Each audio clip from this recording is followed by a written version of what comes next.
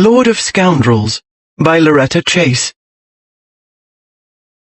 Prologue.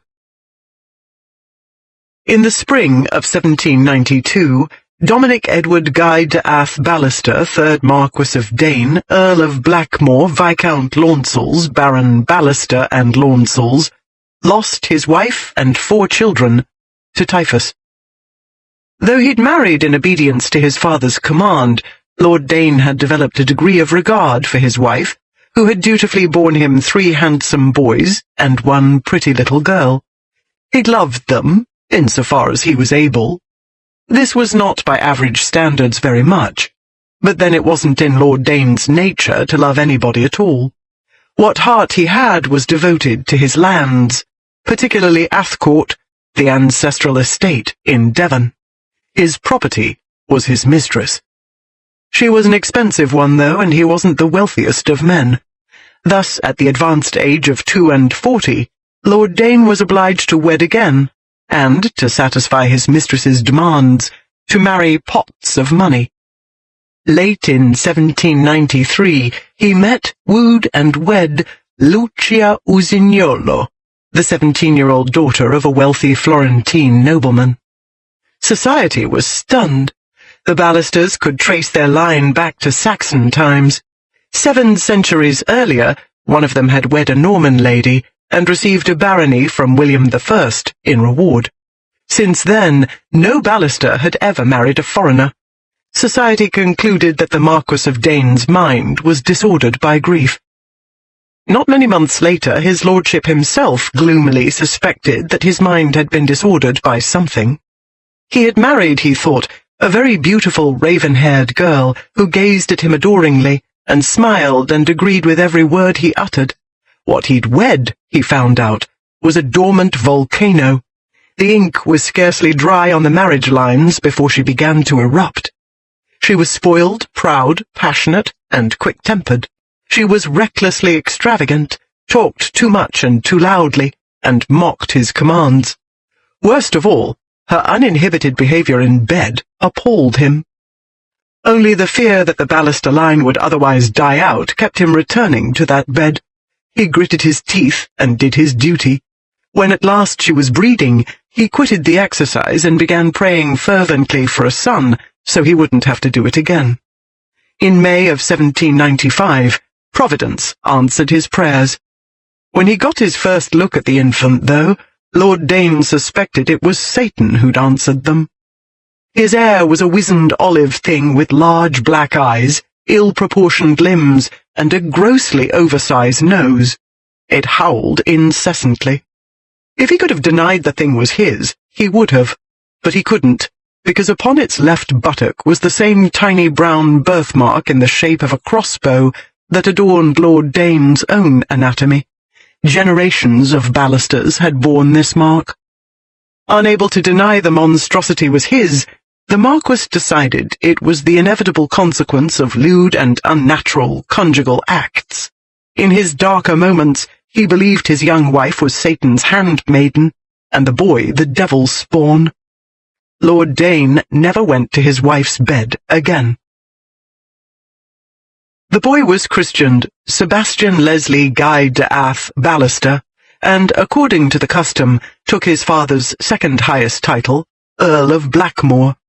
The title was apt enough, the wags whispered behind the Marquess's back, for the child had inherited the olive complexion, obsidian eyes, and crow-black hair of his mother's family. He was also in full possession of the Usignolo nose, a noble Florentine proboscis, down which countless maternal ancestors had frowned upon their inferiors. The nose well became the average Usignolo adult male, who was customarily built upon the monumental scale. Upon a very small, awkwardly proportioned little boy, it was a monstrous beak. Unfortunately, he'd inherited the Usignolo's acute sensitivity as well. Consequently, by the time he was 7 years old, he was miserably aware that something was wrong with him. His mother had bought him a number of handsome picture books. None of the people in the books looked anything like him, except for a hook-nosed, hump-backed devil's imp who perched on little Tommy's shoulder and tricked him into doing wicked things. Though he'd never discerned any imps upon his shoulder or heard any whisper, Sebastian knew he must be wicked, because he was always being scolded or whipped. He preferred the whippings his tutor gave him. His father's scolds made Sebastian feel hot and clammy cold at the same time, and then his stomach would feel as though it were filled with birds, all flapping their wings to get out, and then his legs would shake. But he dared not cry, because he was no longer a baby, and crying only made his father angrier. A look would come into his face that was worse even than the scolding words. In the picture books, parents smiled at the children, and cuddled and kissed them. His mamma did that sometimes when she was in a happy mood, but his papa never did. His father never talked and played with him. He'd never taken Sebastian for a ride on his shoulders, or even up in front of him on a horse. Sebastian rode his own pony, and it was Phelps, one of the grooms, who taught him. He knew he couldn't ask his mother what was wrong with him and how to fix it. Sebastian had learned not to say much of anything, except that he loved her, and she was the prettiest mamma in the world, because nearly everything else upset her. Once, when she was going to Dartmouth, she'd asked what he'd like her to bring back. He'd asked for a little brother to play with. She had started crying, and then she'd grown angry and screamed bad words in Italian. Though Sebastian didn't know what all the words meant, he knew they were wicked, because when Papa heard them, he scolded her. Then they would quarrel, and that was worse even than his mother's crying and his father's angriest look. Sebastian didn't want to cause any horrible quarrels. He especially didn't want to provoke his mamma into saying the wicked words, because God might get angry, and then she'd die and go to hell. Then no one would cuddle and kiss him ever. And so there was no one Sebastian could ask what was wrong and what to do, except his heavenly Father. But he never answered. Then, one day, when Sebastian was 8 years old, his mother went out with her maid and didn't come back. His father had gone to London, and the servants told Sebastian his mother had decided to go there too. But his father came back very soon, and Mamma wasn't with him. Sebastian was summoned to the dark study. His papa, looking very grim, sat at an immense desk, his Bible open before him. He ordered Sebastian to sit. Trembling, Sebastian obeyed. That was all he could do. He couldn't speak. The wings were flapping so hard in his stomach that it was all he could do not to throw up. "You are to stop plaguing the servants about your mother," his father told him. "You are not to speak of her again. She is an evil, godless creature. Her name is Jezebel, and the dogs shall eat Jezebel by the wall of Jezreel." Somebody was screaming very loud in Sebastian's head, so loudly that he could hardly hear his father. But his father didn't seem to hear the screaming. He was looking down at the Bible. "For the lips of a strange woman drop as an honeycomb, and her mouth is smoother than oil," he read. "But her end is bitter as wormwood, sharp as a two-edged sword. Her feet go down to earth, her steps take hold on hell." He looked up. "I renounce her, and rejoice in my heart that the corruption has fled the house of my fathers. We will speak of it no more." He rose and pulled the bell rope, and one of the footmen came and led Sebastian away. Still, even after the study door closed, even while they hurried down the stairs, the screaming in Sebastian's head wouldn't stop. He tried covering his ears, but it went on, and then all he could do was open his mouth and let it out in a long, terrible howl. When the footman tried to quiet him, Sebastian kicked and bit him and broke away. Then all the wicked words came out of his mouth. He couldn't stop them. There was a monster inside him, and he couldn't stop it. The monster snatched a vase from a table and hurled it at a mirror. It grabbed a plaster statue and sent it crashing to the floor. It ran down the great hall, screaming and breaking everything it could reach. All the upper servants rushed toward the noise, but they shrank from touching the child, each and every one certain he was possessed by demons. They stood, frozen with horror, watching Lord Dane's heir apparent reduce the great hall to a shambles. No word of rebuke, no sound at all came from the floor above. His lordship's door remained shut, as though against the devil raging below. At last the enormous cook lumbered in from the kitchen, picked the howling boy up, and, oblivious to his kicking and punching, hugged him. "There now, child," she murmured. Fearing neither demons nor Lord Dane, she took Sebastian to the kitchen, and, banishing all her helpers, sat down in her great chair before the fire, and rocked the sobbing child until he was too exhausted to cry any more. Like the rest of the household, Cook was aware that Lady Dane had eloped with the son of a wealthy shipping merchant. She had not gone to London, but to Dartmouth, where she'd boarded one of her lover's ships and departed with him for the West Indies. The boy's hysterical sobs about dogs eating his mother made the cook very much want to take a meat cleaver to her master. The young Earl of Blackmore was the ugliest little boy anyone had ever seen in all of Devon, and possibly Cornwall and Dorset as well. He was also moody, quick-tempered, and generally unappealing. On the other hand, he was only a little boy, who deserved better, she thought, than what fate had dealt out to him. She told Sebastian that his mamma and papa did not get along, and his mamma had become so very unhappy that she ran away. Unfortunately, running away was an even worse mistake for a grown-up lady than it was for a little boy, Cook explained. It was such a bad mistake that it could never be fixed, and Lady Dane could never come back. "Is she going to hell?" the boy asked. "Papa said—" His voice wobbled. "God will forgive her," Cook said firmly. "If he is just and merciful, he will." Then she took him upstairs, chased his stern nursemaid away, and put him to bed. After she had gone, Sebastian sat up and took from his bedstand the small picture of the Blessed Virgin and the baby Jesus his mother had given him. Hugging it to his chest, he prayed. He had been taught all the proper prayers of his father's faith, but this night he uttered the one he'd heard his mother say, holding the long strand of beads in her hand. He'd heard it so many times that he knew it by heart, though he hadn't yet learned enough Latin to understand all the words. "Ave Maria, gratia plena, Dominus tecum, benedicta tu in mulieribus," he began. He did not know that his father stood outside the door listening. He did not know that the popish prayer was, to Lord Dane, the very last straw. A fortnight later, Sebastian was bundled into a carriage and taken to Eton. After a brief interview with the headmaster, he was abandoned to the immense dormitory and the tender mercies of his schoolmates. Lord Wardell, the oldest and largest in the immediate vicinity, stared at Sebastian for a very long time, then burst into laughter. The others promptly followed suit. Sebastian stood frozen, listening to what seemed like thousands of howling hyenas. "No wonder his mamma ran away," Wardell told the company when he found his breath again. "Did she scream when you were born, Blackamoor?" he asked Sebastian. "It's Blackmore," Sebastian said, clenching his fists.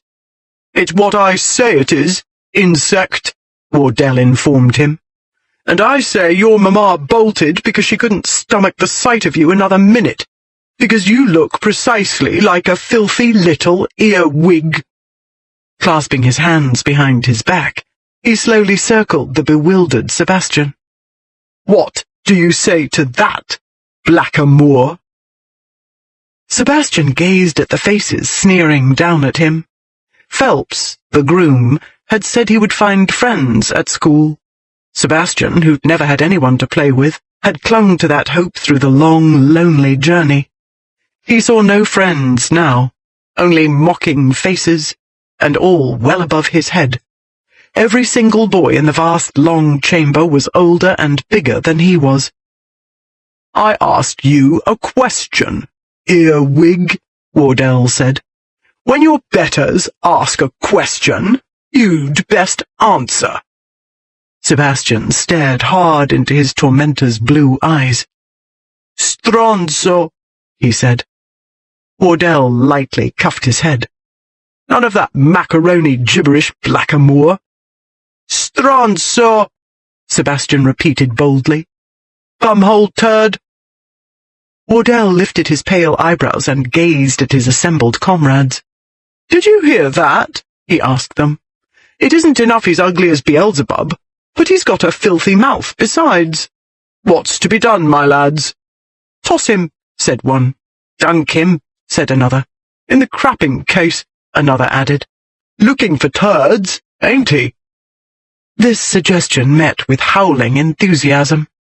In an instant, they were upon him. Several times, en route to his doom, they gave Sebastian a chance to recant. He had only to lick Wardell's boots and beg forgiveness, and he would be spared. But the monster had taken hold of him, and Sebastian answered defiantly with a string of all the wicked English and Italian words he'd ever heard. Defiance didn't help him much at the moment. What helped were certain laws of physics. Small as he was awkwardly formed. His bony shoulders, for instance, were too wide to fit into the privy. All Wardell could do was stuff Sebastian's head into the hole and hold it there until he threw up. The incident, to Wardell and his comrades' irritation, did not teach the earwig respect. Though they devoted the better part of their free time thereafter to educating him, Sebastian wouldn't learn. They mocked his looks and his mixed blood, and made up filthy songs about his mother. They dangled him by his feet from windows, tossed him in blankets, and hid dead rodents in his bed. Privately, though there was precious little privacy at Eton, he wept with misery, rage, and loneliness. Publicly, he cursed and fought, though he always lost. Between constant abuse outside of the classroom and regular floggings inside, it took Eton less than a year to thrash out of him every inclination toward affection and gentleness and trust. Etonian methods brought out the best in some boys. In him they awakened the worst. When he was 10 years old, the headmaster took him aside and told Sebastian his mother had died of a fever in the West Indies. Sebastian listened in stony silence, then went out and picked a fight with Wardell. Wardell was 2 years older, twice his size and weight, and quick besides. But this time the monster inside Sebastian was cold, bitter fury, and he fought coldly, silently, and doggedly until he'd knocked his nemesis down and bloodied his nose. Then, battered and bleeding himself, Sebastian swept a sneering gaze round the circle of onlookers. "Anyone else?" he asked, though he could scarcely find breath for the words. No one uttered a sound. When he turned to leave, they made way for him. When Sebastian was halfway across the yard, Wardell's voice broke the strange silence. "Well done, Blackmore," he shouted. Sebastian stopped in his tracks and looked round. "Go to hell," he shouted back. Then Wardell's cap flew into the air, accompanied by a cheer. In the next instant, scores of caps were flying and everyone was cheering.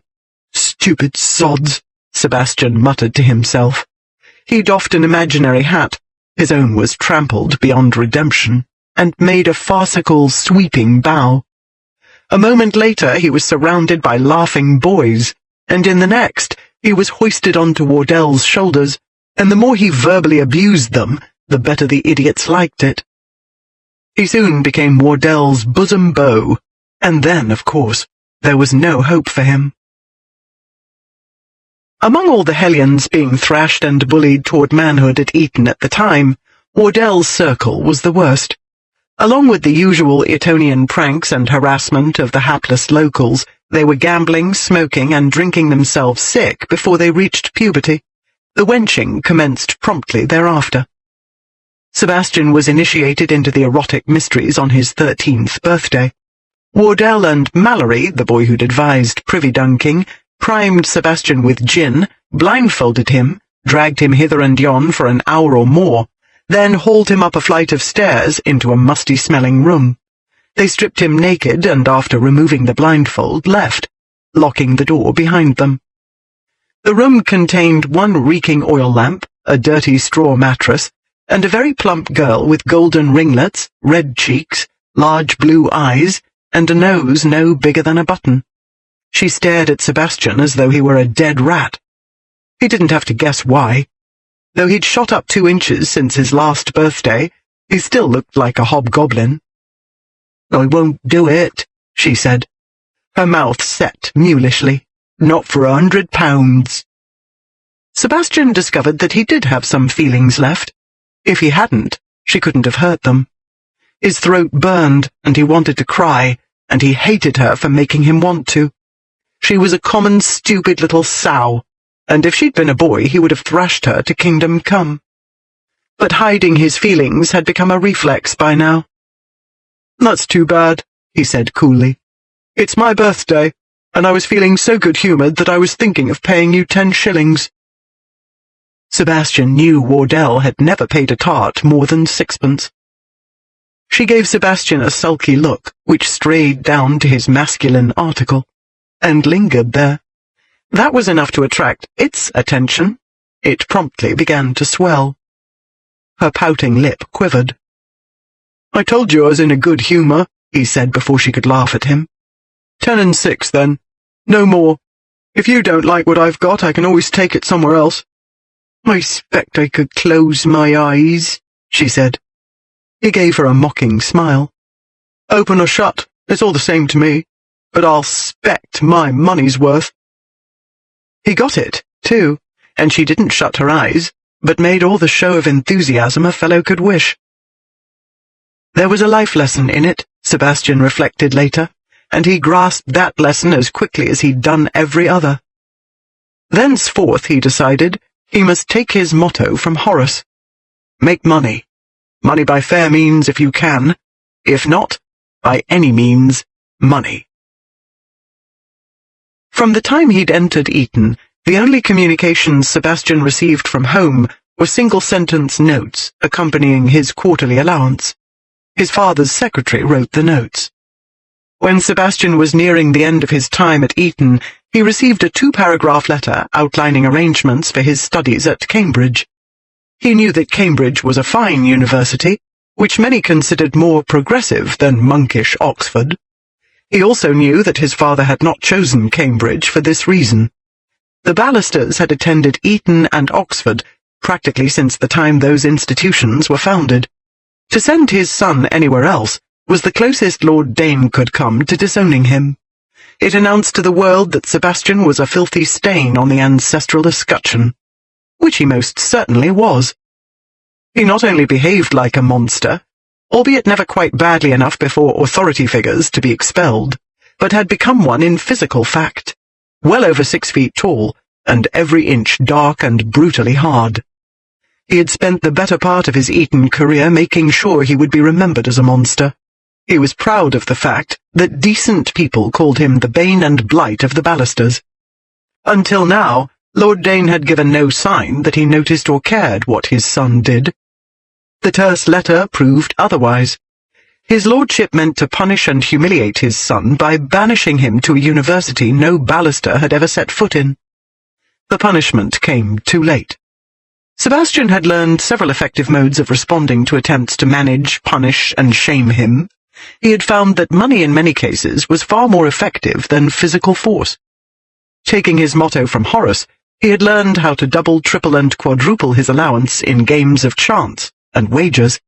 He spent half his winnings on women, diverse other vices, and private Italian lessons, the last because he wouldn't let anyone suspect he was at all sensitive about his mother. He had planned to buy a racehorse with the other half of his winnings. He wrote back, recommending that his parent use the allotted funds to send a needy boy to Cambridge, because the Earl of Blackmore would attend Oxford and pay his own way. Then he bet his racehorse savings on a wrestling match. The winnings, and influence exerted by Wardell's uncle, got Sebastian to Oxford. The next time he heard from home, Sebastian was 24 years old. The 1-paragraph message announced his father's death. Along with the title, the new Marquis of Dane inherited a great deal of land, several impressive houses, including Athcourt, the magnificent ancestral pile on the fringes of Dartmoor, and all their attendant mortgages and debts. His father had left his affairs in an appalling state, and Sebastian hadn't the smallest doubt why. Unable to control his son, the dear departed had determined to ruin him. But if the pious old bastard was smiling in the hereafter, Waiting for the fourth Marquis of Dane to be hauled to the nearest sponging house, he was doomed to a very long wait. Sebastian had by now discovered the world of commerce, and set his brains and daring to mastering it. He'd earned or won every farthing of his present comfortable income himself. In the process, he had turned more than one enterprise on the edge of bankruptcy into a profitable investment. Dealing with his father's paltry mess was child's play. He sold back everything that wasn't entailed, settled the debts, reorganized the backward financial system, dismissed the secretary, steward, and family solicitor, installed replacements with brains, and told them what was expected of them. Then he took one last ride through the moors he hadn't seen since his childhood, and departed for Paris. 1. Paris, March, 1828. "No, it can't be," Sir Bertram Trent whispered, aghast. His round blue eyes bulging in horror, he pressed his forehead to the window overlooking the Rue de Provence. "I believe it is, sir," said his manservant, Withers. Sir Bertram dragged his hand through his tousled brown curls. It was 2 o'clock in the afternoon, and he'd only just changed out of his dressing gown. "Genevieve," he said hollowly. "Oh, Lord, it is her." "It is your grandmother, Lady Pembrey, beyond doubt. And your sister, Miss Jessica, with her." Withers suppressed a smile. He was suppressing a great deal at the moment, the mad urge to dance about the room shouting hallelujah, for instance. They were saved, he thought. With Miss Jessica here, matters would soon be put right. He had taken a great risk in writing to her, but it had to be done for the good of the family. Sir Bertram had fallen among evil companions, the evilest of companions in all of Christendom, in Withers' opinion, a pack of wastrel degenerates led by that monster, the fourth Marquis of Dane. But Miss Jessica would soon put a stop to it, the elderly manservant assured himself, as he speedily knotted his master's neckcloth. Sir Bertram's 27-year-old sister had inherited her widowed grandmother's alluring looks, the silken hair nearly blue-black in colour, almond-shaped silver-grey eyes, alabaster complexion, and graceful figure, all of which, in Lady Pembrey's case, had proved immune to the ravages of time. More important in the practical Withers' view, Miss Jessica had inherited her late father's brains, physical agility, and courage. She could ride, fence, and shoot with the best of them. Actually, when it came to pistols, she was the best of the whole family, and that was saying something. During 2 brief marriages, her grandmother had borne 4 sons by her first husband, Sir Edmund Trent, and 2 by her second, Viscount Pembrey, and daughters and sons alike had bred males in abundance. Yet not a one of those fine fellows could outshoot Miss Jessica. She could pop the cork off a wine bottle at 20 paces, and Withers himself had seen her do it. He wouldn't mind seeing her pop Lord Dane's cork for him.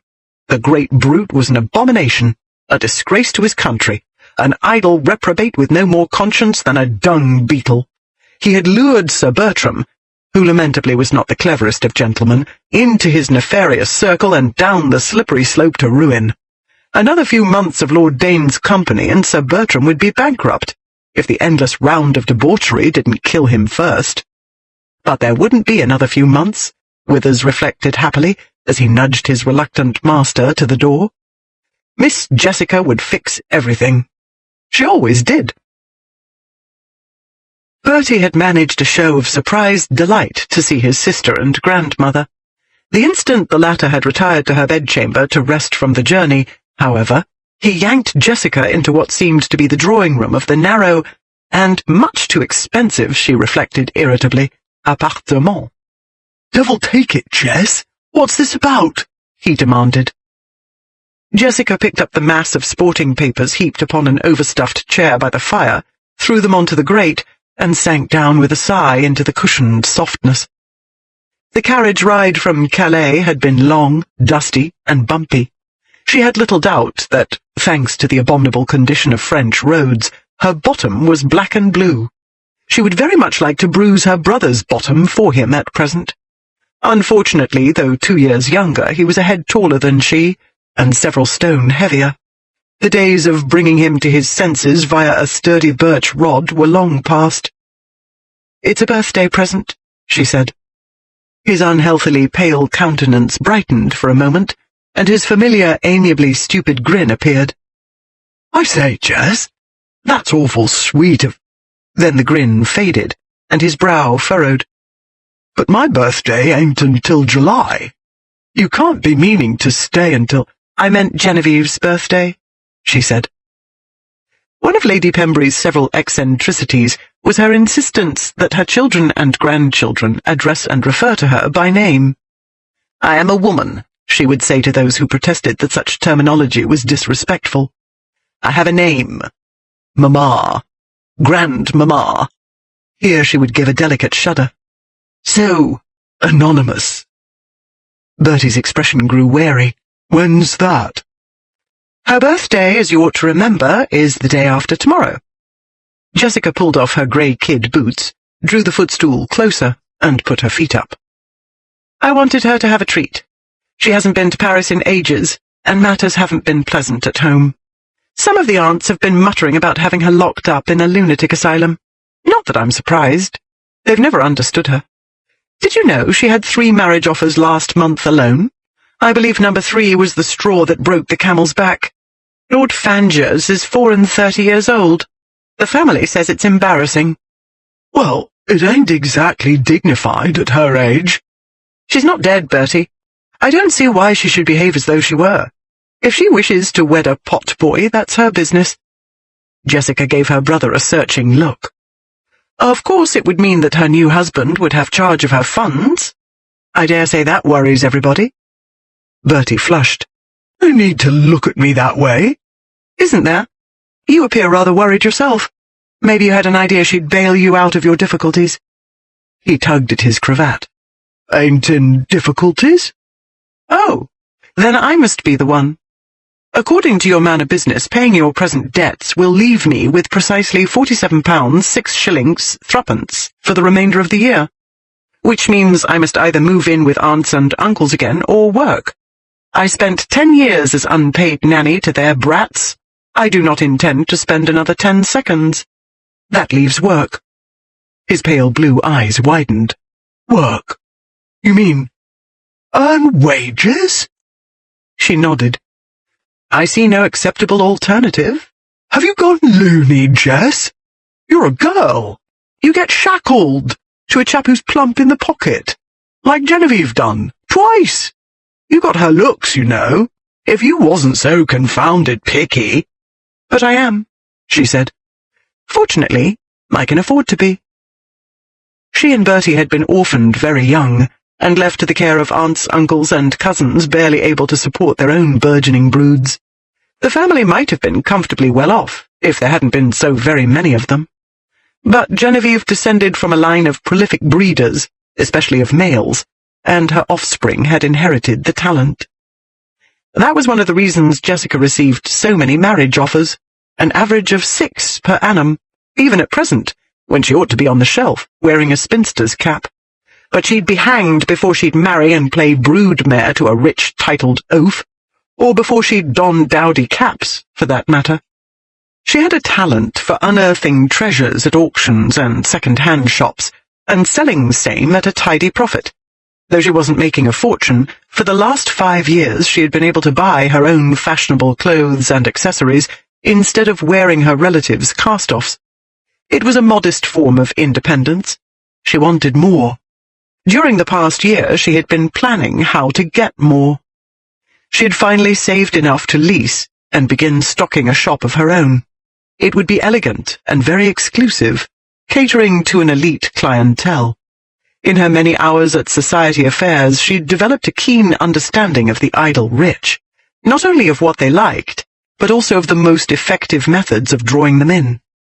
She meant to start drawing them in once she'd hauled her brother out of the mess he'd gotten himself into. Then she'd see to it that his mistakes never again disrupted her well-ordered life. Bertie was an irresponsible, unreliable, rattle-brained ninny. She shuddered to imagine what the future held for her if she continued to depend upon him for anything. "You know very well I don't need to marry for money," she told him now. "All I need do is open the shop. I've selected the place, and I've saved enough to— "That cork-brained rag-and-bottle shop scheme!" he cried. "Not a rag-and-bottle shop," she said calmly. "As I've explained to you at least a dozen times—" "I won't let you set up as a shopkeeper," Bertie drew himself up. "No sister of mine will go into trade." "I should like to see you stop me," she said. He screwed up his face into a threatening scowl. She leaned back in the chair and gazed at him contemplatively. "Lud, Bertie, you look just like a pig, with your eyes all squeezed up like that. In fact, you've grown amazingly pig-like since last I saw you. You've gained 2 stone at least, maybe as much as 3. Her gaze dropped. "And all in your belly, by the looks of it. You put me in mind of the king." "That whale!" he shrieked. "I do not. Take it back, Jess." "Or what? You'll sit on me?" She laughed. He stalked away and flung himself onto the sofa. "If I were you," she said, "I'd worry less about what my sister said and did and more about my own future. I can take care of myself, Bertie. But you— well, I believe you're the one who ought to be thinking about marrying somebody plump in the pocket." "Marriage is for cowards, fools, and women," he said. She smiled. "That sounds like the sort of thing some drunken jackass would announce, just before falling into the punch bowl, to a crowd of his fellow drunken jackasses, amid the usual masculine witticisms about fornication and excretory processes." She didn't wait for Bertie to sort through his mind for definitions of the big words. "I know what men find hilarious," she said. "I've lived with you and reared 10 male cousins. Drunk or sober, they like jokes about what they do or want to do with females, and they are endlessly fascinated with passing wind, water, and— "Women don't have a sense of humour," Bertie said. "They don't need one. The Almighty made them as a permanent joke on men, from which one may logically deduce that the Almighty is a female." He uttered the words slowly and carefully, as though he'd taken considerable pains to memorize them. "Whence arises this philosophical profundity, Bertie?" she said. "Say again?" "Who told you that?" "It wasn't a drunken jackass, Miss Sneering and Snide," he said smugly. "I may not have the biggest brain box in the world, but I guess I know a jackass when I see one, and Dane ain't." "Indeed not. He sounds a clever fellow. What else does he have to say, dear?" There was a long pause while Bertie tried to decide whether or not she was being sarcastic. As usual, he decided wrong. "Well, he is clever, Jess. I should have realized you'd recognize it. The things he says. Why, that brain of his is always working a mile a minute. Don't know what he fuels it with. Don't eat a lot of fish, you know, so it can't be that." "I collect he fuels it with gin," Jessica muttered. "Say again?" "I said I reckon his brain's like a steam engine." "Must be," said Bertie. "And not just for talking, either. He's got the money sort of brains, too. Plays the change like it was a fiddle, the fellows say.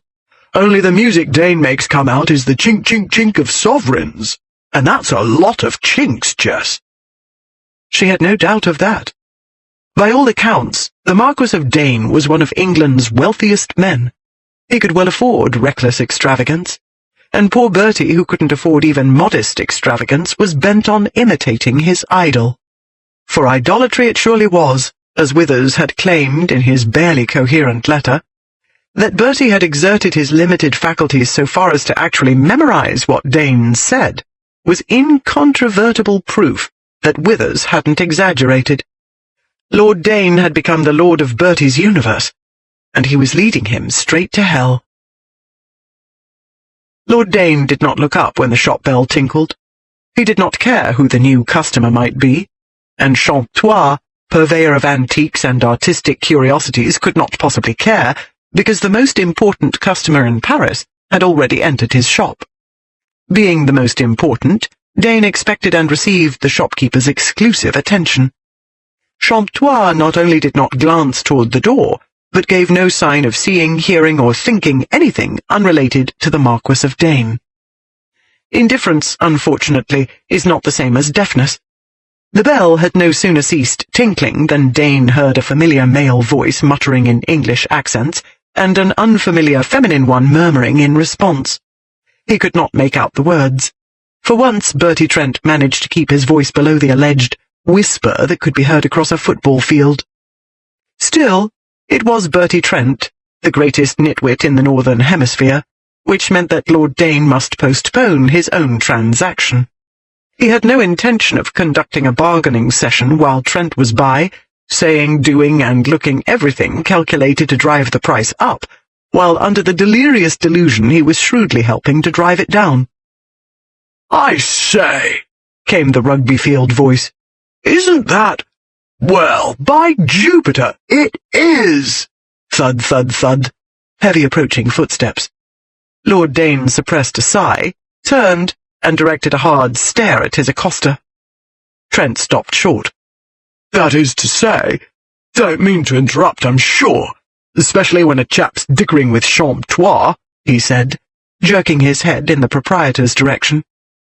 "Like I was telling Jess a moment ago, a cove's got to keep his wits about him and mind he don't offer more than half what he's willing to pay, not to mention keeping track of what's half and what's twice when it's all in confounded francs and sous and what you call 'em other gibberishy coins, and multiplying and dividing again to tally it up in proper pounds, shillings, and pence, which I don't know why they don't do it proper in the first place, except maybe to aggravate a fellow. I believe I've remarked before, Trent, that you might experience less aggravation if you did not upset the balance of your delicate constitution by attempting to count," said Dane. He heard a rustle of movement and a muffled sound, somewhere ahead and to his left. His gaze shifted thither. The female whose murmurs he'd heard was bent over a display case of jewellery. The shop was exceedingly ill-lit, on purpose, to increase customers' difficulty in properly evaluating what they were looking at. All Dane could ascertain was that the female wore a blue overgarment of some sort, and one of the hideously over-decorated bonnets currently in fashion. "I particularly recommend," he went on, his eyes upon the female, "that you resist the temptation to count if you are contemplating a gift for your cher amie. Women deal in a higher mathematical realm than men, especially when it comes to gifts." "That, Bertie, is a consequence of the feminine brain having reached a more advanced state of development," said the female without looking up. "She recognizes that the selection of a gift requires the balancing of a profoundly complicated moral, psychological, aesthetic, and sentimental equation. I should not recommend that a mere male attempt to involve himself in the delicate process of balancing it, especially by the primitive method of counting."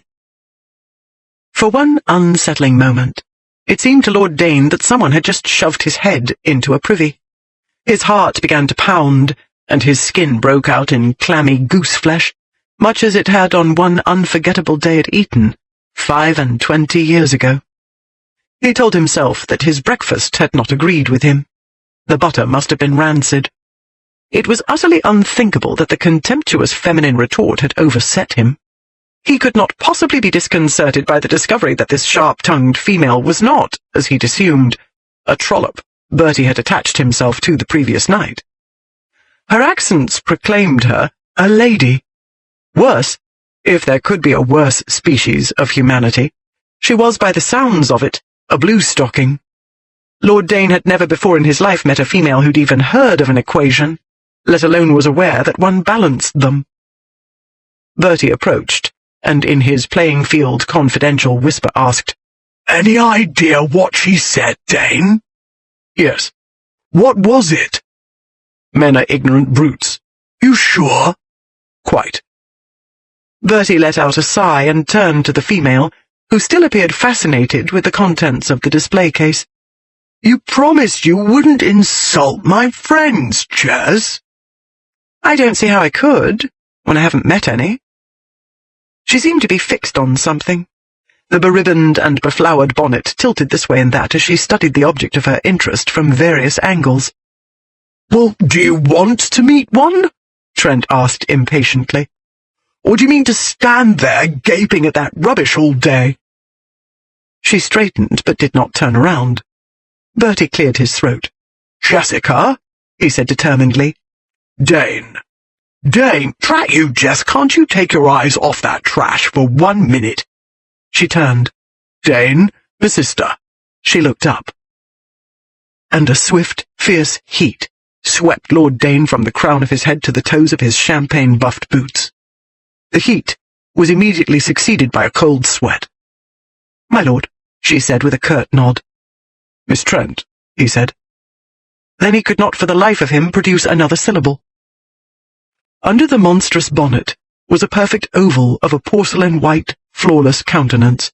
Thick, sooty lashes framed silver-grey eyes with an upward slant that neatly harmonized with the slant of her high cheekbones. Her nose was straight and delicately slender, her mouth soft and pink, and just a fraction over-full. She was not classic English perfection, but she was some sort of perfection, and being neither blind nor ignorant, Lord Dane generally recognized quality when he saw it. If she had been a piece of Sèvres china, or an oil painting, or a tapestry, he would have bought her on the spot and not quibbled about the price. For one deranged instant, while he contemplated licking her from the top of her alabaster brow to the tips of her dainty toes, he wondered what her price was. But out of the corner of his eye, he glimpsed his reflection in the glass. His dark face was harsh and hard, the face of Beelzebub himself. In Dane's case, the book could be judged accurately by the cover, for he was dark and hard inside as well.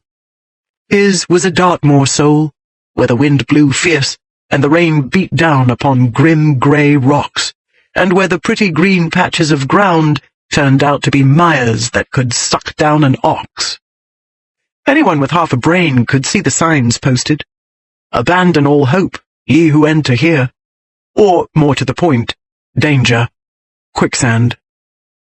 Equally to the point, the creature before him was a lady, and no signs had to be posted about her to warn him off. Ladies, in his dictionary, were listed under plague, pestilence, and famine.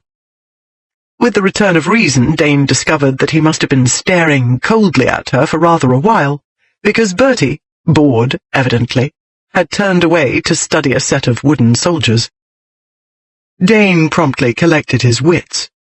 "Was it not your turn to speak, Miss Trent?" he asked in mocking tones. "Were you not about to make a comment on the weather? I believe that's considered the proper, that is, safe, way to commence a conversation." "Your eyes," she said, her gaze perfectly steady, "are very black. Intellect tells me they must be merely a very dark brown, yet the illusion is overpowering." There was a quick stabbing sensation in the environs of his diaphragm, or his belly, he couldn't tell. His composure faltered not a whit. He had learned composure in hard school. "The conversation has progressed with astonishing rapidity to the personal," he drawled. "You are fascinated by my eyes." "I can't help it," she said. "They are extraordinary, so very black. But I do not wish to make you uncomfortable." With a very faint smile, she turned back to the jewellery case. Dane wasn't certain what exactly was wrong with her, but he had no doubt something was. He was Lord Beelzebub, wasn't he? She was supposed to faint, or recoil in horrified revulsion at the very least. Yet she had gazed at him as bold as brass, and it had seemed for a moment as though the creature were actually flirting with him. He decided to leave. He could just as well wrestle with this incongruity out of doors. He was heading for the door when Bertie turned and hurried after him. "You got off easy," Trent whispered, loud enough to be heard at Notre Dame. "I was sure she'd rip into you, and she will rip if she's a mind to, and don't care who it is, either. Not but what you could handle her, but she does give a fellow a headache, and if you was thinking of going for a drink—" "Champtois has just come into possession of an automaton you will find intriguing," Dane told him. "Why don't you ask him to wind it up so that you can watch it perform?" Bertie's square face lit with delight. "One of them what-you-call-ems? Truly? What does it do?" "Why don't you go look?" Dane suggested. Bertie trotted off to the shopkeeper and promptly commenced babbling in accents any right-thinking Parisian would have considered grounds for homicide.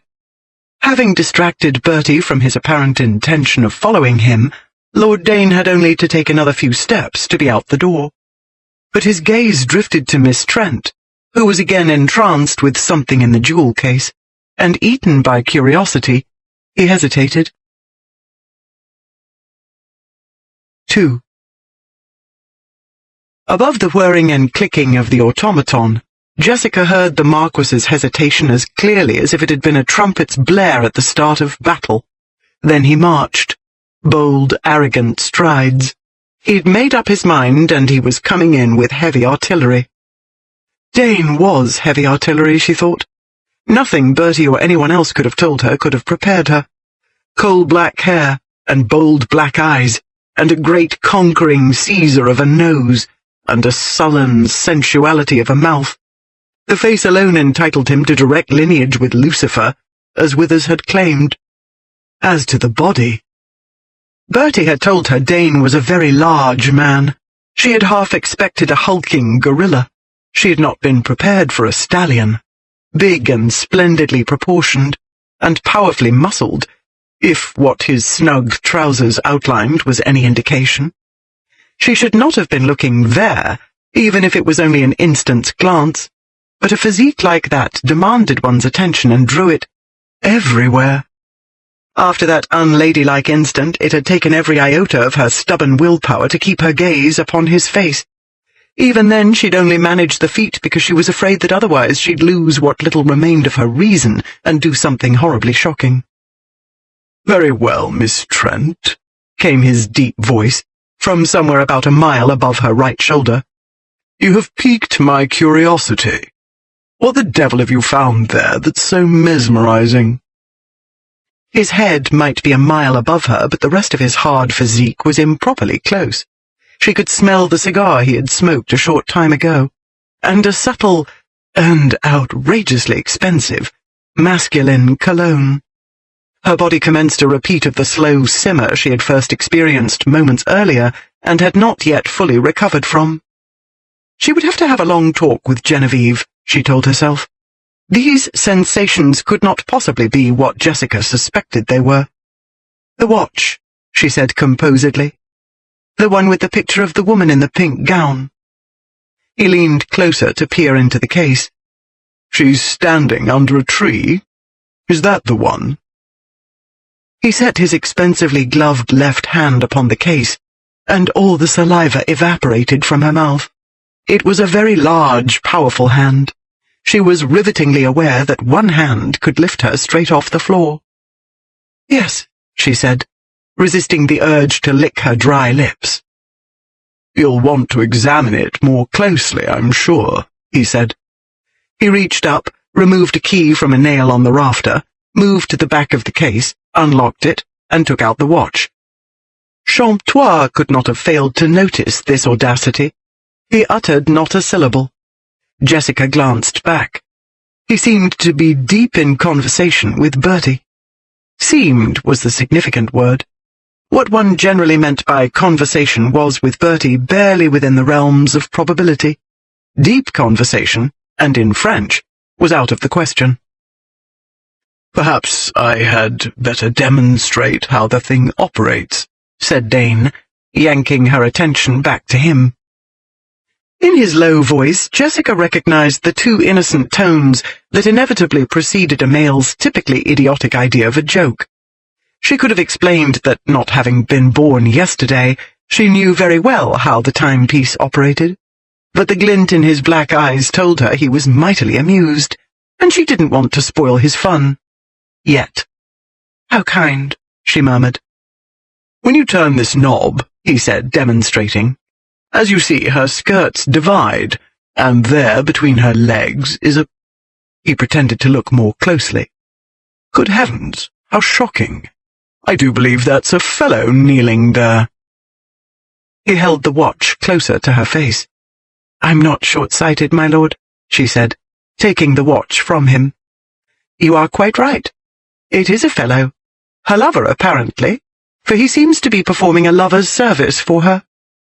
She opened her reticule, took out a small magnifying glass, and subjected the watch to very narrow study, all the while aware that she was undergoing a similar scrutiny.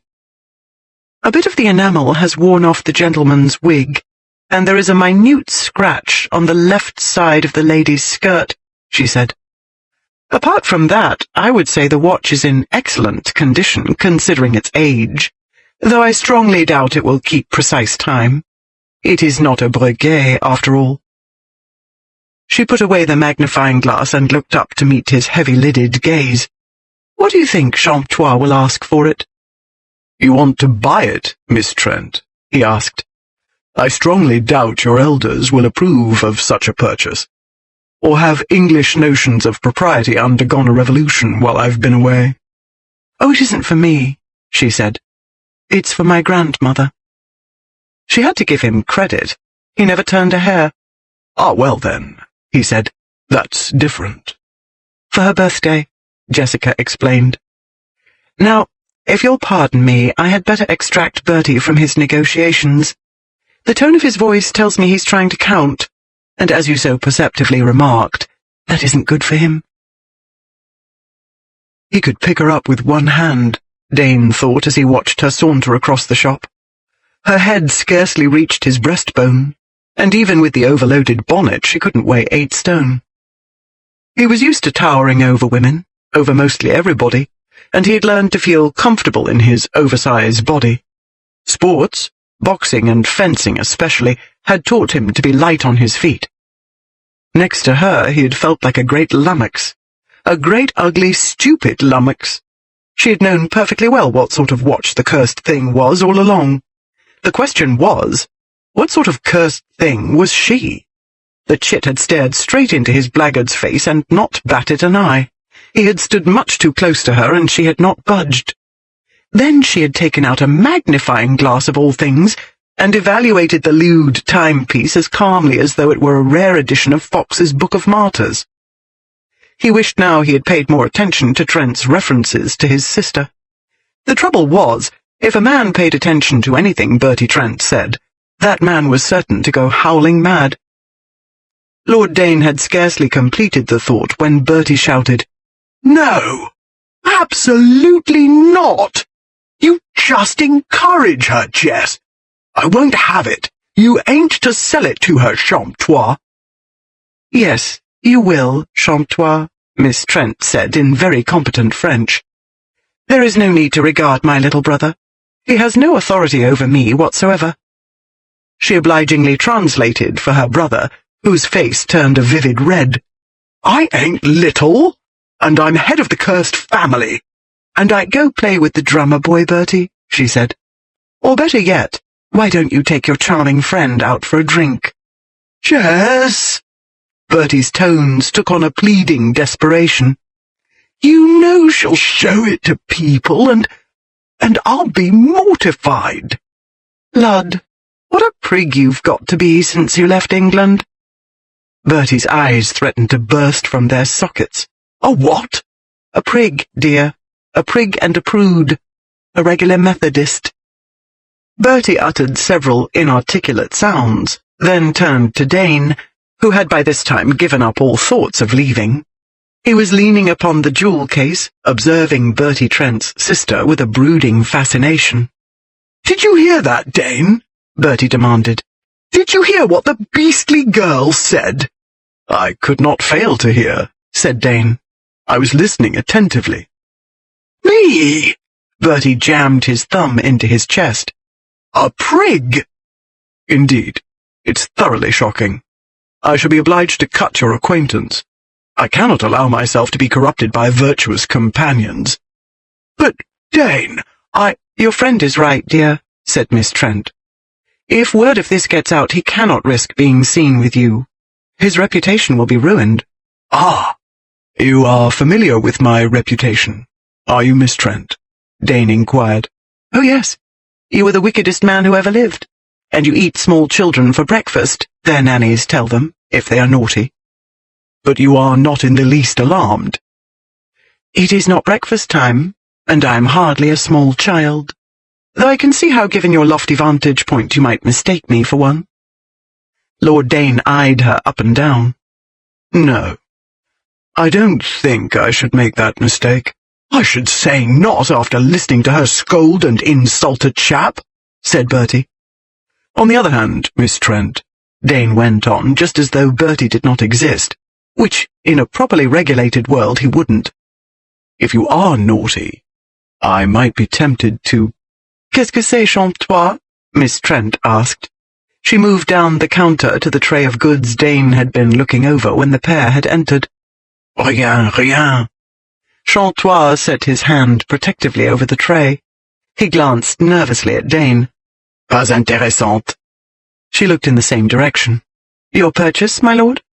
Not a bit of it, said Dane. I was for a moment intrigued by the silver inkstand, which, as you will ascertain, is about the only item there worth a second chance. It was not the inkstand she took up and applied her magnifying glass to, however, but the small dirt-encrusted picture with the thick, mildewed frame. A portrait of a woman, it seems to be, she said. Dane came away from the jewel case and joined her at the counter. Ah, yes. Champtois claimed it was human. You will soil your gloves, Miss Trent. Bertie, too, approached, sulking. Smells like I don't know what. He made a face. Because it's rotting, said Dane. That's because it's rather old, said Miss Trent. Rather been lying in a gutter for about a decade, said Dane. She has an interesting expression, Miss Trent told Champtois in French. I cannot decide whether it's sad or happy. What do you want for it? 40 sous. She put it down. 35, he said. She laughed. Champtois told her he'd paid 30 sous for it himself. He could not sell it for less. She gave him a pitying look. Tears filled his eyes. 30, mademoiselle. In that case, she told him she would have only the watch. In the end, she paid 10 sous for the filthy, foul-smelling thing, and if she'd dragged negotiations out much longer, Dane thought, Champtois would have ended by paying her to take it. Dane had never before seen the hard-nosed Champtois reduced to such agony, and he couldn't understand why. Certainly, when Miss Jessica Trent finally left the shop, taking her brother with her, thank heaven, the only agony Lord Dane experienced was a headache, which he ascribed to spending nearly an hour, sober, in Bertie Trent's company. Later that evening, in a private chamber of his favourite den of iniquity, which went by the innocent name of 28, Lord Dane regaled his companions with a description of the farce, as he called it. 10 sous, Roland Vautry said, laughing. Trent's sister talked Champtois down from 40 to 10. By gad, I wish I'd been there. Well, it's plain now what happened, isn't it? Said Malcolm Goodridge. She was born first.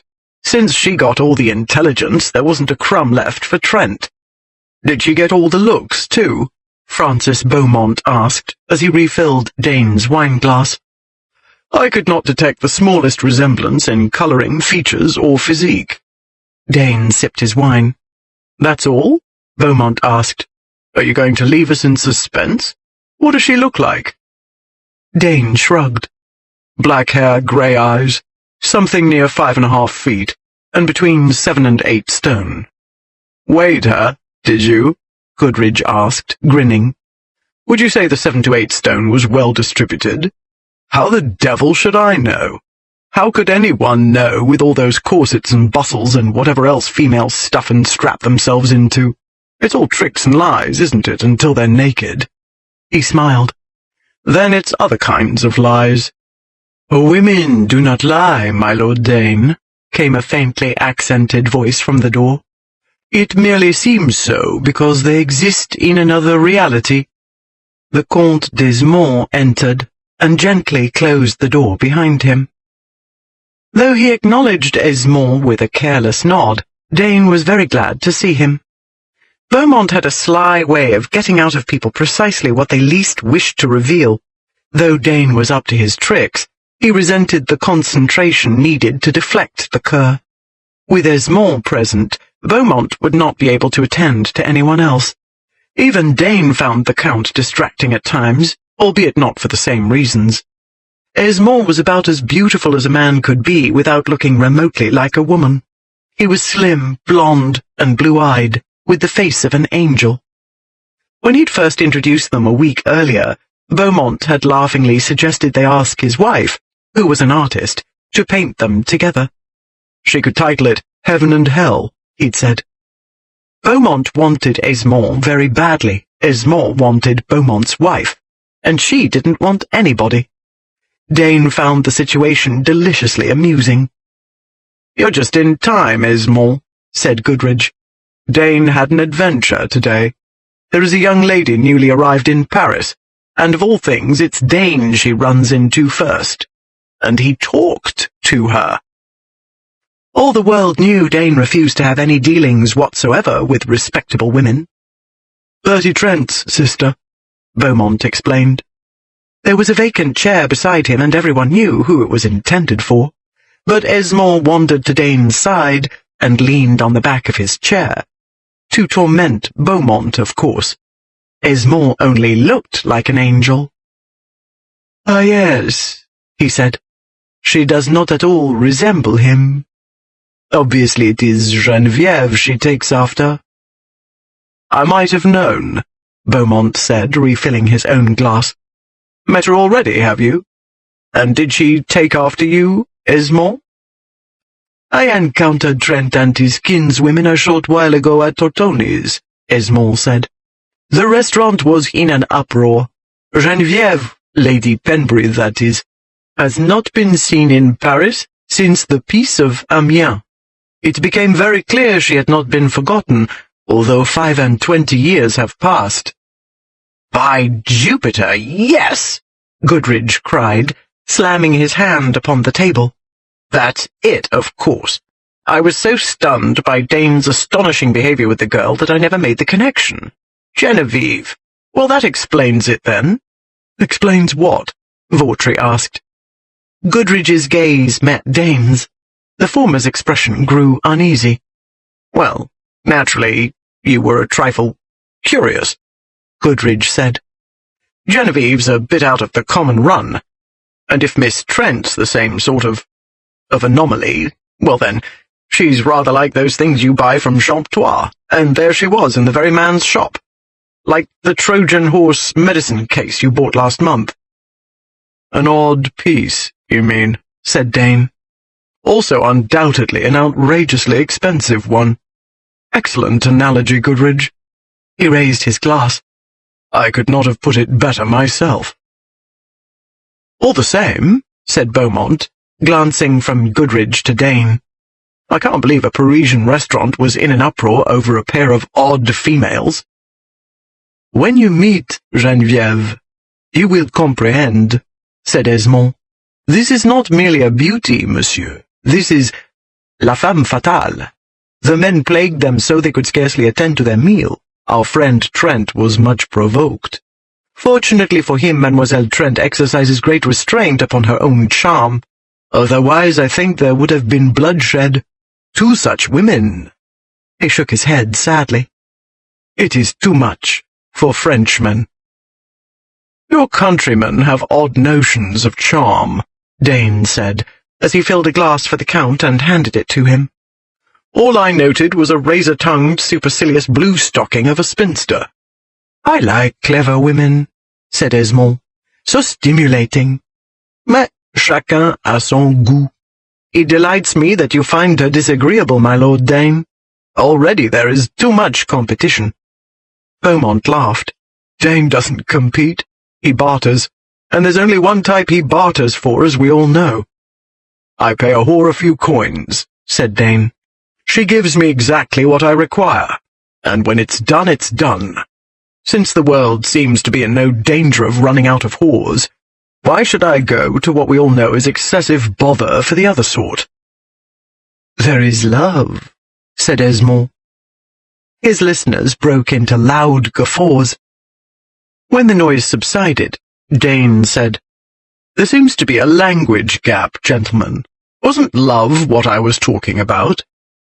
"I thought you were speaking of fornication," Esmond said. Same thing in Dane's dictionary, said Beaumont. He rose. I think I'll toddle downstairs to throw a few francs into that rat-hole called Rouge et Noir. Anyone else? Vautry and Goodridge followed him to the door. Esmond? Beaumont asked. Perhaps, said the Count. I will decide later, after I finish my wine. He took the seat beside Dane that Vautry had vacated. After the others were out of earshot, Dane said, It's nothing to me either way, Esmond, but I am curious. Why don't you simply tell Beaumont he's barking up the wrong tree? Esmond smiled. It would make no difference, I promise you. With me, he has the same problem I think he has with his wife. Beaumont rutted with just about anything he could get his hands on. His disgusted wife had decided some years ago that he was to keep his hands off her. All the same, she still had her hooks in him. Beaumont was furiously possessive, and Esmond's interest in his wife was driving him demented with jealousy. It was pathetic, Dane thought, and ludicrous. One of these days, maybe I'll understand why you waste your time on her, Dane said. You could have something very like Layla Beaumont, you know, for a few francs. And this is the right place to find precisely what one likes, isn't it? Esmond finished his wine. I think perhaps I shall not come to this place again. It gives me a bad feeling. He stood up. I think tonight I prefer to visit the Boulevard des Italiens. He invited Dane to join him, but Dane declined. It was nearly 1:45, and he had a 1 o'clock appointment upstairs with an Amazonian blonde named Chloe. Perhaps Esmond's bad feeling had put Dane's instincts on the alert, or perhaps he'd drunk less wine than usual. Whatever the reason, the Marquis took careful note of his surroundings when Chloe welcomed him into the crimson-draped room. He discerned the peephole as he was about to pull off his coat. It was several inches below his own eye level in the middle of the wall to the left of the bed. He took Chloe's hand and led her to a spot directly in front of the peephole. He told her to strip, very slowly. Then he moved, very quickly, out the door and into the hall, where he yanked open the door of what appeared to be a linen closet and kicked open the door behind that. The chamber beyond was very dark, but it was also very small, and he hadn't far to reach when he heard the man move, toward another door apparently, but not quickly enough. Dane yanked him back, swung him round, and grabbing the knot of his neckcloth, shoved him back against the wall. I don't need to see you, Dane said, his voice dangerously low. I can smell you, Beaumont. It was not hard to recognize Beaumont at close quarters. His clothes and breath usually reeked of spirits and stale opium. I'm thinking of taking up art, Dane went on while Beaumont gasped for breath. I'm thinking of titling my first work, Portrait of a Dead Man. Beaumont made a choked sound. Dane eased his grip a fraction. There was a remark you wished to make, swine. Can't kill me, cold blood, Beaumont gasped. Guillotine, quite right. Don't want to lose my head on your filthy account, do I? Releasing the neckcloth, Dane drove his right fist into Beaumont's face, then his left into his gut. Beaumont crumpled to the floor. Don't annoy me again, Dane said, and he left. At the same moment, Jessica was sitting on her grandmother's bed. This was the first chance they'd had for an extended conversation without Bertie fussing and fretting about. He'd departed about an hour ago for one pit of vice or another, at which point Jessica had ordered up some of his best cognac. She had just finished telling Genevieve about her encounter with Dane. An animal attraction, obviously, said Genevieve. With that, Jessica's small, desperate hope that her inner disturbances had been a feverish reaction to the effluvium emanating from the open gutter in front of Champtois' shop died a quick, brutal death. Damn, she said, meeting her grandmother's twinkling silver gaze. This is not only mortifying but inconvenient. I am in lust with Dane. Of all times, now, of all men, him. Not convenient, I agree. But an interesting challenge, don't you think? The challenge is to pry Bertie loose from Dane and his circle of oafish degenerates, Jessica said severely. It would be far more profitable to pry Dane loose for yourself, said her grandmother. He is very wealthy, his lineage is excellent, he is young, strong, and healthy, and you feel a powerful attraction. He isn't husband material. What I have described is perfect husband material, said her grandmother. I don't want a husband. Jessica, no woman does who can regard men objectively, and you have always been magnificently objective. But we do not live in a utopia. If you open your shop, you will doubtless make money, yet the family will turn their backs upon you. Your social credit will sink. Society will pity you, even while they bankrupt themselves to buy your wares. And every coxcomb in London will be making indecent proposals. Yes, it shows courage to undertake such an endeavour when one is in desperate straits. But you are not desperate, my dear. I can support you well enough if it comes to that. We've been over this ground time and again, Jessica said. You're not Croesus, and we both have expensive tastes. Not to mention that you'll only create more ill will in the family, while I shall seem a great hypocrite, after insisting for years that you owe none of us a farthing, and we're not your responsibility. You are very proud and brave, which I respect and admire, my dear. Her grandmother leaned forward to pat Jessica's knee. And assuredly you are the only one who understands me. We have always been more like sisters or very best friends than grandmamma and grandchild, have we not? It is as your sister and friend that I tell you Dane is a splendid catch. I advise you to set your hooks and reel him in. Jessica took a long swallow of her cognac.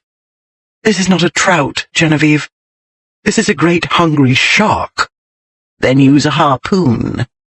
Jessica shook her head. Genevieve sat back against the pillows and sighed. Ah, well, I shall not nag you. It is most unattractive. I shall simply hope his reaction to you was nothing like yours to him. That is a man who gets what he wants, Jessica, and if I were you, I should not want him to be the one reeling in the line. Jessica suppressed a shudder. No danger of that. He doesn't want anything to do with ladies. According to Bertie, Dane views respectable women as a species of deadly fungus. The only reason he spoke to me was to amuse himself by trying to shock me out of my wits.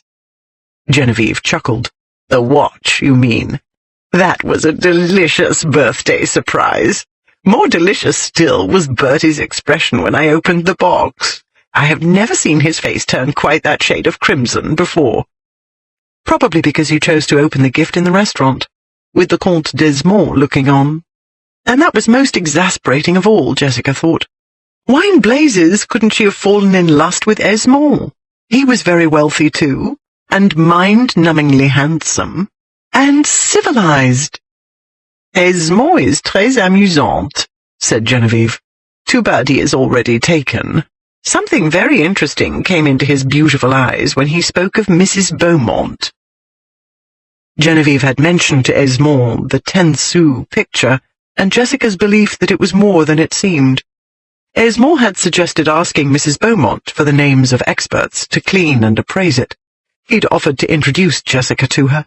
They'd made an appointment for the following afternoon, when Mrs. Beaumont would be assisting at a benefit for the widow of her former art master. Well, we'll get to see if anything interesting appears in her eyes tomorrow. Or today, rather, said Jessica. She finished her cognac and slid down from the bed. I wish we were there already. I feel strongly disinclined to sleep. I have the nasty feeling I'm going to dream about a shark. 3. It would have eased Jessica's mind, could she but have known, that she gave Lord Dane nightmares. That is to say, his dreams started out well enough, with thoroughly lewd and lascivious activities. Since he'd often dreamt of females he wouldn't, awake, have touched with the proverbial long pole, the Marquis was not alarmed about dreaming of Bertie Trent's irritating sister. On the contrary, Dane thoroughly enjoyed putting the supercilious blue stocking in her place, on her back, on her knees, and, more than once, in positions he doubted were anatomically possible. The trouble was, every time, just as he was on the brink of flooding her virginal womb with the hot seed of latent balusters, something ghastly happened. In the dream, he would wake up. Sometimes he found himself sinking in a mire. Sometimes he was chained in a foul black cell, with creatures he couldn't see tearing at his flesh. Sometimes he was lying on a slab in a morgue, undergoing an autopsy. Being a man of considerable intelligence, he had no trouble understanding the symbolism. Every nightmarish thing that had happened was, metaphorically speaking, exactly what did happen to a man when a female got her hooks into him. He did not understand, however, why in his sleep his brain had to make such a ghoulish bother about what he already knew. For years he'd been dreaming about women he had no intention of becoming entangled with. Countless times, awake, he'd imagined that the whore he was with was a lady who'd caught his eye. Not very long ago he'd pretended a voluptuous friend tart was Layla Beaumont, and he'd come away quite as satisfied as if she had been that icy bitch. No, more satisfied, because the tart had made an excellent show of enthusiasm, whereas the real Layla Beaumont would have dashed out his brains with a blunt instrument. Dane, in short, had no trouble distinguishing between fantasy and reality. He had met Jessica Trent and felt a perfectly normal lust. He lusted for virtually every attractive female he saw. He had a prodigious sexual appetite, inherited, he had no doubt, from his hot-blooded Italian whore of a mother and her family. If he lusted for a whore, he paid her and had her. If he lusted for a respectable female, he found a whore as a substitute, paid her, and had her. That was what he'd done regarding Trent's sister, or tried to do, because it still wasn't properly done. The dreams weren't all that thwarted him. The incident at 28 had not precisely killed his appetite for trollops, but it had left a sour taste in his mouth. He had not returned to Chloe to take up where he'd left off, and he hadn't taken up any other tart since. He told himself that Beaumont's voyeuristic tastes were hardly a reason for swearing off whores altogether. Nonetheless, Dane felt extremely reluctant to enter any room with any fille de joie, which created a serious problem, since he was just fastidious enough to dislike having a female in a reeking Parisian alleyway. Consequently, between uncooperative dreams and the foul taste in his mouth, he was unable to exorcise his lust for Miss Trent in the tried-and-true fashion, which meant that by the time a week had passed, Dane's temper was badly frayed. Which was exactly the wrong time for Bertie Trent to tell him that the dirty, mildewed picture Miss Trent had bought for 10 sous had turned out to be an extremely valuable Russian icon. It was a few minutes past noon, and Lord Dane had moments earlier dodged the contents of a wash-tub, dumped from an upper-story window on the Rue de Provence. His attention on avoiding a drenching, he had failed to notice Trent trotting toward him. By the time the Marquis did notice, the imbecile was already there, and well launched into his exciting revelations.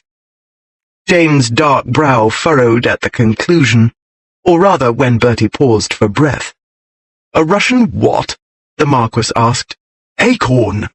That is to say, not a nut sort of thing, but one of them heathenish pictures with a lot of gold paint and gold leaf." "I believe you mean an icon," said Dane. "In which case I fear your sister has been hoaxed. Who told her such rubbish?" "Lefebvre," said Bertie, pronouncing the name as Fouver. Lord Dane experienced a chill sensation in the environs of his stomach. Lefebvre was the most reputable appraiser in Paris. Even Ackermans and Christie's consulted him upon occasion. "There are countless icons in the world," said Dane.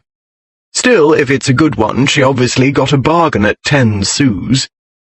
The frame's set with a lot of little gems, pearls and rubies and such. Paste, I collect." Bertie grimaced, as he often did when toiling to produce a thought. "Well now, that would be an odd thing, wouldn't it? Sticking a lot of trumpery gewgaws onto a handsome bit of gold frame like that?" "The picture I saw was framed in wood." Dane's head was beginning to pound. But that's what's so clever, ain't it? The wood thing was part of the case they'd buried it in, because it had been buried, you know. That's why it was so god-awful disgusting. Ain't it a laugh, though? That sly beggar Champtois hasn't the least idea. He'll be tearing his hair out when he hears. Dane was considering tearing Bertie's head straight off his neck. 10 sous, and Dane had discarded it, had not given it more than a cursory glance, even while the dratted sister had pored over it with her cursed magnifying glass. "She has an interesting expression," she'd said, and Dane, distracted by the living female, had not suspected a thing. Because there was nothing to suspect, he told himself. Bertie hadn't half the brain of a peahen. He'd obviously got everything wrong as usual. The acorn was merely one of those cheap, saintly pictures every religious fanatic in Russia had in a corner of a room, with a daub of shiny paint on the frame and some bits of coloured glass stuck on. "Course, I'm not to tell Champtois," Bertie went on in marginally lower tones. "I'm not to tell anybody, especially you," she said. "But I ain't a dancing bear like I told her, and there wasn't any ring in my nose that I could see, so I wouldn't be led about by it, now would I? So I hopped straight out to look for you and found you in the nick, because she's going to the bank straight the minute Genevieve tucks away for her nap. And then it'll be locked up in a vault and you'll never get a proper look at it, will you?" The Marquis of Dane, Jessica was well aware, was furious. He lounged back in his chair, his arms folded across his chest, his obsidian eyes half closed, while his glance moved slowly round the coffee shop. It closely resembled the species of sullenly sulphurous look she had always imagined Lucifer bestowing upon his surroundings when he first came to after the fall.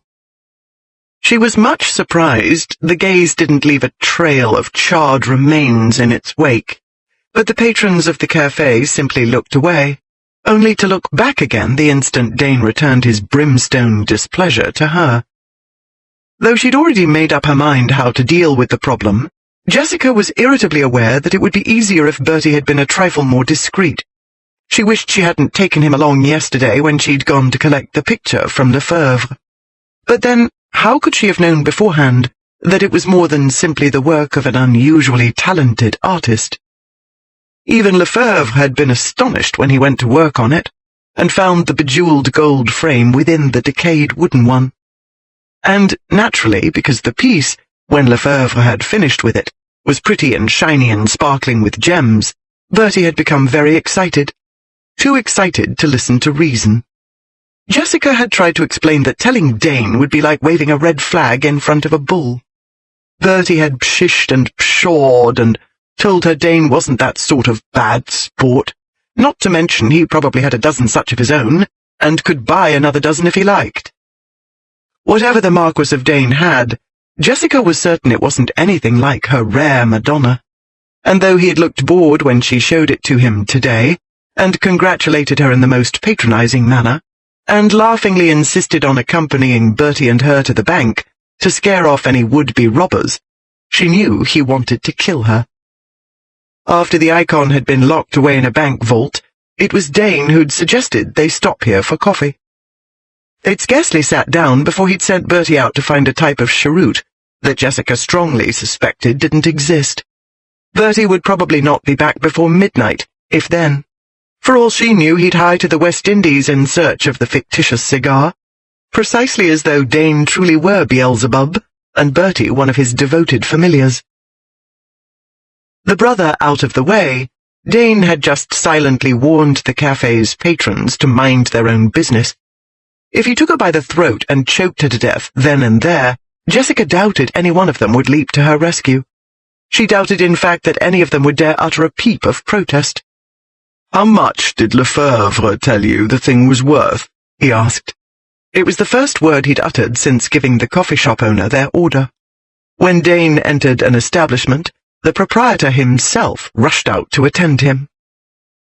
"He advised me not to sell it right away," she said evasively. "He wished to contact a Russian client first. There is a cousin or nephew or some such of the Tsar's who—" £50, said Lord Dane. Unless this Russian is one of the Tsar's numerous mad relations, he won't give you a farthing more than that." "Then he must be one of the mad ones," said Jessica. "Lefebvre mentioned a figure well above that." He gave her a hard stare. Gazing into his dark, harsh face, into those black, implacable eyes, Jessica had no trouble imagining him sitting upon an immense ebony throne at the very bottom of the pits of Hades. Had she looked down and discovered that the expensive polished boot, a few inches from her own, had turned into a cloven hoof, she would not have been in the least amazed. Any woman with an ounce of common sense would have picked up her skirts and fled. The trouble was, Jessica could not feel at all sensible. A magnetic current was racing along her nerve endings. It slithered and swirled through her system to make an odd tingling heat in the pit of her belly, and it melted her brain to soup. She wanted to kick off her shoes and trail her stocking toes up and down the black, costly boot.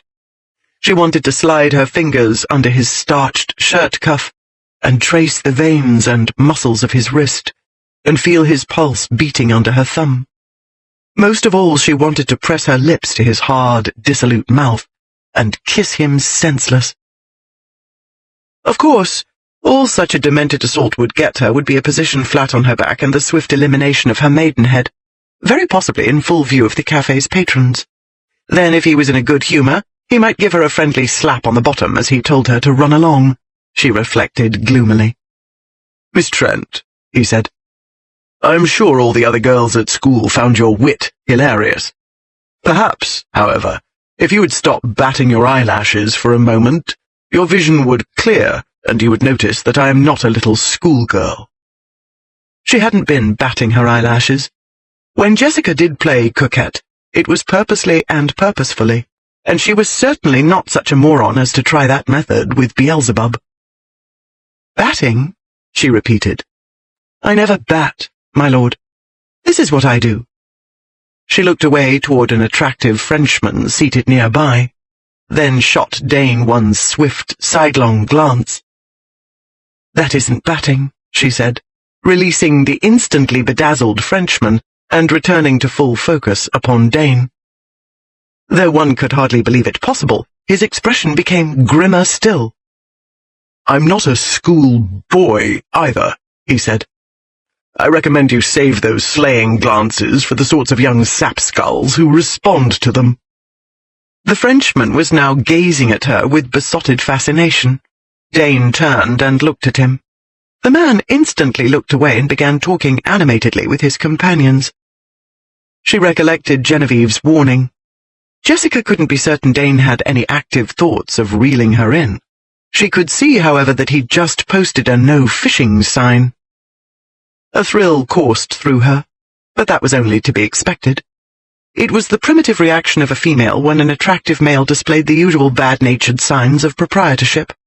She was hammeringly aware that her feelings about him were decidedly primitive. On the other hand, she was not completely out of her mind. She could see big trouble brewing. It was easy enough to see. Scandal followed wherever he went. Jessica had no intention of being caught in the midst of it. "I was merely providing a demonstration of a subtle distinction which had apparently escaped you," she said. "Subtlety, I collect, is not your strong point."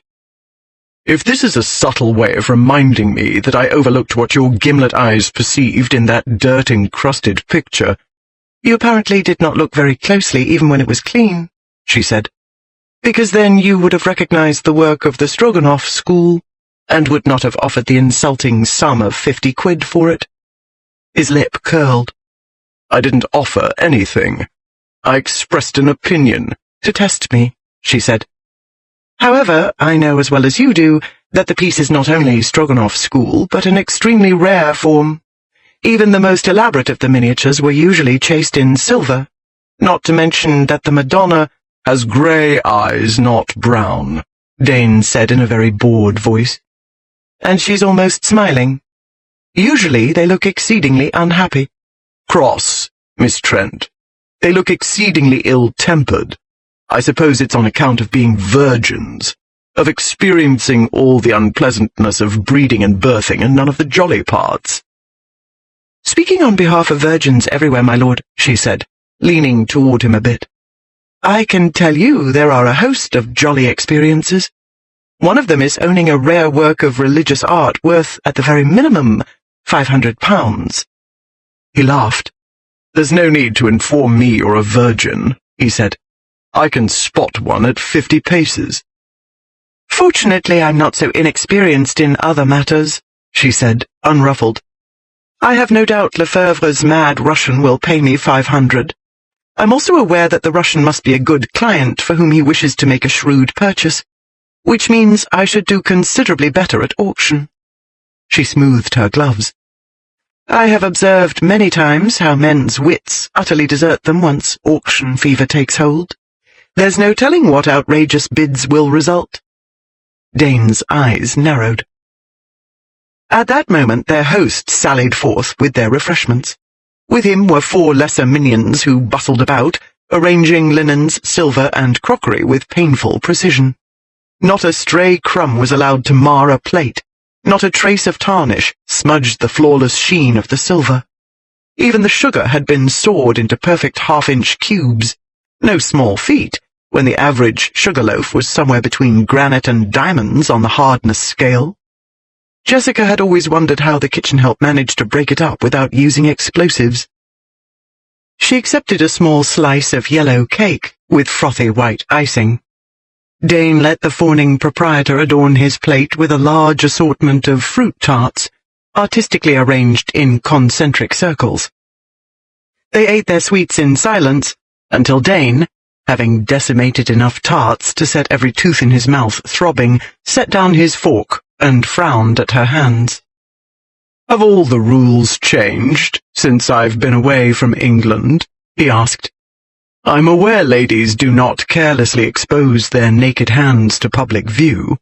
I did understand, though, that they were permitted to remove their gloves to eat." "It is permitted," she said, "but it isn't possible." She raised her hand to show him the long row of tiny pearl buttons. "I should be all afternoon undoing them without my maid's help." "Why the devil wear such pestilentially bothersome things?" he demanded. "Genevieve bought them especially for this police," she said. "If I didn't wear them, she'd be dreadfully hurt." He was still staring at the gloves. "Genevieve is my grandmother," she explained. He hadn't met her. He'd arrived just as Genevieve had lain down for her nap, though Jessica had no doubt that her grandmother had promptly risen and peeped through the door the moment she'd heard the deep, masculine voice. The voice's owner now looked up, his black eyes glinting. "Ah, yes, the watch." "That too was a wise choice," Jessica said, setting down her own fork and settling back into her business mode. She was enchanted.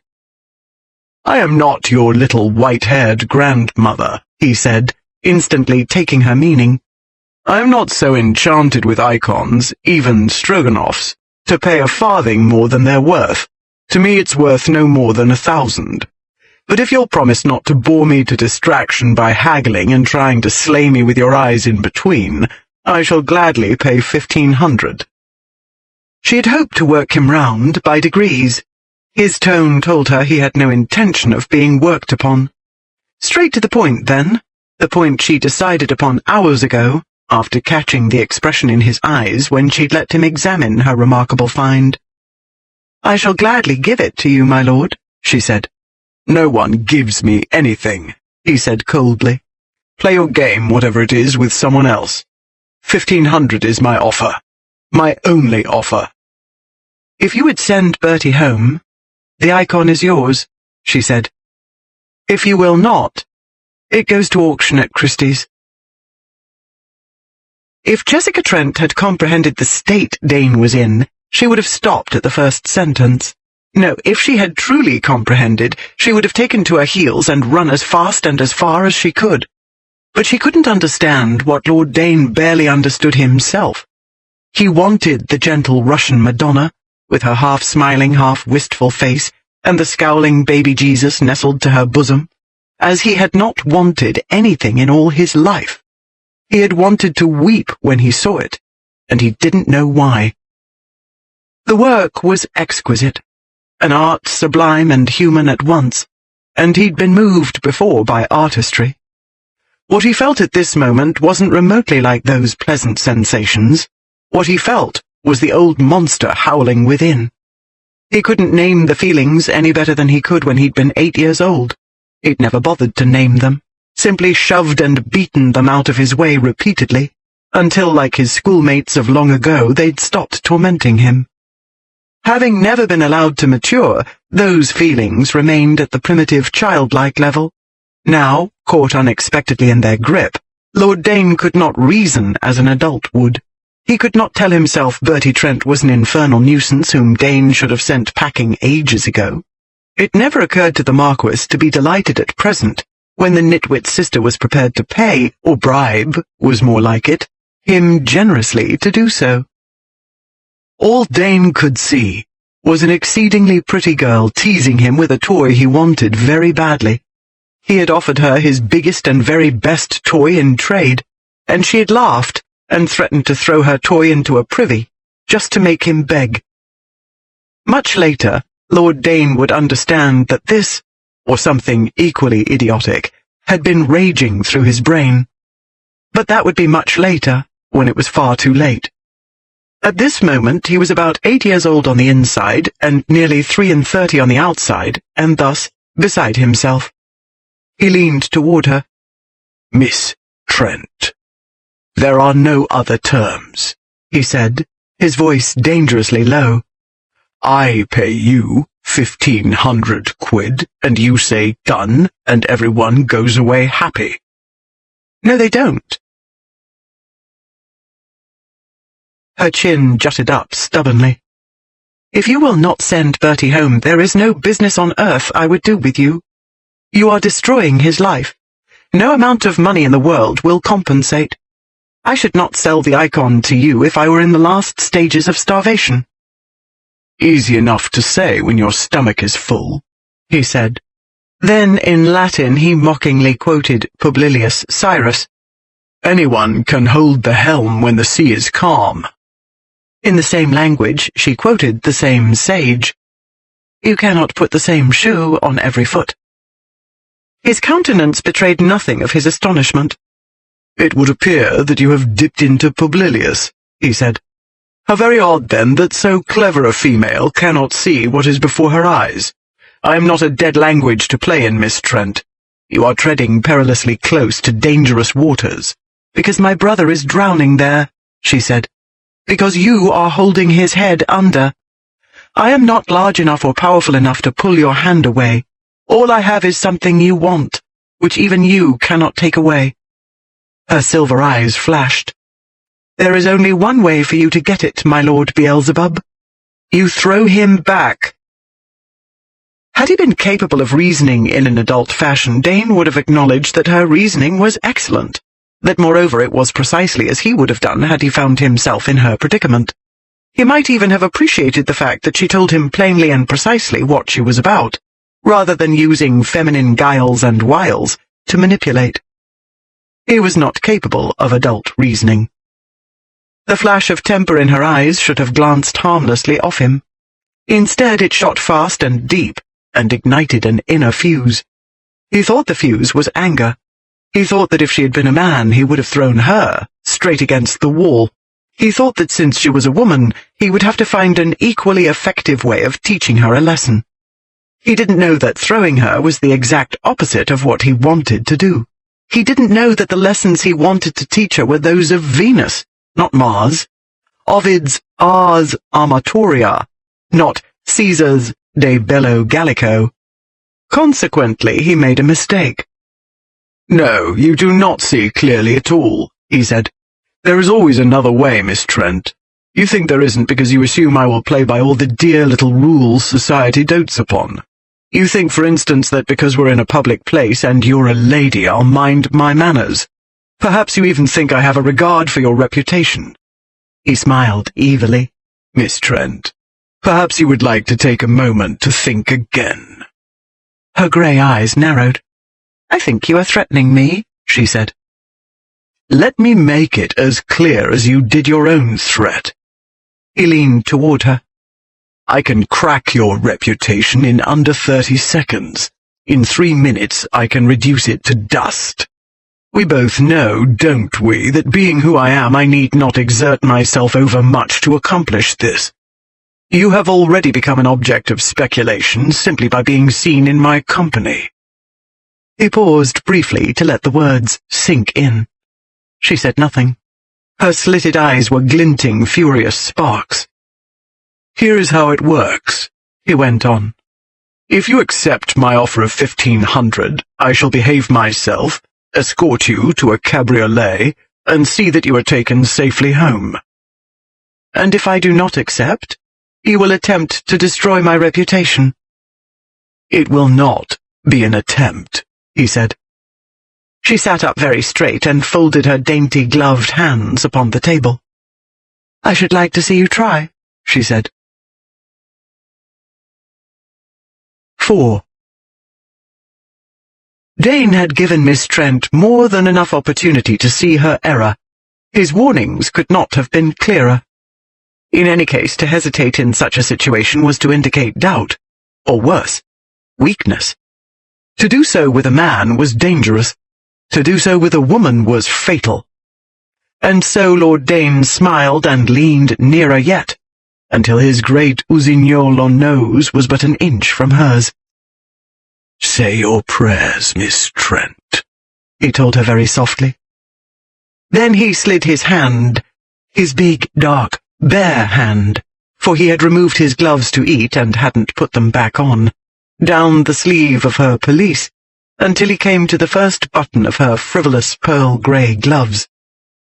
He popped the tiny pearl from the buttonhole. She glanced down at his hand, but didn't move a muscle. Then, aware that every eye in the place was fastened upon them and the noisy conversations had sunk to whispers, he began to talk to her in Italian. In the tones of a lover he described the weather, a grey gelding he was thinking of selling, and the condition of Parisian drains. Though he had never tried or needed to seduce a woman, he'd seen and heard other poor sods at that game, and he reproduced their ludicrous tones to a nicety. Everyone about them would think they were lovers, and all the while he was working his way swiftly down toward her wrist. She never made a murmur, only glanced now and then from his face to his hands, with a frozen expression he interpreted as speechless horror. He might have interpreted more accurately had he felt inwardly as self-possessed as he seemed outwardly. Outwardly his expression remained sensuously intent, his voice low and seductive. Inwardly he was disturbingly aware that his pulse had begun to accelerate at about button number 6. By number 12 it was racing. By number 15 he had to concentrate hard to keep his breathing steady. He had relieved whores beyond counting of frocks, stays, chemises, garters, and stockings. He'd never before in his life unbuttoned a gently bred maiden's glove. He had committed salacious acts beyond number. He'd never once felt so depraved as he did now. As the last pearl came free, and he drew the soft kid down, baring her wrist, and his dark fingers grazed the delicate skin he'd exposed. He was too busy searching Dane's dictionary for a definition of his state, and too confused by what he read there, to realize that Miss Jessica Trent's grey eyes had taken on the drunkenly bewildered expression of a respectable spinster being seduced in spite of herself. Even if he had comprehended her expression, he wouldn't have believed it, any more than he could believe his untoward state of excitement over a damned glove and a bit of feminine flesh. Not even one of the good bits either, the ones a man didn't have, but an inch or so of her wrist. Plague take her. The worst was that he couldn't stop. The worst was that his passionately intent expression had somehow become genuine, and he was no longer talking in Italian about drains, but about how he wanted to unbutton, unhook, untie every button hook and string, and slip off her garments one by one, and drag his monstrous blackamoor's hands over her white virgin's flesh. And while in Italian he detailed his heated fantasies, he was slowly peeling the glove back, exposing a delicately voluptuous palm. Then he gave one small tug toward her knuckles, and paused. Then another tug, and paused. Then another tug, and the glove was off. He let it fall to the table, and took her small, cool white hand in his great, warm one. She gave a tiny gasp. That was all. No struggle. Not that it would have made the least difference to him. He was overwarm and short of breath, and his heart pounded as though he'd been running very hard after something. And just as though he had done so and got it at last, he was not about to let it go. His fingers closed around her hand, and he gave her a fierce look, daring her to try, just try, to get away. He found she was still wearing the same wide-eyed expression. Then she blinked, and dropping her gaze to their joined hands, she said in a small, breathless voice, "I'm very sorry, my lord." Though still not properly in control of his own respiration, Dane managed to get the words out. "I have no doubt you are, but it's too late, you see." "I do." She shook her head sadly. "I fear your reputation will never recover." He felt a prickle of uneasiness. He ignored it, and with a laugh, glanced about him at their fascinated audience. "Mia cara, it is your own The Marquis of Dane has been seen in the company of a lady," she said. "He has been seen and heard wooing her." She looked up, her silver eyes gleaming. "It was lovely. I had no idea Talion was so moving." "I was talking about drains," he said tightly. "I didn't know. Neither did anyone else, I'm sure. They all think you were making love," she smiled. "To nitwit Bertie Trent's spinster sister." Then, too late, he saw the flaw in his reasoning. Then he recalled Esmond's remark about the legendary Genevieve. Everyone here would believe the chit followed in her grandmother's footsteps, a femme fatale, and the cursed Parisians would believe he'd fallen under her spell. "Dane," she said in a low, hard voice, "if you do not release my hand this instant, I shall kiss you in front of everybody." He had a ghastly suspicion he'd kiss her back, in front of witnesses. Dane, Beelzebub himself, kissing a lady, a virgin! He crushed his panic. "Miss Trent," he said, his own tones equally low and hard. "I should like to see you try." "By gad!" came an obnoxiously familiar voice from behind Dane. "I had to go nearly to that blasted buoy bullion. And it ain't exactly what you wanted, I know, but I tried one myself first, and I dare say you won't be disappointed."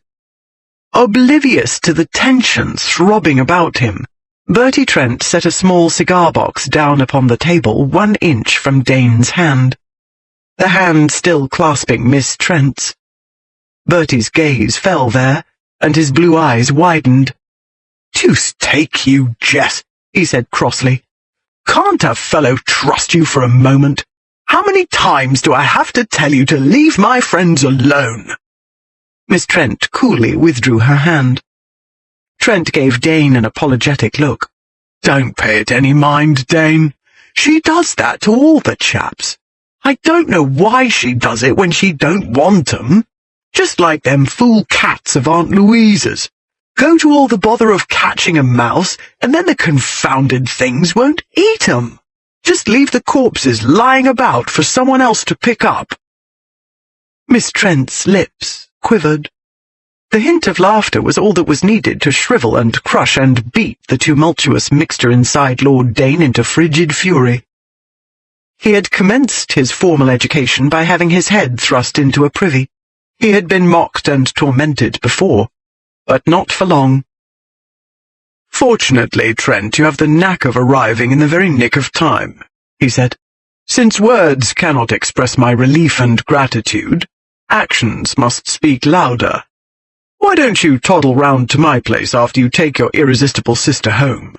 Vautry and a few others are coming by for a bottle or two and a private game of hazard."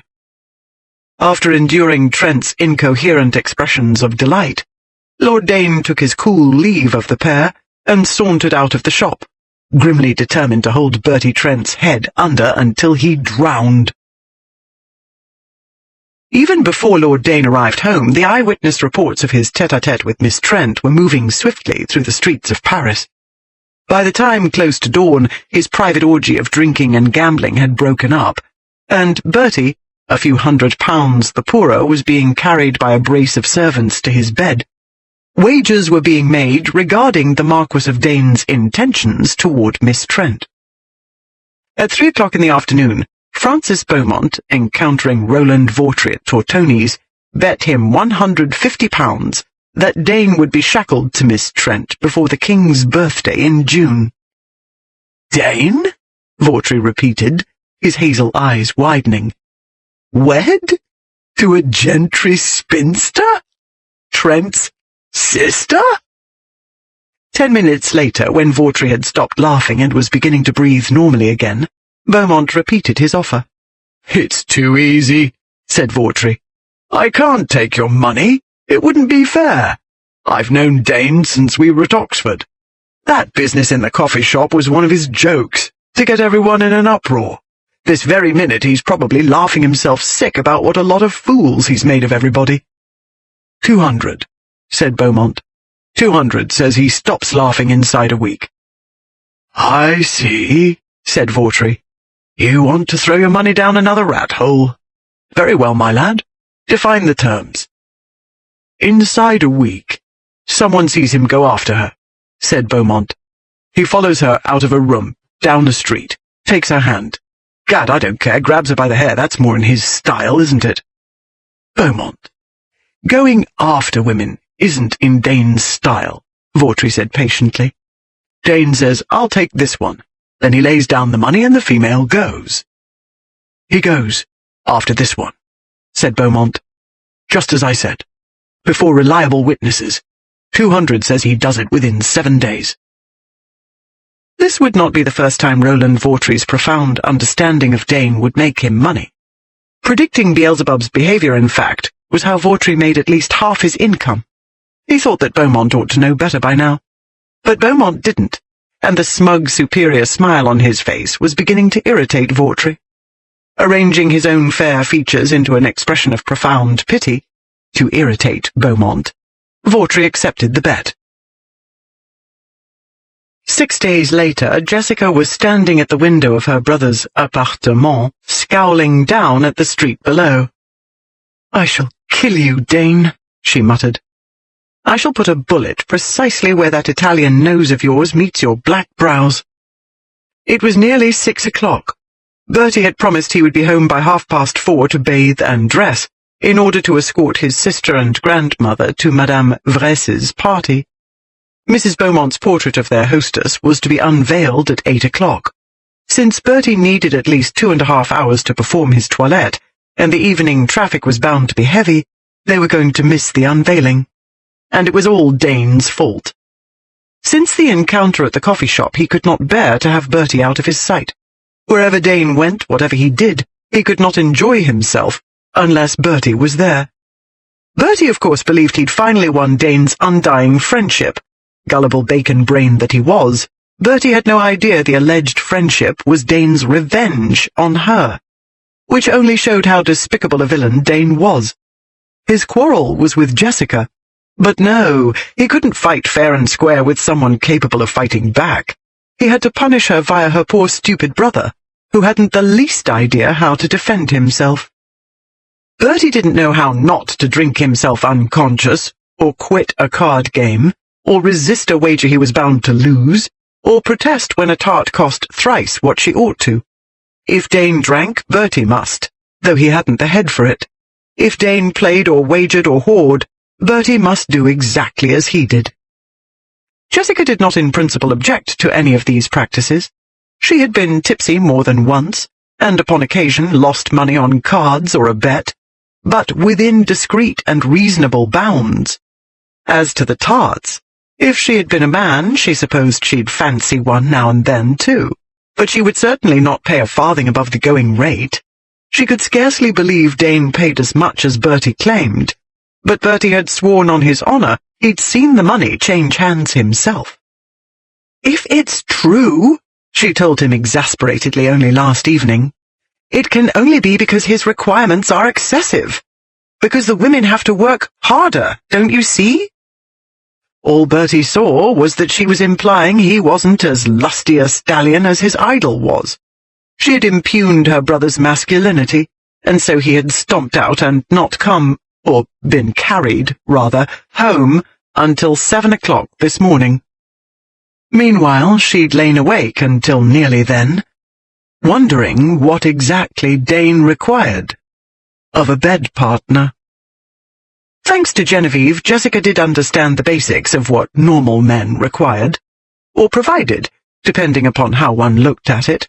She had known, for example, what the bewigged gentleman hiding under the ladies' skirts had been doing, just as she'd known that such poses weren't common in naughty watches.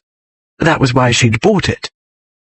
But since Dane wasn't normal, and he'd surely paid for a great deal more than mere basics, she had tossed feverishly in her bed in an agitated muddle of fear and curiosity, and, well, if one was perfectly honest with oneself, which she generally was, there was some hankering too, heaven help her.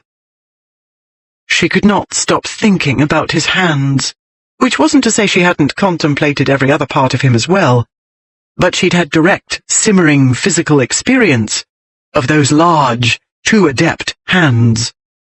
At the mere thought of them, even now, furious as she was, she felt something hot and achy curl inside her, from her diaphragm to the pit of her belly, which only made her the more furious. The mantel clock chimed the hour. First she'd kill Dane, she told herself. Then she'd kill her brother. Withers entered. "The porter has returned from the Marquis's establishment," he said. Bertie, following the custom of the Parisians, relied upon the building's porter to perform the tasks normally assigned at home to footmen, maids, and errand boys. Half an hour earlier, the porter, Tesson, had been dispatched to Lord Dane's. "Obviously he hasn't brought Bertie back," she said, "or I would have heard my brother hallooing in the hall by now." "Lord Dane's servant refused to respond to Tesson's inquiry," said Withers. "When Tesson loyally persisted, the insolent footman ejected him bodily from the front step. The servants, Miss Trent, are abominably well-suited in point of character to the master." It was one thing, Jessica thought angrily, for Dane to exploit her brother's weaknesses. It was altogether another matter to allow his lackeys to abuse an overworked porter for trying to deliver a message. "Pardon one offence," Publilius had said, "and you encourage the commission of many." Jessica was not about to pardon this. Fists clenched, she marched to the door. "I do not care if the servant is Mephistopheles himself," she said. "I should like to see him try to eject me." A very short time later, while her terrified maid Flora cowered in a dirty Parisian hackney, Jessica was plying the knocker of Lord Dane's street door. A liveried English footman opened it. He was close to 6 feet tall. As he insolently eyed her up and down, Jessica had no trouble deducing what was going through his mind. Any servant with a pennyweight of intelligence would see that she was a lady. On the other hand, no lady would ever come knocking on the door of an unwed gentleman. The trouble was, Dane wasn't a gentleman. She did not wait for the footman to work out the conundrum. "The name is Trent," she said briskly, "and I am not accustomed to being kept standing on a doorstep while an idle lout of a lackey gawks at me. You have exactly 3 seconds to step out of the way. 1, 2, he backed away and she strode past him into the vestibule.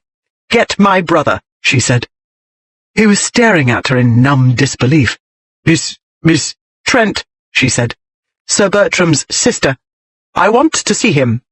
Now." She rapped the point of her umbrella upon the marble floor for emphasis. Jessica had adopted the tone and manner she'd found effective in dealing with unruly boys bigger than she was, and with those of her uncles and aunts' servants, who made nonsensical remarks such as, "Master wouldn't like it," or "Mrs. says I may not." Hers was a tone and manner that assured the listener of only 2 choices: obedience or death. It proved as effective in this case as in most others. The footman darted a panicked look toward the stairway at the end of the hall. I can't, miss, he said in a frightened whisper. He'll kill me. No interruptions. None, miss, ever. I see, she said. You're brave enough to throw a porter half your size into the street, but you— A shot rang out. Bertie! She cried. Dropping her umbrella, Jessica ran toward the staircase. Normally the sound of a pistol shot, even if followed as this was by feminine screams, would not have thrown Jessica into a panic. The trouble was, her brother was in the vicinity. If Bertie was in the vicinity of a ditch, he was sure to fall into it. If Bertie was in the vicinity of an open window, he was sure to tumble out of it. Ergo, if Bertie was in the vicinity of a moving bullet, he may be counted upon to walk straight into it.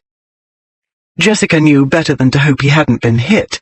She only prayed she could stop the bleeding. She raced up the long stairway and into the hall and headed unerringly toward the shrieks, feminine, and drunken shouts, masculine.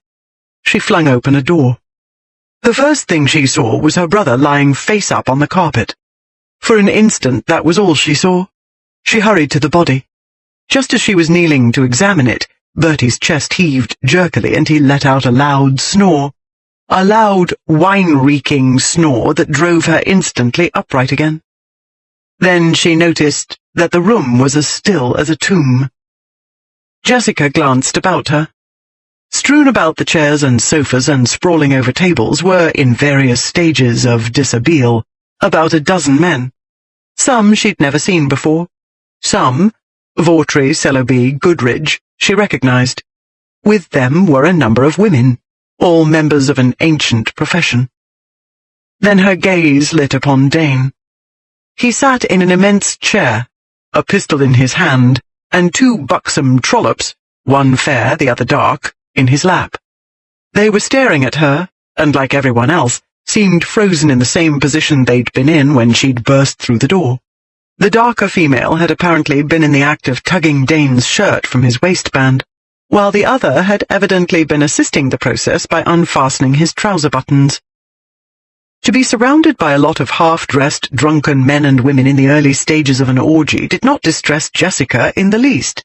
She had seen little boys running about naked, on purpose, to make the females of the household scream, and she had more than once been treated to the sight of a bare adolescent bottom, for this was often a male cousin's idea of witty repartee. She was not in the least disconcerted or agitated by her present surroundings. Even the pistol in Dane's hand didn't alarm her, since it had already gone off and would need to be reloaded. The only disturbing sensation she experienced was an altogether irrational urge to rip those two strumpets' hair out by the dyed roots and break all their fingers. She told herself this was silly. They were merely businesswomen doing what they were paid for. She told herself she felt sorry for them, and this was why she felt so acutely unhappy. She almost believed that. At any rate, whether she did or didn't, she was mistress of herself and therefore of any situation. "I thought he was dead," Jessica said, nodding at her unconscious brother. "But he's only dead drunk. My mistake." She walked to the door. "Do carry on, monsieur et mesdemoiselles." And out she went. Up to a point, Lord Dane decided, all had gone swimmingly. He'd finally worked out a solution to his temporary problem with the trollops. If he couldn't tolerate having them in a brothel or in the streets, he would have them at home. It would not be the first time. 9 years ago, at his father's funeral, a round-heeled local girl named Charity Graves had taken his fancy, and he had taken her a few hours later in the great ancestral bed. She'd been jolly enough company, but not nearly so jolly as the thought of his recently deceased sire spinning in the tomb of his noble ancestors, and most of the ancestors whirling along with him. An annoyance had resulted 9 months later, but that was easily enough dealt with. Dane's man of business had dealt with it to the tune of £50 per annum. Since then, Dane had confined himself to whores who plied their trade according to business-like rules, and knew better than to produce, let alone attempt to manipulate and blackmail him with, squalling brats. Denise and Marguerite understood the rules, and he had every intention of getting properly down to business at last, just as soon as he dealt with Miss Trent. Though Dane had felt certain she would accost him sooner or later, he had not expected her to explode into his drawing room. Still, that was in a general way in accordance with his plans. Her brother was falling to pieces with a gratifying rapidity, now that Dane had taken an active role in his disintegration. Miss Trent would certainly know why, and being a clever female, she would soon be obliged to admit she'd made a grave error in trying to play the Marquis of Dane for a fool. He had decided she would be obliged to admit it upon her knees. Then she would have to beg for mercy. That was where matters seemed to have gone awry. All she had done was give her brother one bored look and the guests another, and dropped a faintly amused glance upon Dane himself. Then, cool as you please, the insufferable creature had turned her back and walked out. For 6 days, Dane had spent nearly all his waking hours with her accursed brother, pretending to be that dithering imbecile's bosom beau. For 6 days Trent had been yapping in Dane's ears, nipping at his heels, slavering and panting for attention, and tripping over his own feet and any hapless object or human in his way. After nearly a week of having his nerves scraped raw by her brainless puppy of a brother, all Dane had accomplished was to find himself the object of Miss Trent's amusement. "Allez-vous-en," he said in a very low voice. Denise and Marguerite instantly leapt up from his lap and darted to opposite corners of the room. "I say, Dane," Vautry began mollifyingly. Dane shot him one incinerating glance. Vautry reached for a wine bottle and hastily refilled his glass. Dane set down the pistol, stalked to the door and threw it, and slammed it behind him. After that, he moved quickly. He reached the landing in time to see Trent's sister pause at the front door and look about for something. "Miss Trent," he said. He didn't raise his voice. He didn't need to. The angry baritone reverberated through the hall like low thunder. She jerked open the door and darted through it. He watched the door close and told himself to return to shooting their noses off the plaster cherubs on the ceiling, because if he went after her, he'd kill her, which was unacceptable, because Dane did not under any circumstances sink to allowing any member of the inferior sex to provoke him. Even while he was counselling himself, he was running down the remaining stairs and down the long hall to the door. He wrenched it open and stormed out, the door crashing behind him. 5. Then he nearly trampled her down because, for some insane reason, Miss Trent wasn't fleeing down the street, but marching back toward his house. "Confound his insolence!" she cried, making for the door. "I shall break his nose. First the porter, now my maid, and the hackney. It is the outside of enough." Dane stepped in her way, his massive body shielding the entrance. "Oh, no, you don't. I don't know or care what your game is." "My game?" She stepped back, planted her hands on her hips and glared up at him. At least, she seemed to be glaring. It was difficult to tell, given the large bonnet brim and the failing light. The sun had not quite set, but massive grey clouds were submerging Paris in a heavy gloom. From a distance came the low boom of thunder. "My game?" she repeated. "It's your bully of a footman following his master's example, I collect, taking out his vexation on innocent parties. Doubtless he thought it a great joke to frighten away the hackney, with my maid inside the vehicle, and leave me stranded, after stealing my umbrella." She turned on her heel and stalked off. If Dane was interpreting this ranting correctly, Herbert had frightened away Miss Trent's maid as well as the hired vehicle that had brought her here. A thunderstorm was rapidly approaching, Herbert had taken her umbrella, and the chances of locating an unoccupied hackney at this hour in bad weather were about nil. Dane smiled. "Adieu, then, Miss Trent," he said. "Have a pleasant promenade home." "Adieu, Lord Dane," she answered without turning her head. "Have a pleasant evening with your cows." Cows? She was merely trying to provoke him, Dane told himself. The remark was a pathetic attempt at a set-down. To take offence was to admit he'd felt the sting. He told himself to laugh and return to his cows. A few furious strides brought him to her side. "Is that prudery, I wonder? Or envy?" he demanded. "Is it their trade which offends you, or merely their being more generously endowed?" She kept on walking. "When Bertie told me how much you paid, I thought it was their services which were so horrifically expensive," she said. "Now, however, I comprehend my error. Obviously you pay by volume." "Perhaps the price is exorbitant," he said, while his hands itched to shake her. "But then I am not so shrewd at haggling as you. Perhaps in future you would like to conduct negotiations for me, in which case I ought to describe my requirements. What I like, "You like them big, buxom, and stupid," she said. "Intelligence is hardly relevant," he said, suppressing a ferocious urge to tear her bonnet from her head and stomp on it.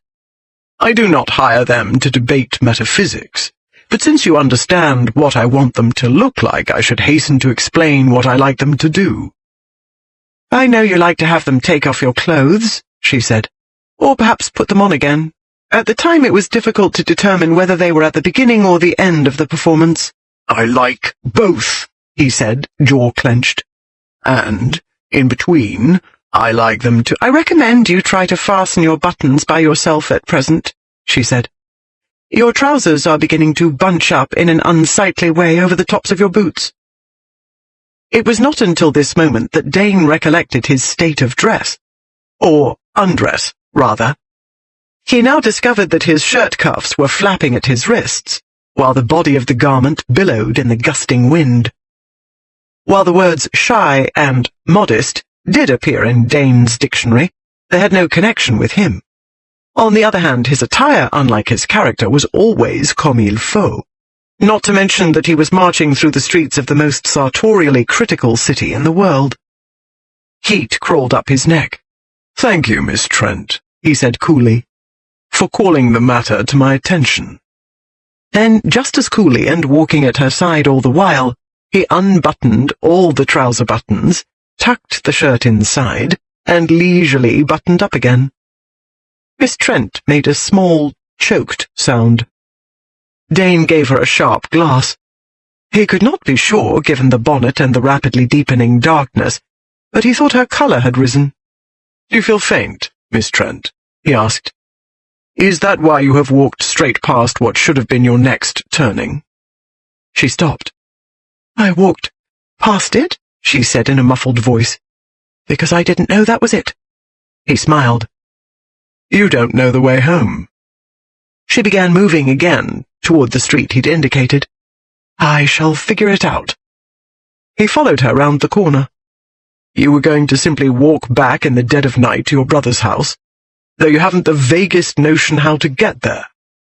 You're rather a hen-wit, aren't you?"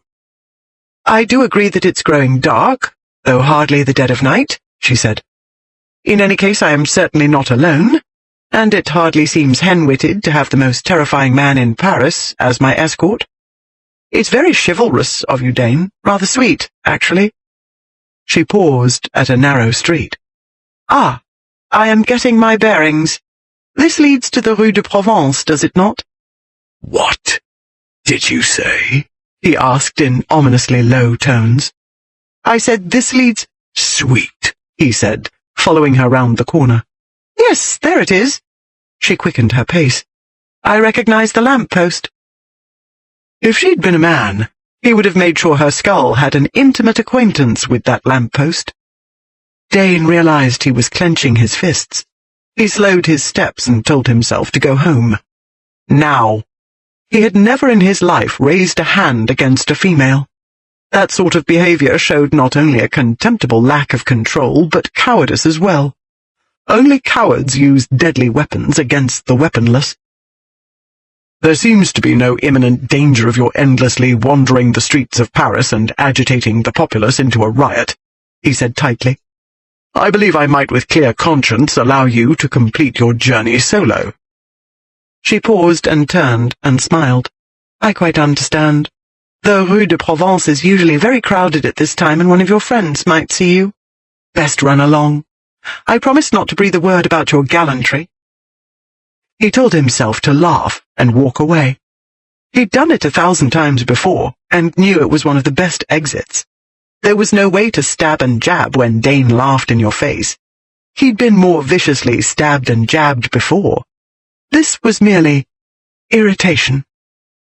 All the same, the laugh wouldn't come, and he couldn't turn his back on her. She'd already disappeared round the corner. He stormed after her and grabbed her arm, stopping her in her tracks. "Now, you hold your busy tongue and listen," he said levelly. "I am not one of your society fribbles to be twitted and mocked by a halfpennyworth of a chit with an exalted opinion of her wit. I don't give a damn what anyone sees, thinks, or says. I am not chivalrous, Miss Trent, and I am not sweet, confound your impertinence." "And I am not one of your stupid cows," she snapped. "I am not paid to do exactly as you like, and no law on earth obliges me to do so. I shall say whatever I please, and at this moment it pleases me exceedingly to infuriate you, because that is precisely how I feel. You have ruined my evening. I should like nothing better than to ruin yours, you spoiled, selfish, spiteful brute." She kicked him in the ankle. He was so astonished that he let go of her arm. He stared at her tiny booted foot. "Good gad, did you actually think you could hurt me with that?" He laughed. "Are you mad, Jess?" "You great drunken jackass!" she cried. "How dare you!" She tore off her bonnet and whacked him in the chest with it. "I did not give you leave to use my Christian name." She whacked him again.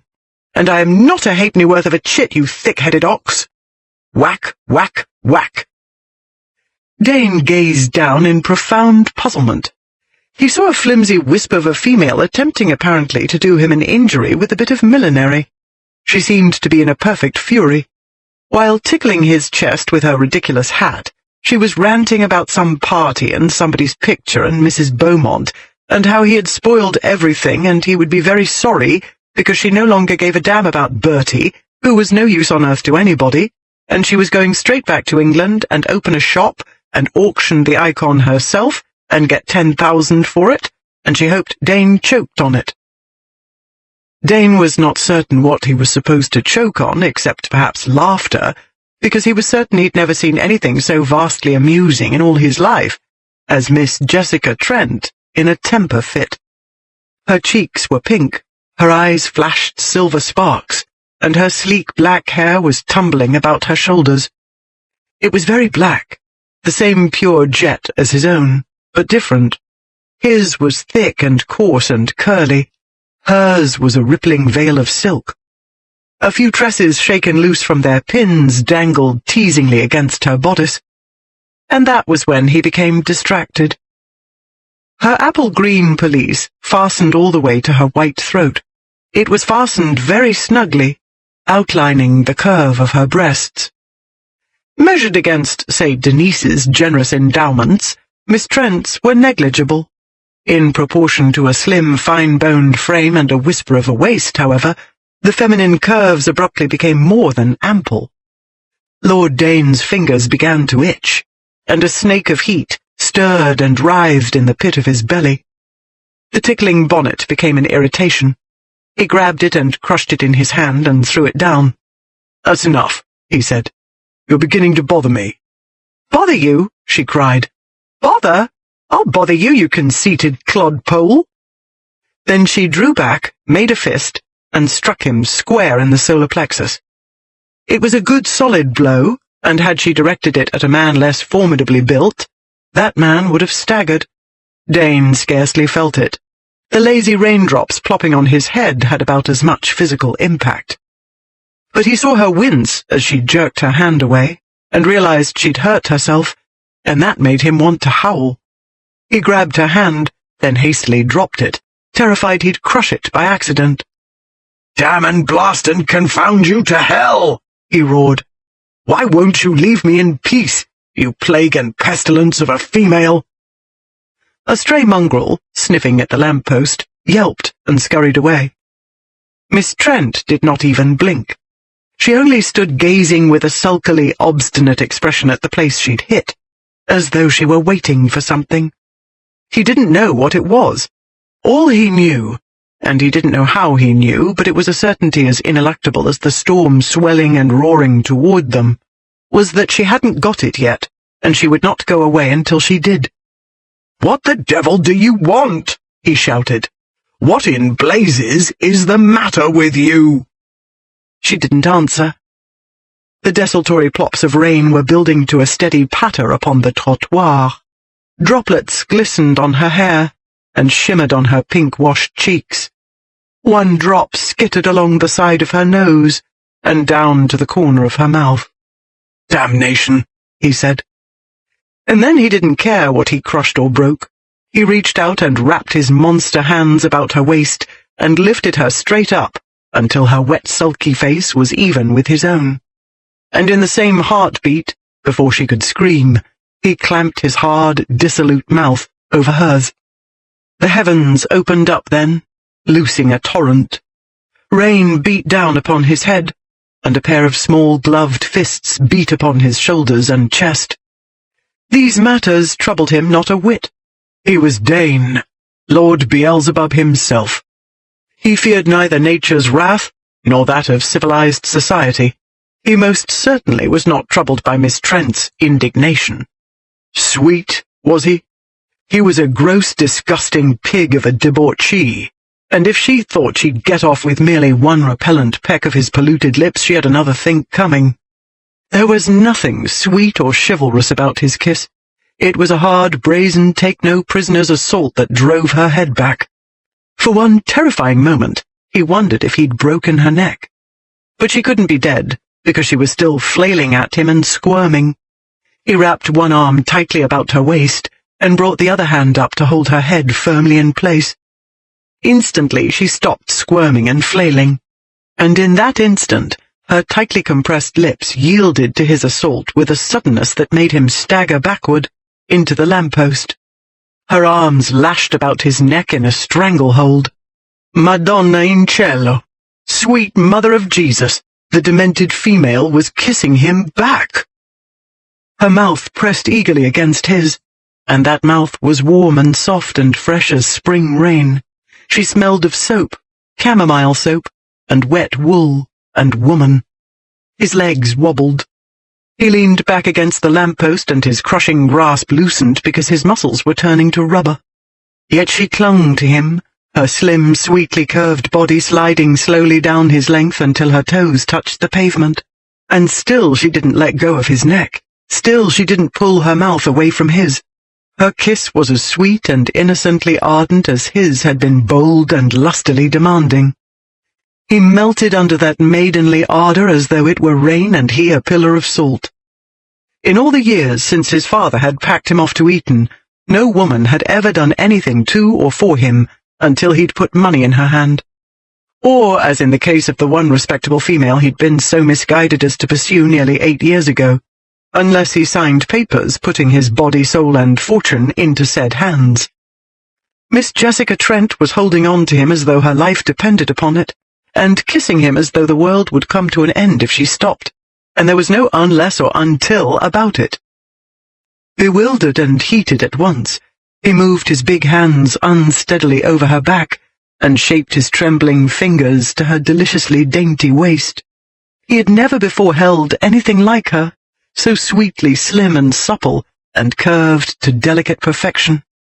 His chest tightened and ached, and he wanted to weep. "Ti ho sognata. I've dreamed of you. Ti ho desiderata tra le mie braccia dal primo momento che ti ho visto.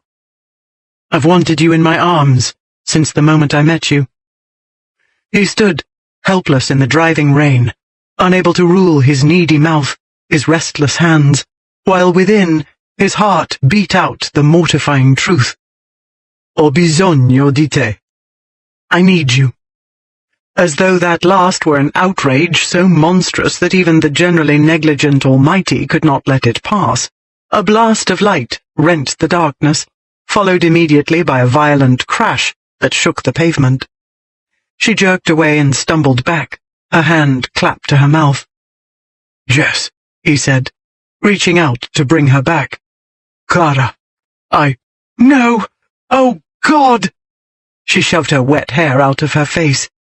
Damn you, Dane! Then she turned and fled. Jessica Trent was a young woman who faced facts, and as she mounted, dripping, the stairs to her brother's appartement, she faced them. First, she had leapt at the first excuse to hunt down Lord Dane. Second, she had sunk into a profound depression, succeeded almost instantly by jealous rage because she had found 2 women sitting in his lap. Third, she had very nearly wept when he'd spoken slightingly of her attractions and called her a halfpenny worth of a chit. Fourth, she had goaded him into assaulting her. Fifth, she had very nearly choked him to death, demanding the assault continue. Sixth, it had taken a bolt of lightning to knock her loose. By the time she came to the appartement door, she was strongly tempted to dash her brains out against it. "Idiot, idiot, idiot," she muttered, pounding on the portal. Withers opened it. His mouth fell open. "Withers," she said, "I have failed you." She marched into the apartment. "Where is Flora?" Oh, dear. Withers looked helplessly about him. "Ah, then she hasn't returned. Not that I am the least surprised." Jessica headed for her grandmother's room. "In fact, if my poor maid makes the driver take her directly to Calais and row her across the channel, I should not blame her a whit." She rapped at Genevieve's door. Her grandmother opened it, gazed at her for a long moment, then turned to Withers. "Miss Trent requires a hot bath," she said. "Have someone see to it. Quickly, if you please." Then she took Jessica's arm, tugged her inside, sat her down, and pulled off her sodden boots. "I will go to that party," said Jessica, fumbling with her police buckles. "Dane can make a fool of me if he likes, but he will not ruin my evening. I don't care if all of Paris saw. He's the one who ought to be embarrassed, running half-naked down the street. And when I reminded him that he was half-naked, what do you think he did?" "My dear, I cannot imagine." Genevieve quickly worked the silk stockings off. Jessica told her about the leisurely trouser unbuttoning. Genevieve went into whoops of laughter. Jessica frowned at her. It was very difficult to keep a straight face, but that wasn't the hardest part. The hardest part was— She let out a sigh. "Oh, Genevieve, he was so adorable. I wanted to kiss him, right on his big beautiful nose, and then everywhere else. It was so frustrating. I had made up my mind not to lose my temper, but I did, and so I beat him until he kissed me, and then I kept on beating him until he did it properly.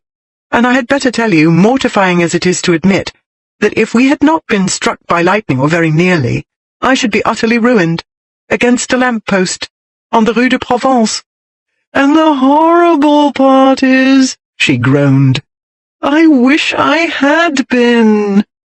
"I know," Genevieve said soothingly.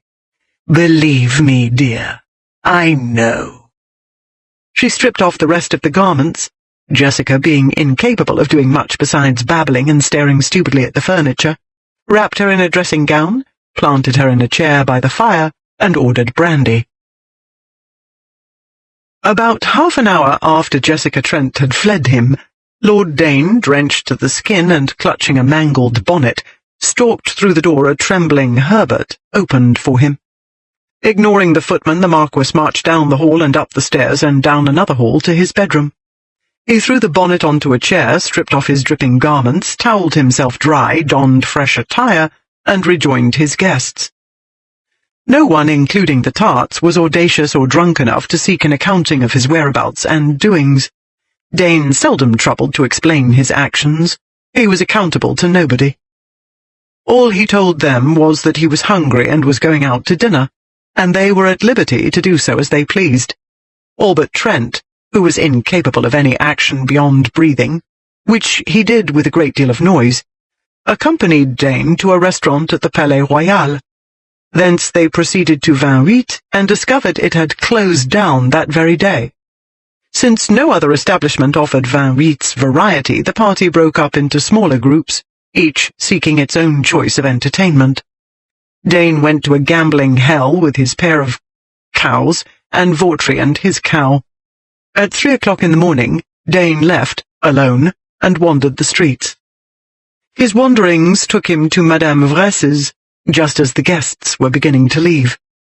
He stood under a tree, well beyond the feeble glimmer of a lonely street lamp, and watched. He'd brooded there for nearly 20 minutes when he saw Esmond emerge with Jessica Trent upon his arm. They were talking and laughing. She was not wearing a ridiculous bonnet, but a lunatic hair arrangement even more ludicrous. Shiny knots and coils sprouted from the top of her head, and pearls and plumes waved from the knots and coils. The coiffure, in Dane's opinion, was silly. That was why he wanted to rip out the pearls and plumes and pins, and watch the silky black veil ripple over her shoulders, white, gleaming in the lamplight. There was too much gleaming white, he noted with a surge of irritation. The oversized ballooning sleeves of her silver-blue gown didn't even have shoulders.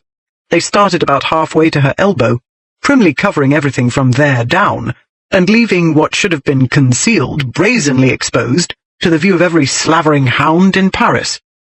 Every man at the party had examined at leisure and close quarters that curving whiteness, while Dane, like the Prince of Darkness they all believed him to be, stood outside, lurking in the shadows.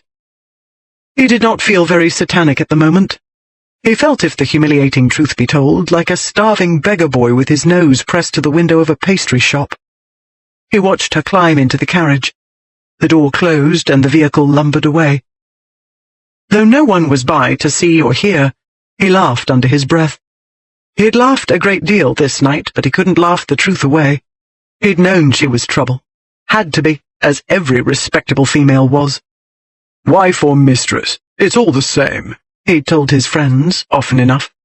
Once you let a lady, virtuous or not, fasten upon you, you become the owner of a piece of troublesome property, where the tenants are forever in revolt, and into which you are endlessly pouring money and labour, all for the occasional privilege, at her whim, of getting what you could get from any streetwalker for a few shillings. He'd wanted her, yes, but this was hardly the first time in his life the unacceptable sort of female had stirred his lust. He lusted, but he was always aware of the miry trap into which such women must, because they'd been born and bred for that purpose, lure him. And the hateful truth was, he'd walked straight into it, and somehow deluded himself he hadn't. Or, if he had, it was nothing Dane need fear, because by now there was no pit deep enough, no mire thick enough to hold him. "And what holds you here?" he asked himself. "What mighty force dragged you here, to gaze stupidly like a moonstruck puppy at a house because she was in it? And what chains held you here, waiting for a glimpse of her? A touch, a kiss, that's revolting," he told himself. So it was, but it was the truth, and he hated it and hated her for making it true. He should have dragged her from the carriage, he thought, and pulled those ladylike fripperies from her hair and taken what he wanted and walked away laughing like the conscienceless monster he was. What or who was there to stop him? Before the revolution, countless corrupt aristocrats had done the same. Even now, who would blame him? Everyone knew what he was. They would say it was her own fault for straying into his path. The law would not avenge her honour. It would be left to Bertie Trent, at pistol point at 20 paces. With a grim smile, Dane left his gloomy post and sauntered down the street. Trapped he was, but he'd been trapped before, he reminded himself.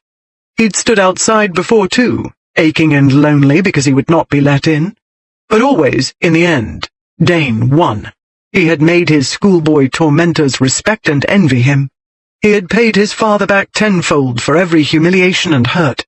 He'd become the old bastard's worst nightmare of hell in this life, and, one hoped, his most bitter torment in the hereafter. Even Susanna, who'd led him about by the nose for 6 wretched months, had spent every waking minute thereafter having her own pretty nose rubbed in the consequences.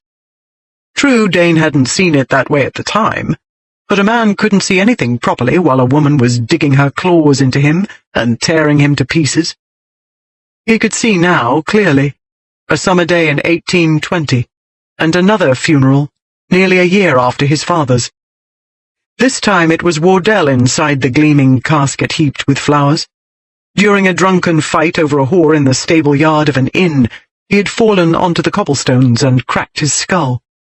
After the funeral, Susanna, the eldest of Wardell's 5 younger sisters, had drawn the Marquis of Dane aside and thanked him for coming all the way from Paris.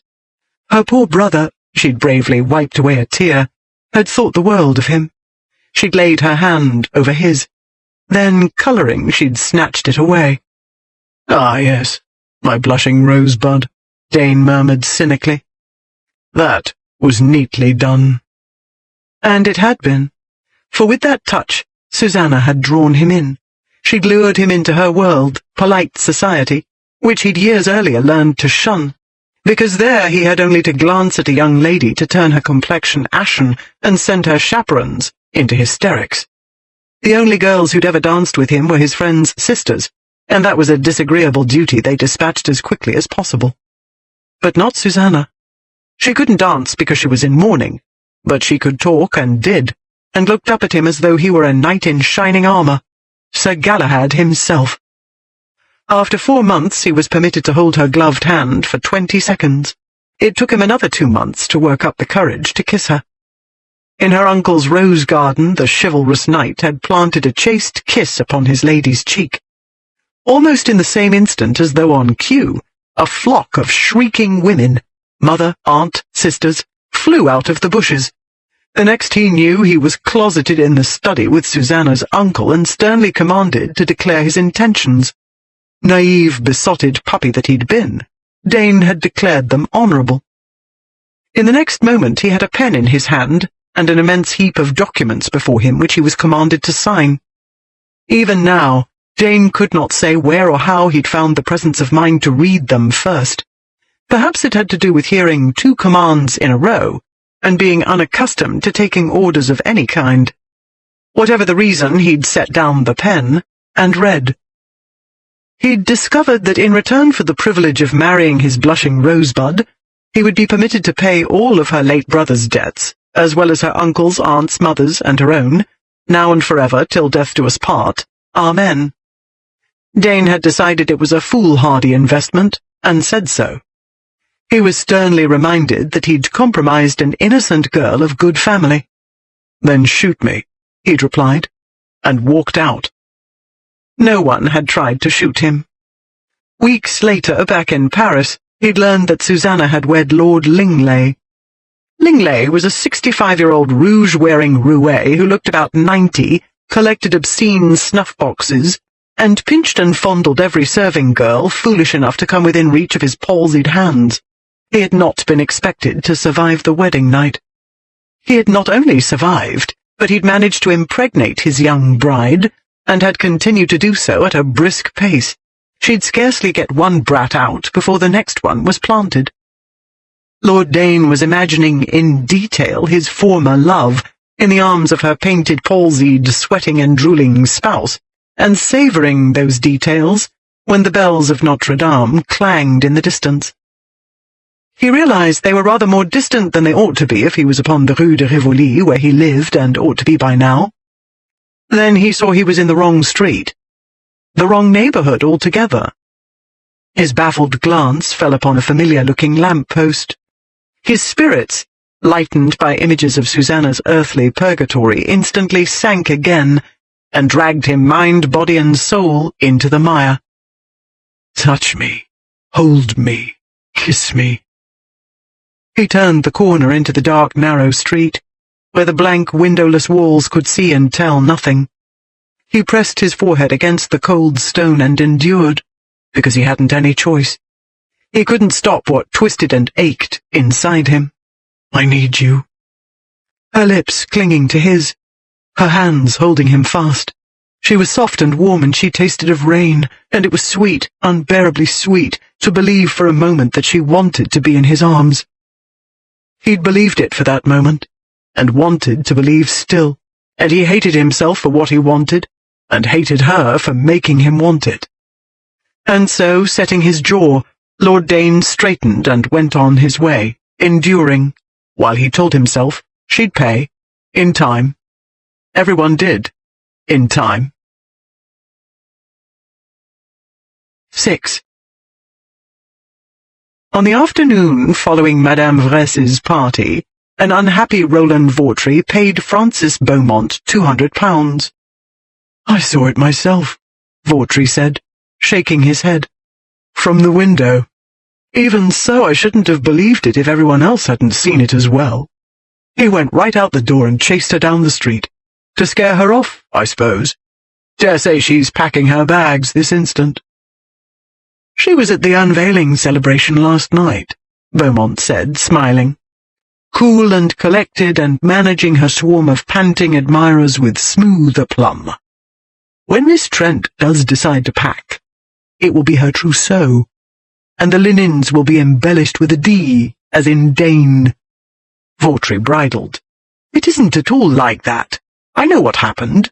Dane doesn't like interruptions. He doesn't like uninvited guests. And when he doesn't like something, he makes it go away, or he smashes it. If she'd been a man, he would have smashed her. Since she wasn't, he made her go away." 300, said Beaumont. 300 says she's his Marchioness before the King's birthday. Vautry suppressed his own smile. Whatever Dane did or didn't do with Miss Jessica Trent, he would not marry her. Which wasn't to say that Dane would never wed, but that would be only to heap more shame, shock, and disgust upon his family, both the few living, a handful of distant cousins, and the legion dead. The bride, beyond doubt, would be the mistress, widow, or daughter of a notorious traitor or murderer. She would also be a famous whore. The ideal would be a half-Irish mulatto Jewess brothel keeper whose last lover had been hanged for sodomizing and strangling the Duke of Kent's only legitimate offspring, the 9-year-old Alexandrina Victoria.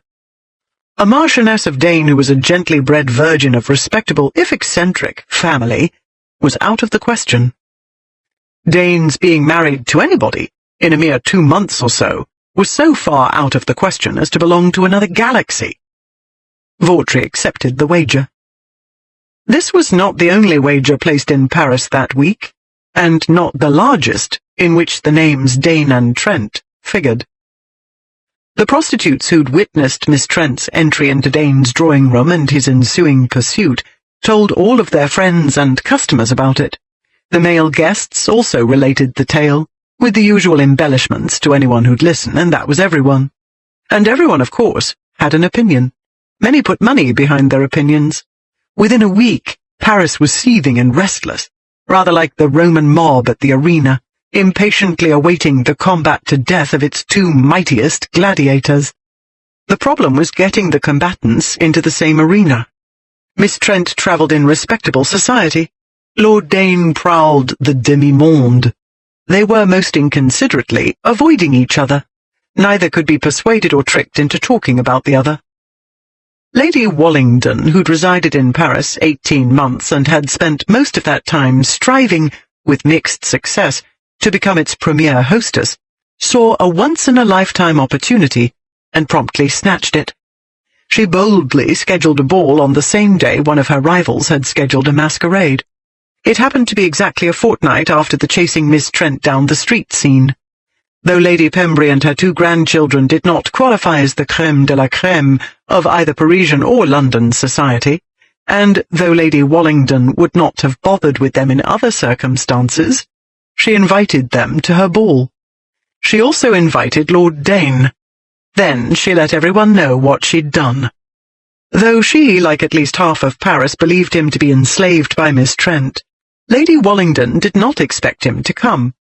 Everyone knew that the Marquis of Dane was about as likely to attend a respectable social affair as he was to invite the executioner to test the guillotine's blade upon his neck. On the other hand, Dane had already behaved in an unlikely manner regarding Miss Trent, which meant there was a chance. And where there was a chance of something impossible happening, there would always be people wanting to be there in case it did. In Lady Wallington's case, these turned out to be the very same people she'd invited. Not a single note of regrets arrived. Not even, to her disquiet, Lord Dane's. But then he hadn't sent an acceptance either, so at least she didn't have to pretend she didn't know whether he'd attend or not, and worry about being caught in a lie. She could keep her other invitees in suspense with a clear conscience. In the meantime, to be on the safe side, She hired a dozen burly French menials to augment her own staff. Jessica, meanwhile, was acknowledging defeat. After a mere 3 encounters with Dane, a simple animal attraction had intensified to mindless infatuation. Her symptoms had not simply become virulent, they had become noticeable. At Madame Vress's party, Mr. Beaumont had made a few sly remarks about Dane. Jessica, whose nerves were still vibrating with the aftershocks of one stormy embrace, had answered far too sharply. Beaumont's knowing smile had told her he'd guessed what her problem was, and she wouldn't have put it past him to tell Dane. But the Beaumonts had abruptly left Paris a week after the party, and Dane hadn't come within a mile of her since the devastating kiss in the thunderstorm. And so, if he had been told that Jessica Trent was besotted with him, he obviously didn't care. Which was just as she preferred it, Jessica assured herself. Because there was only one way the Marquis of Dane could care about any woman, and that was for as long as it took to tumble her onto a bed, or a tavern table, unbutton his trousers, dispatch his business, and button up again. Besotted or not, she knew better than to tempt fate by risking another encounter with him, when he might see for himself her mortifying condition, and might take it into his head to treat her to his version of caring. She had scarcely finished convincing herself that the intelligent thing to do was to leave Paris immediately, when Lady Wallington's invitation arrived. Within 24 hours, Jessica was aware, as all Paris was too, that Dane too had been invited. It did not take a genius to figure out why. She and Dane were expected to provide the main entertainment. She also understood that a great deal of money would change hands based on her performance or lack thereof with his lordship. She decided she didn't want any part of it. Genevieve decided otherwise. If he goes and you are not there, he will feel humiliated, she said. Even if he merely wishes to go for whatever reason and learns you will not attend, he will feel the same. I know it is irrational and unfair, but men are often so, particularly in any matter they imagine concerns their pride. You had better attend, unless you prefer to risk his rampaging after you to relieve his wounded feelings. Though Jessica very much doubted Dane had any feelings to be wounded, she was also aware that Genevieve had several decades more experience with men. A great many men. The invitation was accepted. Dane could not decide what to do with Lady Wallington's invitation. A part of his mind recommended he burn it. Another part suggested he urinate on it. Another advised him to shove it down her ladyship's throat. In the end, he threw it into a trunk, which contained, along with various souvenirs of his travels, one mangled bonnet and one frilly umbrella. 6 months from now, he told himself, he would look at those things and laugh. Then he would burn them, just as years earlier he'd burned the gloves he'd been wearing when Susanna had first touched his hand, and the piece of a feather that had fallen from her bonnet, and the note inviting him to the fatal dinner party at her uncle's. At present all he had to decide was how best to settle accounts with Miss Trent, as well as with the pious hypocrites who expected her to effect the miracle of bringing Lord Beelzebub to his knees. He knew that was why Lady Wallington had invited him. Respectable Paris would like nothing better than to see him fall. That his slayer was a slip of an English spinster made the prospect all the more delicious. He had very little doubt that every self-righteous blockhead in Paris was praying for his defeat. The more ignominious, the better, at her hands. They wanted a morality play, the triumph of virtue or some such rubbish. He could leave them waiting, let them hold their collective breath until they were asphyxiated, while the stage remained empty. He rather enjoyed that image, a few hundred souls dying of suspense while Beelzebub dallied elsewhere, laughing, drinking champagne, his lap filled with painted harlots. On the other hand, it would be delightful to laugh in their faces, to stalk onto the stage and treat them to a performance they'd never forget. That image, too, had its appeal. An hour or so of satanic mayhem in one of the Faubourg Saint-Germain's most decorously exclusive ballrooms. Then at the climax, he would sweep Miss Jessica Trent into his arms, stamp his cloven hoof, and disappear with her in a cloud of smoke. He'd no sooner conjured the image than he discarded it as antithetical to his purposes. She must be ignored, so that she and everyone else would understand she had no power over him. He would do better to collect an armful of women at random, drag them away, and leave them mindless with terror in a cemetery. But that was rather a lot of bother, and Paris didn't deserve so much entertainment. Better to let it die of disappointment. So his mind went back and forth, right up to the evening of the ball. Jessica arrived at the ball in a state of resentful frustration, which ensuing events did little to improve. She had spent several hours before the party fussing about her hair, her gown, and her accessories. She spent more than 2 hours after her arrival enduring a lot of subtle innuendos from the female guests, and not-so-subtle ones from the males. By 11:30, Bertie had already lost a few £100 in the card room, drunk himself senseless, and been taken home. Genevieve, meanwhile, was dancing for the second time with the Duc d'Abonville. Her beatific expression told Jessica that her grandmother was not going to be of any assistance this night. The French aristocrat had made an impression. When Genevieve was impressed with a man, she could not concentrate on anything else. Normally Jessica could view her grandmother's romantic frailties with a mildly amused detachment. Now she understood viscerally what Genevieve felt, and it wasn't at all amusing. It wasn't amusing to be edgy and restless and lonely and bored past endurance because it was nearly midnight and one despicable brute couldn't be bothered to come. It wasn't amusing either to know it was better he didn't come and to want him here all the same and to hate herself for wanting it. She had even left 2 dances unclaimed, in the mortifying hope that his satanic majesty would take a whim to haul her about the dance floor. Now, watching Genevieve and the handsome French nobleman, Jessica's heart sank. With Dane it would never be like that. He would never gaze down upon her with such a melting smile as Abonville's, and if Jessica ever looked upon him with an expression as enraptured as Genevieve's, Dane would laugh in her face. Crushing a despair she knew was irrational, Jessica yielded to her 2 most pressing suitors. She gave one of the reserved dances to Malcolm Goodridge, and the other to Lord Sellouby. As he wrote his name upon the last empty stick of her fan, it was to be a souvenir of the occasion, her last night in Paris. Sellouby said sotto voce, "I see there is no dance left for Dane. Are you confident he will not appear?"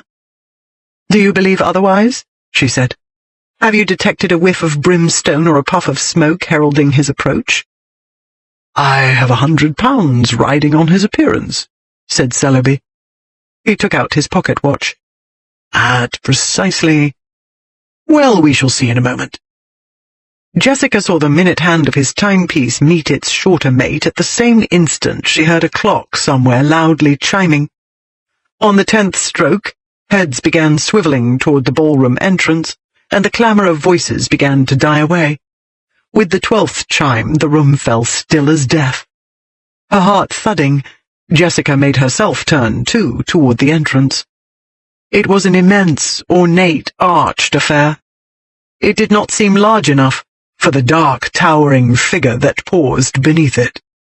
It was a long, dramatic pause, in keeping with the dramatic midnight entrance, and in keeping with his Prince of Darkness reputation, Dane was garbed almost entirely in stark, uncompromising black.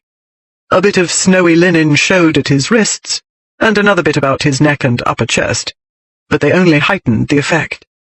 Even his waistcoat was black. Though she stood the room's length away, Jessica had no doubt the dark gaze sweeping carelessly over the assembly glittered with contempt, and the hard mouth was curled in the ever so faint, ever so scornful smile. The recollection of what that dissolute mouth had done to her a fortnight ago sent a wave of heat up her neck. She fanned herself and tried to drive the memory away, along with the suspicion that Sellouby was watching her out of the corner of his eye. She told herself it didn't matter what Sellouby or anyone else thought, except Dane. He had come, and she was here, so he could have no complaint on that score. All she had to do now was figure out what game he meant to play and play it by his rules, and hope the rules fell somewhere within the bounds of civilized behavior. Then, mollified, he would laugh and go on his merry way, and she could go home to England, and he would not come rampaging after her. She could pick up with her life precisely where she had left off, and in a very short time she would forget that he'd ever existed. Or she would remember him as one did a bad dream or a bout of fever, and sigh with relief that it was over.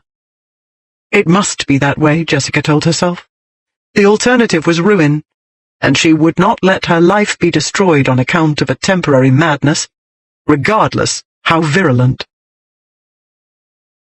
It took Dane exactly 9 seconds to spot Miss Trent in the mob. She stood with Celebi and several other notorious rakes at the far end of the ballroom.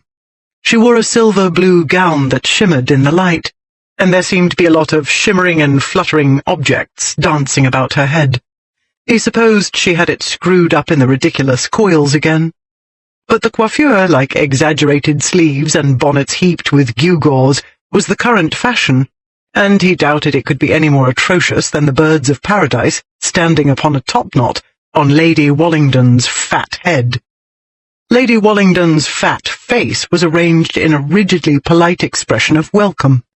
Dane stalked to her, made an extravagant bow, smiled, and pronounced himself enchanted and honoured, and generally beside himself with rapture.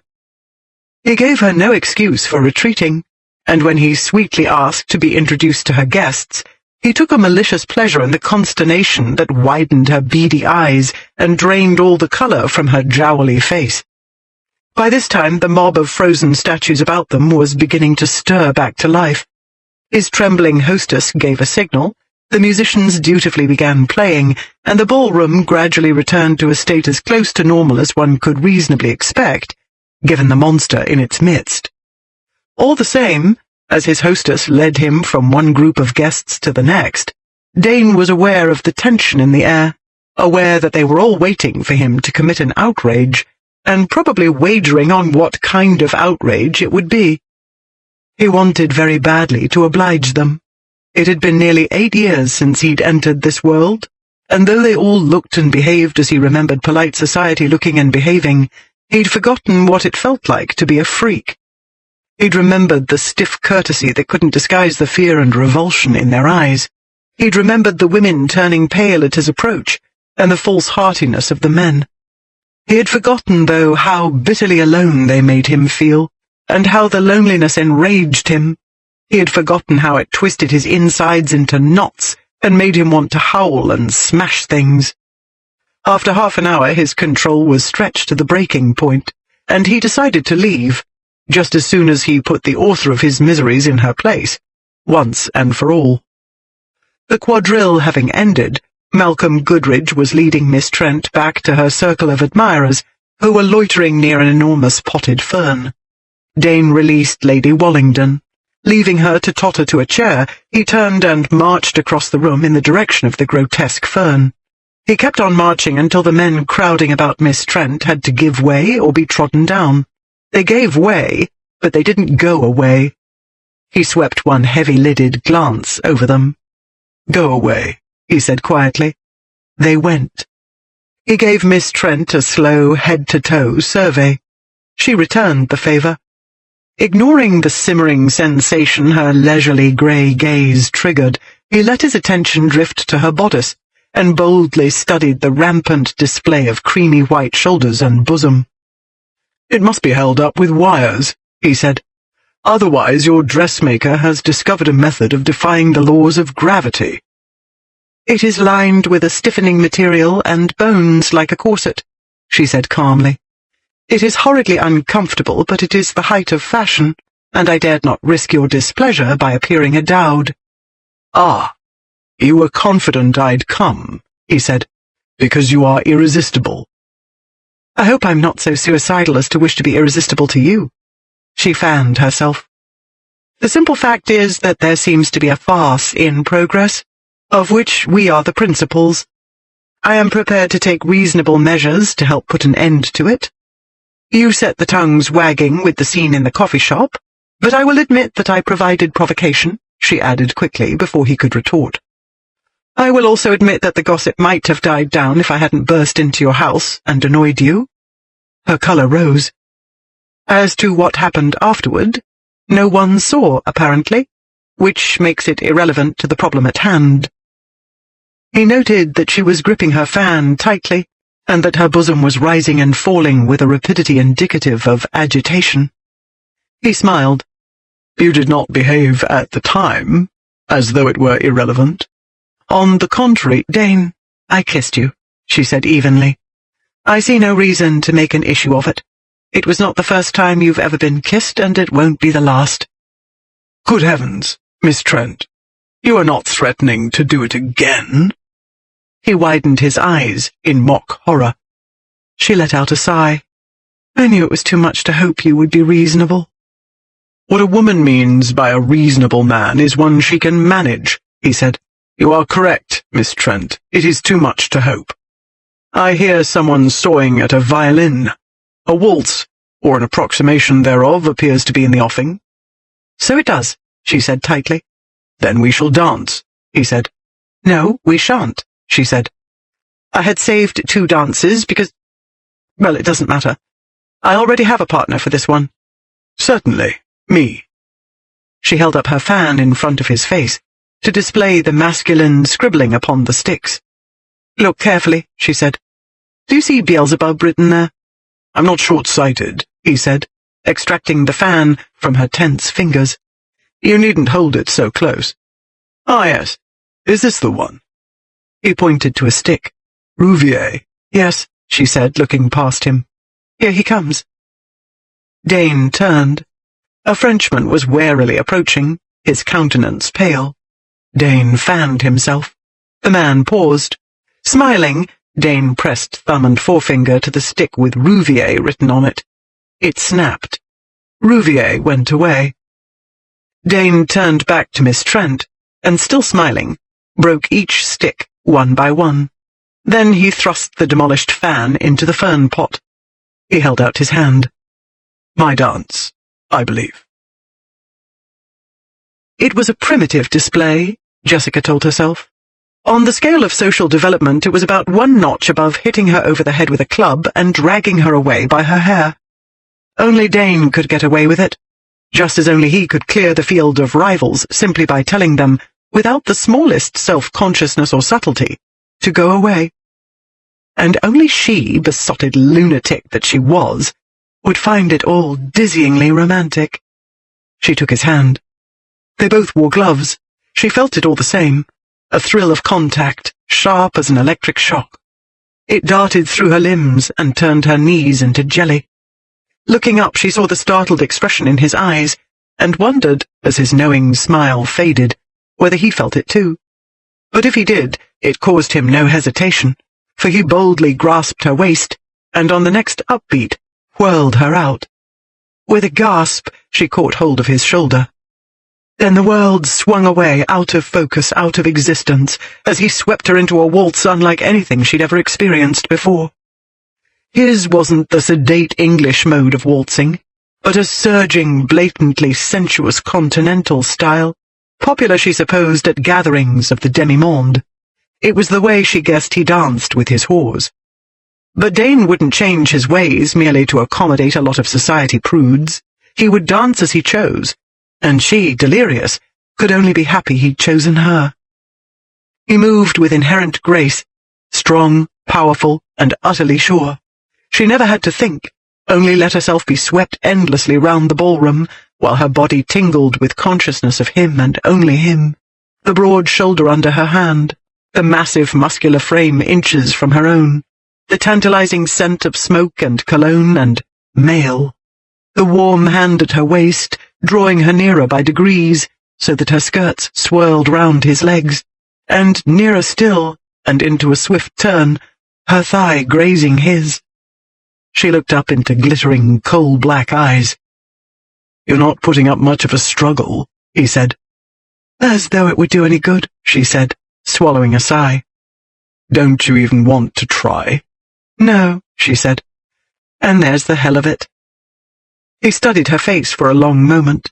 Then his mouth curved into that aggravatingly mocking smile. I see. You find me irresistible. I'll get over it, she said.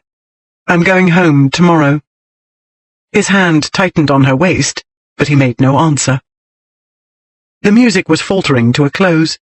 In a moment he'd laugh and walk away, and she could return to reality, and to a life in which he mustn't, be a part, or else she'd have no life at all. "I'm sorry I tarnished your reputation," she said. "But I didn't do it all by myself. You could have ignored me. You certainly didn't have to come tonight. Still, all you have to do now is laugh and walk away, and they'll see I mean nothing to you and they had it all wrong." He spun her into a last sweeping turn as the music ended, and held her one hammering moment longer than he should have. Even when he released her at last, he didn't release her altogether, but kept her hand imprisoned in his. "And what happens, Jess?" he said, his voice deepening. "If it turns out they had it right?" The throbbing undercurrent in the low baritone made her look up again. Then she wished she hadn't, because she thought she saw turmoil in the black depths of his eyes. It must be her own turmoil reflected there, she told herself. It couldn't be his, and so there was no reason her heart should ache to ease it. "It doesn't turn out that way," she said shakily. "You only came to make fools of them, and of me especially. You marched in and took over and made everyone kowtow to you, like it or not. You made me dance to your tune as well." "You seemed to like it," he said. "That doesn't mean I like you," she said. "You had better let go of my hand before people start thinking you like me." "I don't care what they think. Andiamo." Her hand firmly imprisoned in his, he started walking, and she had no choice but to go with him, or to be dragged along. He was leading her to the entryway. Jessica was looking frantically about her, debating whether it would do any good to scream for help, when a loud crash came from the card room. Then someone screamed and several others shouted, and there were more loud crashes. And in the next instant, everyone in the ballroom was rushing toward the noise. Everyone except Dane, who merely picked up his pace and continued toward the entrance. "It must be a fight," she said, trying to pull her hand free. "A riot, by the sounds of it. You'll miss the fun, Dane." He laughed and tugged her through the entryway. 7. Dane knew the house. It had belonged to the previous Marquis of Avery, and had been the scene of more than one drunken orgy. It was promising to become one of the most notorious residences in Paris when the Marquis had met his untimely death. That had been about 2 years ago, and the furnishings were vastly different now. Still, Dane had no trouble recognizing the small sun parlour on the ground floor, whose French doors opened into the garden. That was where he took Jessica. To negotiate. Because, as he should have expected and prepared for, matters were not proceeding as he'd planned. He had planned to wreak havoc and mayhem. Within 5 minutes of his arrival, he'd found that the combined pride of the Ballisters and Usignolos wouldn't let him. No matter how much he was goaded, he would not be reduced to behaving like an animal. Not in front of her, at any rate. He had remembered the scornful look she'd given her brother 2 weeks ago, and the contemptuously amused look she'd given Dane himself, and how it had made him behave like a complete idiot. He tried to forget it, but every moment and emotion of the episode was branded upon his mind. Humiliation, rage, frustration, passion, and one stunning moment of happiness. He had experienced a host of disagreeable emotions this evening, and forgotten them all the instant he'd danced with her. She'd been slender and supple and light in his arms, so easy to hold. Her skirts had swirled about his legs, and he'd thought of slim white limbs entangled with his amid the rustle of sheets. Her scent, the provocatively innocent blend of chamomile soap and woman, had whirled in his head, and he'd thought of pearly skin, glimmering in the light of a single candle, and long black hair tumbled upon a pillow, and himself, wrapped in her clean, sweet womanliness, touching, tasting, drinking her in. He had told himself these were ludicrous fantasies, that clean, sweet women did not lie in his bed and never would, willingly. But she had seemed willing enough to dance with him, though she couldn't have enjoyed it, and must have had a typically underhand feminine motive for seeming to. She'd made him believe she did, and that she was happy. and when he'd gazed into her upturned countenance, he'd believed for a moment that her silver-grey eyes had been glowing with excitement, not resentment, and she had let him draw her closer because that was where she wanted to be. It was all lies, of course, but there were ways to make certain lies half true. Dane knew the ways. She, like every other human being since the creation, had a price. Consequently, all he had to do was find out what it was, and decide whether he was willing to pay. He led her to a corner of the garden farthest from the blazing lights of the house.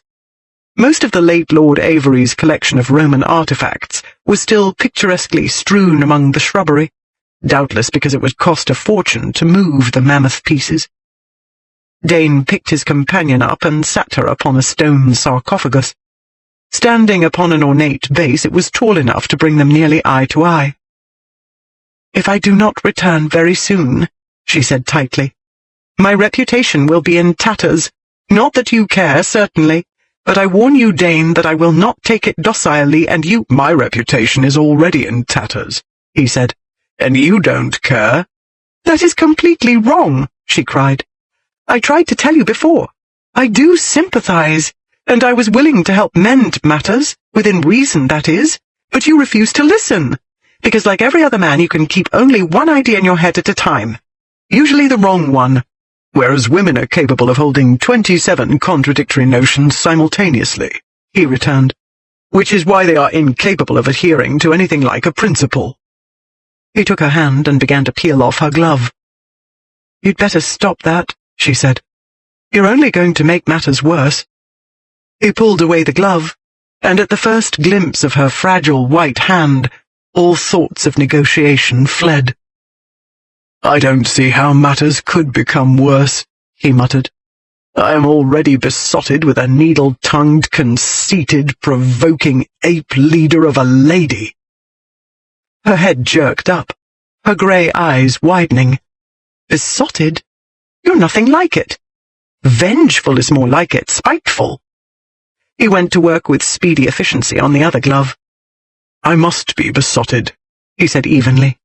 "I have the imbecilic idea that you're the prettiest girl I've ever seen. Except for your coiffure," he added with a disgusted glance at the coils and plumes and pearls. "That is ghastly." She scowled. "Your romantic effusions leave me breathless." He lifted her hand and pressed his mouth to her wrist. "Sono il tuo schiavo," he murmured. He felt the jump of her pulse against his lips. "It means, I am your slave," he translated, as she snatched her hand away. "Carissima, dearest." She swallowed. "I think you had better stick to English." "But Italian is so moving," he said. "Ti ho voluta dal primo momento che ti ho visto." "I've wanted you from the first moment I saw you." "Mi tormenti ancora." "You've tormented me ever since." He went on telling her in words she couldn't understand all he'd thought and felt, and while he talked, watching her eyes soften and hearing her breath quicken, he swiftly removed his own gloves. "Oh, don't," she breathed. He leaned in closer, still speaking the language that seemed to mesmerize her.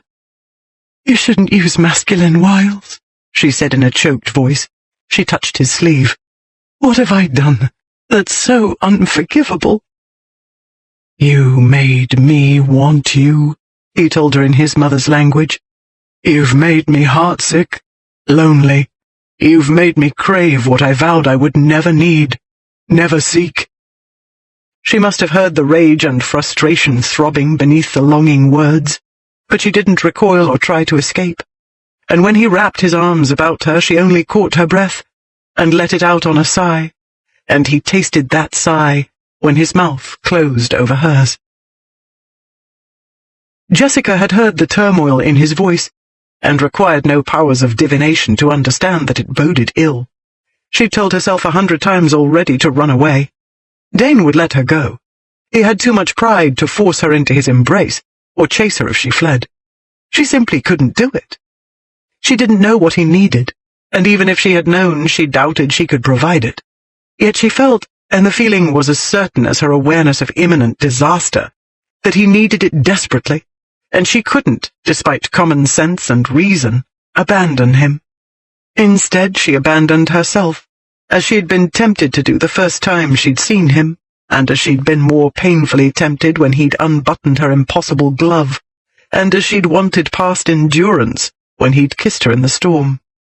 He was big and dark and beautiful, and he smelled of smoke and wine and cologne and male. Now she found that she'd never wanted anything so desperately in all her life as she wanted his low voice sending shivers up and down her back, and the lashing strength of his arms about her, and his hard, depraved mouth crushing hers.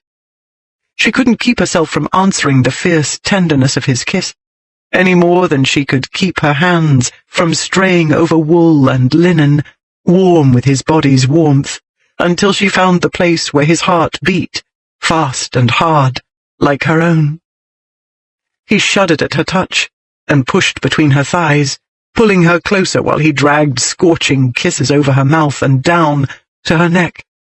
She was aware of hot masculinity throbbing against her belly, and of the pulsing heat that contact generated in the intimate place between her legs. She heard the rational voice in her head telling her matters were escalating too swiftly, and urging her to draw back, to retreat while she still could, but she couldn't. She was wax in his hands, melting under the kisses simmering over the swell of her breast. She'd thought she understood what desire was, attraction, a potent magnetic current between male and female drawing them together. She'd thought she understood lust, a hunger, a craving. She'd been feverish at night, dreaming of him, and restless and edgy by day, thinking of him. She'd called it animal attraction, primitive, mad. She found she'd understood nothing. Desire was a hot, black whirlpool, tearing her this way and that, and all the while, inevitably, and with perilous swiftness, dragging her down, beneath intellect, beneath will and shame. She felt the impatient tug at the ties of her bodice, felt the fastenings give way, and it only made her impatient too, to yield, to give whatever he needed. She felt his fingers trembling as they slid over the skin he'd bared, and she trembled as well, aching under his shatteringly gentle touch. "Bachami." His voice was rough, his touch a silken caress. "Kiss me, Jess, again, as though you mean it." She lifted her hands and slid her fingers into his thick, curling hair and brought his mouth to hers. She kissed him with all the shameless meaning she had in her. She answered the bold thrust of his tongue as eagerly as her body answered the gentler ravishment of his caress, lifting and arching into him to press her aching breast against his big, warm hand. This was what she'd needed, hungered for from the moment she'd met him. He was a monster, but she'd missed him all the same. She'd missed every terrible thing about him, and every wonderful thing. The warm, massive, muscular body vibrating power, insolence, and animal grace. The bold black eyes, stone-cold one moment and blazing hellfire the next. The low rumble of his voice, mocking, laughing, icy with contempt or throbbing with yearning. She had wanted him from the start, without understanding what desire was. Now he'd taught her what it was and made her want more. She broke away, and pulling his head down, kissed his beautiful, arrogant nose and his haughty brow, and trailed her mouth over his hard jaw. "Oh, Jess." His voice was a moan. "Si, ancora. Baciami, abbracciami." She heard nothing else, only the need in his voice. She felt nothing else, only the heat of desire pressed to her own heat.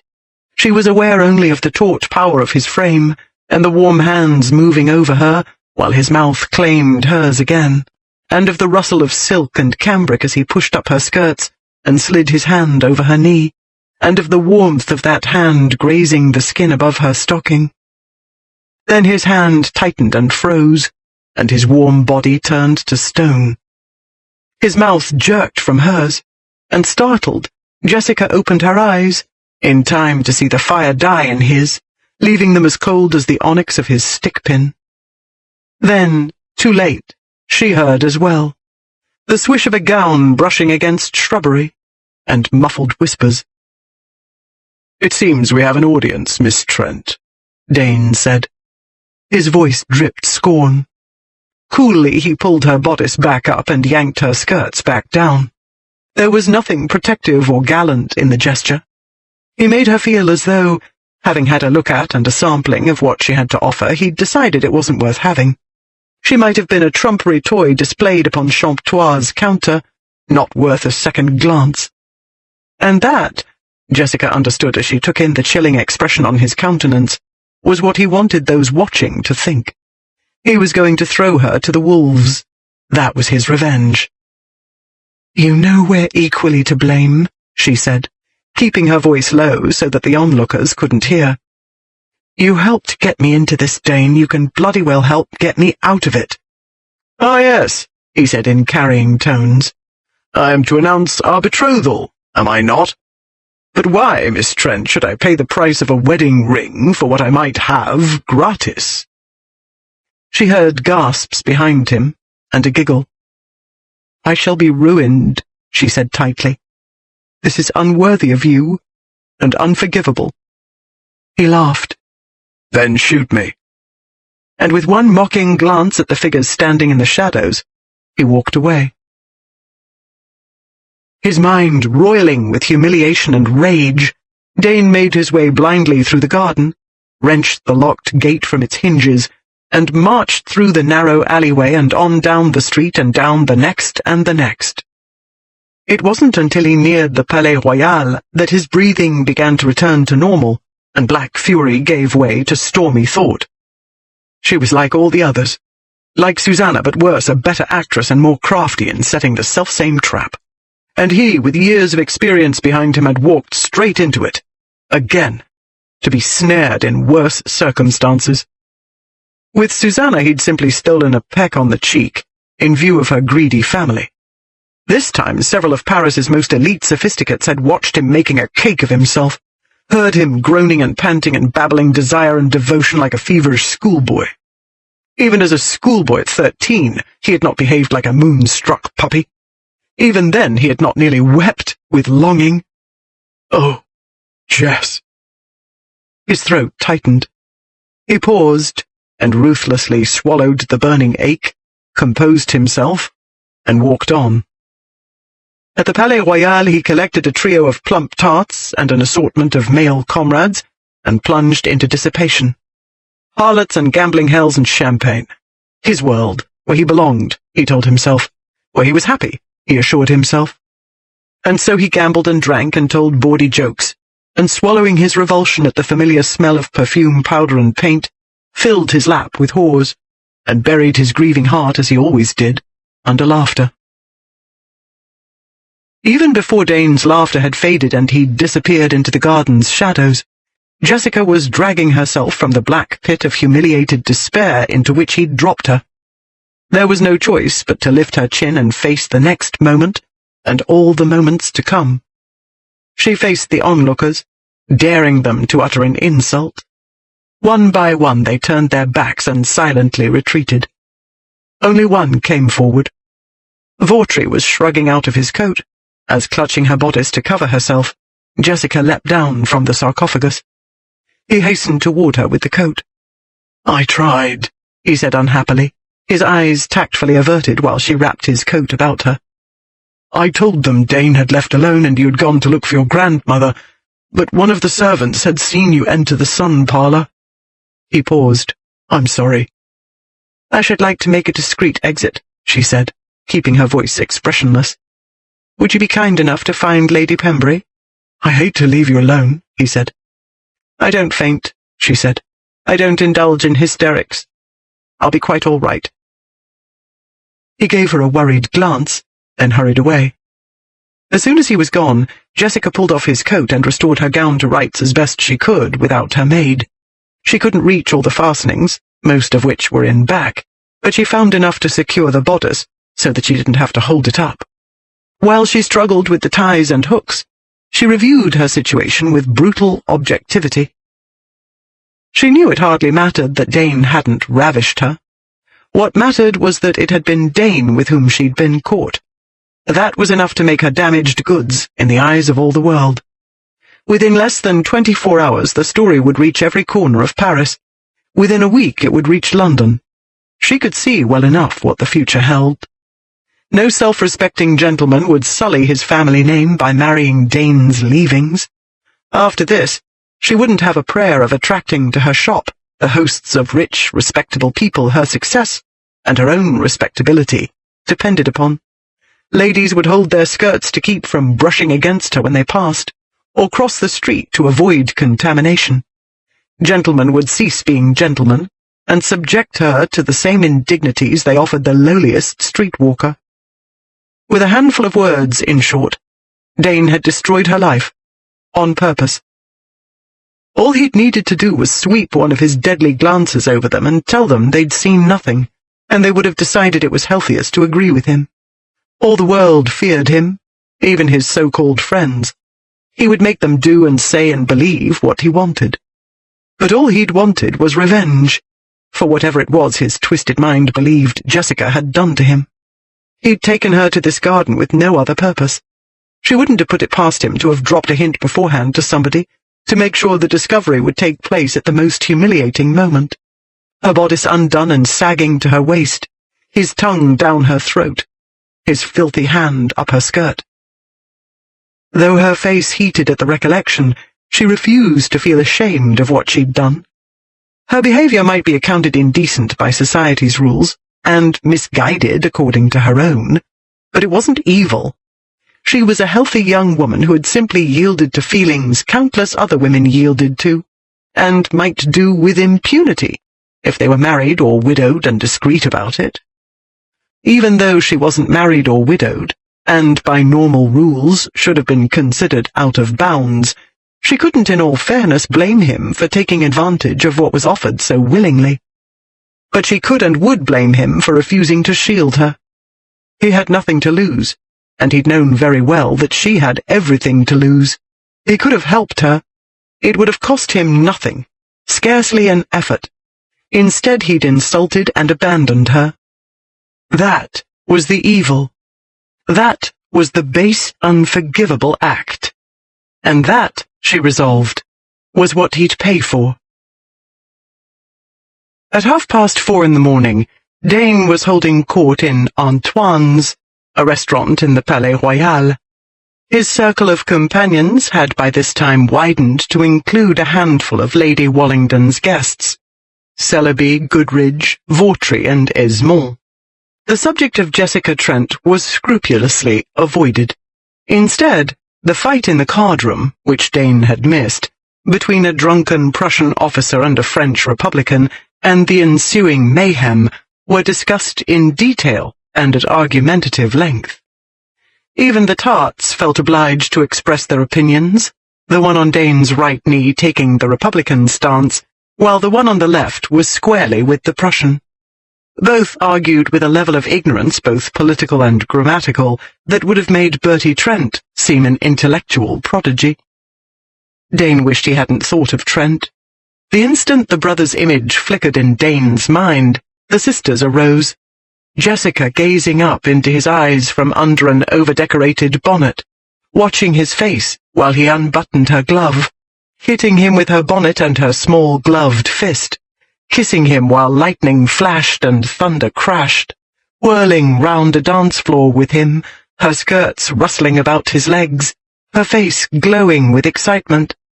And later, in his arms, a firestorm of images, feelings, and one sweet, anguished moment, when she had kissed his big, loathsome nose, and cut his heart to pieces and put it back together again and made him believe he was not a monster to her.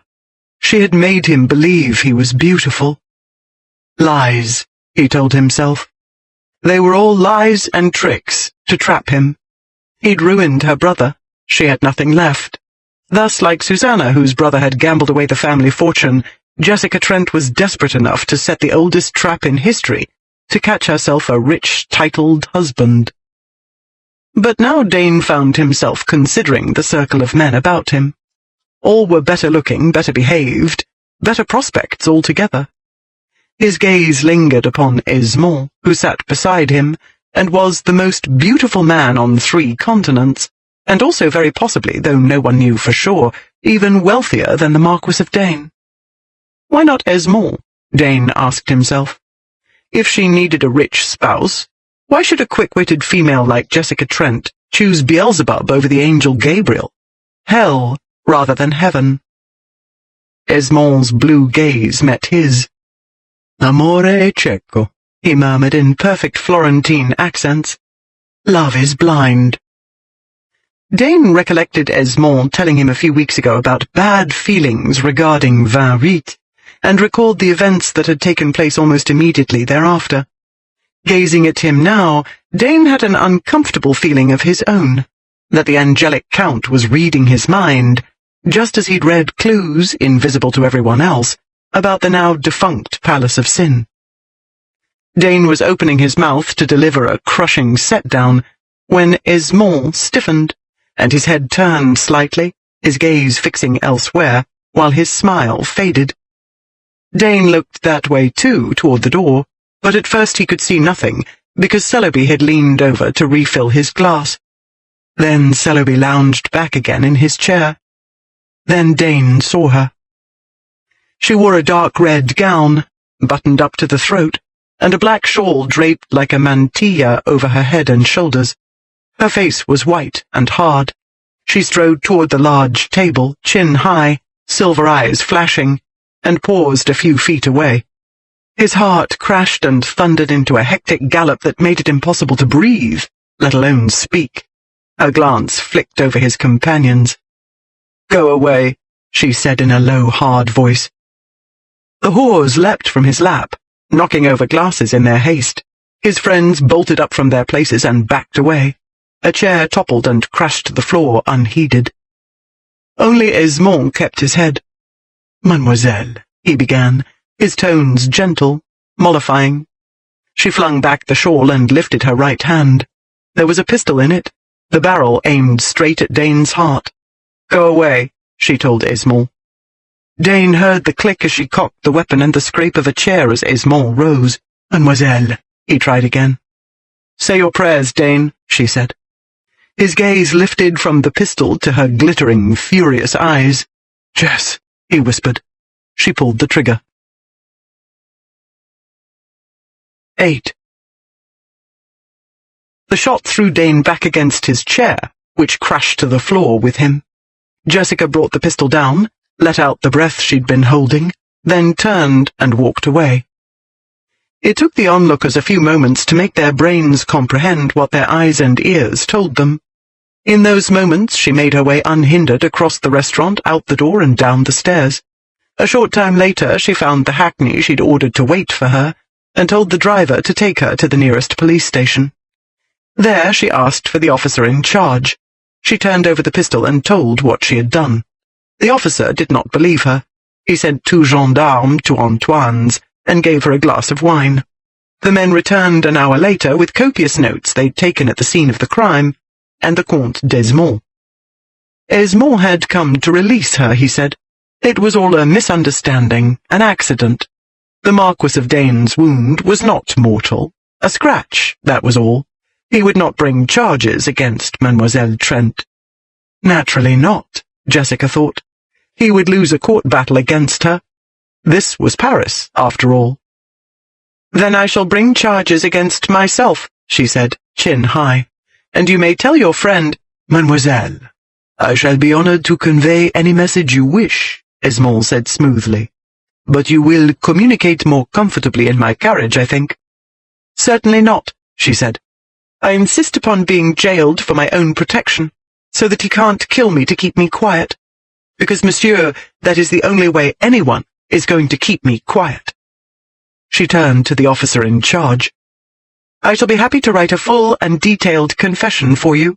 I have nothing to hide. I shall be delighted to speak with the reporters who will no doubt be mobbing the place in the next half hour."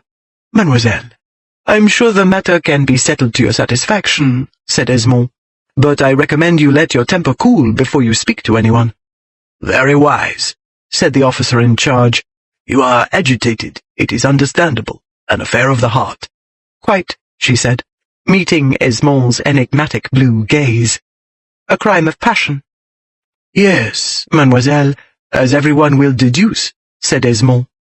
If the police do not release you immediately, there will be more than reporters storming the place. All of Paris will rise up to rescue you, and the city will be plunged into riot. You do not wish innocent people to be killed on your account, I am sure. There was a clamour outside, the first contingent of reporters, she guessed. She drew out the moment, letting tension build in the room.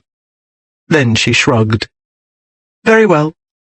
I shall go home, for the sake of the endangered innocents.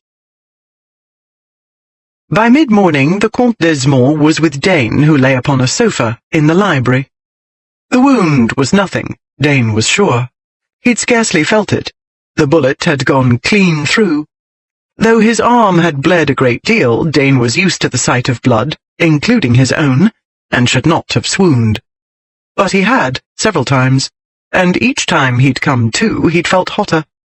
A physician had come and examined the wound and treated it and bandaged it, and told Dane he was very lucky.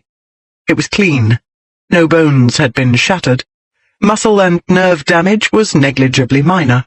There was no danger of infection.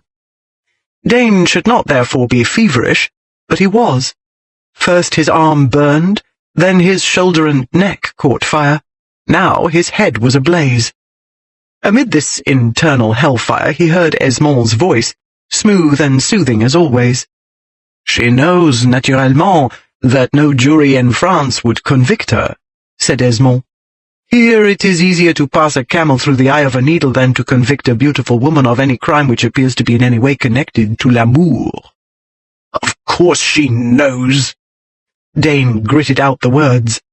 Just as I know she didn't do it in the heat of the moment. Did you see her hand? Not a hint of trembling. Cold and steady as you please. She was not in a mindless rage. She knew precisely what she was doing. She knows very well what she is doing, Esmond agreed. Shooting you was only the beginning. She means to make a spectacle of you. I am to tell you that she will make public, in the courtroom if she can get the trial she insists upon, or in the papers if she cannot, every detail of the episode. She says she will repeat all you said to her and describe in full detail everything you did. In other words, she'll exaggerate and twist words to her purpose, said Dane, angrily aware that all she had to utter was the truth, and that, in the eyes of the world, would reduce Lord Beelzebub to a love-sick, panting, groaning, sweating schoolboy. His friends would howl with laughter at his mawkish outpourings, even the Italian. She would remember what the words sounded like. She was adept in Latin, wasn't she? And do an apt imitation because she was quick and clever and vengeful. Then all his mortifying secrets, dreams, fantasies would be translated into French and English, and soon every other language known to humankind. The words would be printed in bubbles over his head in print-shop caricatures. Farces of the episode would be enacted upon the stage. That was merely a fraction of what he'd face, Dane knew. He had only to recollect how the press had pilloried Byron a dozen years earlier, and the poet had been a model of social rectitude compared to the Marquis of Dane. Furthermore, Byron had not been obscenely wealthy, terrifyingly big and ugly, and infuriatingly powerful. The bigger they are, the harder they fall, and the better the world liked seeing them fall. Dane understood the way of the world very well. He could see plainly enough what the future held. Miss Jessica Trent saw too, undoubtedly. That was why she hadn't killed him. She wanted to make sure he suffered the torments of hell while he lived. She knew he would suffer, because she had struck in the only place where he could be hurt, his pride. And if he couldn't endure it, which she knew of course he couldn't, she'd get her satisfaction in private, no doubt. She would make him crawl. She had him exactly where she wanted him, the she-devil. Amid the hellfire raging over half his body, his head began to pound. I'd better deal with her directly, he said. His tongue was thick, slurring the words. Negotiate. Tell her. He swallowed. His throat burned too. Terms. Tell her. He shut his eyes and searched his throbbing, roiling mind for words, but they wouldn't come. His head was a red-hot mound of metal a hellish blacksmith was hammering upon, pounding intellect, thought, into nothingness. He heard Esmond's voice, very far away, but couldn't make sense of the words. Then the satanic hammer struck one shattering blow and knocked Dane into oblivion. Consumed by the feverish illness he shouldn't have had, Dane drifted in and out of consciousness for most of the next 4 days. On the morning of the 5th day, he woke fully and more or less recovered. That was to say, the fire and throbbing were gone. His left arm refused to move, though. It dangled uselessly at his side. There was feeling in it, but he couldn't make it do anything. The physician returned, examined, made wise noises, and shook his head. "I can find nothing wrong," he said. He summoned a colleague who also found nothing wrong and summoned another with the same result. By late afternoon, Dane had seen 8 medical men, all of whom told him the same thing. By then, Dane was beside himself. He had been poked and questioned and muttered over for most of the day, and spent a great deal of money on physicians' fees to no purpose. To cap it off, a law clerk arrived minutes after the last quack left. Herbert delivered the message the clerk had brought just as Dane was attempting to pour himself a glass of wine. His eye upon the note on the silver salver, Dane missed the glass and splattered wine on his dressing gown, slippers, and the oriental carpet. He hurled imprecations as well as the salver at Herbert's head, then stormed out of the drawing room and on to his own room, where he worked himself into a fury trying to unseal and unfold the note with one hand. By then, he was so enraged he could scarcely see straight. There was little enough to see. According to the note, Mr. Andrew Herriard wished to meet with his lordship's solicitor on behalf of Miss Jessica Trent. Lord Dane's insides turned to lead.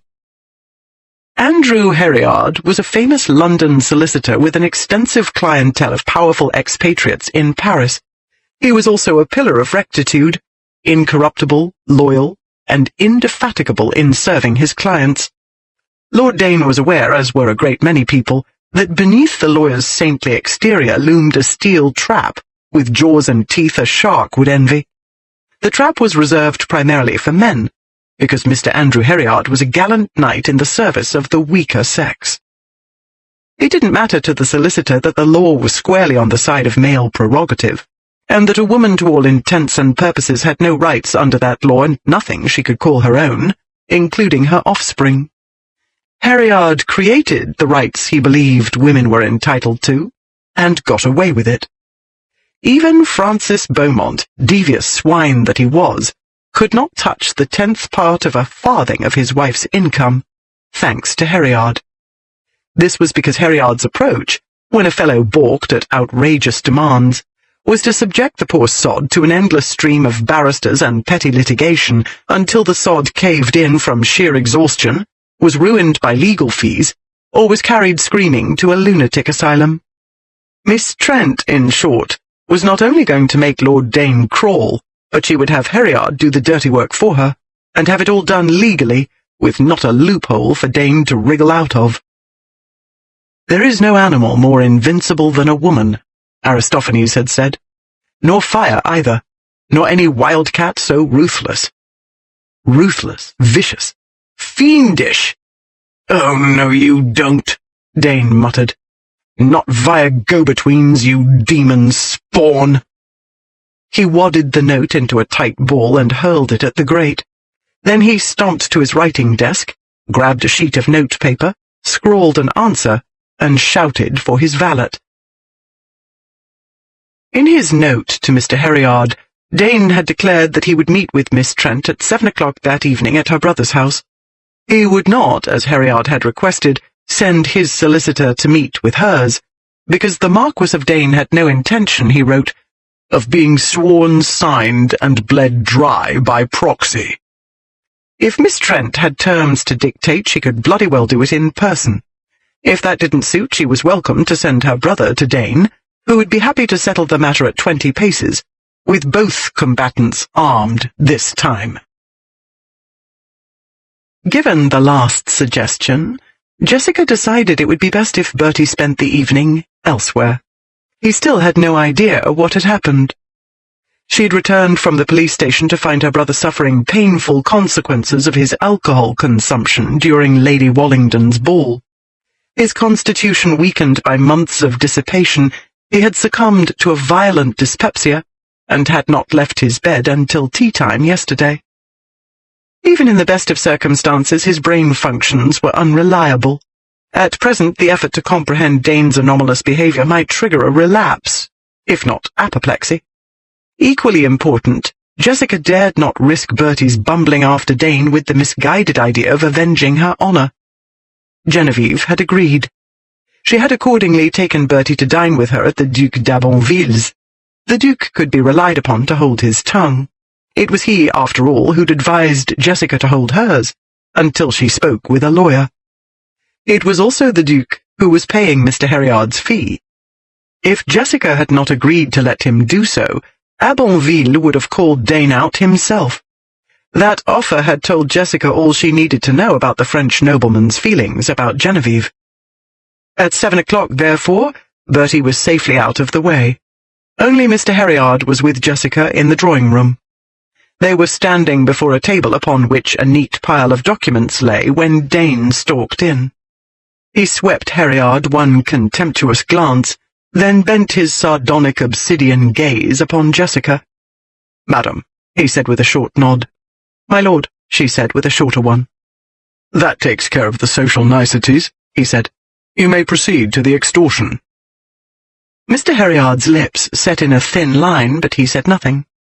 He took up the papers from the table and gave them to Dane, who moved across the room to a window. He set the papers upon the wide sill, took up the topmost one, and leisurely read it. When he was done, he put it down and took up the next. Minutes ticked by. Jessica waited, growing edgier with each passing moment. Finally, nearly a half-hour later, Dane looked up from the documents it should have taken him a fraction of that time to comprehend. "I wondered how you meant to play it," he told Herriard. "If we spare ourselves the legalisms and Latinisms, what it boils down to is a defamation suit. If I don't agree to settle the matter privately, according to your exorbitant terms."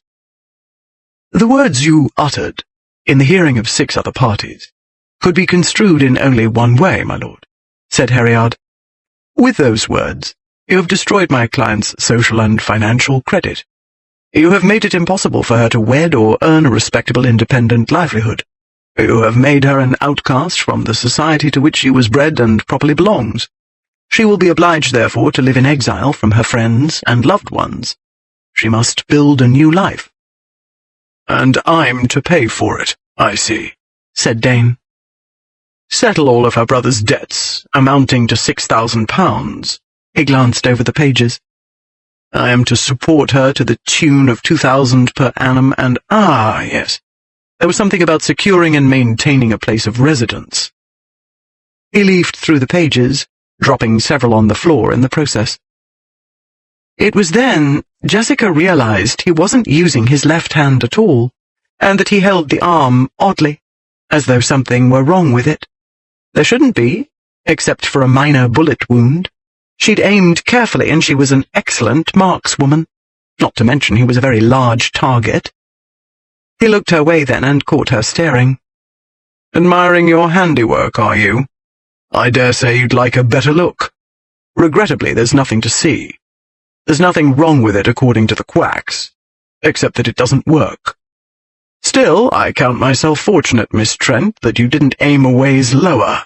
I'm merely disarmed, not unmanned. But I have no doubt Herriard here will see to the emasculation." Her conscience pricked. She ignored it. "You got, and will get, exactly as you deserve, you deceitful, spiteful brute." "Miss Trent," Herriard said gently.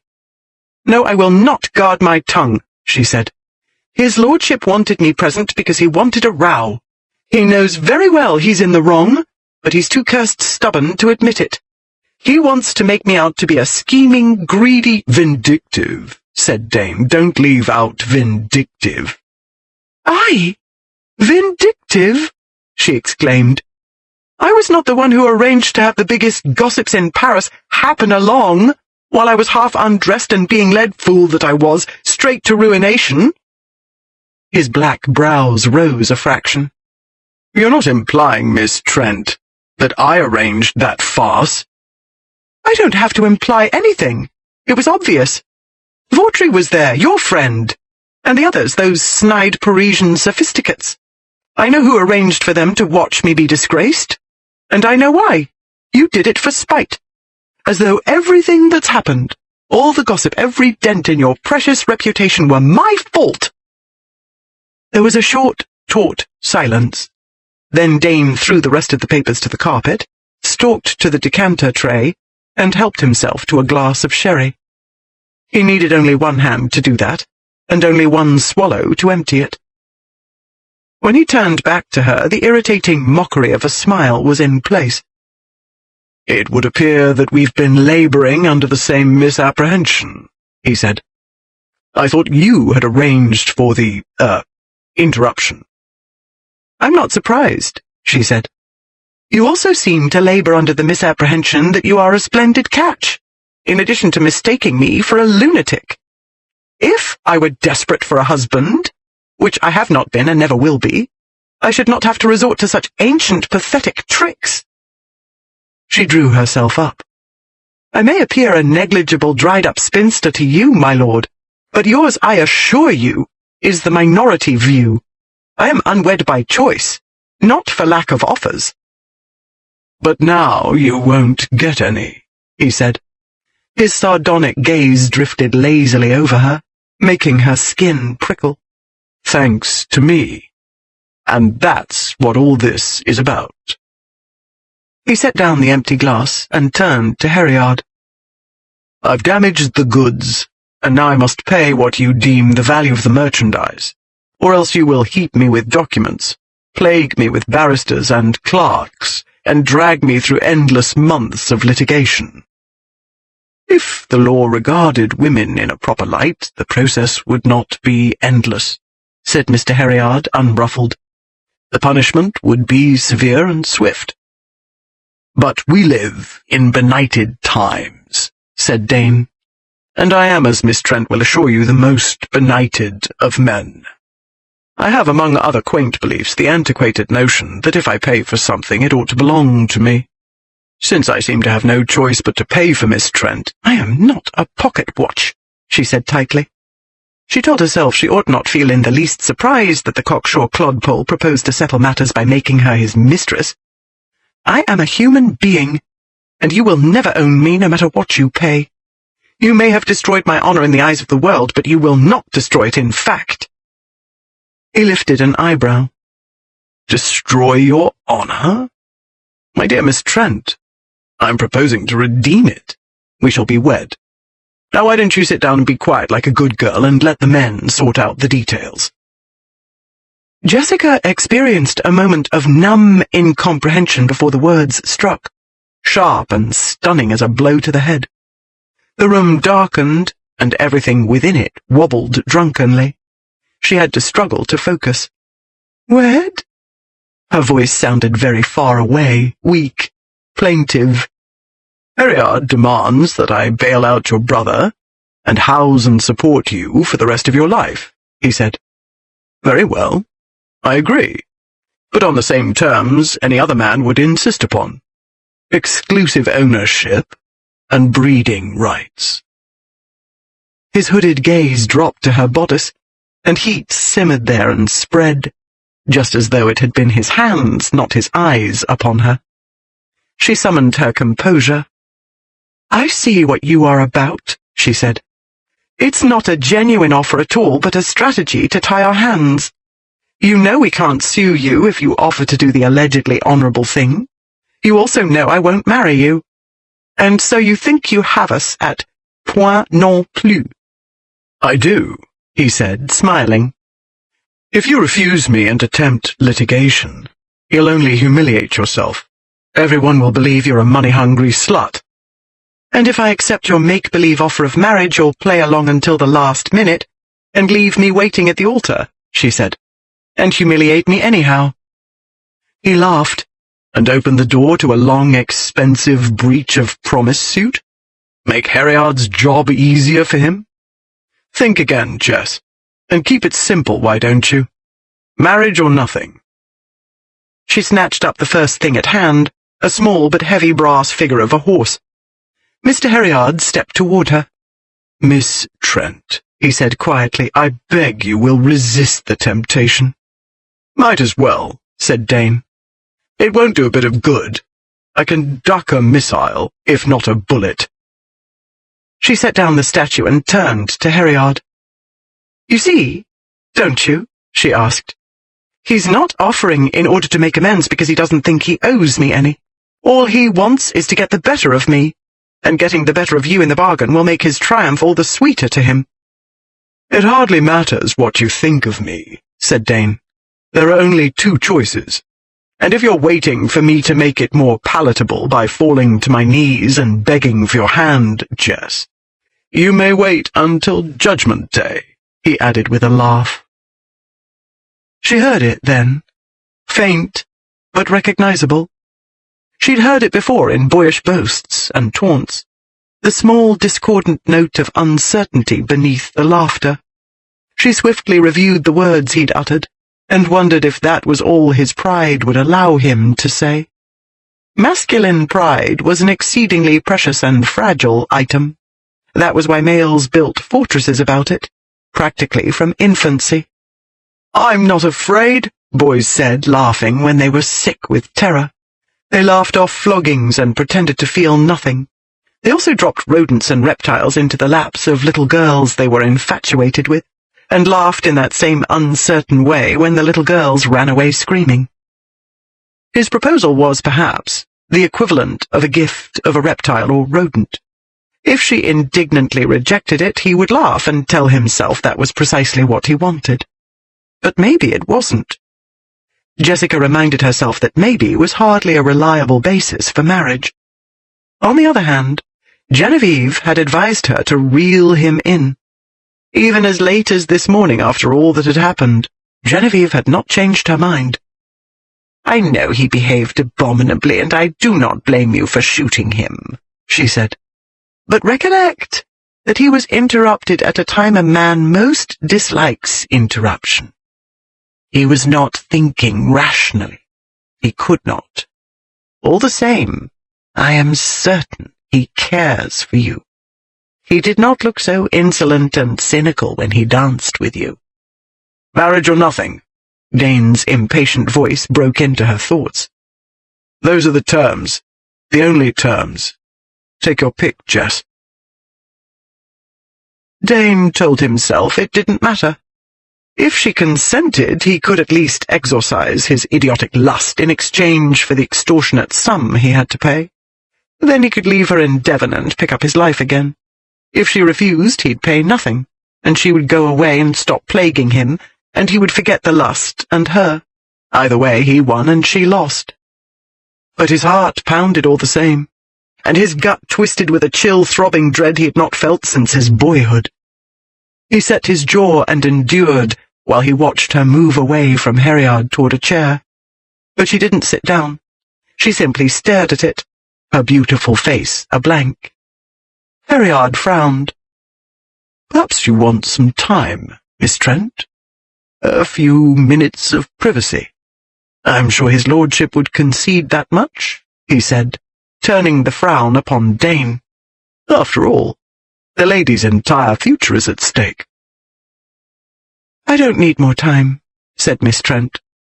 "It is easy enough to calculate the assets and liabilities on either side." She looked up at Dane and, to his astonishment, smiled. "I find the prospect of a life of poverty and obscurity in a remote outpost of civilization singularly unattractive. I can think of nothing more absurd than living so merely for the sake of my pride. I'd much rather be a wealthy marchioness. You are perfectly awful, of course, Dane, and I don't doubt you'll strive to make my life a misery to me. However, Mr. Herriard will see that I'm well provided for in the mercenary sense. Also, I shall derive some personal satisfaction from knowing that you will have to eat every last contemptuous word you ever uttered about men who let themselves be trapped into marriage and entanglements with respectable women. I should give anything to be a fly on the wall when you explain your betrothal to your friends, my Lord Beelzebub." He stared at her, afraid to trust his hearing. "The answer is yes," she said impatiently. "Do you think I'm such a sapskull as to say no and let you off scot-free?" He found his voice. "I knew that was too much to hope." She approached him. "What will you tell your friends, Dane? Something about marriage being less bother than having me chasing after you and shooting you, I suppose?"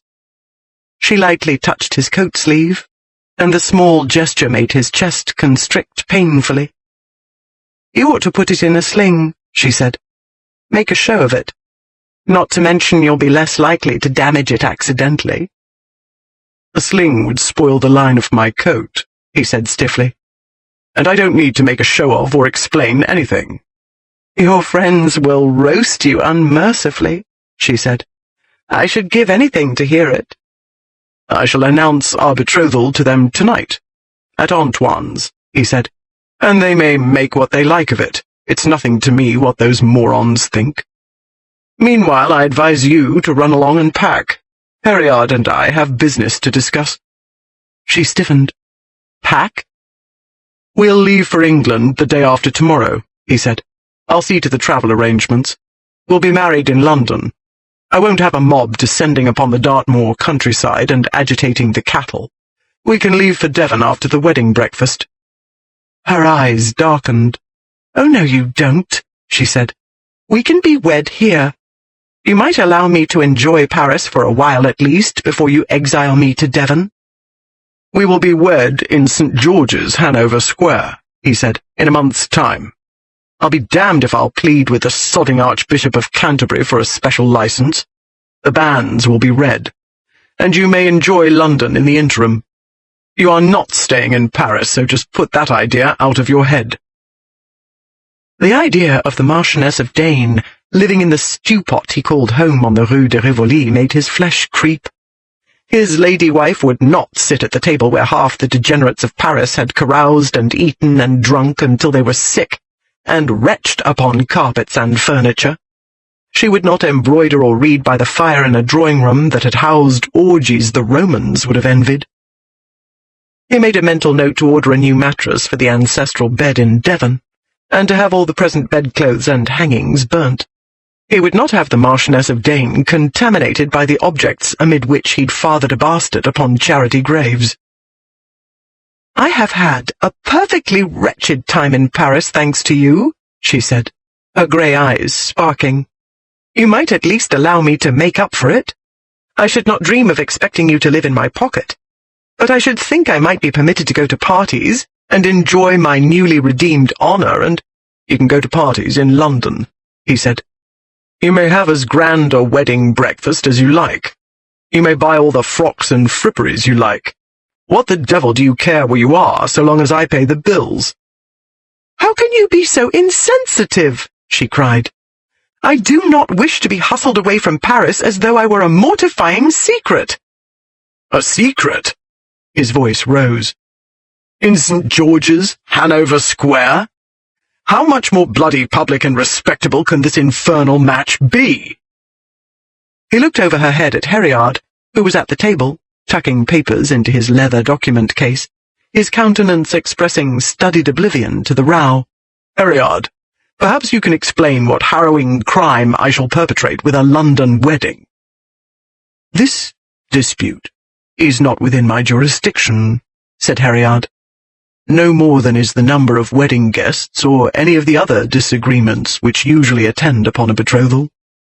You will have to negotiate on your own." Lord Dane thought he'd endured enough negotiating for one day. He had not come intending to marry the author of his misery, not consciously at any rate. He had offered, he'd thought, only because he couldn't bear to be cornered and harried and beaten by a vengeful little spinster and her diabolical lawyer. He had not realized, until he offered, How very much her answer did matter. He had not realized until now how boring and depressing Paris and the weeks and months to come would appear when he contemplated her gone forever.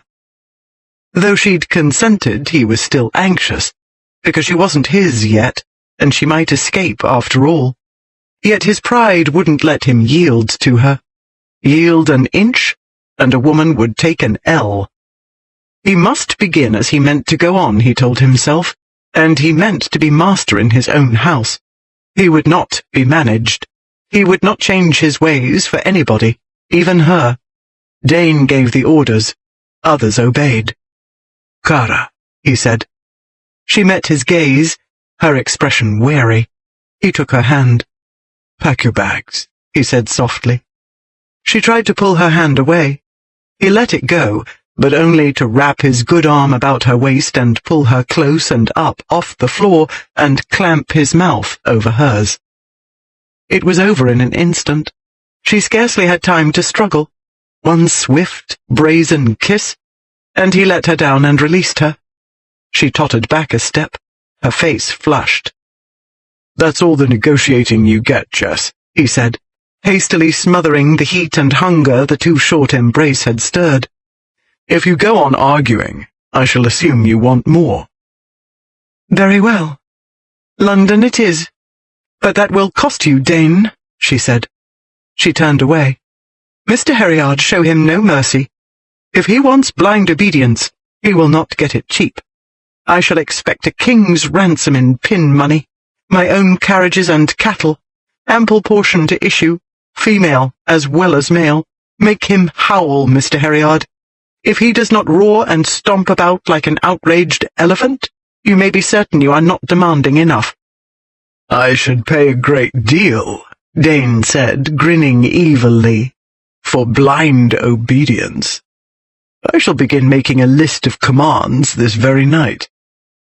He made her an extravagant bow. "Until the day after tomorrow, then, Miss Trent." She curtsied. "Go to blazes, Dane."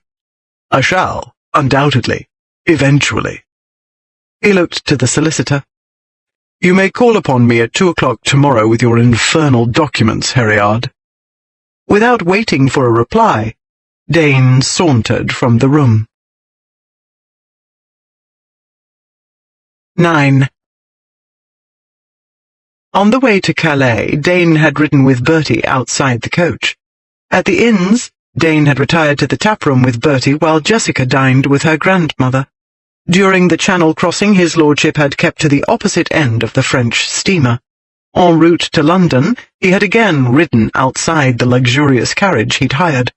Once in London, he had deposited her, Bertie, and Genevieve at the door of Uncle Arthur and Aunt Louisa's house. Jessica had not seen her betrothed since. Now, a full fortnight after leaving Paris, 14 days, during which her affianced husband seemed determined to ignore her out of existence, he arrived at 2 o'clock in the afternoon and expected her to drop whatever she was doing to attend to him. "He wants me to go for a drive?" Jessica said indignantly when her flustered aunt returned to the sitting room to relay Dane's message. "Just like that? He has suddenly recollected my existence and expects me to come running at the snap of his fingers? Why didn't you tell him to go to the devil?" Aunt Louisa sank into a chair, pressing her fingers to her forehead. In the few minutes she'd spent with him, Dane had evidently managed to undermine even her autocratic composure. "Jessica, pray look out the window," she said. Jessica set down her pen upon the writing desk where she'd been battling with the wedding breakfast menu, rose, and went to the window. Upon the street below she saw a handsome black curricle. It was attached to 2 very large, very temperamental black geldings, which Bertie was struggling mightily to hold. They were snorting and dancing restlessly about. Jessica had no doubt that in a very few minutes they'd be dancing on her brother's head. "His almighty lordship says he will not leave the house without you." Aunt Louisa's voice throbbed with outrage. "I advise you to hurry before those murderous beasts of his kill your brother." In 3 minutes, A seething Jessica had a bonnet upon her head, and her green pelisse snugly fastened over her day frock. In another 2, she was being helped onto the carriage seat, or shoved was more like it, for Dane promptly flung his huge body onto the seat, and she had to wedge herself into a corner to avoid his brawny shoulder. Even so, in the narrow space it was impossible to escape physical contact. His useless left hand lay upon his thigh, and that muscled limb pressed brazenly against hers, as did the allegedly crippled left arm. Their warmth penetrated the thick fabric of her pelisse, as well as the muslin frock beneath, to make her skin tingle. "Comfortable?" he asked with mocking politeness. "Dane, this curricle is not big enough for the 2 of us," she said crossly. "You're crushing me." "Maybe you'd better sit on my lap, then," he said. Suppressing the urge to slap the smirk off his face, she turned her attention to her brother, who was still fumbling about the horses' heads. "Confound you, Bertie, get away from there," she snapped. "Do you want them to mash your skull upon the paving stones?" Dane laughed and gave the beasts leave to start, and Bertie hastily stumbled back to the safety of the sidewalk. A moment later, the curricle was hurtling at a breakneck pace through the crowded West End streets, jammed, however, between the high cushioned side of the carriage seat and the rock-hard body of her demonic betrothed. Jessica knew she was in small danger of tumbling out. She leaned back and contemplated Dane's steeds from hell. They were the worst-tempered horses she'd ever encountered in her life. They fussed and snorted about and objected to everything and everybody that strayed into their path. They tried to trample pedestrians. They exchanged equine insults with every horse they met. They tried to knock over lampposts and curb posts, and strove to collide with every vehicle that had the effrontery to share the same street with them. Even when they reached Hyde Park, the animals showed no signs of tiring.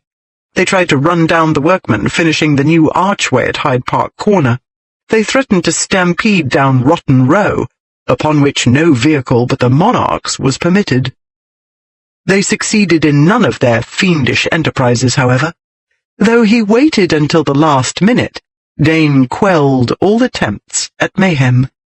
To Jessica's mingled annoyance and admiration, he did so without seeming to make the slightest effort, despite having to drive with only one hand. "I suppose there wouldn't be any challenge in it," she said, thinking aloud, "if your cattle behaved themselves." He smoothly drew the right one back from imminent collision with the statue of Achilles and turned the satanic beasts westward into the drive. "Perhaps your ill temper has communicated itself to them and they're frightened. They don't know where to run, what to do. Is that it? Nick? Harry? Afraid she'll shoot you?" The beasts tossed their heads and answered with evil, horsey laughter. Leave it to Dane, she thought, to give his horses Lucifer's nicknames, and leave it to him to own animals who fully merited the names. "You'd be ill-tempered too," she said, "if you'd spent the last week wrestling with guest lists and wedding breakfast menus and fittings and a lot of pestering relatives. You'd be cross too if every tradesman in London were besieging your house, and if your drawing room had come to look like a warehouse, heaped with catalogues and samples. They have been plaguing me since the morning our betrothal announcement appeared in the paper." "I shouldn't be ill-tempered in the least," he said, "because I should never be so cork-brained as to let myself be bothered." "You're the one who insisted upon the grand wedding at St. George's, Hanover Square," she said. "Then you left it all to me. You haven't made the smallest pretense of helping." "I? Help?" he asked incredulously. "What the devil are servants for, you little nitwit? Did I not tell you to send the bills to me? If no one else in the household is competent to do the work, then hire somebody. If you want to be a wealthy marchioness, why don't you act like one? The working classes work," he explained with exaggerated patience. "The upper classes tell them what to do. You should not upset the social order. Look at what happened in France. They overthrew the established order decades ago, and what have they got to show for it? A king who dresses and behaves like a bourgeois, open sewers in their grandest neighborhoods, and not a decently lit street except about the Palais Royal." She stared at him. "I had no idea you were such a Tory snob. Certainly one couldn't tell, given your choice of companions." He kept his gaze upon the horses. "If you're referring to the tarts, may I remind you that they're hired help?" The last thing she wanted was to be reminded of his bed partners. Jessica did not want to think about how he'd amused himself at night, while she lay sleepless in her bed, fretting about the wedding night and her lack of experience, not to mention her lack of the Rubenesque figure he was so revoltingly partial to. Gloomily certain that her marriage would be a debacle, no matter what Genevieve said, Jessica did not want to care whether she pleased him in bed or not. She could not get the better of her pride, though, and that feminine vanity couldn't bear the prospect of failing to captivate a husband. Any husband, even him. Neither of Genevieve's spouses had ever dreamt of straying, nor had any of the lovers she'd discreetly taken during her long widowhood. But now was hardly the time to wrestle with that daunting problem, Jessica told herself. It made more sense to get the opportunity to get some practical matters sorted out. Like the guest list. "I know where your female companions fit on your social scale," she said. "The men are another matter. Mr. Beaumont, for instance. Aunt Louisa says one may not invite him to the wedding breakfast because he isn't good ton, but he is your friend." "You bloody well better not invite him," Dane said, his jaw hardening.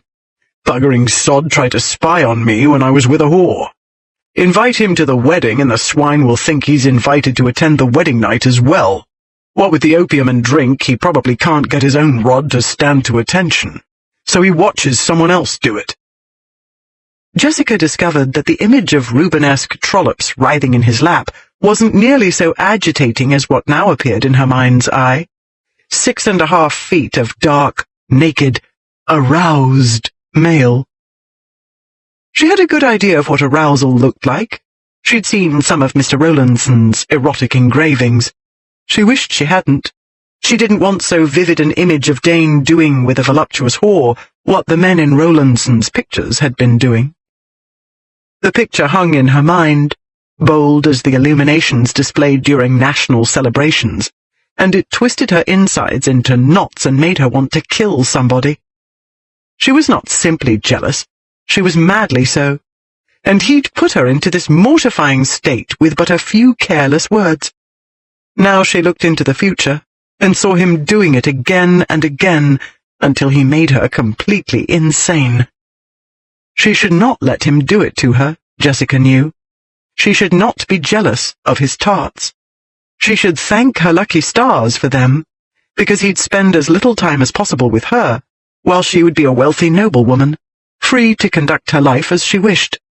She'd told herself this 1,000 times at least, since the day he'd so insolently proposed, and she'd stupidly let her heart soften.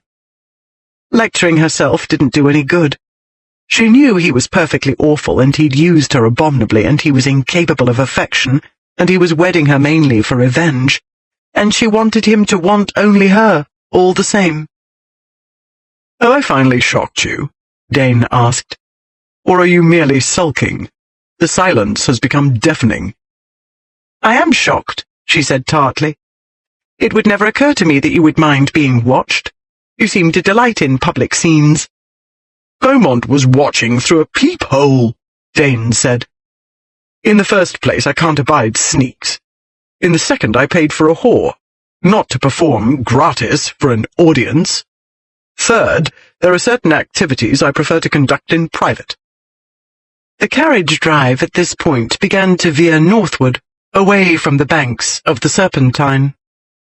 The horses struggled to continue along the riverbank, aiming at a stand of trees. Dane smoothly corrected their direction without appearing to take any notice of what he was doing. "At any rate, I felt obliged to clarify my rules with the aid of my fists," he went on. "It's more than possible Beaumont holds a grudge. I shouldn't put it past him to take out his ill feeling on you. He's a coward and a sneak, and he has a nasty habit of—" He trailed off, frowning.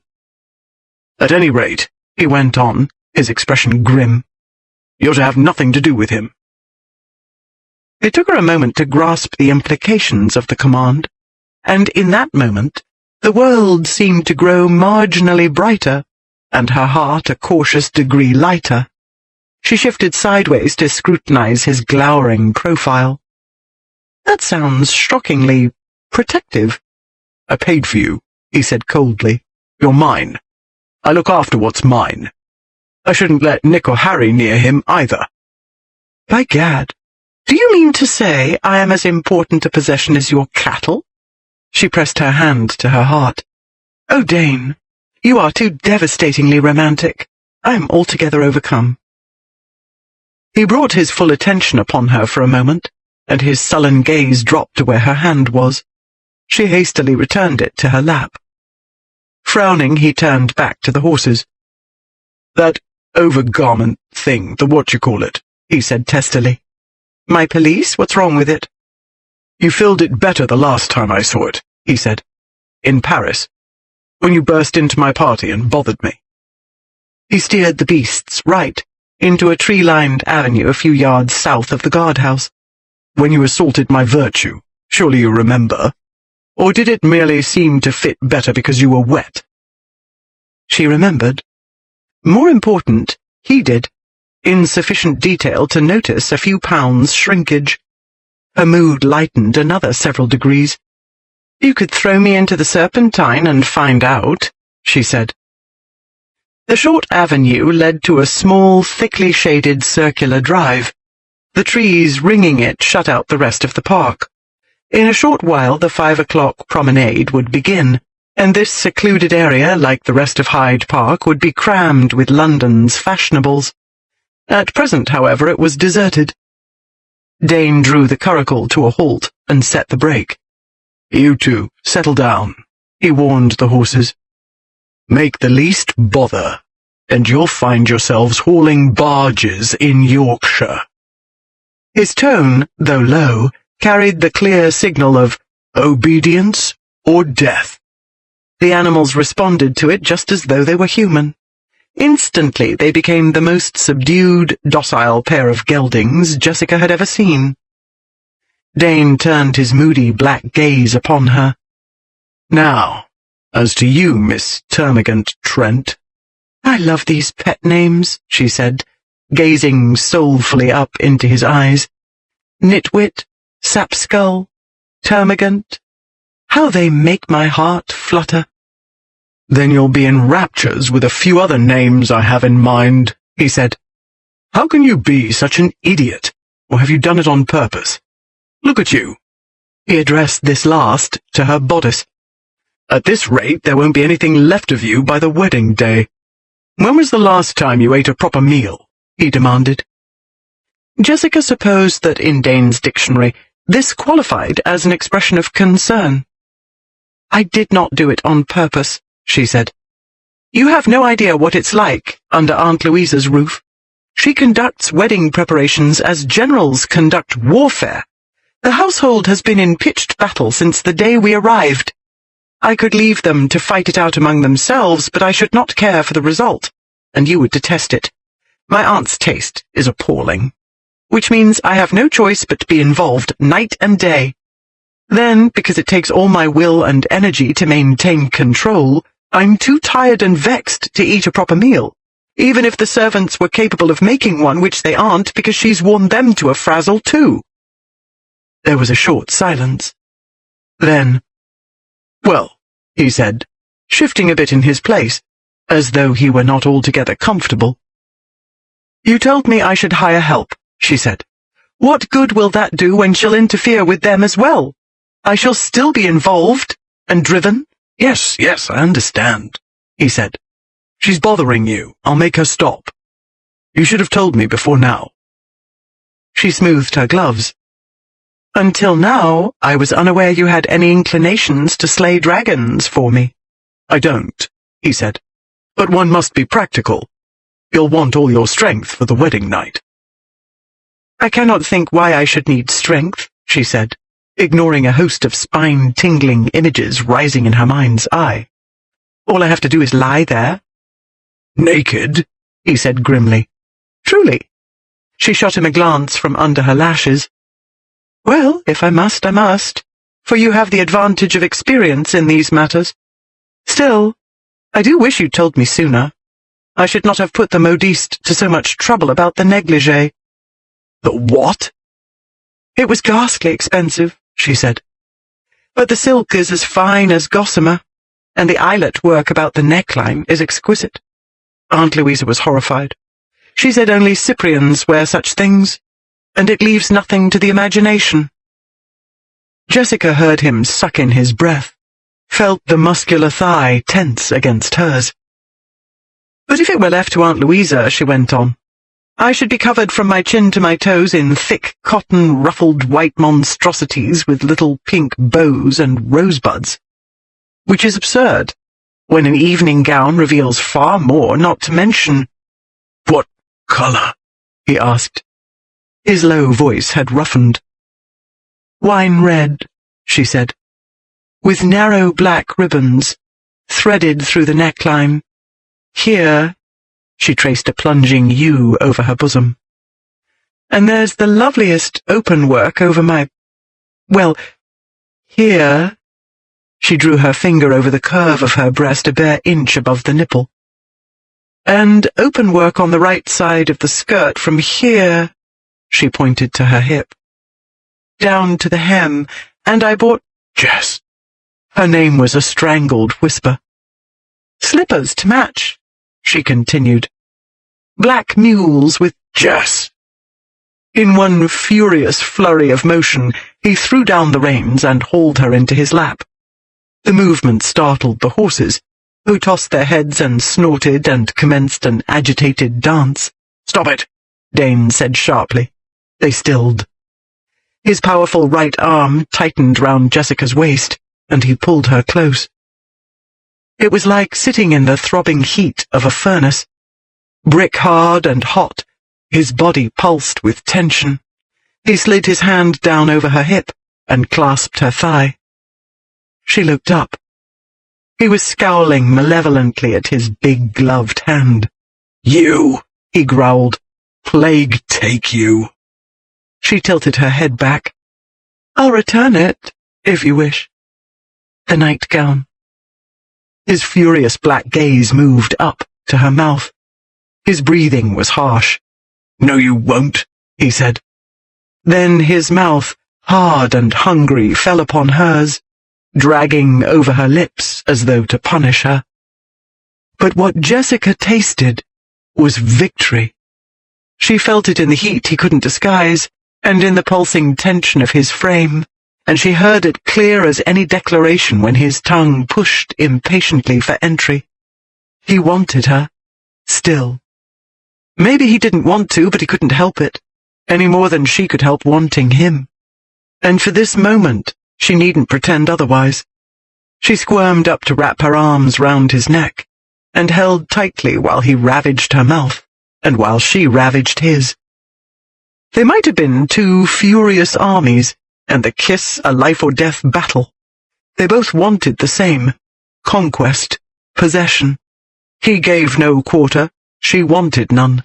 She couldn't get enough of the hot sin of his mouth, the scorching pressure of his hand, dragging over her hip, brazenly claiming her breast. She claimed, too, her hands raking over his massive shoulders and down, digging her fingers into the powerful sinews of his arms. Mine, she thought, as the muscles bunched and flexed under her touch. And mine, she vowed, as she splayed her hands over his broad, hard chest. She would have him and keep him if it killed her. A monster he may be, but he was her monster. She would not share his stormy kisses with anyone else. She would not share his big, splendid body with anyone else. She squirmed closer. He tensed, and groaning deep in his throat, moved his hand down and clasped her bottom, pulling her closer still. Even through the leather driving gloves and several layers of fabric, his bold grasp sent sizzling ripples of sensation over her skin. She wanted his touch upon her naked flesh, big, bare, dark hands moving over her everywhere. Rough or gentle, she didn't care. As long as he wanted her, as long as he kissed her and touched her like this, as though he was starving, as she was, as though he couldn't get enough of her, as she couldn't of him. He dragged his mouth from hers, and muttering what sounded like Italian curses, took his warm hand off her buttock. "Let go of me," he said thickly. Swallowing a cry of frustration, she brought her hands down, folded them upon her lap, and stared at a tree opposite. Dane gazed at her in furious despair. He should have known better than to come within a mile of her. They'd be wed in 13 days, and he would have the wedding night and as many nights thereafter as he needed to slake his lust and be done with it.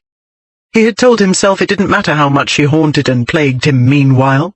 He had endured worse for smaller reward, and he could surely endure a few weeks of frustration. He had to endure it, because he had a far too vivid image of the alternative. The Marquis of Dane hovering about and panting over his bride-to-be like a starving mongrel at a butcher's cart. He would be fretting and yapping at her doorstep by day and howling at her window by night. He would be trotting after her to dressmakers and milliners and cobblers and haberdashers, and snarling and growling about her at parties. He was used to getting what he wanted the instant he wanted it, and to wisely ignoring or rejecting what he couldn't get that instant.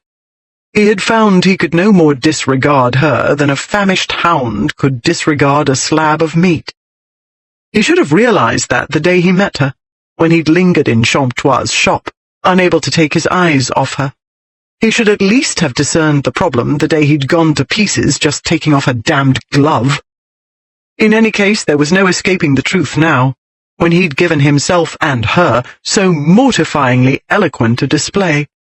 All she had to do was describe a bit of lingerie, and he lost his mind and tried to devour her. "Do you want me to get off your lap?" she asked politely, still gazing straight ahead. "Do you want to?" he asked irritably. "No, I'm perfectly comfortable," she said. He wished he could say the same. Thanks to the small round bottom perched so confounded comfortably upon his lap, his loins were experiencing the fiery torments of the damned. He was throbbingly aware that release was mere inches away. He had only to turn her toward him and lift her skirts, and she might as well have been in China for all the chance there was of that happening, he thought bitterly. That was the trouble with ladies, one of the legion of troubles.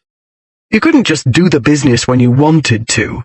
You had to court and persuade, and then you had to do it in a proper bed, in the dark. "You may stay then," he said. "But don't kiss me again, it's provoking. And don't tell me about your sleeping apparel." "Very well," she said, glancing idly about her, just as though she were sitting at a tea table. "Did you know that Shelley's first wife drowned herself in the Serpentine?" "Is my first wife considering the same?" he asked, eyeing her uneasily. "Certainly not. Genevieve says that killing oneself on account of a man is inexcusably gauche. I was merely making conversation."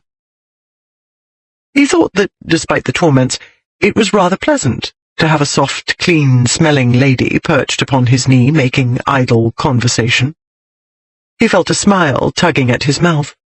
He quickly twisted it into a scowl. "Does that mean you've left off being cross for the moment?" "Yes." She glanced down at his useless left hand, which had slid onto the seat during their stormy embrace. "You really ought to wear a sling, Dane, so that it doesn't bang into things. You could do it a serious injury and never notice." "I've only banged it once or twice," he said, frowning at it. "And I noticed, I assure you. I feel everything just as though it worked. But it doesn't, won't. Just lies there, hangs there. Whatever."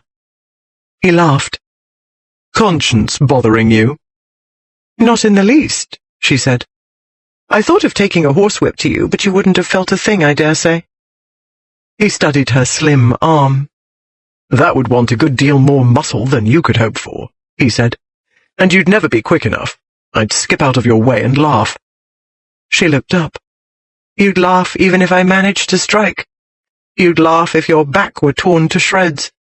Did you laugh after I shot you?" "Had to," he answered lightly. "because I swooned. Ridiculous." It had been ridiculous, he realized now, as he searched the cool grey depths of her eyes. It had been absurd to be outraged with her. The scene in the Wallingdons' garden hadn't been her doing. He was beginning to suspect whose it had been. If the suspicion was correct, he had not only behaved abominably, but had been unforgivably stupid. He'd deserved to be shot, and she'd done it well, dramatically. He smiled, recollecting. "It was neatly done, Jess. I'll give you that." "It was splendidly done," she said. "Admit it. Brilliantly planned and executed." He looked away toward Nick and Harry, who were pretending to be sleepily at peace with the world. "It was very well done," he said, "now I think of it. The red and black garments, the Lady Macbeth voice." He chuckled. "The way my courageous comrades bolted up in terror at the sight of you, like a lot of ladies at a tea party invaded by a mouse." His amused gaze came back to her. "Maybe it was worth being shot just to see that. Sellerby, Goodridge, in a panic over a little female in a temper fit." "I am not little," she said sharply. "Just because you are a great gawk of a lummox, you needn't make me out to be negligible.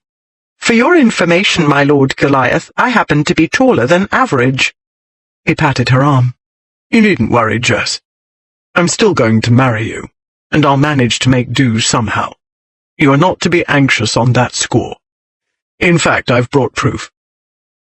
He slid his hand into the deep carriage pocket. It took him a moment to find the package he'd hidden there, and the moment was enough to set his heart pounding with anxiety. He'd spent 3 agitated hours selecting the gift. He'd rather be stretched upon a rack than return to number 32 Ludgate Hill and endure that hellish experience again. At last his fingers closed upon the tiny box. Still, his heart didn't stop pounding, even when he drew it out and clumsily pressed it into her hand. "You'd better open it yourself," he said tightly. "It's a deuced awkward business with one hand."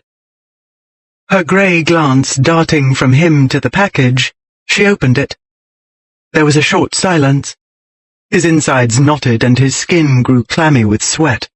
Then, "Oh," she said. "Oh, Dane." His helpless panic eased a fraction. "We're betrothed," he said stiffly. "It's a betrothal ring."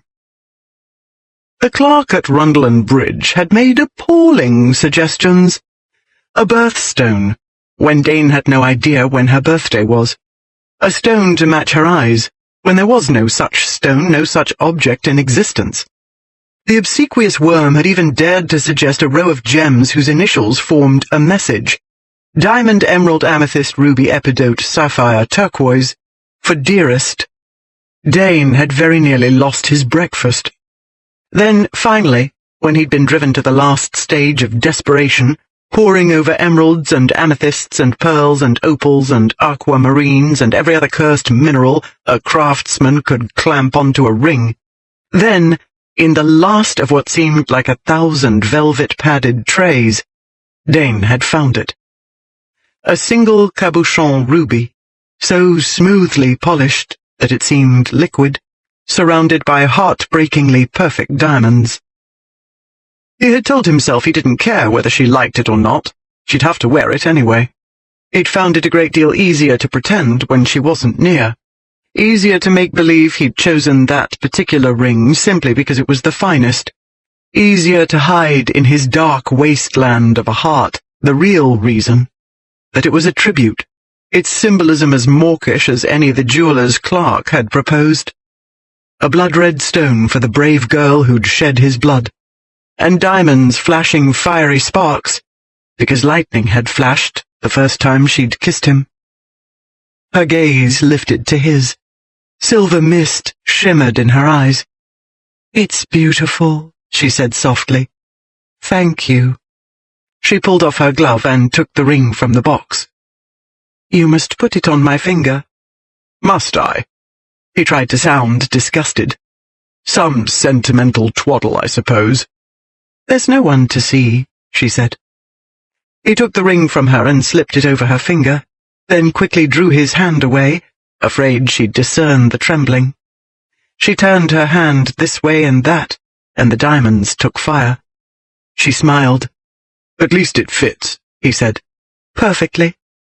Turning her head, she darted one quick kiss at his cheek, then hastily returned to her seat. Thank you, Beelzebub, she said very softly. His heart constricted painfully. He snatched up the reins. We'd better get out of here before the fashionable stampede begins, he said, his voice very gruff. Nick, Harry, you can stop playing dead now. They could play anything. They'd been trained by a circus equestrian, and they loved to perform, responding instantly to the subtle cues Dane had spent 3 full days learning from their former master. Though he knew how it was done, even he sometimes had trouble remembering that it was a certain flick of the reins or a change in tone they reacted to, and not his words. At any rate, they were fondest of the role they'd played en route to Hyde Park, and he let them play it again all the way back. That took his betrothed's attention away from him, and fixed it on praying she'd arrive alive at her aunt's doorstep. With Jessica preoccupied, Dane had leisure to collect his shattered composure and address his intelligence to putting 2 and 2 together, as he should have done weeks ago. There had been 6 onlookers, Herriard had said. Now Dane tried to remember the faces. Vautry, yes, looking utterly thunderstruck. Rouvier, the man Dane had publicly embarrassed. 2 Frenchmen he recalled having seen many times at 28, and 2 Frenchwomen, one unfamiliar. The other had been Isabelle Calon, one of Paris's most vicious gossips, and one of Francis Beaumont's favourite female companions. What had Jessica said that night? Something about how the gossip would have died down if she hadn't burst into his house. But maybe it wouldn't have died down, Dane reflected. Maybe public interest in his relations with Miss Trent had swelled to insane proportions because someone had fed the rumour mill. Maybe someone had kept the gossip stirred and encouraged the wagers, knowing the rumours would drive Beelzebub wild. All Beaumont would have needed to do was drop a word to the right party. Isabelle Calon, for instance. She'd seize the delicious tidbit and make a campaign of it.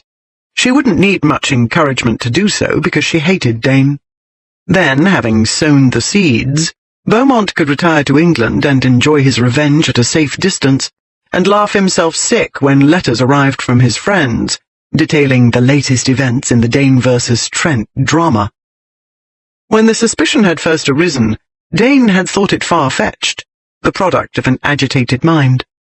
Now it made a good deal more sense than any other explanation. It did explain at least why jaded Paris had become so obsessed with one ugly Englishman's handful of encounters with one pretty English female. He glanced at Jessica. She was trying to ignore Nick and Harry's Steeds of Death performance by concentrating on her betrothal ring. She hadn't put her glove back on. She turned her hand this way and that, making the diamonds spark rainbow fire. She liked the ring. She had bought a red silk nightgown trimmed with black for her wedding night. She had kissed him back and touched him, and she hadn't seemed to mind being kissed and touched. Beauty and the Beast, that's what Beaumont would call it, the poison-tongued sod. But in 13 days this beauty would be the Marchioness of Dane, and she would lie in the Beast's bed, naked. Then Dane would do everything he'd been dying to do for what seemed an eternity. Then she would be his, and no other man could touch her because she belonged to him exclusively. True, he could have bought Portugal for what exclusive ownership was costing him. On the other hand, she was prime quality, a lady, his lady. And it was very possible Dane owed it all to the sneaking, corrupt, cowardly, spiteful Francis Beaumont. In which case Dane decided it would be pointless, as well as a waste of energy better saved for the wedding night, to take Beaumont apart and break him into very small pieces. By rights, Dane ought to thank him instead. But then the Marquis of Dane was not very polite. He decided the swine wasn't worth the bother. 10. On a bright Sunday morning on the 11th day of May in the year of our Lord 1828, the Marquis of Dane stood before the minister of St. George's, Hanover Square, with Jessica, only daughter of the late Sir Reginald Trent, Baronet. Contrary to popular expectation, the roof did not fall in when Lord Dane entered the holy edifice, and lightning did not strike once during the ceremony. Even at the end, when he hauled his bride into his arms and kissed her so soundly that she dropped her prayer book, no clap of thunder shook the walls of St. George's, although a few elderly ladies fainted. As a consequence, on the evening of that day, Mr. Rowland Vawtry gave Francis Beaumont his note of hand for £300. Mr. Vawtry had previously written and delivered other notes of varying amounts to Lord Sellerby, Captain James Burton, Augustus Tolliver, and Lord Avery. Mr. Vawtry did not know where or how he would get the money to cover the notes. Once, a decade earlier, he'd gone to the moneylenders. The way that worked, he learned, and learning it had cost him 2 years of wretchedness, was, in a nutshell, that if they lent you £500, you were obliged to pay back 1,000. He'd rather blow out his brains than repeat the experience. He was painfully aware that he would have no trouble covering his present debts of honour if he hadn't had to settle so very many others before he left Paris. He wouldn't have had the present debts at all, he reflected miserably, if he had learned his lesson in Paris and left off wagering on any matter involving Dane. He had won exactly once, and that had not been much of a victory. He had lost £200 to Isabel Calon when she insisted Dane had lured Miss Trent to Lady Wallington's garden to make love to her. Vawtry had simply won it back when Dane, contrary to Isabel's confident prediction, had failed, when caught, to enact the role of chivalrous swain. He had behaved, for once, like himself.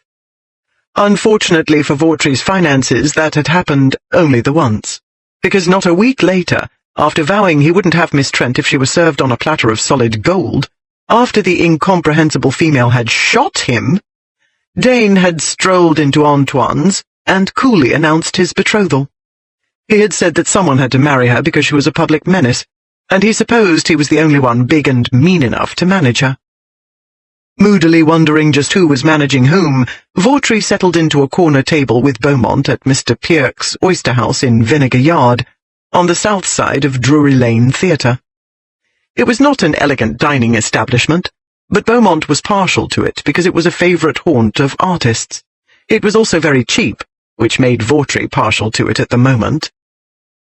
"So Dane gave you all a show, I hear," said Beaumont, after the tavern maid had filled their glasses. "Terrified the minister, laughed when the bride vowed to obey, and nearly broke her jaw kissing her." Vawtry frowned. "I was sure Dane would drag it out to the last minute, then loudly announce I don't, and laugh and stroll out the way he came." "You assumed he would treat her as he did other women," said Beaumont.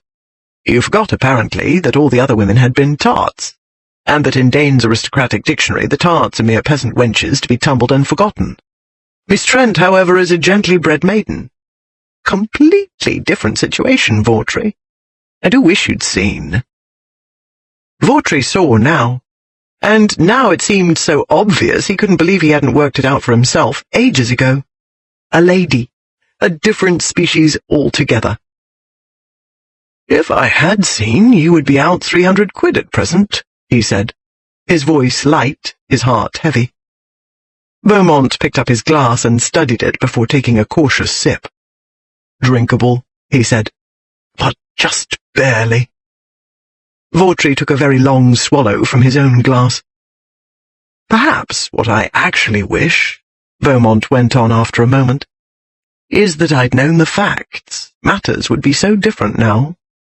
He frowned down at the table. "If I'd known the truth then, I might at least have dropped a hint to you. But I didn't know because my wife tells me nothing. I truly believed, you see, that Miss Trent was penniless, right up until last night, when an artist friend who does sketches for Christie's corrected my misapprehension." Mr. Vawtry eyed his friend uneasily. "What do you mean? Everyone knows Bertie Trent's sister hadn't a feather to fly with, thanks to him." Beaumont glanced about. Then, leaning over the table, he spoke in lower tones. "You recall the mouldering little picture Dane told us about? The one the wench got for 10 sous from Champtois? Vautry nodded.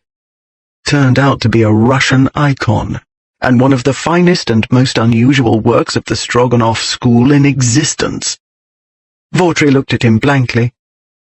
Late 16th century, Beaumont explained. Icon workshop opened by the Stroganoff family. Russian nobility. The artists made miniatures for domestic use. Very delicate, painstaking work, costly materials, highly prized these days. Hers is done with gold leaf. The frame is gold, set with precious gems. Obviously worth more than 10 sous, Vautry said, trying to keep his tone casual. Dame did say she was shrewd. He emptied his glass in 2 swallows and refilled it. Out of the corner of his eye he saw the tavern maid approaching with their meal. He wished she'd hurry. He didn't want to hear any more. Value, of course, is in the eye of the beholder, Beaumont went on. I'd put it at a minimum of £1,500. At auction several times that, very likely. But I know of at least one Russian who'd sell his firstborn to have it. 10, possibly 20,000. Lady Granville, daughter of the Duke of Sutherland, one of the richest men in England, had brought her husband a dowry of £20,000. Such women, the daughters of peers, were far beyond Mr. Vautry's reach, along with their immense dowries. Miss Trent, on the other hand, the daughter of an insignificant baronet, belonged to the same class of country gentry as Mr. Vautry himself. He saw now that he'd had a perfect opportunity to cultivate her, after Dane had publicly insulted and humiliated her. She had been vulnerable then. Instead of merely handing her his coat, Vautry might have enacted the role of chivalrous knight. He might in that case have stood before the preacher with her this very day. Then the icon would have been his, and clever Beaumont could have helped him turn it into ready money, ready to be invested. Roland Vautry could have settled down with a pretty enough wife and lived in tranquil comfort, no longer dependent on Dame Fortune, or more to the point, the whims of the Marquis of Dane. Instead, Roland Vautry was £5,000 in debt. Though this was not very much by some people's standards, by his it might have been millions. He was not concerned about the tradesmen he owed, but he was deeply anxious about the notes of hand he'd given his friends. If he did not make good on them very soon, he would not have any friends. A gentleman who failed to pay debts of honour ceased being deemed a gentleman. That prospect was even more harrowing to him than the threat of moneylenders, sponging houses, or debtors' prison. He viewed his situation as desperate. Certain people could have told him that Francis Beaumont could detect another's desperation at 20 paces, and took great personal pleasure in exacerbating it. But those wise persons were not about, and Vautry was not an overly intelligent fellow. Consequently, by the time they'd finished their meal and emptied 6 bottles of the barely drinkable wine, Mr. Beaumont had dug his pit, and Mr. Vautry had obligingly toppled headfirst into it. At about the time Roland Vautry was tumbling into a pit, the new Marchioness of Dane's hindquarters were showing symptoms of rigor mortis. She sat with her spouse in the elegant black travelling chariot in which they'd been riding since 1 o'clock in the afternoon, when they'd left their guests at the wedding breakfast. For a man who viewed marriage and respectable company with unmitigated contempt and disgust, he had behaved with amazing good humour. In fact, he had seemed to find the proceedings infinitely amusing. 3 times he'd asked the trembling minister to speak up, so that the audience didn't miss anything. Dane had also thought it a great joke to make a circus performance of kissing his bride. It was a wonder he hadn't thrown her over his shoulder and carried her out of the church like a sack of potatoes. If he had, Jessica thought wryly, he would have still managed to look every inch the aristocrat, or monarch was more like it. She had learned that Dane had an exceedingly high opinion of his consequence, in which the standard order of precedence played no role whatsoever. He'd made his views very clear to her aunt, not long after he'd given Jessica the heart-achingly beautiful betrothal ring. After taking Jessica home and spending an hour with her in the parlour perusing her lists and menus and other wedding annoyances, he'd sent her away and had a private conversation with Aunt Louisa. He'd explained how the future Marchioness of Dane was to be treated. It was simple enough. Jessica was not to be pestered, and she was not to be contradicted. She answered to nobody but Dane, and he answered to nobody but the king, and then only if he was in the mood. The next day, Dane's private secretary had arrived with a brace of servants and taken over. After that, all Jessica had had to do was give an occasional order and accustom herself to being treated like an exceedingly precious and delicate, all-wise and altogether perfect princess. Not by her husband, though. They had been travelling for more than 8 hours, and though they stopped frequently to change horses, that was for not a second more than the 1 to 2 minutes it took to make the change. At Bagshot at about 4 o'clock, she'd needed to use the privy. She'd returned to find Dane pacing impatiently by the carriage, pocket watch in hand. He had strongly objected to her taking 5 times longer to answer nature's call than the stableman did to unhitch 4 horses and hitch up 4 fresh ones. All a male need do, she'd told him patiently, is unfasten his trouser buttons and aim somewhere, and it's done. I am a female, however, and neither my plumbing nor my garments are so accommodating. He had laughed and stuffed her into the carriage and told her she was an infernal bother, but she was born that way, wasn't she, being born female? Nonetheless, the second time she'd needed to relieve herself, a few miles back at Andover, he'd grumblingly told her to take her time. She'd returned to find him patiently sipping a tankard of ale.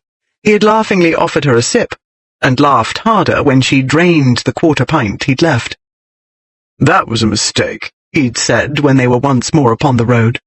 "Now you'll be wanting to stop at every necessary from here to Amesbury." That had led to a series of privy and chamber pot jokes. Jessica had never before understood why men found those sorts of anecdotes so gut-busting hilarious. She had moments ago discovered that they could be funny enough, if related by an evilly clever storyteller. She was at present recovering from an altogether immature fit of whooping laughter. Dane was lounging back in the seat, which as usual he took up most of. His half-closed eyes were crinkled up at the corners, and his hard mouth had curved into an endearingly crooked smile. She wanted to be vexed with him for making her laugh so intemperately at the crass puerile story. She couldn't be. He looked so adorably pleased with himself. She was in a sorry case to find Beelzebub adorable, but she couldn't help it. She wanted to crawl into his lap and cover his wicked countenance with kisses. He caught her studying him. She hoped she didn't look as besotted as she felt. "Are you uncomfortable?" he asked. "My backside and limbs have fallen asleep," she said, shifting her position a fraction away. Not that one could get away, even in this coach, which was roomier than his curricle. There was still only one seat, and there was a great deal of him. But the air had cooled considerably with evening, and he was very warm. "You should have asked to step out to stretch your limbs when we stopped at Weyhill," he said. "We shan't stop again until Amesbury." "I scarcely noticed Weyhill," she said. "You were telling one of the most moronic anecdotes I'd ever heard." "Had it been less moronic, the joke would have gone over your head," he said. "You laughed hard enough." "I didn't want to hurt your feelings," she said. "I thought you were trying to impress me by displaying the uppermost limits of your intellect." He turned an evil grin upon her. "When I set out to impress you, my lady, believe me, intellect will have nothing to do with it." She met his gaze stoically, while her insides went into a feverish flurry. "You are referring to the wedding night, no doubt," she said composedly. "The breeding rights, for which you've paid so extortionate a price. Well, it will be easy enough to impress me, since you're an expert and I have never done it, even once." His grin faltered a bit. "Still, you know all about it. You weren't in the least puzzled by what the lady and gentleman in your grandmamma's pocket watch were doing, and you seem to have an excellent notion of the services the tarts are employed to perform." "There is a difference between intellectual knowledge and practical experience," she said. "I will admit I'm a trifle anxious in the latter regard. Yet you are not at all inhibited, and so I am sure you will not be shy about instructing me." Jessica hoped he wouldn't be too impatient to do so. She was a quick learner, and she was sure she could discover how to please him in a relatively short time, if he gave her the chance. That was all she was truly worried about. He was used to professionals who were trained to satisfy. He might easily become bored and irritated with her ignorance, and abandon her for women who were less bother She knew he was taking her to Devon with the intention of leaving her there when he'd had his fill of her. She knew she was asking for heartache to hope and try for more.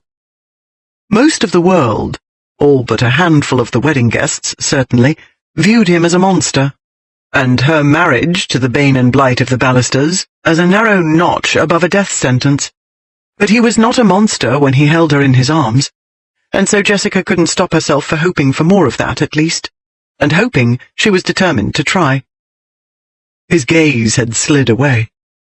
He was rubbing a thumb over his knee and frowning at it as though a wrinkle had had the audacity to appear in his trousers. "I think we'd better continue this discussion later," he said. "I had not— Gad, I should think it was simple enough. It's not as though you're competing at university for a first in classics or mathematics." Only for first in his black heart, she thought. "When I do something, I want to do it well," she said. "Actually, I always want to be the best. I'm terribly competitive, you see. Perhaps it comes of having to manage so many boys. I had to beat my brother and cousins at everything, including sports, or they wouldn't respect me." He looked up, not at her, but at the coach window. "Amesbury," he said. "About bloody time, too. I'm starving." What the bane and blight of the Ballisters was, at the moment, was terrified of his wedding night. Now, when it was too late, he saw his mistake. Yes, he knew Jessica was a virgin. He could hardly forget it, when that had been one of the most mortifying aspects of the entire situation. One of Europe's greatest debauchees, mindless with lust for a slip of an English spinster. He had known she was a virgin just as he had known her eyes were the colour of a Dartmoor mist, and as changeable as the atmosphere of those treacherous expanses. He knew it in the same way he knew her hair was silken jet, and her skin was creamy velvet. He'd known it, and the knowing was sweet, when he'd looked down at his bride as they stood before the minister.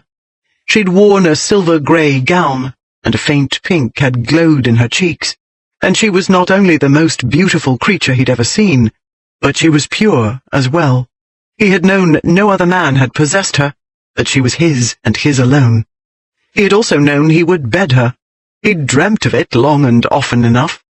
Moreover, having waited what seemed like 6 or 7 eternities, he had made up his mind to do it properly, in a luxurious inn, in a big comfortable bed with clean linens, after a well-prepared supper and a few glasses of good wine. Somehow he had neglected to take into account what being a virgin meant, beyond being untouched. Somehow, through all those heated fantasies, he'd left out one critical factor. No series of men had gone before him to make the way easy. He had to break her in himself, and that, he feared, was just what he'd do. Break her. The carriage halted. Suppressing a desperate urge to scream at the coachman to keep on driving, until Judgment Day preferably, Dane helped his wife out. She took his arm as they started toward the entrance. Her gloved hand had never seemed so woefully small as it did at this moment. She had insisted she was taller than average, but that wasn't the least bit reassuring to a man as big as a house, and likely to have the same impact when he fell upon her. He would crush her, he would break something, tear something, and if he somehow managed not to kill her, and if the experience did not turn her into a babbling lunatic, she would run away screaming if he ever tried to touch her again. She would run away, and she would never again kiss him and hold him and— "Well, stand me up and knock me down again. Either a coal barge just hove into view, or it's Dane." The raucous voice jolted Dane back to the moment and to his forgotten surroundings. He'd entered the inn without noticing, and heard the landlord's greeting without attending, and was in the same distracted way following his host to the stairway that led to the chambers Dane had reserved. Coming down the stairs was the voice's owner, his old Eton schoolfellow Mallory, or rather the Duke of Ainswood now. The previous Duke, all of 9 years old, had fallen victim to diphtheria a year ago. Dane recalled signing the condolence note his secretary had written to the mother, and the tactfully combined condolences and congratulations to Mallory, the cousin. Dane hadn't bothered to point out that tact was wasted on Veer Mallory. Dane hadn't seen the man since Wardell's funeral. His former schoolfellow had been drunk then, and he was drunk now. Ainswood's dark hair was a greasy rat's nest, his eyes puffy and bloodshot, and his jaw rough with at least 2 days' growth of beard. Dane's nerves were already in a highly sensitive state. The realization that he must introduce this repellent figure to his dainty, elegant, pure wife stretched those frayed nerves another dangerous notch. "Ainswood," he said with a curt nod. "what a charming surprise." "Surprise is hardly the word." Ainswood stomped down to the foot of the stairs. "I'm knocked a cock. Last time I saw you, you said you wouldn't come back to England again on anybody's account. And if anyone else wanted you at his funeral, he'd better contrive to keel over in Paris." His bloodshot gaze fell upon Jessica then, and he grinned in what Dane considered an intolerably obscene manner. "Why, bless me if hell hasn't truly frozen over. Dane not only back in England, but travelling with a bit of muslin to boot." The threads of Dane's control began to unravel. "I won't ask what hermit's cave you've been living in that you don't know I've been in London for nearly a month and wed this morning," he said, his voice cool, his insides roiling. "The lady happens to be my lady." He turned to Jessica. "Madam, I have the dubious honour of presenting—" The Duke's loud guffaw cut him off. "Wed!" he cried. "Quick, tell me another. Mayhap this bird of paradise is your sister. No, better get your great-aunt Matilda." Since any female out of the schoolroom would know that bird of paradise was a synonym for harlot, Dane had no doubt his wife was aware she'd just been insulted. "Ainswood, you have just called me a liar," he said in ominously mild tones. "You have slandered my lady twice. I will give you precisely 10 seconds to compose an apology." Ainswood stared at him for a moment. Then he grinned. "You always were good with the daring and daunting, my lad, but that cock won't fight. I know a hoax when I see one.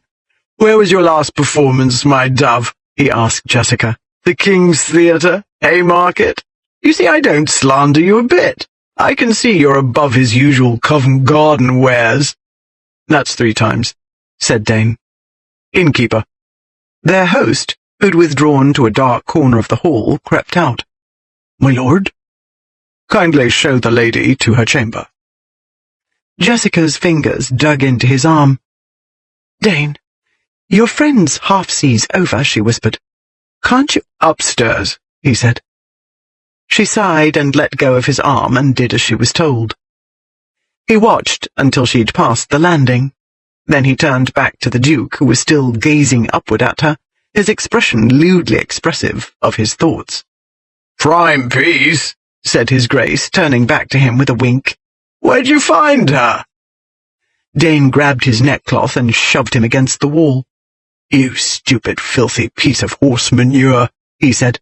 "I gave you a chance, cretino. Now I have to break your neck." "I'm quaking in my boots," Ainswood said, his bleary eyes lighting at the prospect of battle.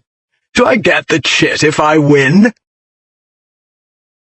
A short while later, oblivious to her maid's protests, Jessica stood on the balcony overlooking the inn's courtyard. "My lady, I beg you to come away," Bridget pleaded. "It isn't a fit sight for your ladyship.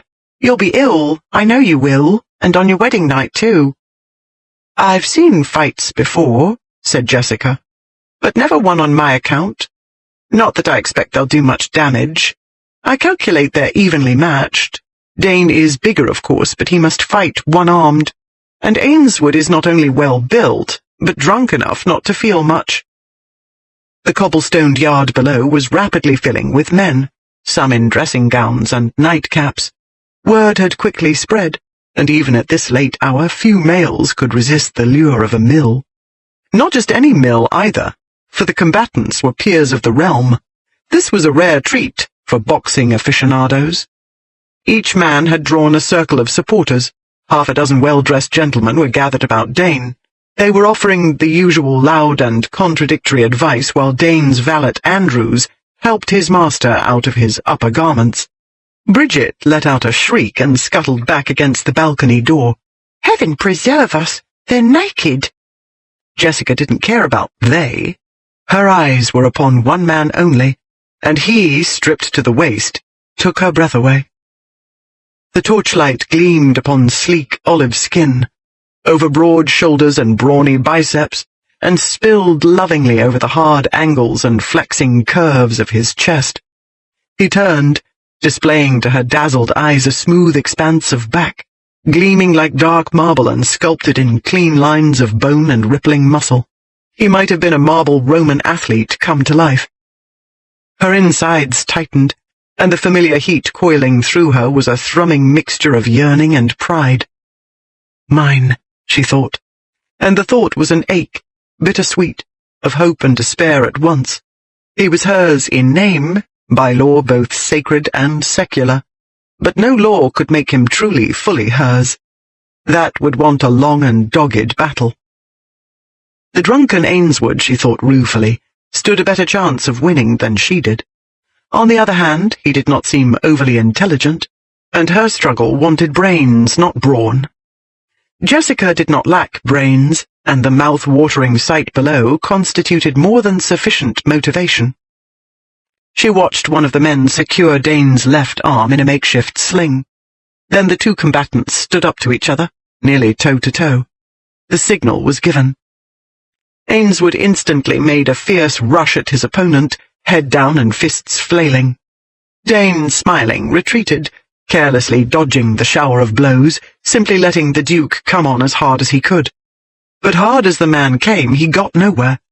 Dane was light on his feet, his reflexes lightning fast, as they must be, for Ainswood was surprisingly quick, despite his insobriety.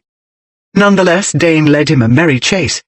Blow after blow that seemed certain to connect struck only air, infuriating the Duke. He came on harder yet, throwing more power into the assault, trying every angle.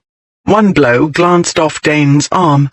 Then there was a blur of movement and a loud thwack, and Ainswood staggered backward, blood streaming from his nose. "A conker, by gad," Jessica muttered, "and I never saw it coming. Nor did his grace, to be sure." Bloody but undaunted, Ainswood laughed and bounded back for yet another dogged attack. By this time, Bridget had returned to her new mistress's side. "Mercy on us," she said, her round face wrinkled with distaste. "Isn't once enough to be hit?" "They don't feel it." Jessica turned back to the fight. "Until it's over, that is." "Oh, well done, Dane!" she cried as her lord's powerful right slammed into the Duke's side. "That's what he wants. To the body, my dear. The oaf's head is as thick as an anvil." Fortunately, her cries could not be heard over the shouts of the assembled onlookers, or Dane might have been distracted, with unfortunate results, by his dainty wife's bloodthirsty advice. In any case, he'd evidently worked out the matter on his own, and 1, 2, 3 brutal body blows at last brought Ainswood to his knees. Two men rushed forward to haul his grace up. Dane backed away. "Give it up, Ainswood," someone in Dane's circle shouted. "Aye, before he really hurts you." From her vantage point, Jessica could not be certain how much damage Dane had done. There was a good deal of blood spattered about, but the human nose did tend to bleed profusely. Ainswood stood, swaying. "Come along, big beak," he taunted, gasping. "I'm not done with you." Clumsily, he waved his fists. Dane shrugged, strode forward, and in a few swift motions, knocked the flailing hands away and planted his fist in his opponent's gut. The Duke folded up like a rag doll and toppled backward. Fortunately, his friends reacted quickly, catching him an instant before his head could hit the cobblestones. When they'd pulled him up into a sitting position, he grinned stupidly up at Dane. Sweat mingled with blood trickled down the Duke's face. "Apologize," said Dane. Ainswood took several heaving breaths. "Beg pardon, Biels," he croaked. "You will also take the first opportunity to apologize to my lady." Ainswood sat, nodding and breathing hard for a long moment. Then, to Jessica's chagrin, he looked up toward the balcony. "Beg pardon, my Lady Dane," he called out hoarsely. Then Dane looked up too. Damp black curls clung to his forehead, and a fine sheen of sweat glistened on his neck and shoulders. His eyes widened briefly in astonishment when they lit upon her, and an odd, pained look crossed his features. But in the next instant, the familiar mocking expression was in place. "My lady," he said, and swept her a theatrical bow. The crowd cheered. She nodded. "My lord." She wanted to leap down from the balcony and into his arms. One-armed, he had fought his own friend because of her. He had fought cleverly, splendidly. He was magnificent. She wanted to cry. She mustered a tremulous smile, then turned and hurried through the door Bridget held open for her. Not certain at first what to make of his bride's troubled smile, Dane took stock of the situation and his appearance, and ended by making the worst of it. The smile and the cool composure, he decided, were for the audience's benefit. It was a cover-up smile, as so many of his own were, and he could easily imagine what she was covering up. Her new husband was an animal. He'd been brawling in an inn-yard, like a common ruffian. He was dirty and spattered with Ainswood's blood and sweating and stinking. He was also half naked, and the torchlights had given her a lurid view of what he'd intended to conceal in darkness, his gross blackamoor's body. By now she was probably clutching a chamber pot, casting up her accounts, if she wasn't bolting the door and helping Bridget push heavy furniture against it. Dane decided against washing up in the room. Instead, he marched to the pump, deaf to his valet's warnings about the night air and fatal chills. Not to be outdone, Ainswood joined him there. They silently doused themselves while their friends gathered round them to exclaim and argue about the fight. When the two had completed their cold ablutions, they stood eyeing each other and shrugging their shoulders to conceal their shivering. Ainswood spoke first. "Well, by gad," he said, shaking his head. "Who'd have thought it?" "She shot me," said Dane. "She had to be punished. Pardon one offence, says Publilius, and you encourage the commission of many. Can't have every female who feels vexed with me running after me with pistol cocked. Had to make an example of her, didn't I?" He glanced round at the others. "If one female gets away with shooting Beelzebub, others might start thinking they can get away with shooting any male, on any trifling pretext." The men about him fell silent.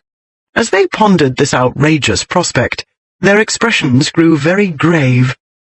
"I wed her as a public service," he said. "There are times when a man must rise above his own petty concerns and act on behalf of his friends." "So he must," said Ainswood. He broke into a grin. "But it doesn't seem so great a sacrifice to me. That is a prime— I mean to say, your lady is exceedingly handsome." Dane affected indifference. "I should say beautiful," said Carruthers. "Quality," said another. "Her bearing is elegant," another volunteered. "Graceful as a swan." While his chest expanded and his shoulders straightened, Dane managed to appear disgusted. "I give you leave to cudgel your brains composing lyrical odes to her perfection," he said. "I, however, mean to have a drink." 11. Jessica's dinner appeared about 20 minutes after the mill. Her husband did not. He was in the bar parlour with some companions, according to the innkeeper, and had requested her ladyship not to wait for him. Jessica was not surprised.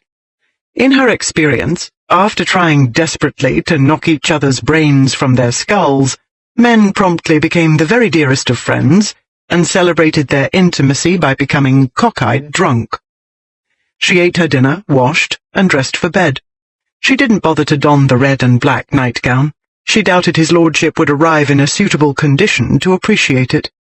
Instead, she put on a less interesting cream-coloured one and a pastel brocade dressing-gown over it, and settled down in a comfortable chair by the fire with Byron's Don Juan. It was long past midnight when she heard a trio of clumsy footsteps in the hall outside, and a trio of drunken voices slurring over a bawdy song. She rose and opened the door. Dane, who'd been leaning upon his two comrades, pushed himself off and lurched toward her. "Behold, the bridegroom cometh," he announced thickly. He flung his arm over Jessica's shoulder. "Go away," he told his friends. They staggered away. He kicked the door shut. "Told you not to wait," he said. "I thought you might want help," she said. "I sent Andrews to bed. He was asleep on his feet, and I was awake reading anyhow." His coat and previously pristine shirt were rumpled, and he'd lost his neckcloth. His blood-spattered trousers were damp, his boots caked with dried mud. He released her and, swaying, stared at his boots for a long moment. Then he swore under his breath. "Why don't you sit down on the bed?" she suggested. "I can help you get your boots off."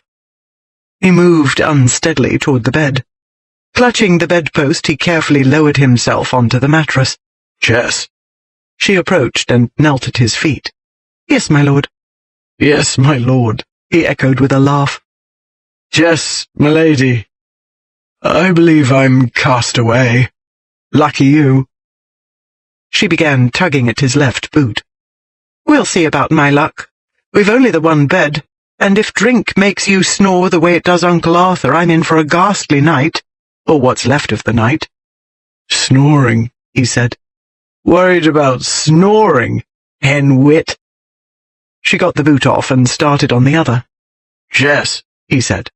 "At least you recognize me." The right boot proved more stubborn, yet she dared not yank too hard, lest he topple forward and crash down on her. "You'd better lie down," she said. He grinned stupidly at her. "Down," she said firmly. "Down," he repeated, giving the room the same vacant grin.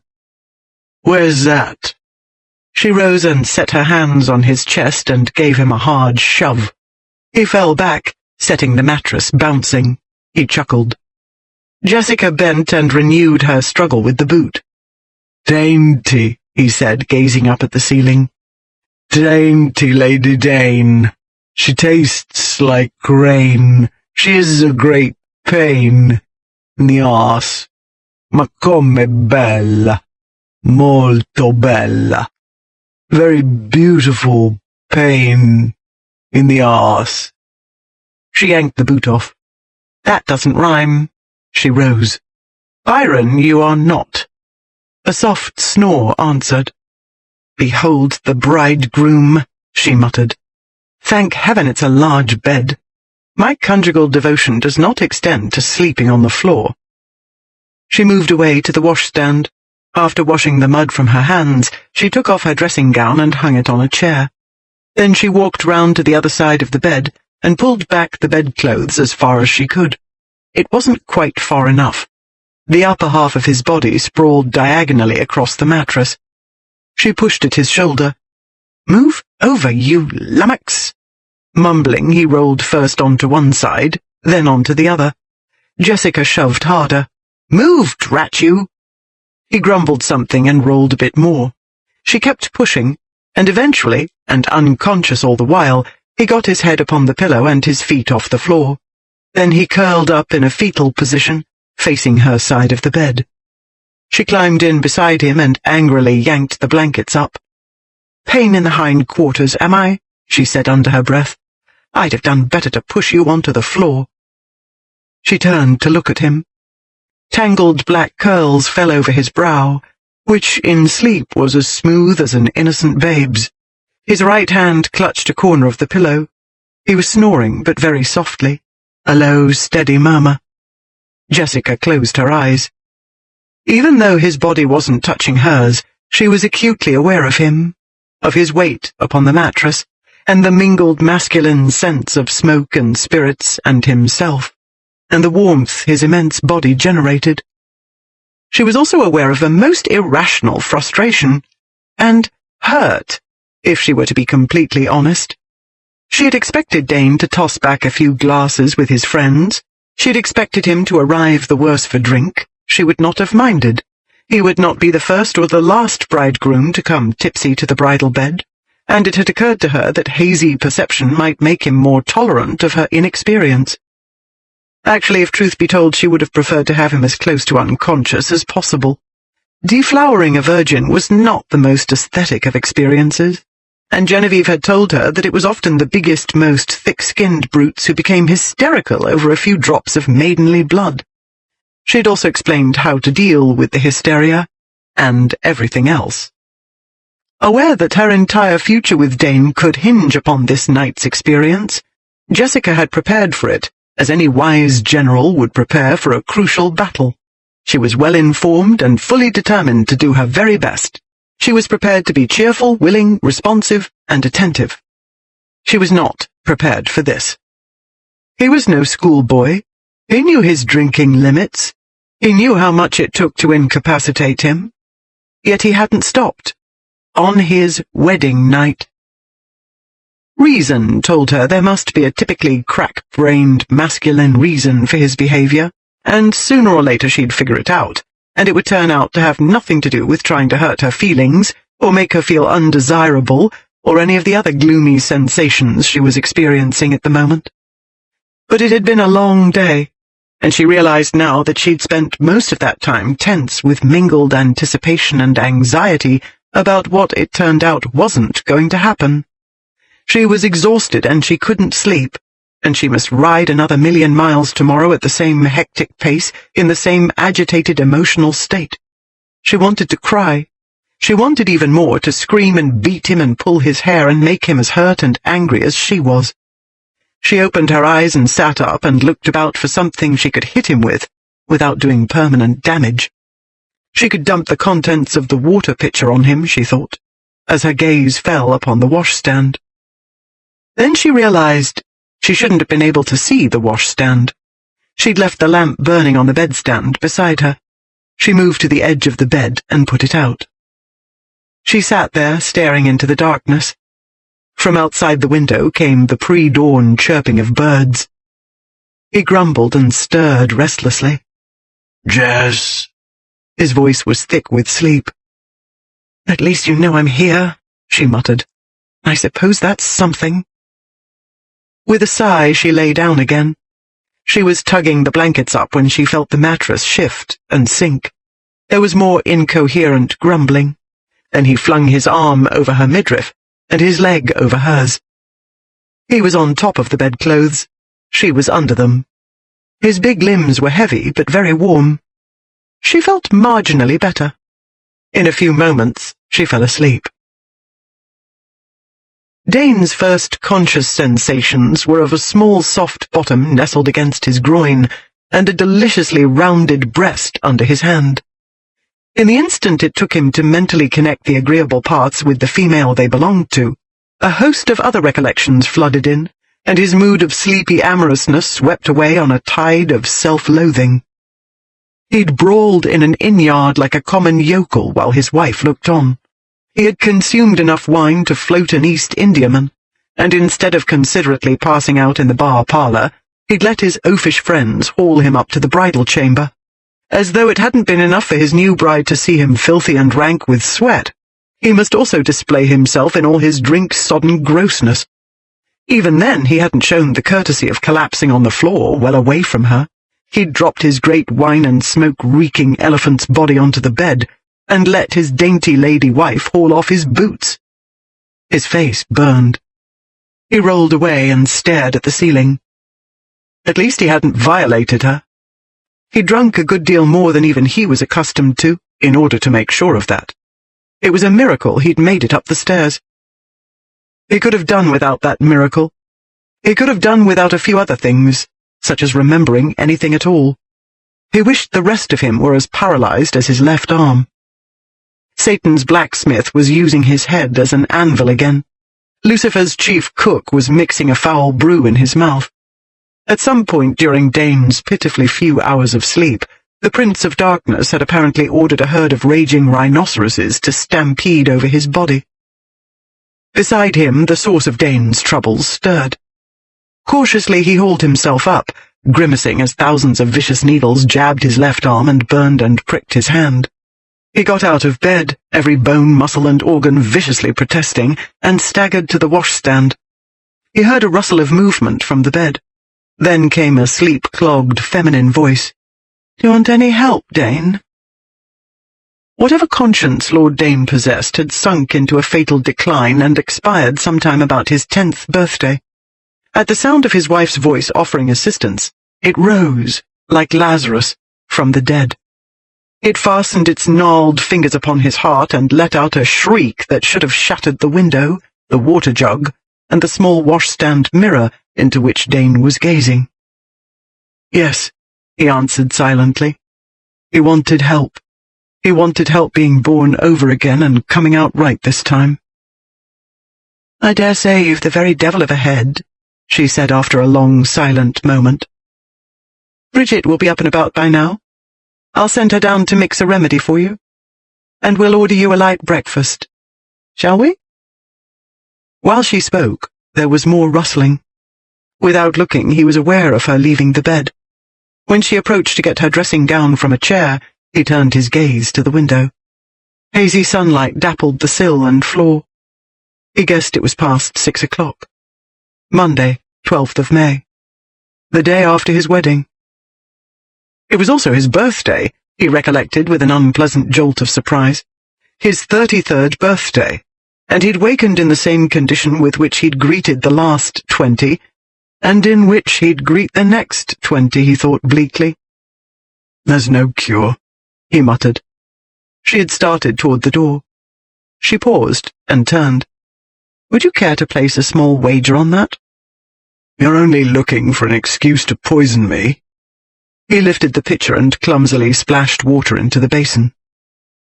"If you are not afraid to try it, I promise close to full recovery by the time we set out," she said.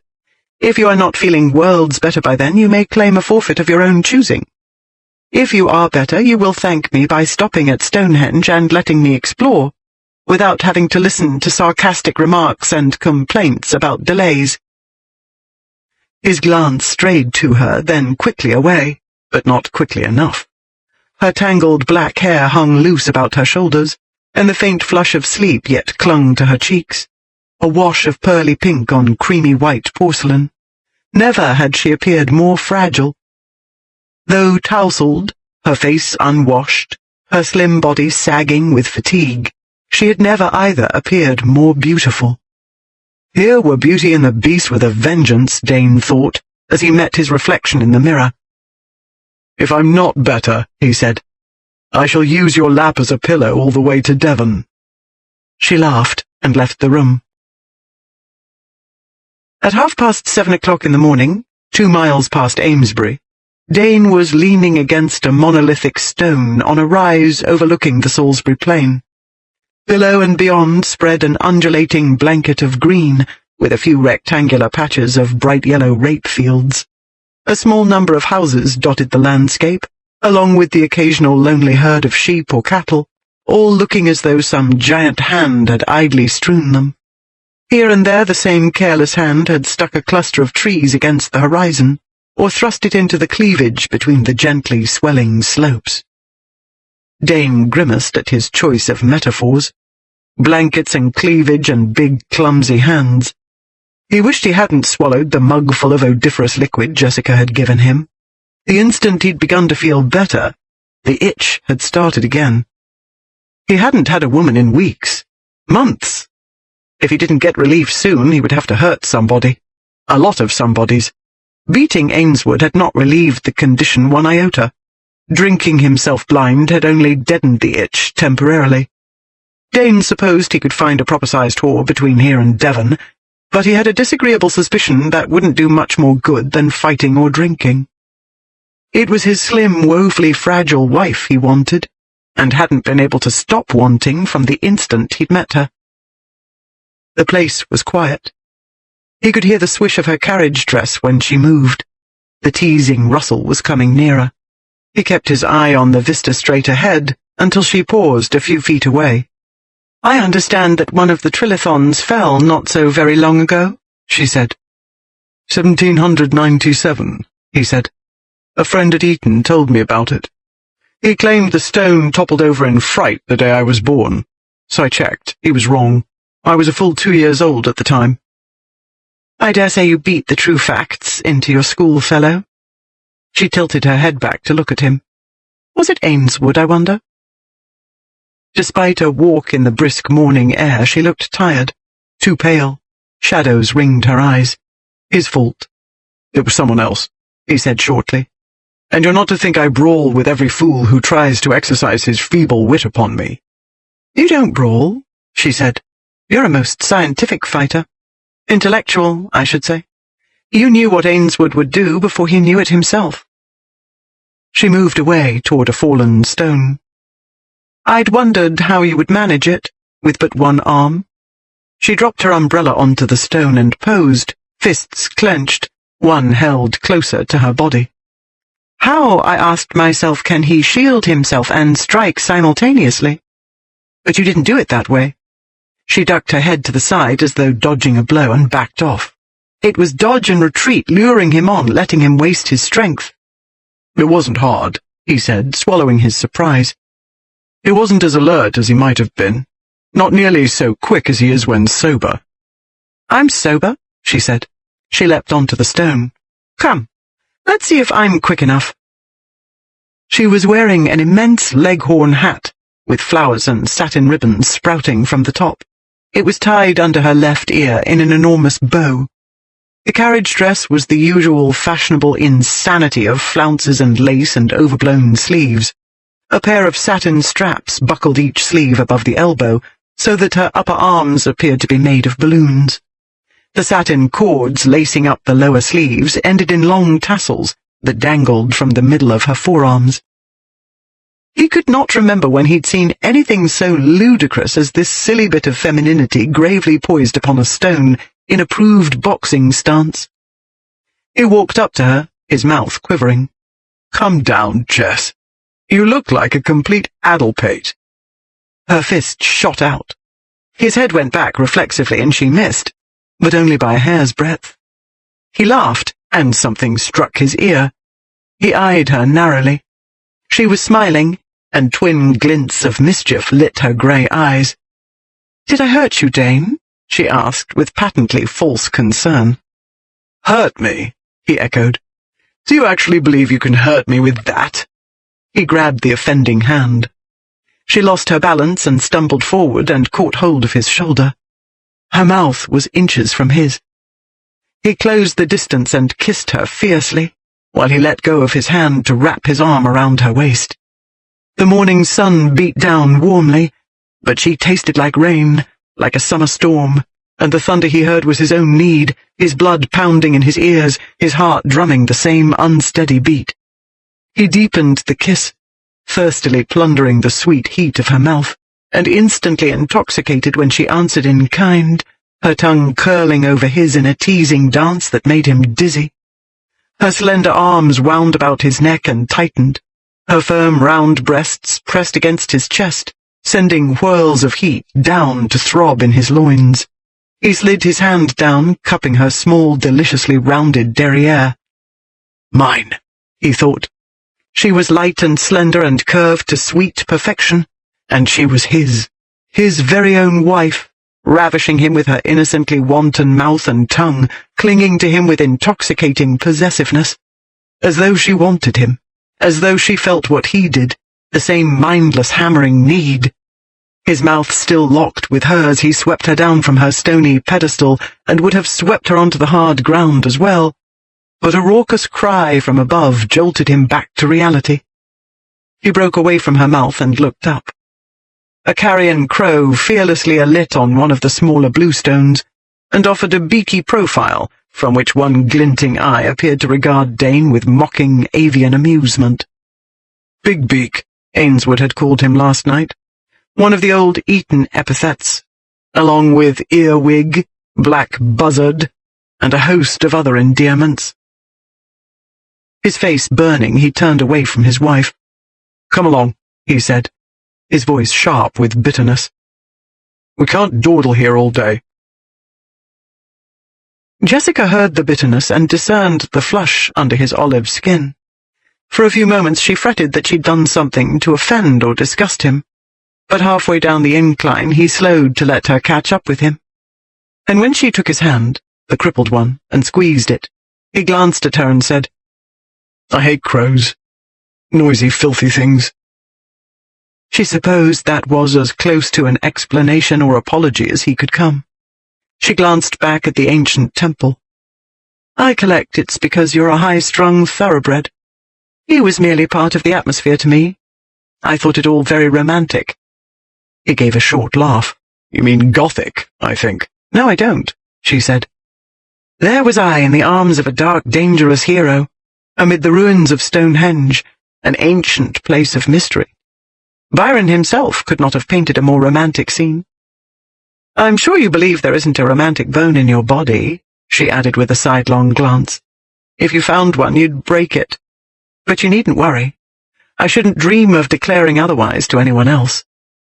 "I'm not romantic," he said tightly, "and I most certainly am not high-strung. As to thoroughbreds, you know very well I'm half Italian." "The Italian half is blue-blooded too," she said. "The Duc d'Abonville told me your mother's line is very old Florentine nobility. That apparently reconciled him to our marriage." He uttered a series of words she couldn't understand but guessed were curses in his mother's tongue. "He means to marry Genevieve," she said mollifyingly. "That's what made him so overprotective of me. But there are benefits to the attachment. He's taken Bertie in hand, which means you won't be bothered with my brother's financial difficulties in future." Dane brooded silently until they'd re-entered the carriage. Then, releasing a sigh, he leaned back and closed his eyes. "Romantic. High-strung. And you think it's reassuring that your grandmother's lover means to take your brainless brother in hand? I do believe, Jess, that you are as demented as every other member and prospective member of your entire lunatic family." "Are you going to sleep?" she asked. "I might, if you could manage to hold your tongue for 3 minutes. "I'm tired too," she said. "Do you mind if I lean on your arm? I can't sleep sitting bolt upright." "Take off that idiotic bonnet first," he muttered. She took it off and rested her head on his brawny arm.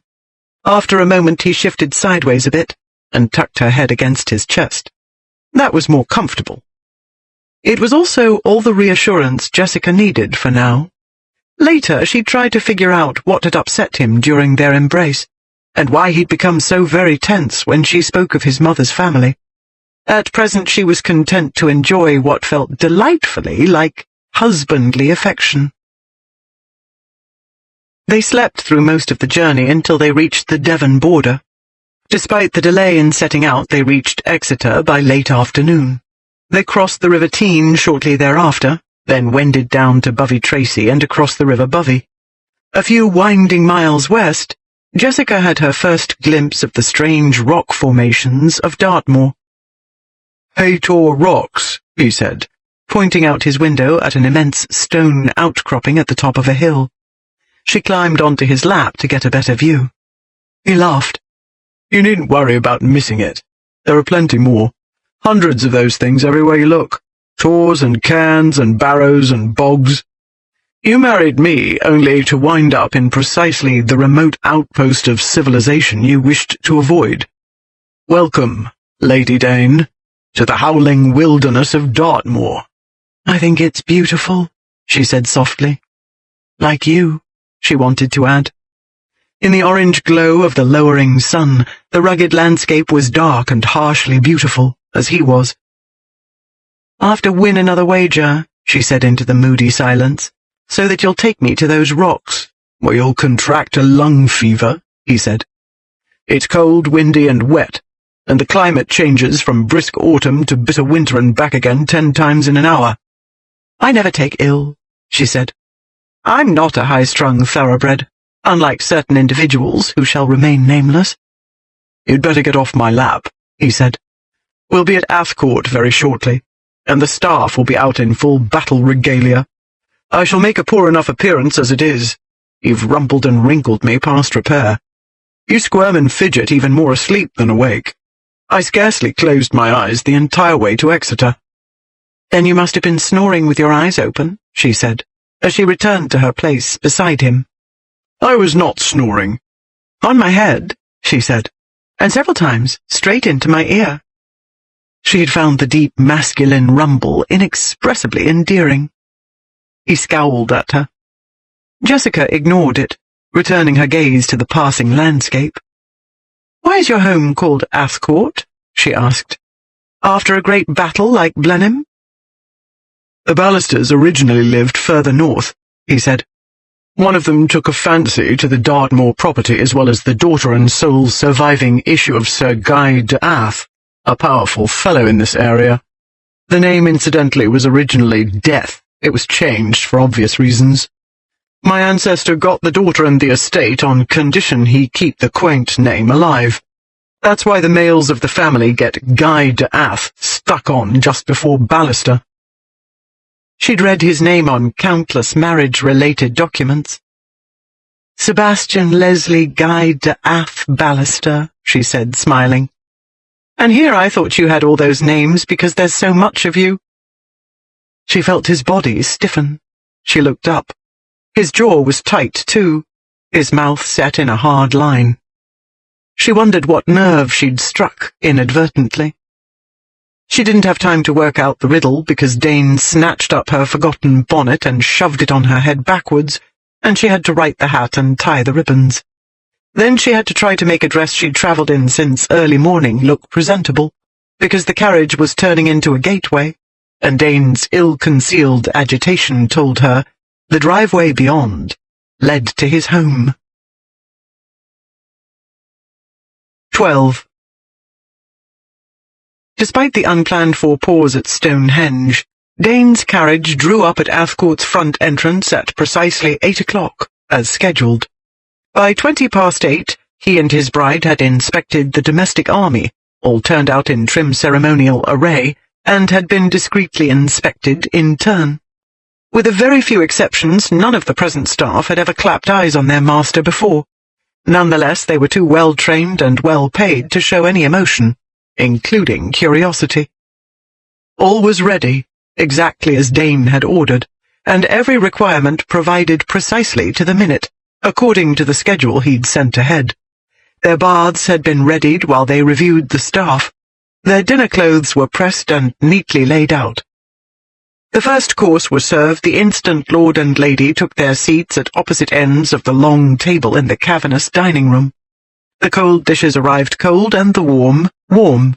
Andrews, the valet, stood near his lordship's chair throughout the meal and assisted with all tasks requiring 2 hands. Jessica did not appear in the least daunted by a dining room the size of Westminster Abbey, or the dozen liveried footmen waiting at attention near the sideboard while each course was consumed. At 11:15, she rose from the table to leave Dane to his port. As coolly as though she'd been mistress there for centuries, she informed the house steward, Rodstock, that she would have tea in the library. The table had been cleared before she was through the door, and the decanter appeared before Dane almost in the same instant. His glass was filled with the same silent unobtrusiveness, and his host of attendants vanished in the same ghostly quiet and quick way when he said, "That will be all." It was the first time Dane had had anything like privacy for 2 days, and the first chance to think properly about the problem of deflowering his bride, since he'd realized it was a problem. What he thought was that it had been a long day, and his paralyzed arm was throbbing, and the dining room was too quiet, and he didn't like the color of the drapes, and the landscape hanging over the mantel was too small for the location. At 11:05, he pushed away his untouched wineglass, rose, and went to the library. Jessica stood at a bookstand, where the immense family Bible lay open to a page containing the customary entries of weddings, births, and deaths. When her husband entered, she threw him a reproachful look. "Today's your birthday," she said. "Why didn't you tell me?" He approached, and his stony expression settled into the usual mocking mask as he glanced down at the place she pointed to. "Fancy that. My estimable sire didn't black my name out. I'm all amazement." "Am I to believe you've never once looked in this book?" she asked. "That you weren't interested in your forebears, when you knew all about Guy de Ath?" "My tutor told me about my ancestors," he said. "He tried to enliven the history curriculum with regular strolls through the portrait galley. The first Earl of Blackmore, he would solemnly announce as he paused before a portrait of a chevalier with long golden curls. Created during the reign of King Charles II, I would be informed. Then my tutor would expound upon the events of that reign and explain how my noble ancestor fit in and what he'd done to win his earldom. His tutor had told him, not his father. "I should like to be tutored in the same way," she said. "Perhaps tomorrow you will take me for a stroll through the portrait gallery. I collect it must be about 10 or 12 miles long." 180 feet, he said, his eye returning to the page. "You seem to have an exaggerated view of the size of Athcourt." "I'll get used to it," she said. I managed not to gape and gawk too much when introduced to the cathedral village, otherwise known as her ladyship's apartments. He was still staring at the page where his birth had been recorded. His sardonic expression hadn't changed, but there was turmoil in his dark eyes. Jessica wondered whether it was the entry directly below that troubled him. It had saddened her, and she had grieved for him. "I lost my parents in the year after you lost your mother," she said. "They were killed in a carriage accident." "Fever," he said. "She died of fever." He entered that event too. Dane sounded surprised. "Who entered your father's death?" she asked. "That isn't your hand." He shrugged. "His secretary, I suppose, or the vicar, or some officious busybody." He pushed her hand away and slammed the ancient Bible shut. "If you want family history, we've volumes of it on the shelves at the far end of this room. It's recorded in tedious detail, going back to the Roman conquest, I dare say." She opened the Bible again. "You are the head of the family, and you must put me in it now," she said gently. "You've acquired a wife, and you must write it down." "Must I, indeed? This very minute?" He lifted an eyebrow. "And suppose I decide not to keep you after all? Then I should have to go back and blot out your name." She left the bookstand, crossed to a study table, took up a pen and inkwell, and returned to him. "I should like to see you try to get rid of me," she said. "I could get an annulment," he said, "on grounds that I was of unsound mind when the marriage was contracted. Lord Portsmouth's marriage was annulled on those grounds only the day before yesterday." He took the pen from her all the same, and made a grand ceremony of recording their marriage in his bold script, with a few flourishes to heighten the effect. "Ah, handsomely done," she said, leaning over his arm to look at the entry. "Thank you, Dane. Now I shall be part of the Ballisters' history." She was aware that her breasts were resting on his arm. So was he. He jerked away as though they'd been a pair of hot coals. "Yes, you have been immortalized in the Bible," he said. "I expect you'll be demanding a portrait next, and I shall have to move a famous ancestor into storage to make room for you." Jessica had hoped that a bath, dinner, and a glass or two of port would calm him down, but he was as skittish now as he'd been when they'd entered Athcourt's gates. "Is Athcourt haunted?" she asked, strolling with studied casualness to a tall set of bookshelves. "Should I be prepared for clanking chains or hideous wails at midnight, or quaintly attired ladies and gentlemen wandering the corridors?" "Gad, no. Who put such an idea into your head?" "You." She stood on tiptoe to examine a shelf of poetic works. "I cannot tell whether you're bracing yourself to tell me something ghastly, or you're in expectation of something ghastly. I thought the something might be Ballister ghosts popping out of the woodwork." "I'm not bracing myself for anything." He stalked to the fireplace. "I am not braced. I'm perfectly at ease, as I should be in my own damned house." Where he'd learned his family's history from a tutor instead of his father, she thought. Where his mother had died when he was 10 years old, a loss that seemed to hurt him deeply. Where there was an immense ancient family Bible he'd never looked into. She wondered if he'd known his dead half-siblings' names, or whether he'd read them this day as she had for the first time. She took out a handsome, very expensively bound volume of Don Juan. "This must have been your purchase," she said. "The last cantos of Don Juan were published scarcely 4 years ago. I didn't know you had a taste for Byron's work." He had wandered to the fireplace. "I don't. I met him during a trip to Italy. I bought the thing because its author was a wicked fellow and its contents were reputedly indecent. Which is to say you haven't read it. She opened the book and selected a stanza from the first canto. Wedded she was, some years, and to a man of 50, and such husbands are in plenty, and yet I think instead of such a one, 'twere better to have 2 of 25. Dane's hard mouth quirked up. Jessica flipped through the pages. A little she strove, and much repented, and whispering, "I will ne'er consent," consented. A stifled chuckle. But she had him, Jessica knew. She settled down onto the sofa and skipped ahead to the second canto, where she'd left off reading the night before. The 16-year-old Don Juan, she explained, was being sent away because of his affair with the beautiful Donna Julia, wife of the 50-year-old gentleman. Then Jessica began to read aloud. At stanza 3, Dane left the fireplace. By the 8th stanza, he was sitting beside her. By the 14th, he had arranged himself into an indolent sprawl, with a sofa pillow under his head and a padded footstool under his feet. In the process, his crippled left hand had in some mysterious manner managed to land on her right knee.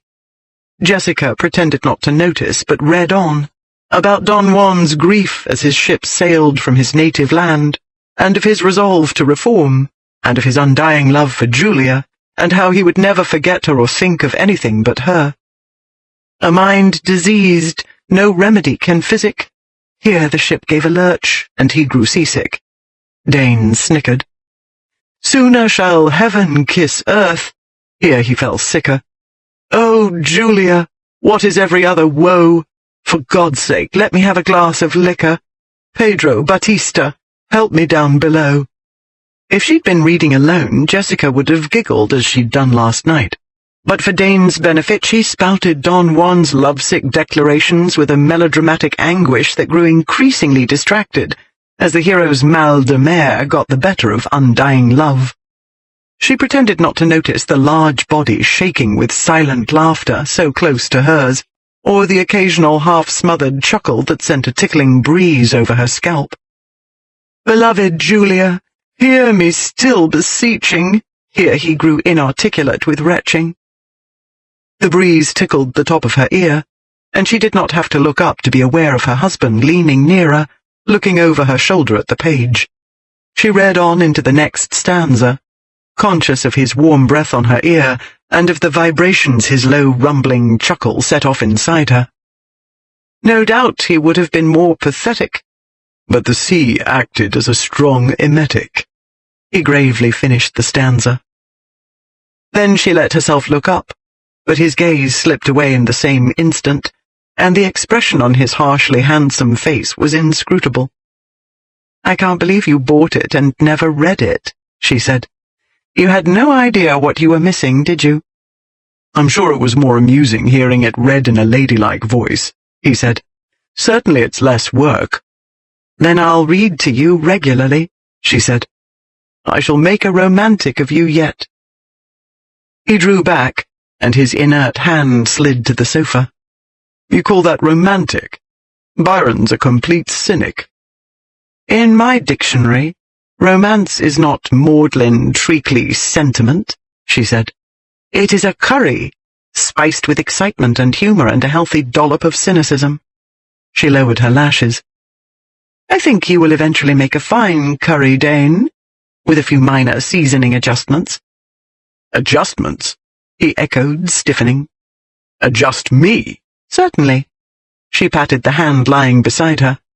Marriage requires adjustments on both sides. Not this marriage, madam. I paid, and through the nose, for blind obedience, and that is precisely— Naturally you are master of your own household, she said. I have never met a man more adept at managing everything and everybody. But even you can't think of everything, or look for what you've never experienced. I dare say there are benefits you've never imagined to having a wife. There's only one, he said, his eyes narrowing. And I assure you, my lady, I've thought of it, often, because it's the only damned thing. I devised a remedy for your indisposition this morning, she said, stifling a surge of irritation, and anxiety. "You thought there was no cure. You have just discovered Byron, thanks to me, and that put you into a better humor." He kicked the footstool away. "I see. So that's what you've been about. Humoring me, softening me up, or trying to." Jessica closed the book and set it aside. She had resolved to be patient, to do her duty by him, to look after him because he badly needed it, whether he realized it or not. Now she wondered why she bothered. After last night, after this morning, after exiling her to the foot of a mile-long dining table, the blockhead had the effrontery to reduce her superhuman efforts to manipulation. Her patience snapped. "Trying to soften you?" She dragged the words out, and they slammed inside her, making her heart pump with outrage. "You cocksure, clod-pated ingrate!" "I'm not blind," he said. "I know what you're about, and if you think that I could not do it," she said tightly, "that I could not make you eat out of my hand, if that's what I wanted, I recommend you think again, Beelzebub." There was a short, thundering silence. "Out of your hand," he repeated very, very quietly. She recognized the quiet tone and what it boded, and a part of her brain screamed, "Run!" But the rest of her mind was a red mass of anger. Slowly, deliberately, she laid her left hand palm up upon her knee. With her right index finger she traced a small circle in the center. "There," she said, her own voice just as quiet as his, her own mouth curved in a taunting smile. "Like that, Dane. In the palm of my hand. And then," she went on, still stroking the center of her palm, "I would make you crawl. And beg." Another silence thundered through the room, and made her wonder why the books didn't topple from their shelves.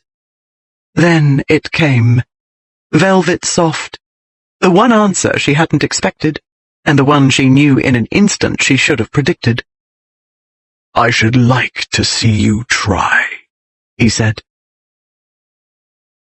His brain was trying to tell him something, but Dane couldn't hear it past the clanging in his ears. Crawl and beg. He couldn't think past the mockery he heard in her soft tones, and the fury twisting his gut. And so he locked himself in frigid rage, knowing he was safe there, impervious to hurt. He had not crawled and begged when his 8-year-old world shattered to pieces, when the only thing like love he'd ever known had fled from him, and his father had thrust him away.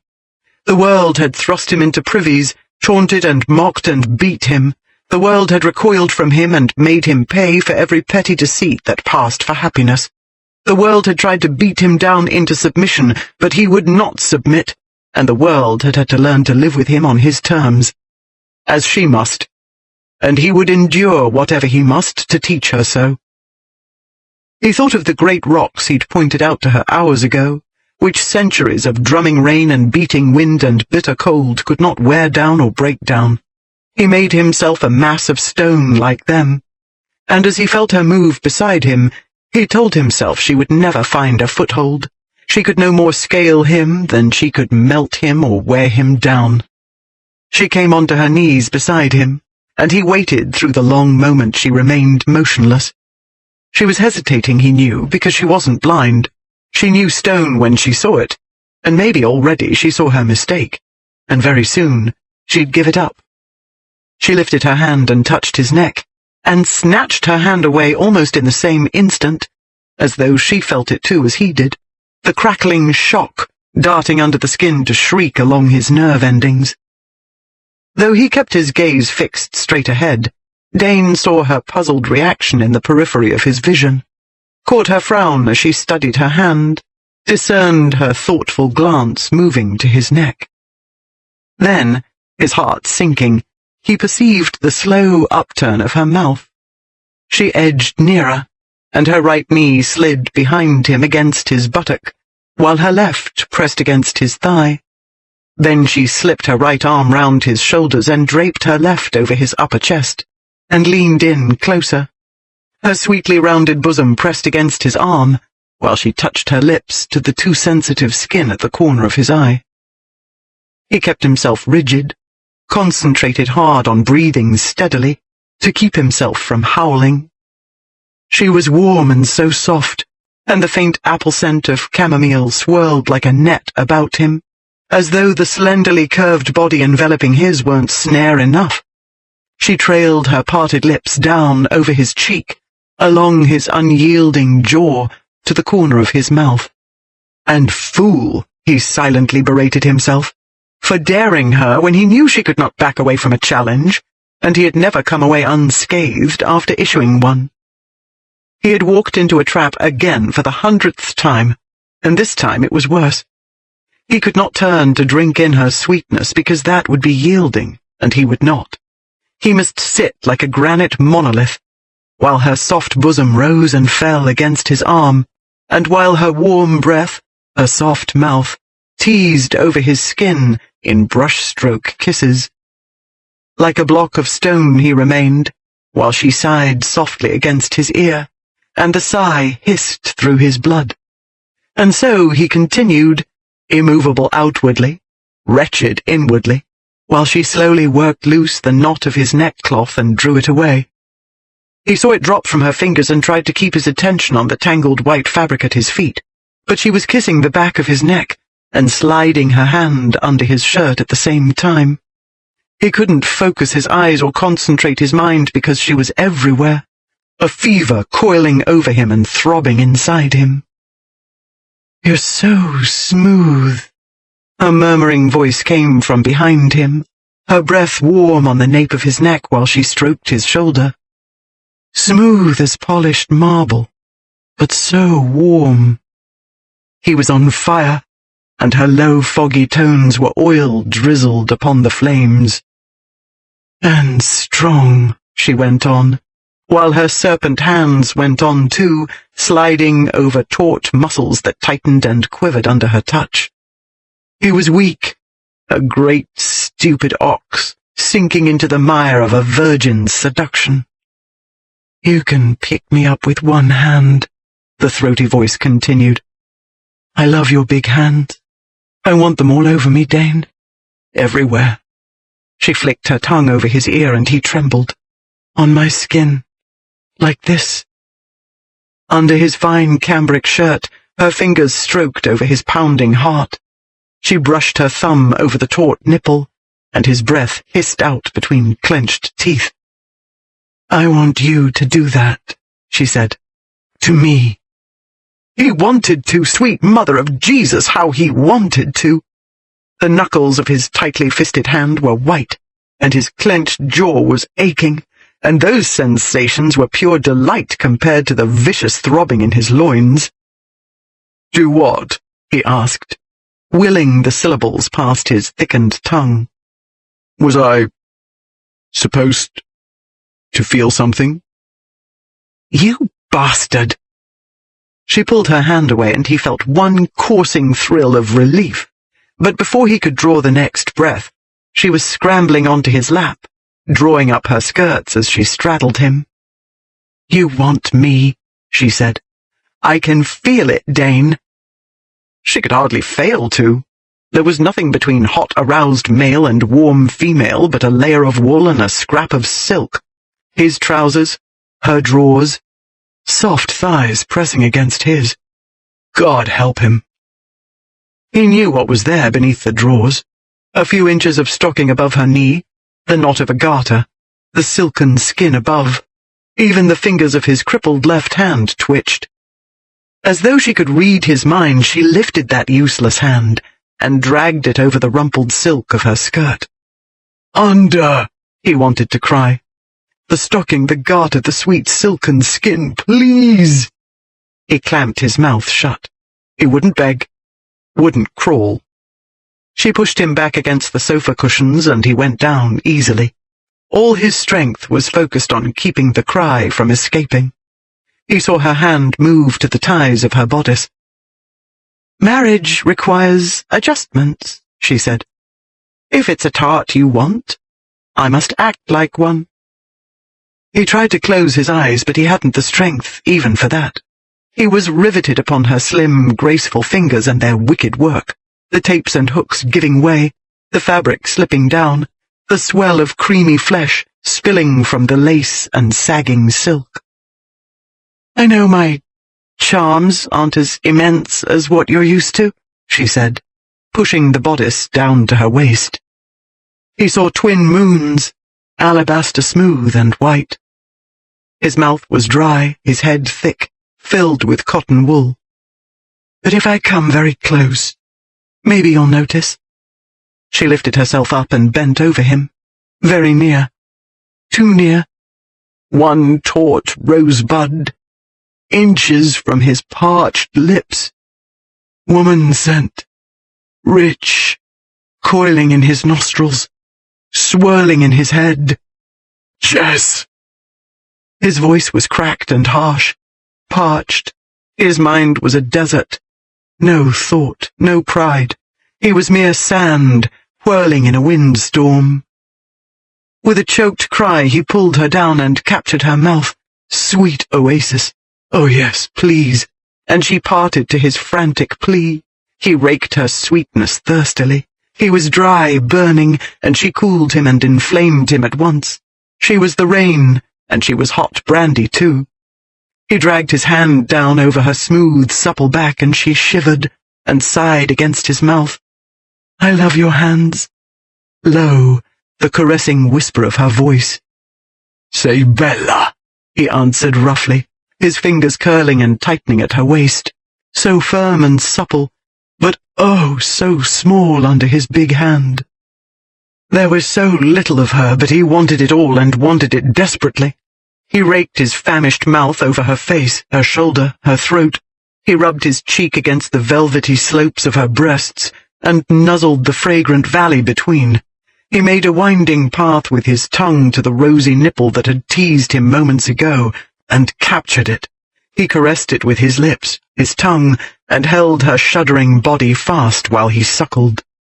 From above him came a soft, startled cry, but her fingers were tangling in his hair, moving restlessly over his scalp, and he knew the cry was not pain, but excitement. The tormenting she-devil liked it. Then, heated and maddened as he was, he knew he wasn't powerless. He could make her beg, too.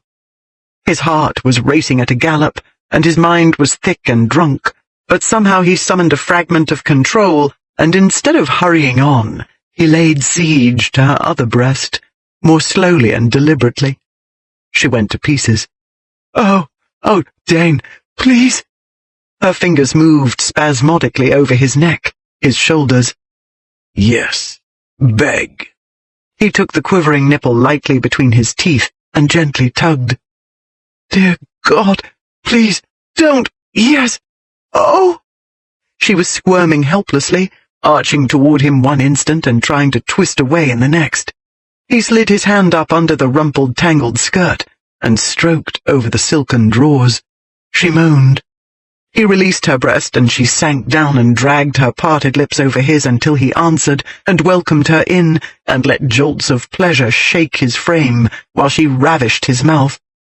And while he drank in the hot liquor of her kiss, he was pushing up the flimsy silk leg of her drawers, stroking over stocking and upward to the knot of her garter. He swiftly untied it and pushed it away, and drew the stocking down, and slid his fingers over her thigh and up, over the bunched-up silken drawers, to grasp her sweetly rounded buttock. She came away from his mouth, her breathing shallow, uneven. Still grasping her bottom, he shifted position, moving her with him, so that she lay on her side, trapped between his big frame and the sofa back. He kissed her again deeply, while he moved his hand to the fastenings of her drawers and untied them and eased them down. He felt her body tense, but he held her mouth captive, distracting her with a slow, tender kiss, and all the while his fingers were moving over her thigh, stroking, caressing, stealing toward her innocence. She squirmed, pulling away from his mouth, but he would not let her escape, and he could not keep from touching her. The fine, taut skin at the juncture of her thigh, a wanton tangle of silky curls, and sweet womanliness, warm, butter-soft, and butter-slick, the delicious evidence of desire. He had stirred her, roused her. She wanted him. He began to stroke the tender feminine folds, and she went very, very still. Then, "Oh!" Her voice was soft with surprise. "Oh, that's wicked! I did not—" The rest was lost in a smothered cry, and the sweet warmth pressed against his finger. Her slender body twisted and turned restlessly, toward him, away. "Oh, Lord, please!" He scarcely heard the plea. He was beyond hearing. His blood pounded in his veins, thundered in his ears. He found the tender bud and the narrow parting beneath, but it was so small, so tight against his great intruding finger. He caressed the sensitive peak, and it swelled. She was clutching his coat, making soft, breathless sounds, trying to burrow into his hard body, like a frightened kitten. But she wasn't frightened. She trusted him. His own trusting kitten, innocent, so fragile. "Oh, Jess, you're so tiny," he murmured, despairing. He stroked gently inside her, but slick and hot as she was, the way was too small, too tight for him. His lust-swollen rod strained furiously against his trousers, a great monstrous invader that would tear her to pieces. He wanted to weep, to howl. "So tight," he said, his voice raw with misery because he couldn't stop touching her, couldn't stop caressing what he couldn't, dare not have. She didn't hear him. She was lost in the fever he was feeding. She was touching him, kissing him. So restless her hands, her innocently wanton mouth. She was smouldering in the fire he'd built to conquer her, and he could not stop adding fuel to the blaze. "Oh, don't! Yes, please!" He heard her gasp, then a sob, and her body shuddered, and the tight flesh clenched against his fingers, and eased, and clenched again as another climax shook her slender frame. He drew his hand away and found it was shaking. Every muscle in his body was taut with strain, aching with the effort it had cost him to keep from ripping her apart. His groin felt as though it had been clamped in Satan's own vice. He drew a ragged breath, and another, waiting for her to come back to the world, and hoping his loins would calm before then, before he had to move. He waited, but nothing happened. He knew she wasn't dead. He could feel her breathing. Slow, steady, peaceful. Too peaceful. He stared at her incredulously. "Jess?" She murmured and burrowed in, nestling her head in the cradle of his shoulder. For another full minute he gazed slack-jawed into her beautiful, tranquil, slumbering face. Just like a damned man, he thought exasperatedly. She got what she wanted, then curled up and went to sleep. That was what he was supposed to do, blast and confound her bloody impudence. And now, curse her for a selfish ingrate, he would have to figure out how, with only one arm working, to get her to bed without waking her. 13. Jessica wasn't sure when exactly she'd become aware she was being carried up the stairs. It all seemed part of a dream, or part of long ago, when she was a sleepy little girl, so tiny that even Uncle Frederick, who was the smallest of her uncles, could easily scoop her up in one arm and carry her up the stairs to the nursery. An uncle's arm made a hard seat, true, and the ride was bumpy, but she was perfectly safe, snugly braced against a big male body, her head nestled upon a broad shoulder. Gradually the fog of sleep cleared, and even before she opened her heavy eyes, Jessica knew who was carrying her. She also remembered what had happened, or most of it.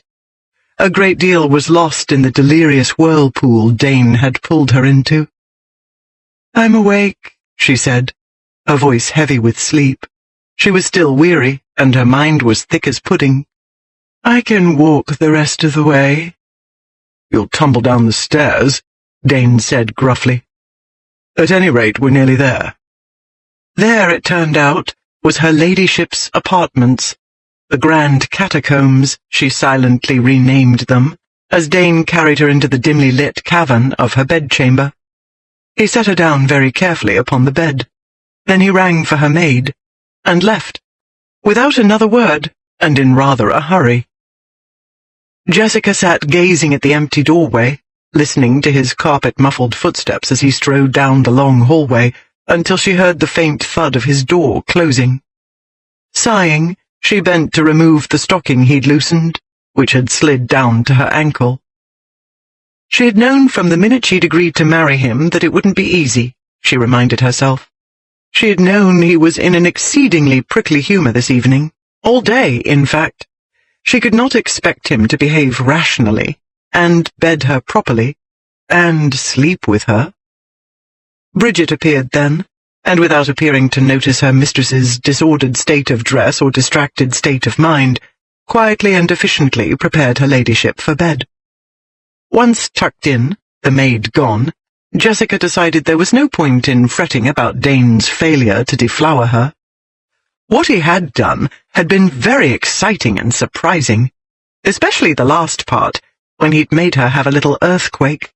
She knew what that was because Genevieve had told her, and thanks to her grandmother, Jessica was well aware that those extraordinary sensations did not always occur, especially early in marriage. Not all men took the trouble.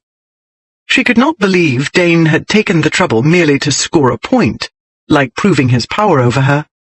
According to Genevieve, it was extremely painful for an aroused male to deny himself release.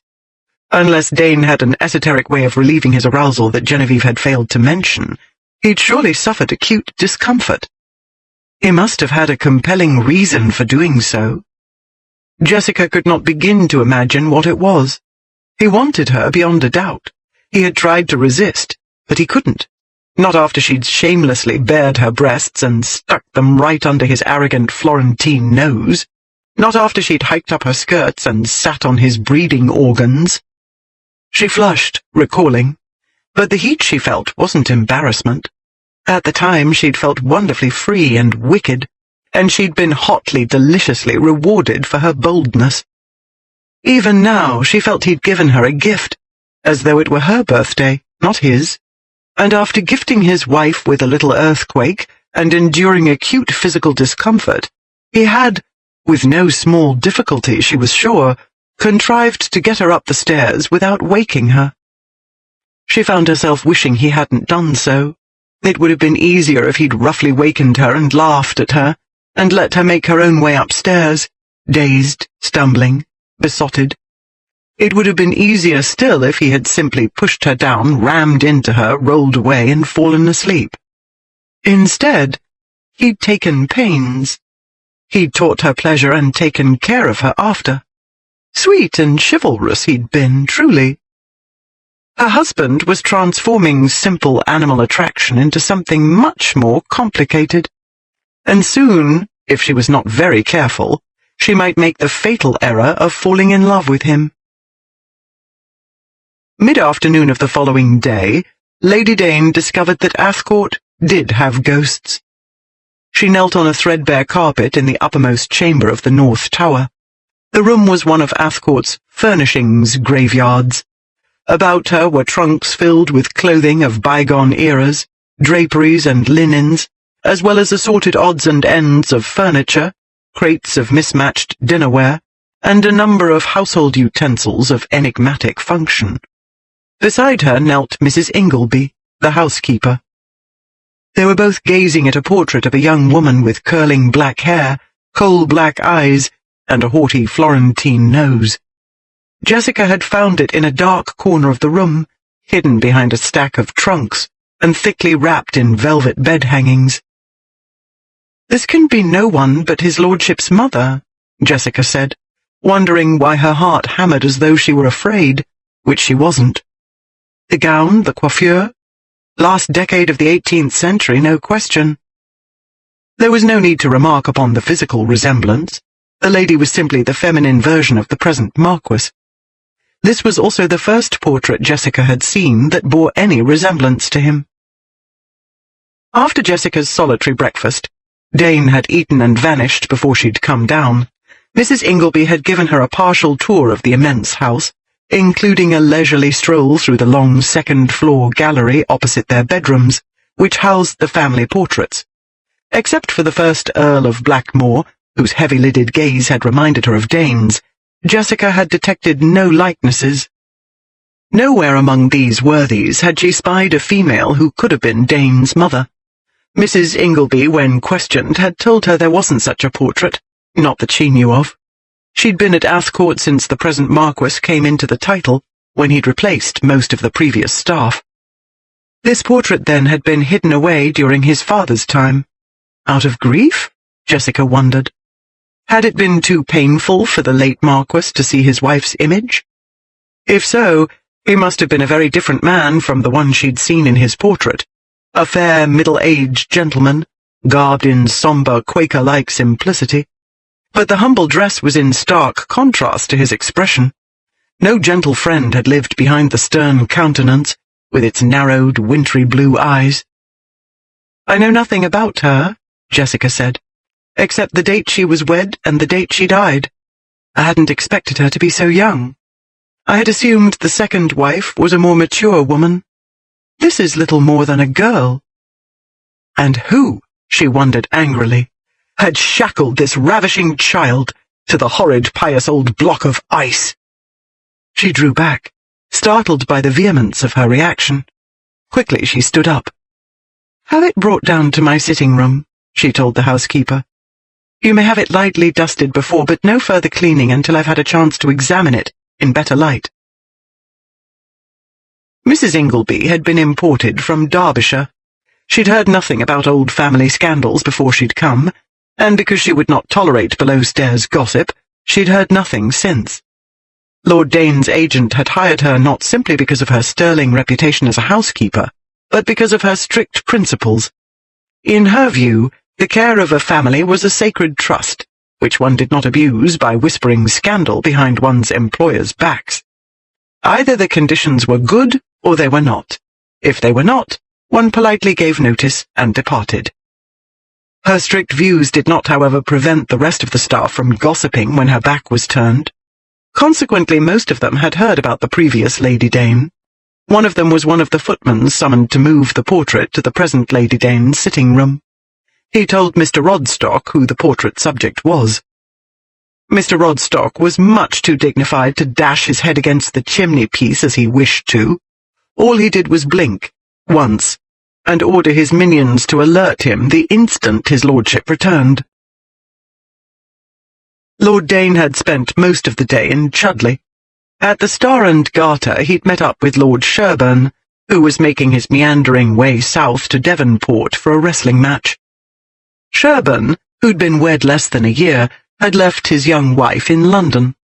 He was the last person in the world to find anything odd about a very recently married man's deserting his bride for the bar-parlour of a coaching inn several miles from home. On the contrary, he invited Dane to journey with him to Devonport. Sherburne was awaiting a few other fellows who were to arrive this evening. He suggested Dane pack, collect his valet, and join them for dinner. Then they could all leave together first thing tomorrow morning. Dane had accepted the invitation without hesitation, ignoring the skull-splitting shriek of his conscience. Hesitation was always a sign of weakness, and in this case, Sherburne might think Beelzebub needed his wife's permission first, or that he couldn't bear to be away from her for a few days. He could bear it easily, Dane thought now, as he hurried up the north staircase to his room. Furthermore, she needed to be taught that she could not manipulate him, and this lesson would be considerably less painful for him than the one he'd given her last night. He'd also rather let carrion crows feast on his privates than go through that horrific experience again. He would go away and calm down and put matters into perspective, and when he returned he would— well, he didn't know precisely what he would do, but that was because he wasn't calm. When he was, he would figure it out. He was certain there must be a simple solution, but he could not contemplate the problem coolly and objectively while she was nearby, bothering him. "My lord." Dane paused at the head of the stairs and looked down. Rodstock was hurrying up after him. "My lord, he repeated breathlessly. "A word, if you please." What the steward had to say was more than a word, yet no more than what was needed. Her ladyship had been exploring the North Tower storage room. She had found a portrait of the previous Marchioness. Rodstock thought his lordship would wish to be informed. Rodstock was a paragon, the soul of discretion and tact. Nothing in his tone or demeanour indicated any consciousness of the bomb he had just dropped at his master's feet. His master likewise evidenced no awareness of any explosion whatsoever. "I see," Dane said. "That is interesting. I had no idea we had one about. Where is it?" "In her ladyship's sitting room, my lord." "Well then, I might as well look at it." Dane turned and headed down the long gallery. His heart was beating unsteadily. Other than that, he felt nothing. He saw nothing either during the endless walk past the portraits of the noble line of men and women he had never felt a part of. He walked on blindly to the end of the hall, opened the last door on the left, and turned left again into the narrow passageway. He continued past one door and on to the next, then through it, and on through the second passage to the door at its end, which stood open. The portrait that wasn't supposed to exist stood before the sitting room's east-facing window on a battered easel, which must have been unearthed from the schoolroom. Dane walked up to the painting and gazed at it for a long while, though it hurt badly, more than he could have guessed, to look into the beautiful, cruel face. His throat burned, and his eyes as well. If he could, he would have wept then. But he couldn't, because he wasn't alone. He did not have to take his eyes from the portrait to know his wife was in the room. "Another of your finds," he said, choking a short laugh past his seared throat. "And on your first treasure hunt here, too." "Luckily the North Tower is cool and dry," she said. Her voice was cool and dry as well. "And the painting was well wrapped. It will need minimal cleaning, but I should prefer another frame. This one is much too dark and over-ornate. Also, I had rather not put her in the portrait gallery, if you don't mind. I'd prefer she had a place to herself. Over the dining room mantel, I think, in place of the landscape." She came nearer, pausing a few paces to his right. "The landscape wants a smaller room. Even if it didn't, I'd much rather look at her." He would too, though it was eating him alive to do so. He would have been content merely to look at his beautiful, impossible mother. He would have asked nothing, or so very little. A soft hand upon his cheek, only for an instant. An impatient hug. He would have been good. He would have tried. "Mawkish nonsense," he angrily reproached himself. "It was only a damned piece of canvas daubed with paint. It was the painting of a whore, as all the household, all of Devon and most of the world beyond knew. All except his wife, with her fiendish gift for turning the world upside down. She was a whore," he said harshly. And quickly and brutally, to have it said and done and over with, he went on. "She ran away with the son of a Dartmouth merchant. She lived openly with him for 2 years and died with him on a fever-plagued island in the West Indies." He turned and looked down into his wife's pale, upturned face. Her eyes were wide with shock. Then, incredibly, they were glistening, with tears. "How dare you?" she said, angrily blinking the tears back. "How dare you, of all men, call your mother a whore? You buy a new lover every night. It costs you a few coins. According to you, she took but one. And he cost her everything. Her friends, her honor, her son." "I might have known you could make even this romantic," he said mockingly. "Will you make the hot-blooded harlot out to be a martyr to what, Jess? Love?" He turned away from the portrait, because the howling had started inside him, and he wanted to scream, "Why?" Yet he knew the answer, always had. If his mother had loved him, or pitied him at least if she could not love him, she would have taken him with her. She would not have left him alone in hell. "You don't know what her life was like," she said. "You were a child. You couldn't know what she felt. She was a foreigner, and her husband was old enough to be her father." Like Byron's Donna Julia, you mean? His voice dripped acid irony. Perhaps you're right. Perhaps Mamma would have done better with 2 husbands of 5 and 20. "You don't know whether your father treated her well or ill," his wife persisted, like a teacher with a stubborn student. "You don't know whether he made the way easy for her or impossible. For all you know, he may have made her wretched, which is more than likely if his portrait offers an accurate indication of his character." And what of me? He wanted to cry. You don't know what it was like for me.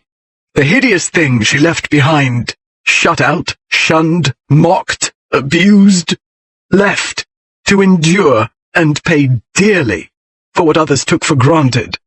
Tolerance, acceptance, a woman's soft hand. He was appalled at his own inner rage and grief, the hysteria of a child who had died 25 years ago. He made himself laugh and meet her steady grey gaze with the mocking mask he wore so well. If you've taken my sire in dislike, feel free to exile him to the North Tower. You may hang her in his place, or in the chapel for all I care. He headed for the door. You needn't consult me about redecorating.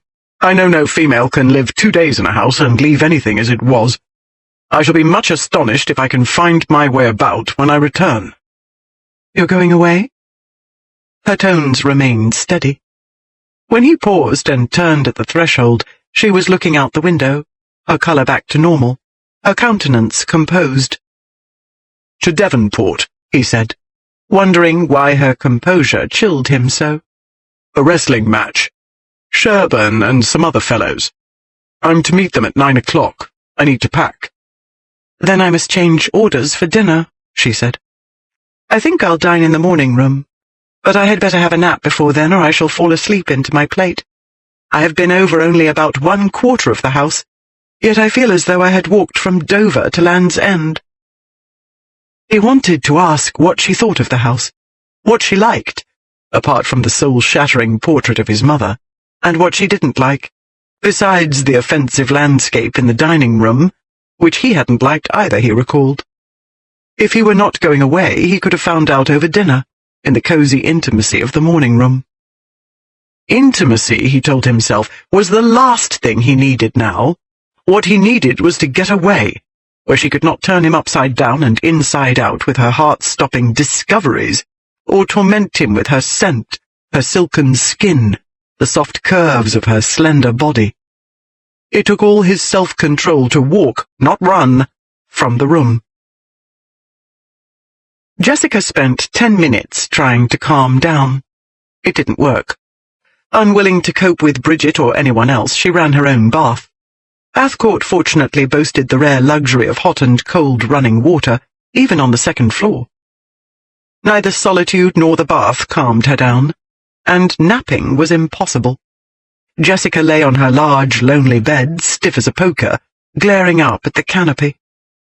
Barely 3 days wed, and the great jackass was abandoning her, for his friends, for a wrestling match. She got up, pulled off her modest cotton nightgown and stalked, naked, to her dressing room. She found the wine-red and black silk negligee and put it on. She slipped into the black mules. She shrugged into a heavy black and gold silk dressing gown, tied the sash, and loosely draped the neckline so that a bit of the negligee peeped above it. After running a brush through her hair, she returned to her bedchamber and exited through the door that opened into what Mrs. Ingleby had called the withdrawing chamber. At present it housed part of Dane's collection of artistic curios. It also adjoined his lordship's apartments. She crossed the huge, dim room to the door that led to Dane's rooms. She rapped. The muffled voices she'd heard while approaching abruptly ceased. After a moment, Andrews opened the door. As he took in her dishabille, he let out a gasp, which he quickly turned into a small, polite cough. She turned a sweet, artless smile upon him. "Ah, you haven't gone yet. I'm so relieved. If his lordship can spare a minute, I need to ask him something." Andrews glanced to his left. "My lord, her ladyship wishes—" "I'm not deaf," came Dane's cross voice. "Get away from there and let her in." Andrews backed away and Jessica strolled in, glancing idly about her while she made her way slowly into the room and around the immense 17th-century bed to her husband. The bed was even larger than hers, about 10 feet square. Dane, in shirt, trousers, and stockinged feet, stood near the window. He was glaring down at his travelling case. It stood open upon a heavily carved table which she guessed had been built about the same time as the bed. He would not look at her. "It is a delicate matter," she said, her voice hesitant, shy. She wished she could command a blush as well, but blushes did not come easily to her. "If we might be private?" He shot a glance at her and back to the valise almost in the same instant. Then he blinked and turned his head toward her once more, stiffly this time. Slowly he surveyed her, up and down and up again, pausing at the revealing neckline of her dressing gown. A muscle jumped in his cheek. Then his face set, hard as granite. "Ready for your nap, I see." He glowered past her at Andrews. "What are you waiting for?" "Private," her ladyship said. "Are you deaf?" Andrews left, closing the door after him. "Thank you, Dane," Jessica said, smiling up at him. Then she stepped closer, took a handful of starched and neatly folded neckcloths from the valise, and dropped them on the floor. He looked at her. He looked at the linen upon the floor. She took out a stack of pristine white handkerchiefs, and, still smiling, threw them down too. "Jessica, I don't know what game you're at, but it is not amusing," he said very quietly. She collected an armful of shirts and flung them onto the floor. "We have been wed scarcely 3 days," she said. "You do not desert your new bride for your sapskull friends. You will not make a laughing stock of me. If you are unhappy with me, you say so, and we discuss it, or quarrel, if you prefer. But you do not—" "You do not dictate to me," he said levelly. "You do not tell me where I may and may not go, or when, or with whom. I do not explain, and you do not question. And you do not come into my room and throw temper fits." "Yes, I do," she said. "If you leave this house, I will shoot your horse out from under you." "Shoot my—" "I will not permit you to desert me," she said. "You will not take me for granted as Sherburne does his wife, and you will not make all the world laugh at me or pity me as they do her. If you cannot bear to miss your precious wrestling match, you can jolly well take me with you." "Take you?" His voice climbed. "I'll bloody well take you, madam, straight to your room, and lock you in if you can't behave yourself." "I should like to see you He lunged at her, and she dodged an instant too late. In the next instant she was slung up under one brawny arm, and he was hauling her like a sack of rags to the door she'd entered. It stood open. Luckily it opened into the room, and only one of her arms was trapped against his body. She pushed the door shut. "Bloody hell!" Swearing was all he could do about it. He had only one usable hand, which was occupied. He couldn't move the door handle without letting go of her. He swore again. Turning, he marched to the bed and dumped her there. As she fell back onto the mattress, her dressing gown fell open. Dane's furious black gaze stormed over her. "Damn you, Jess! Curse and confound you!" His voice was choked. "You will not, you cannot—" He reached out to grab her hand, but she scrambled back. "You're not going to put me out," she said, retreating to the center of the huge bed. "I'm not a child, and I will not be locked in my room." He knelt on the edge of the mattress. "Don't think just because you've crippled me I can't teach you a lesson. Don't make me chase you." He dove at her, grabbing for her foot. She pulled away, and the black mule came off in his hand. He threw it across the room. She snatched the other one off and threw it at him. He ducked, and the slipper hit the wall. With a low growl, he flung himself at her. She rolled away to the opposite side of the bed, and he lost his balance. He fell face first, sprawling across the lower half of the big mattress. She could have leapt from the bed and escaped then, but she didn't. She had come prepared for a battle royal, and she would fight this one to the bitter end. He dragged himself up onto his knees. His shirt front had fallen open, revealing a tautly muscled neck and the dark web of tantalizingly silky hair her fingers had played with the night before. His big chest rose and fell with his labored breathing. She had only to glance up at his eyes to understand that anger was but the smallest part of what worked on him at this moment. "I'm not going to wrestle with you," he said, "or quarrel. You will go to your room. Now." She'd lost the sash of her dressing gown, and the top part had slid down to her elbows. She shrugged out of it, then sank down upon the pillows and gazed up at the canopy, her mouth set mulishly. He moved closer, the mattress sagging under his weight. "Jess, I'm warning you." She wouldn't answer, wouldn't turn her head. She didn't have to. That deadly tone of his wasn't quite as ominous and intimidating as he wanted it to be. She didn't have to look either to understand why he'd paused. She knew he didn't want to look at her, but he couldn't help it. He was a man, and had to look, and what he saw could hardly fail to distract him. She was aware that one of the narrow ribbons holding up the bodice of her negligee had slipped down over her shoulder. She was aware that the gauzy skirt was tangled about her legs. She heard his breath hitch. "Damn you, Jess." She heard the indecision in the husky baritone. She waited, still fixed upon the black and gold dragons above her, leaving him to battle it out with himself. A full minute and more he remained unmoving and silent, but for the harsh, unsteady breathing. Then the mattress shifted and sank, and she felt his knees against her hip, and heard his muffled moan of defeat. His hand fell upon her knee and slid upward, the silk whispering under his touch. She lay still while he slowly stroked up over her hip, over her belly. The warmth of the caress stole under her skin and made her feverish. He paused at her bodice and traced the eyelet work over her breast.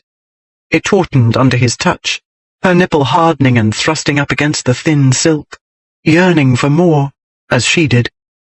He pushed the fragile fabric down and brushed his thumb over the hard, aching peak. Then he bent and took it in his mouth, and she had to clench her hands to keep from holding him there, and clench her jaw as well, to keep from crying out as she had done the night before, "Yes, please, anything, don't stop." He had made her beg last night, yet he had not made her his. And today he thought he could turn his back and walk away and do as he pleased. He thought he could desert her, leave her wretched and humiliated, a bride but not a wife. He didn't want to want her, but he did. He wanted her to beg for his love-making, so that he could pretend he was in control. But he wasn't. His mouth was hot on her breath, her shoulder, her neck. His hand was shaking, his touch roughening because he was feverish too. "Oh, Jess." His voice was an anguished whisper as he sank down beside her. He pulled her to him and dragged hot kisses over her face. "Baciami, kiss me, abbracciami, hold me, touch me, please. I'm sorry." Urgent, desperate, his voice, while he struggled with the narrow ribbon ties. "I'm sorry." He'd actually said it, but he didn't know what he was saying, Jessica told herself. He was lost in simple animal hunger as she had been last night. He wasn't sorry, merely mindless with primitive male lust. His hand worked feverishly, pulling the gown down, moving over her back, her waist. He grabbed her hand and kissed it. "Don't be angry. Touch me." He pushed her hand under his shirt. "The way you did last night." His skin was on fire, hot and smooth and hard, feathery masculine hair, muscles quivering under her fingers, his big body shuddering under her lightest touch.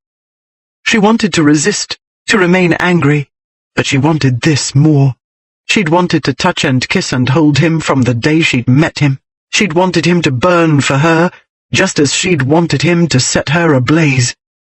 He was pulling the negligee down over her hips. She grasped the edges of his shirt front, and with one fierce yank, tore it in half. His hand fell from her hip. She tore the shirt cuff away and rent the seam up to the shoulder. "I know you like to be undressed," she said. "Yes," he gasped, and shifted back to give her access to the other useless arm. She was no more gentle with that sleeve. She ripped it off.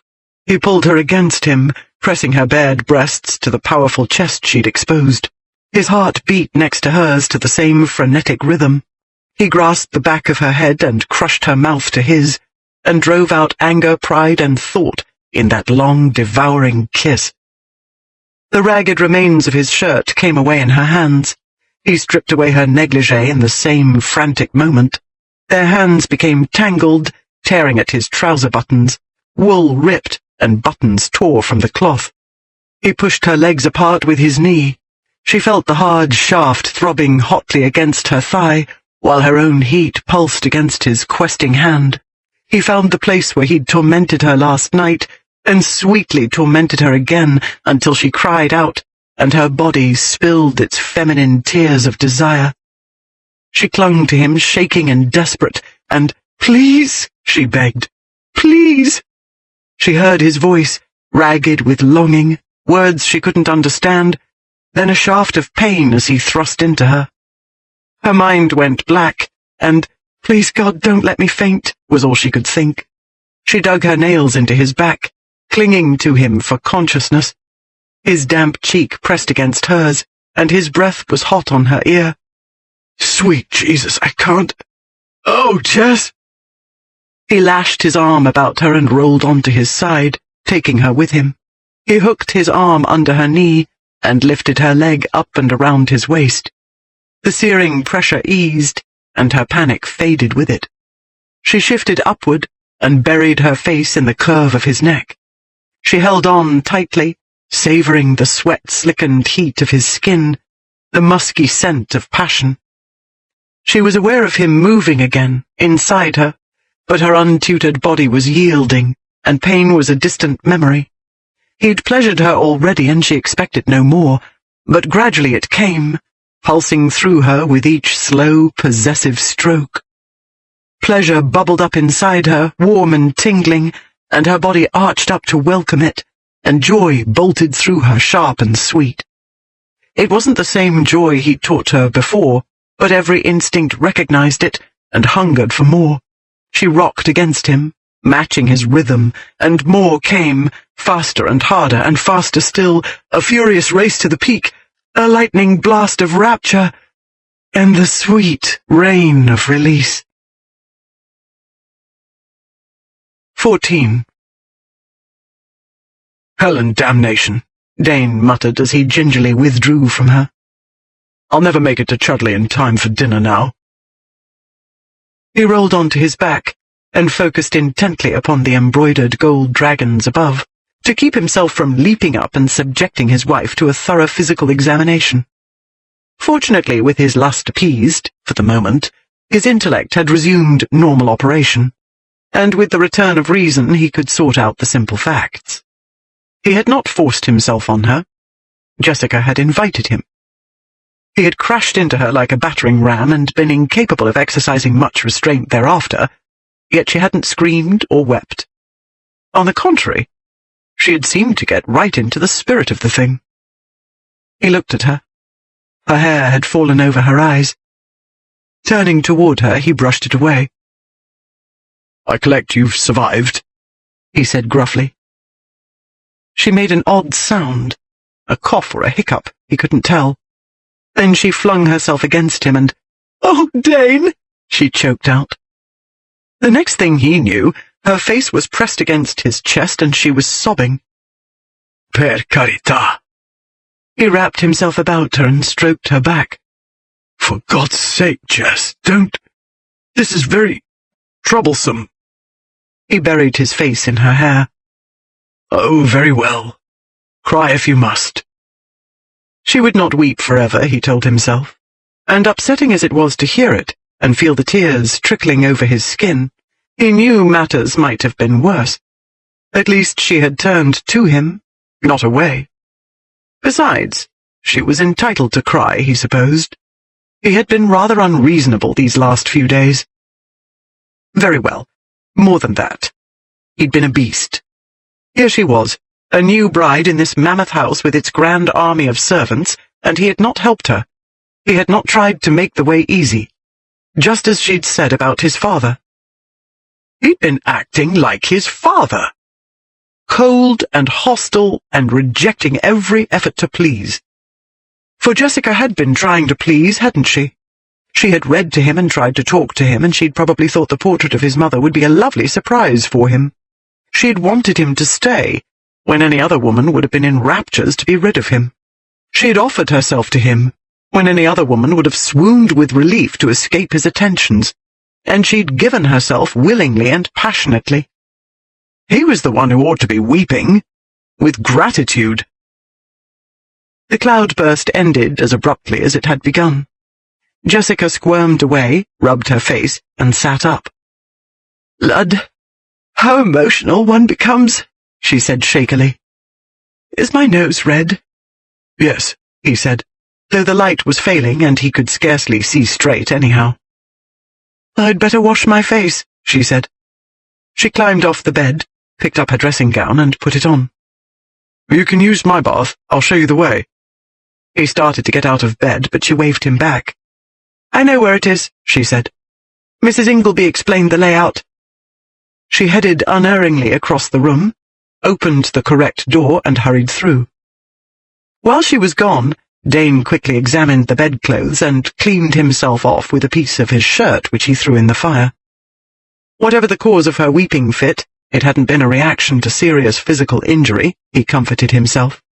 He'd found a spot of blood on one of the coverlet's gold dragons, and there had been a bit on him, but it was nothing like the carnage his overwrought imagination had pictured these last 3 days. He could not believe his mind had been so disordered. In the first place, any cretin might have understood that if the female body could adapt to dropping brats, it must certainly be able to adapt to the breeding instrument, unless the man was an elephant, which he wasn't, quite. In the second place, any imbecile might have recollected that this woman had never, since the time under the lamppost in Paris, recoiled from his advances. She'd even spoken plainly enough, more than once, without a blink, about his breeding rights. Where in the name of heaven had he obtained the idea that she was fragile or missish? This was the woman who'd shot him. It was the strain, Dane decided. The trauma of finding himself married, combined with crazed lust for his bride, had been more than his mind could cope with. The portrait of his mother had finished him off. With that, his brain had shut down altogether. By the time Jessica returned, Dane had himself and everything else in proper order. Andrews had carried away the heaps of discarded travelling clothes, the valise was put away, the lamps had been lit, a footman was on his way to Chudley, and dinner was being prepared. "It seems you've been busy," she said, glancing about as she came up to him. "How tidy the room is." "You were gone rather a while," he said. "I had a bath," she said. "I was agitated, as you saw." She studied the knot of his sash, her brow furrowed. "I think I was hysterical. I wish I hadn't cried, but I couldn't help it. It was a deeply moving experience. I dare say you're used to it, but I am not. I was much affected. I had not expected— well, frankly, I was expecting the worst. When it came to the point, I mean. But you did not seem to experience any difficulty, and you did not seem inhibited by my inexperience or annoyed, and except for a moment, it did not feel like the first time at all. At least, not what I'd imagined the first time to be like. And what with having my anxieties relieved and the extraordinary sensations, the long and the short of it is, I could not contain my feelings." He had read the signs more or less correctly then. For once, finally, the world was in order. All he needed to do was step carefully to keep it that way. "My temper has not been altogether even either," he said. "I'm not used to having a female about. It's distracting." "I know, and I've taken that into account," she said. "Nonetheless, Dane, you cannot expect me to go through this again." He stared at the top of her head and watched his neatly ordered world tumble back into chaos. In an instant his previously light heart became a lead casket, bearing the corpse of a fragile infant hope. He should have known better than to hope. He should have realized he'd make everything go wrong. But he didn't understand now any more than he ever had how he had turned everything so very wrong. He didn't understand why she'd been sent into his life to give him hope and kill it in the first moment he dared to believe it. His face set and his body turned to stone, but he couldn't muster the callous laughter or the clever witticism needed to complete this too familiar scene. He had tasted happiness in her arms, and hope, and he could not let them go without knowing why. "Jessica, I know I've been difficult," he said. "All the same, difficult?" She looked up, her grey eyes wide. "You have been impossible. I begin to think you are not right in the upper story. I knew you wanted me. The one thing I've never doubted was that. But getting you into bed, you, the greatest whoremonger in Christendom, gad, it was worse than the time I had to drag Bertie to the tooth drawer.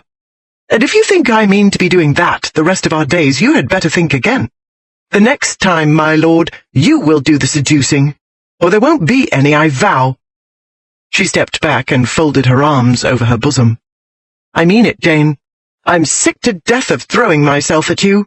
You like me well enough, and if the first bedding didn't prove we suit in that way at least, then you are a hopeless case and I wash my hands of you.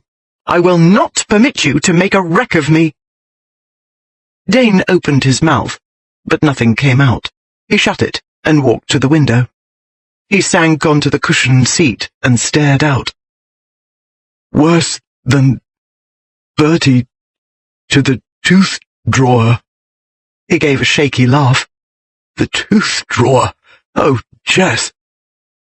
He heard her slippered footsteps approaching. "Jane, are you all right?" He rubbed his forehead.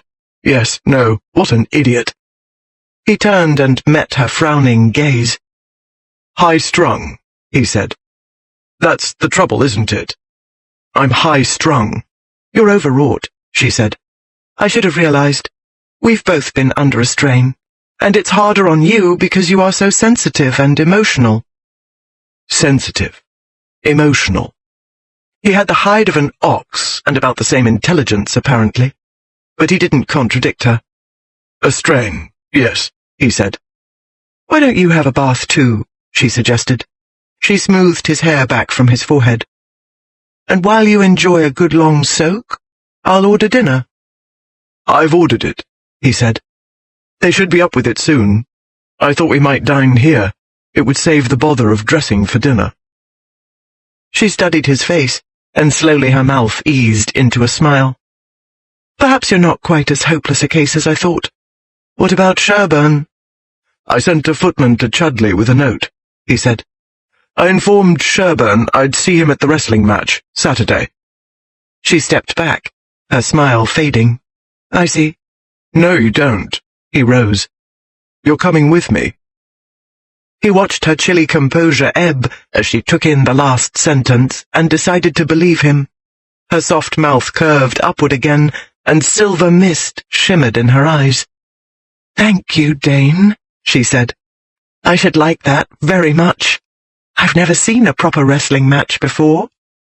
"I dare say it will be a novel experience all round," he said, gravely eyeing her up and down. "I can't wait to see Sherburne's face when I arrive with my lady wife in tow." "There, you see," she said, unoffended. "I told you there were other benefits to having a wife. I can come in very handy when you wish to shock your friends." "There is that. But my own comfort was my first consideration," he added as he edged away. "I shall want you about to cater to my whims and soothe my sensitive nerves, and—" he grinned. "And warm my bed, of course." "How romantic!" She pressed her hand to her heart. "I believe I shall swoon." "You'd better not." Dane headed toward the door she'd entered. "I can't wait around to pick you up. My bladder is about to explode." With the world securely in order, Dane was able to devote the leisurely bath time to editing his mental dictionary. He removed his wife from the general category labeled females and gave her a section of her own. He made a note that she didn't find him revolting, and proposed several explanations. A. Bad eyesight and faulty hearing. B. A defect in a portion of her otherwise sound intellect. C. An inherited Trent eccentricity. Or D. An act of God. Since the Almighty had not done him a single act of kindness in at least 25 years, Dane thought it was about bloody time, but he thanked his Heavenly Father all the same, and promised to be as good as he was capable of being. His expectations in this regard were, like most of his expectations, very low. He would never be an ideal husband. He had almost no idea how to be a husband at all, beyond the basics of providing food, clothing, shelter, and protection from life's annoyances, and getting brats. As soon as offspring came into his mind, Dane slammed his dictionary shut. He was in a good humor. He didn't want to spoil it by fretting and working himself into another fit of insanity over the inevitable. Besides, there was an even chance the brats would come out like her rather than him. In any case, he wouldn't be able to prevent their coming because there was no way he could keep his hands off her. He knew a good thing when he had it. He knew that tumbling his wife was about as close to experiencing heaven as he'd ever get. He was far too selfish and depraved by nature to give it up. As long as she was willing, he wasn't going to worry about consequences. Something horrible was bound to happen, of course, sooner or later, but that was how his life worked. Since he couldn't prevent it, whatever it was, he might as well take his motto from Horace: Carpe diem, quam minimum credula postero. Seize the day. Put no trust in the morrow. Accordingly, with matters properly sorted out and settled for the present, Dane joined his wife for dinner. During the meal, he further revised his dictionary. To her odd list of accomplishments he had already added a comprehension of the art of boxing. At dinner he discovered she possessed a knowledge of wrestling as well, gleaned from sporting periodicals and male conversations. She had reared not only her brother, she explained, but 10 boy cousins as well, because she was the only one who could manage the lot of ignorant savages. Yet not one of the ingrates would take her to a professional match. Not even Polkinghorne's bout with Carr, she told Dane indignantly. That famous match had also taken place in Devonport 2 years ago. There were 17,000 spectators, she said. Would you please explain to me how one female would attract notice in such a crowd? You are bound to attract notice, even amid 70,000, he said. You are the prettiest girl I've ever seen, as I distinctly recall telling you in Paris. She sat back, startled, her smooth cheeks turning pink. Good grief, Dane. That was a flat-out compliment, and we're not even making love. I'm a shocking fellow, he said. One never knows what astonishing thing I'll say, or when. He sipped his wine. The point is, you will attract notice. In normal circumstances, you would have a lot of drunken louts bothering you and distracting your escort. But since I shall be your escort, there will be no bothering or distracting.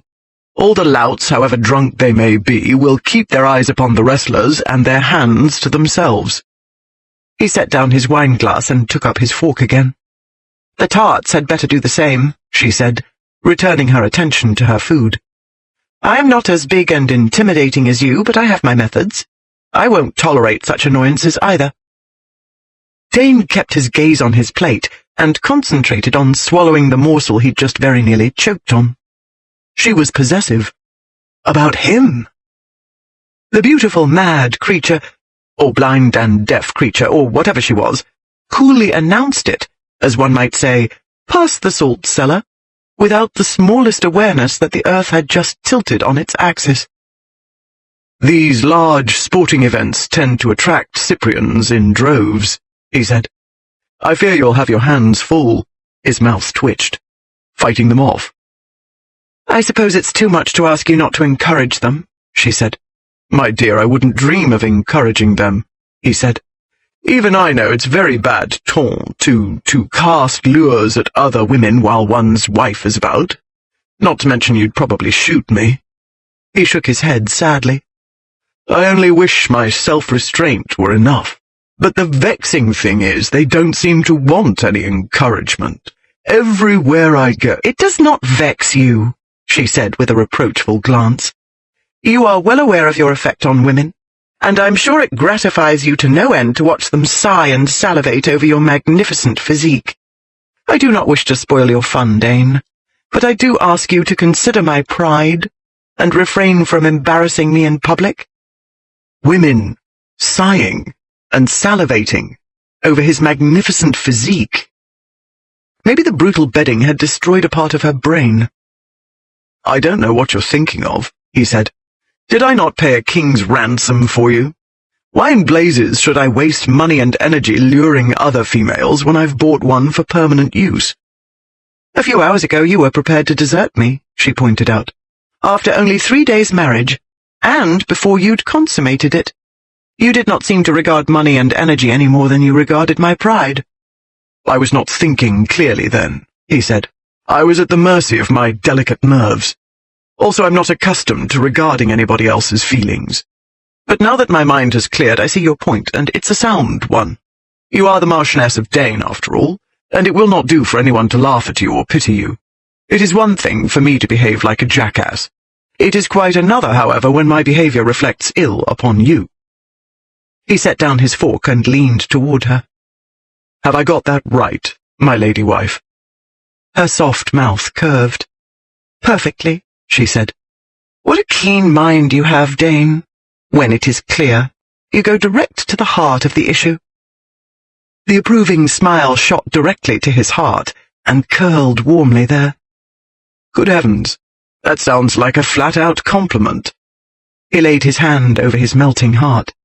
And on my intellect, no less, my primitive male intellect. I do believe I shall swoon. His gaze slid to her décolletage.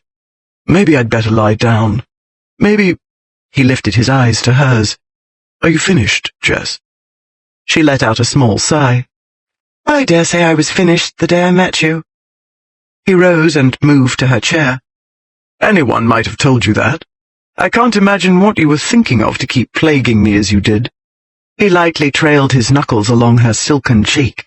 I wasn't thinking clearly, she said. He took her hand and drew her up from the chair. I begin to doubt you are capable of any kind of thinking, he said. He wasn't either at present. He was too achingly aware of her skin, flawless porcelain white, and of the small, graceful hand in his own. He was painfully conscious of his great, clumsy bulk, and his crude ways, and of his darkness, inside and out. He still had trouble believing that only a few hours earlier he'd been pounding into her, slaking his bestial lust upon her innocent body. He could scarcely believe his lust was aroused again so fiercely, so soon. But he was an animal.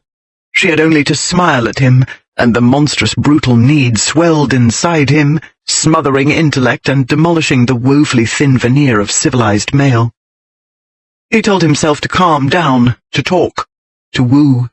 She wanted to be seduced, and it was the least he could do. He ought to be able to. He ought to have that much control.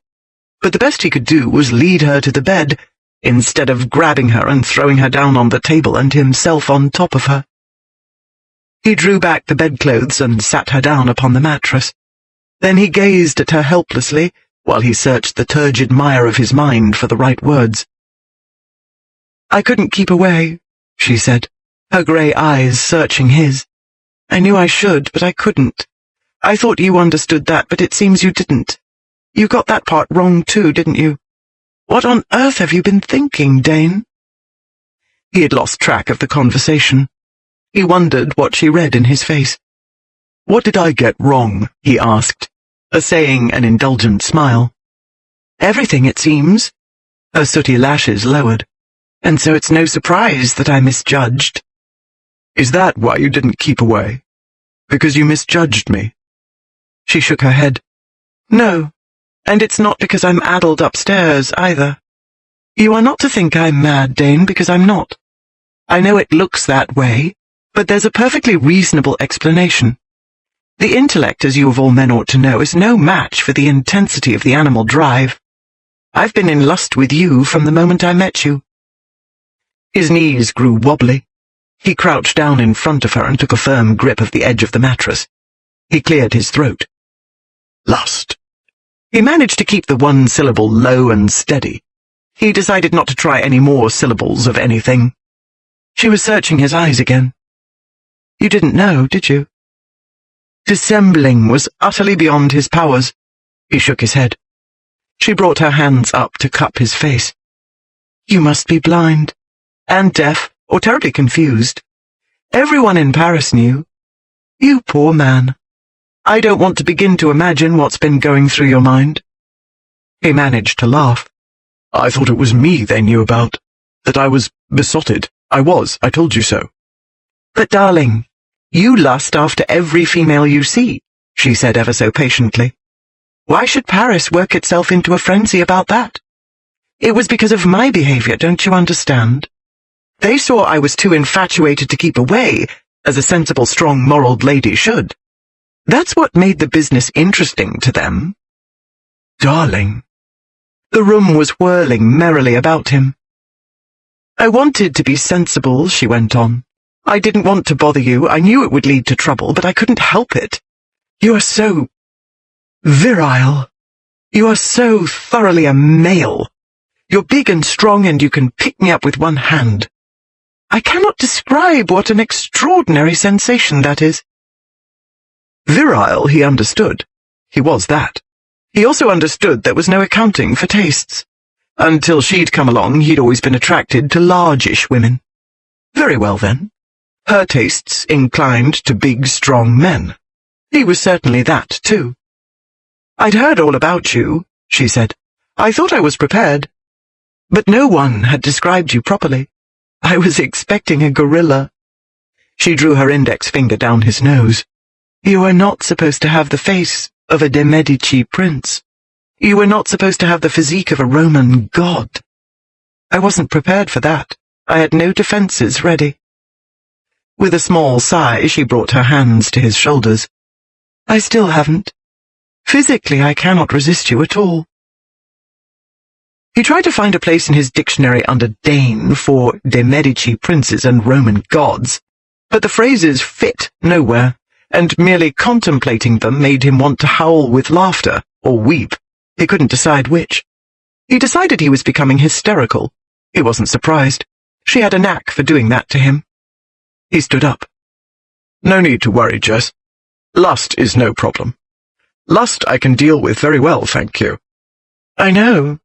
She eyed him up and down. You deal with it to perfection. In fact, I'm preparing to deal with it this very minute. He began heaping pillows against the headboard. That is most understanding of you, she said, her glance darting from the pillows to him. He patted the heap. I want you to lie here. Naked? He nodded. Without the smallest hesitation, she stood up and undid the sash of her dressing gown. He watched the robe fall open. She gave a lazy shrug. Femme fatale, he thought, as entranced, he watched the heavy black silk slither down past her slim shoulders, over the creamy skin and achingly feminine curves, and fall with a sensuous hiss at her feet. He watched the graceful movement of her slight body as she climbed onto the bed and settled back against the pillows, unashamed, uninhibited, unafraid. I almost wish I could be naked all the time, she said softly. I love the way you look at me. You mean the panting and salivating? He untied his own sash. I mean that sleepy, sulky look you get. She laid her hand upon her belly. It makes my insides hot and muddled. He flung off his dressing gown. She inhaled sharply. His swelling shaft sprang up, just as though she'd called to it. Dane looked down and laughed. You want virile? Virile you get. And big and strong. Her voice was husky. Her softened grey gaze travelled up and down his frame. And beautiful. How the devil was I to resist you? How could you think I could? I didn't realize you were so shallow. He climbed onto the bed and straddled her legs. I suppose it's just as well, she said. Otherwise... She slid her hand up his thigh. Oh, Dane, if you had guessed what was going through my mind when I met you. Gently but firmly he removed her hand and set it upon the mattress. Tell me." "In my mind, I took off all your clothes. I couldn't help it. It was a dreadful few moments. I was terrified my reason would snap and I'd actually do it. There in the shop, in front of Chantois, in front of Bertie." "You took off my clothes," he said. "In your mind." "Yes, ripped them off, actually, as I did a short while ago." He bent over her. "Do you want to know what went through my mind, Cara?" "Something equally depraved, I hope." She stroked his chest. Again he took her hand away. "I wanted to lick you," he said slowly, "from the top of your head to the tips of your toes." She shut her eyes. "Depraved, yes." "I wanted to lick you and kiss you and touch you everywhere." He kissed her forehead. "Everywhere it's white, everywhere it's pink, everywhere else." He trailed his tongue over one sleek eyebrow. "That's what I'm going to do now. And you must lie there and take it." "Yes." One sibilant sound of acquiescence, and a shiver. Of pleasure, apparently, because her soft, ripe mouth curled upward. He brushed his lips over that small cat-in-the-cream pot smile and said no more, but gave himself up to realizing his fantasy. The reality, he found, was sweeter, and the taste and scent of her more intoxicating by far than the dream. He kissed her nose and savored the satin of her cheek. He inhaled her and tasted her and discovered her all at once, all over again. The perfect oval of her face, the slant of her cheekbones, the skin so fine and flawless that he'd wanted to weep when first he beheld her. Perfection, he'd thought then, and it had nearly broken his heart because he couldn't have her. But he could, for now at least. He could touch his lips to that perfection, the heart-breaking face, the tantalizingly dainty ear, the smooth column of her neck. He remembered how he'd stood in the shadows and hungered for the white skin exposed in the lamplight. He trailed his parted lips down over the snowy shoulder he'd gazed at from his hiding place, and down her right arm to her fingertips, and back up again. He made the same lingeringly possessive path up and down her left arm. Her fingers curled and her breath came in sweet little sighs that murmured in his veins and made his heart thrum like a violoncello. He lavished kisses over her firm, round breasts, rising and falling with her quickened breathing. He trailed his tongue over the taut, blushing nipples and savored her tiny moans briefly, then made himself move on, because there was more, and he would take nothing for granted. He'd experience it all because the world could end tomorrow for all he knew, and hell open up and swallow him. He continued downward, washing kisses over her smooth belly and the luscious curve of her hips, down the outside of her slender, shapely leg, to the slim ankle, and on to the tips of the toes, as he'd promised. Then slowly he worked his way up again to her satiny inner thigh. She was trembling now, and his loins were heavy and hot and more than ready. But he wasn't done, and only the present could be trusted. This moment might be all he had. And so again he kissed and savored all the way to her toes and back. Then he trailed his tongue over the velvety skin, just above the dark nest of curls between her legs.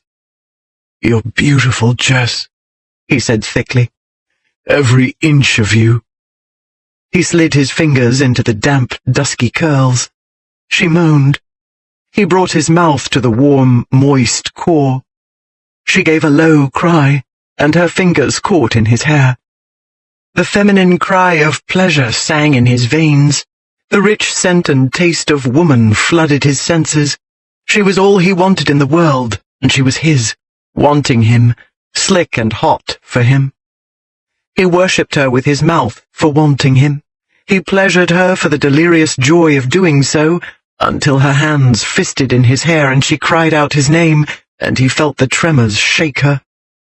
Then finally he sheathed himself in her hotly welcoming softness and joined her. Then the world shook for him as well, and if it had ended in that instant, he would have gone to damnation happily, because she clung to him and kissed him as though there were no tomorrow, and she would hold and want him forever. and when the world exploded and he spilled himself into her, it was as though his soul spilled too, and he would have given up that soul gladly, if that were the price for the moment of pure happiness she gave him. The next day, Jessica gave him the icon. Dane found it at his place when he came into the breakfast room. It stood between his coffee cup and the plate. Even in the weak light of an overcast morning, pearls shimmered, topaz and rubies sparkled, diamonds shot rainbow sparks. Beneath the glimmering golden halo, the grey-eyed Madonna smiled wistfully upon the scowling infant in her arms. A small folded piece of notepaper was tucked under the bottom of the jewelled frame. His heart racing, Dane took it out and opened it. "Happy birthday," it read. That was all.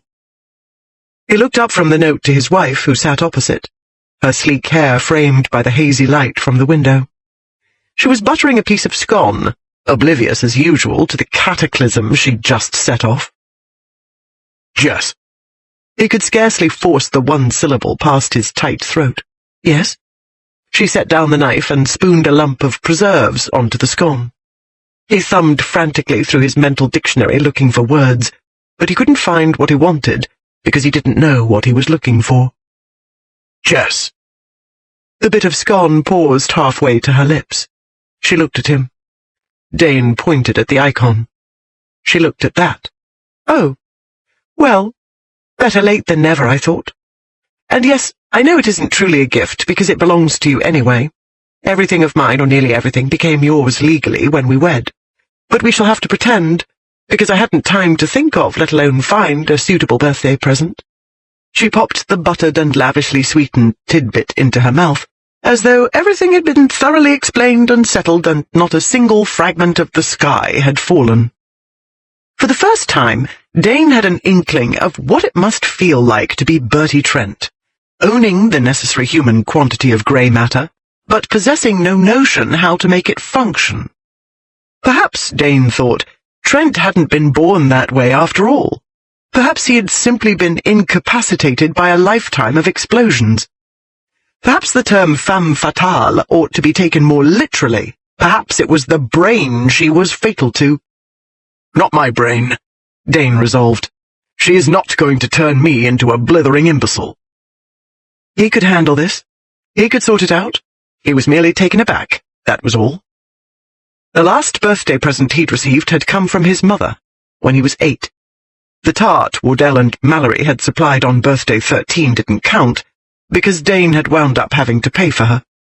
He was surprised, no more. Greatly surprised, admittedly, because he'd truly believed Jessica would sooner throw the icon into a cauldron of boiling acid than let him have it.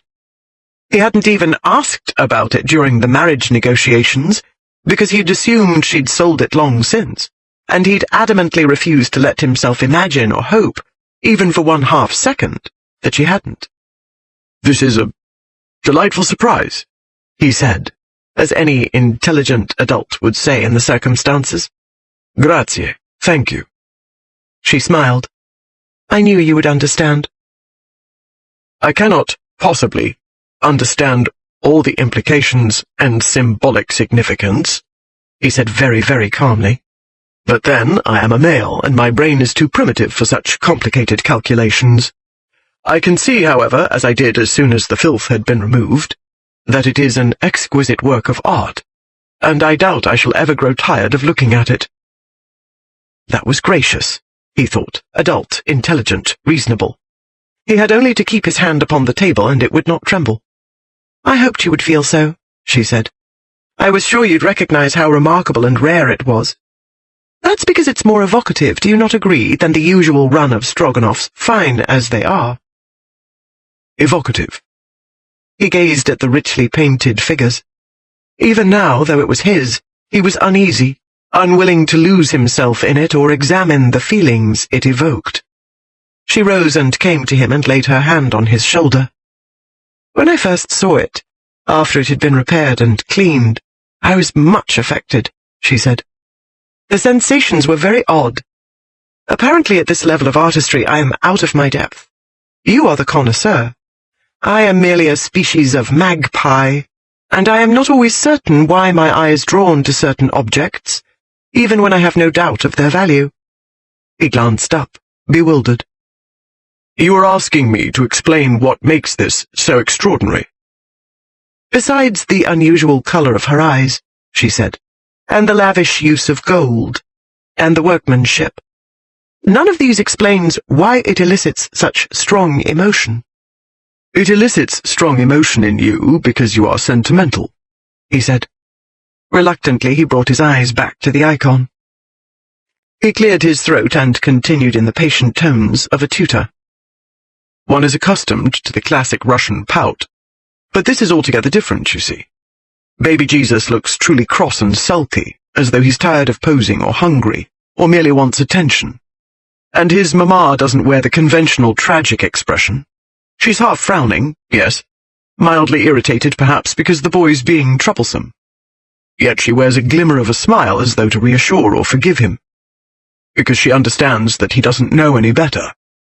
Innocent brat, he takes it all for granted. Her smiles and reassurances, her patience, forgiveness. He doesn't know what he has, let alone how to be grateful for it, and so he frets and scowls in blissful infant ignorance." Dane paused, for the room seemed to have grown too quiet suddenly, and the woman beside him too still. "It is altogether natural and human, I suppose," he went on, careful to keep his tone light and neutral. "We forget that this pair represent holy figures, and focus instead upon the simple human drama within the artistic conventions and rich trappings. If this Madonna and Child were merely saintly, the work would not be half so rare and interesting." "I see what you mean," his wife said softly. "The artist has captured his model's personalities, and the mother's love for her little boy, and the mood of a moment between them." "That is what awakens your sentiment," he said. "Even I find them intriguing, and can't resist theorizing about what their countenances express, though they're long dead, and the truth hardly signifies. That is the artist's talent. He makes one wonder. It's rather as though he played a joke on the viewer, isn't it?" Glancing up from the icon at Jessica, he made himself laugh, as though this heart-achingly beautiful portrait of maternal love were merely an amusing artistic riddle. She squeezed his shoulder. "I knew there was more to it than met my untrained eye," she said, too gently. "You are so perceptive, Dane." Then she quickly moved away and returned to her seat. Not quickly enough, though. He had caught it, in the flicker of time before she masked it. He had seen it in her eyes, just as he'd heard it in her voice a moment ago. Sorrow. Pity. And his heart twisted and churned into rage, with himself, because he'd somehow said too much, and with her, because she'd been too quicker than he, to perceive what he'd said and worse, what he'd felt. But he was not a child, Dane reminded himself. He wasn't helpless. No matter what he'd unwittingly revealed to his wife, his character had not changed. He had not changed. Not a whit. In Jessica he'd found a good thing, that was all, and he meant to make the most of it. He would allow her to make him happy, certainly. He would let himself be flayed alive and boiled in oil, however, before he'd allow his wife to pity him. 15. Andrews entered then, and the first footman Joseph with him. His lordship's beefsteak was set before him, and his ale. Andrews cut the steak, while Jessica, who had wanted to perform that small service, sat uselessly in her chair, pretending to eat a breakfast that tasted like sawdust and was about as easily swallowed. She, the expert on interpreting men, scarcely understood her husband at all. Even last night, when she'd discovered he was not vain as she'd believed, and that the love of women had not come easily to him as she'd supposed, she had not guessed the extent of the trouble. She had merely reminded herself that many men couldn't see themselves clearly. When Bertie, for instance, looked into a mirror, he thought a man with a brain looked back. When Dane looked into his, he somehow missed the full extent of his physical beauty. Odd in a connoisseur, but then men were not altogether consistent creatures. As to the love of women, Jessica had never been exactly thrilled at the prospect of falling in love with him herself. It was understandable then that other women, even hardened professionals, might decide he was more than they cared to tackle. She should have also realized, though, that the difficulty lay deeper. She should have put the clues together. His acute sensibility, his mistrust of women, his edginess in his family home, his bitterness toward his mother, the portrait of his forbidding father, and Dane's contradictory behavior toward Jessica herself. She'd known, hadn't every instinct told her? He badly needed her, needed something from her. He needed what every human being needed, love. But he needed it far more than many because apparently he hadn't had so much as a whiff of it since he was a babe. He takes it all for granted, her smiles and reassurance, her patience, forgiveness. Jessica knew she should have laughed, as he had, and kept matters light, no matter what she'd felt. She should not have spoken of mammas and little boys they loved. Then Dane wouldn't have looked up at her as he had, and she wouldn't have seen the lonely little boy in him. She would not have grieved for that child, and Dane would not have seen the grief in her eyes. Now he would think she felt sorry for him, or worse, that she'd deliberately lured him into betraying himself. He was probably furious with her. "Don't," she prayed silently. "Be angry if you must, but don't turn your back and walk away." Dane didn't leave. All the same, if Jessica had been a fraction less accustomed to male irrationality, his behavior during the next few days would have destroyed every hope she'd cherished of building anything remotely like a proper marriage. She would have decided he was Beelzebub in truth, and had never been a little boy at all, let alone a heartbroken and lonely one, but had sprung fully grown from the skull of the Prince of Darkness, much as Athena had popped out of Zeus's head. But that, she soon understood, was what Dane wanted her to believe, that he was a heartless debauchee whose primary interest in her was lascivious, and who viewed her as an amusing toy, no more. By Friday, he had debauched her in the window seat of his bedroom, an alcove off the portrait gallery, under the pianoforte in the music room, and against the door of her sitting room, in front of his mother's portrait, no less. And that was only the daytime depravity. At least when they were making love, he was consistently passionate. Whatever he might be able to pretend when cool and rational, he could not pretend he didn't want her, badly, or that making her equally lust-crazed wasn't a crucial element of the business. The rest of the time, however, he was the Dane everyone believed he was. For hours at a stretch, he could be amiable, even charming. Then for no ascertainable reason he'd turn on her, trickling sarcasm over her like acid, or patronizing her, or casually uttering a handful of words nicely calculated to turn her mind black with rage. The message, in other words, was that Jessica was permitted to desire him. She was not, however, to insult him with any softer emotions, such as affection or compassion. She was not, in short, to try to get under his skin, or, heaven forfend, weasel her way into his black, rotten heart. This was not in the least fair, considering that the beast had already crept under her skin and was rapidly fastening like a pernicious parasite upon her heart. He didn't even have to work at it. She was falling in love with him, in spite of everything and against her better judgment. More slowly, yes, but just as inexorably as she'd fallen in lust with him. That didn't mean, however, that she wasn't strongly tempted to do him a violent injury. When it came to being exasperating, Dane was a genius. By Friday, she was debating the relative merits of putting another bullet through him, and trying to decide which portion of his anatomy she could most easily live without. By Saturday, she decided that his brain was probably the most dispensable. He had awakened in the wee hours, randy, and wakened her to remedy the ailment, which, it turned out, required 2 treatments. Consequently, they'd overslept. As a result of their late start for Devonport, they arrived at the wrestling match minutes after it began, and failed to get a suitable place in the crowd. And everything was Jessica's fault, because he wouldn't have become randy, Dane had complained, if she hadn't been sleeping with her hindquarters squashed against his privates. "We're too close," he complained now, his arm protectively about her shoulders. "In another few rounds you'll be spattered with sweat, and very possibly blood, if Sawyer doesn't stop kicking Keast in the knees." Jessica did not remind him that he was the one who'd insisted on elbowing his way to the front. That's how Can dealt with Polkinghorne, she said. I understood kicking was permissible in West Country wrestling. I wish that someone in this crowd believed soap and water were permissible, he muttered, glancing about him. I'll wager 50 quid there isn't a human being within a mile who's had a bath in the last 12 months. All Jessica noticed were the usual male odours of spirits, tobacco, and musk, and she had to concentrate hard to notice, because she was pressed against her husband's side, and his distinctive scent was making her toes curl. It took considerable effort to remain focused on the match, when his warm body was conjuring heated recollections of feverish love-making in the small hours of the morning. His big hand dangled but a few inches from her breast. She wondered whether anyone in the crowd pressing about them would notice if she shifted to close the distance. She hated herself for wishing to close it. This match is pathetic, Dane grumbled. I could bring Sawyer down with both hands tied and one leg broken.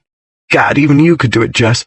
I cannot believe Sherburne travelled 200 miles to witness this abysmal spectacle, when he might have stayed comfortably at home and pumped his wife. One might understand if the girl were bracket-faced or spotty, but she's well enough, if one has a taste for those China doll creatures.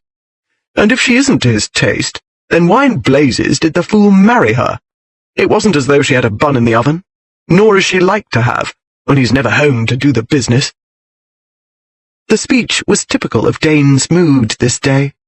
All the world was in conspiracy to annoy him, even Sherburne, because he had not stayed comfortably home with his wife. Comfortably? Jessica blinked once in astonishment. Good grief! Had she actually made progress with her thick-headed husband, after all? Suppressing a smile, she looked up into his cross countenance. My lord, you do not seem to be enjoying yourself. The stench is intolerable, he said, glaring past her. And that sodding swine Ainswood is leering at you. I vow the man is begging to have his sotted head separated from his shoulders. Ainswood? She craned her neck, but she could not recognize any faces in the mob. You needn't look back at him, Dane said. He is such an idiot he'll take it for encouragement. Oh, lovely, now Tolliver's at it. And Vautry, too. I'm sure it's you they're looking at, Jessica said mollifyingly, while her spirits soared. The brute was actually jealous. They probably had wagers going as to whether you'd come, and Ainswood is not leering, but gloating because he's won. Then I wish I'd stayed at home, in bed. Dane frowned down at her. But no, my wife's existence will be rendered meaningless if she cannot see a wrestling match, and so— And so, you sacrificed your comfort to indulge me. Then after all the bother it turns out not to be a proper match at all. You are vexed, because you meant this to be a treat for me and you think it's spoiled. His frown deepened. Jessica, you are humouring me. I'm not a child. I have a strong aversion to being humoured. If you do not wish to be humoured, then you should stop fussing about everything in the world and say plainly what the matter is. She returned her attention to the wrestlers. I am not a mind reader. Fussing, he echoed, his hand falling away from her. Fussing? Like a 2-year-old who's missed his nap, she said. A 2-year-old? She nodded, her eyes ostensibly upon the match, her consciousness riveted upon the outraged male beside her. He took 1, 2, 3 furious breaths. We're leaving, he said. Back to the carriage. Now! Dane did not make it to the carriage. He barely made it to the outer edge of the spectators, and the carriage was a good distance beyond, thanks to their late arrival and the mass of vehicles that had preceded them. Crested coaches were jammed against lowly farm wagons, and the disgruntled beings left to mind the cattle were relieving their vexations by quarrelling loudly among themselves. Having vexations of his own to relieve, and convinced he'd explode long before he found the carriage, Dane hurried his wife to the first unoccupied area he spotted. It was a burial ground, attached to a tiny crumbling church, in which Dane doubted any services had been conducted since the Armada. The gravestones, their inscriptions long since eroded by salt air, listed drunkenly in every direction but upright, those, that is, making any pretense of standing. Nearly half had given up the attempt ages ago, and sprawled where they'd fallen, with the tall weeds huddled about them like pickpockets about a gin-sotted sailor. "It's as though the place didn't exist," Jessica said, looking about her and apparently oblivious to the big angry hand clutching her arm as he relentlessly marched her along. "As though no one has noticed or cared that it's here. How odd." "You won't find it so odd in a moment," he said. "You'll wish you didn't exist." "Where are we going, Dane?" she asked. "I'm sure this isn't a shortcut to the carriage." "You'll be very lucky if it isn't a shortcut to your funeral." "Oh, look!" she cried. "What splendid rhododendrons!" Dane did not have to follow her pointing finger. He'd already spotted the gigantic shrubs, with their masses of white, pink, and purple blooms. He'd also discerned the pillared gateway in their midst. He supposed a wall had once been attached to the gateway, either enclosing the church property or the property beyond. For all he knew, the wall might still be there, or parts of it, hidden by the thick mass of rhododendrons. All he cared about was the hidden part. The shrubs formed an impenetrable screen from passers-by. He marched his wife to the gateway and hauled her to the right pillar, which was better concealed, and backed her up against it. "A 2-year-old, am I, my lady?" He tore off his right glove with his teeth. "I'll teach you how old I am." He stripped off the other glove. He reached for his trouser buttons. Her glance shot to his hand. He swiftly undid the 3 buttons of his small falls, and the flap fell open. He heard her suck in her breath. His rapidly swelling shaft was pushing against the fabric of his French bearer. It took him 9 seconds to release the 9 buttons. His rod sprang out, throbbing hotly at attention. Jessica sank back against the pillar, her eyes closed. He dragged up her skirts. "I've wanted you the whole cursed day, drat you," he growled. He had waited too long to bother with drawstrings or anything like finesse. He found the slit of her drawers and thrust his fingers inside and tangled them in the silky curls.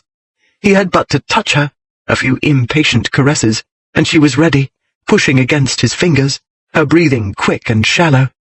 He thrust into her, and scorching joy bolted through him at the slick hot welcome he found, and the low moan of pleasure he heard. He grasped her bottom and lifted her up. She wrapped her legs round him, and clutching his shoulders threw back her head and gave a throaty laugh. "I've wanted you too, Dane. I thought I'd go mad." "Fool," he said. Mad she was to want such an animal. "You're fool," she said. "Stop it, Jess." She was nobody's fool, least of all his own. "I love you."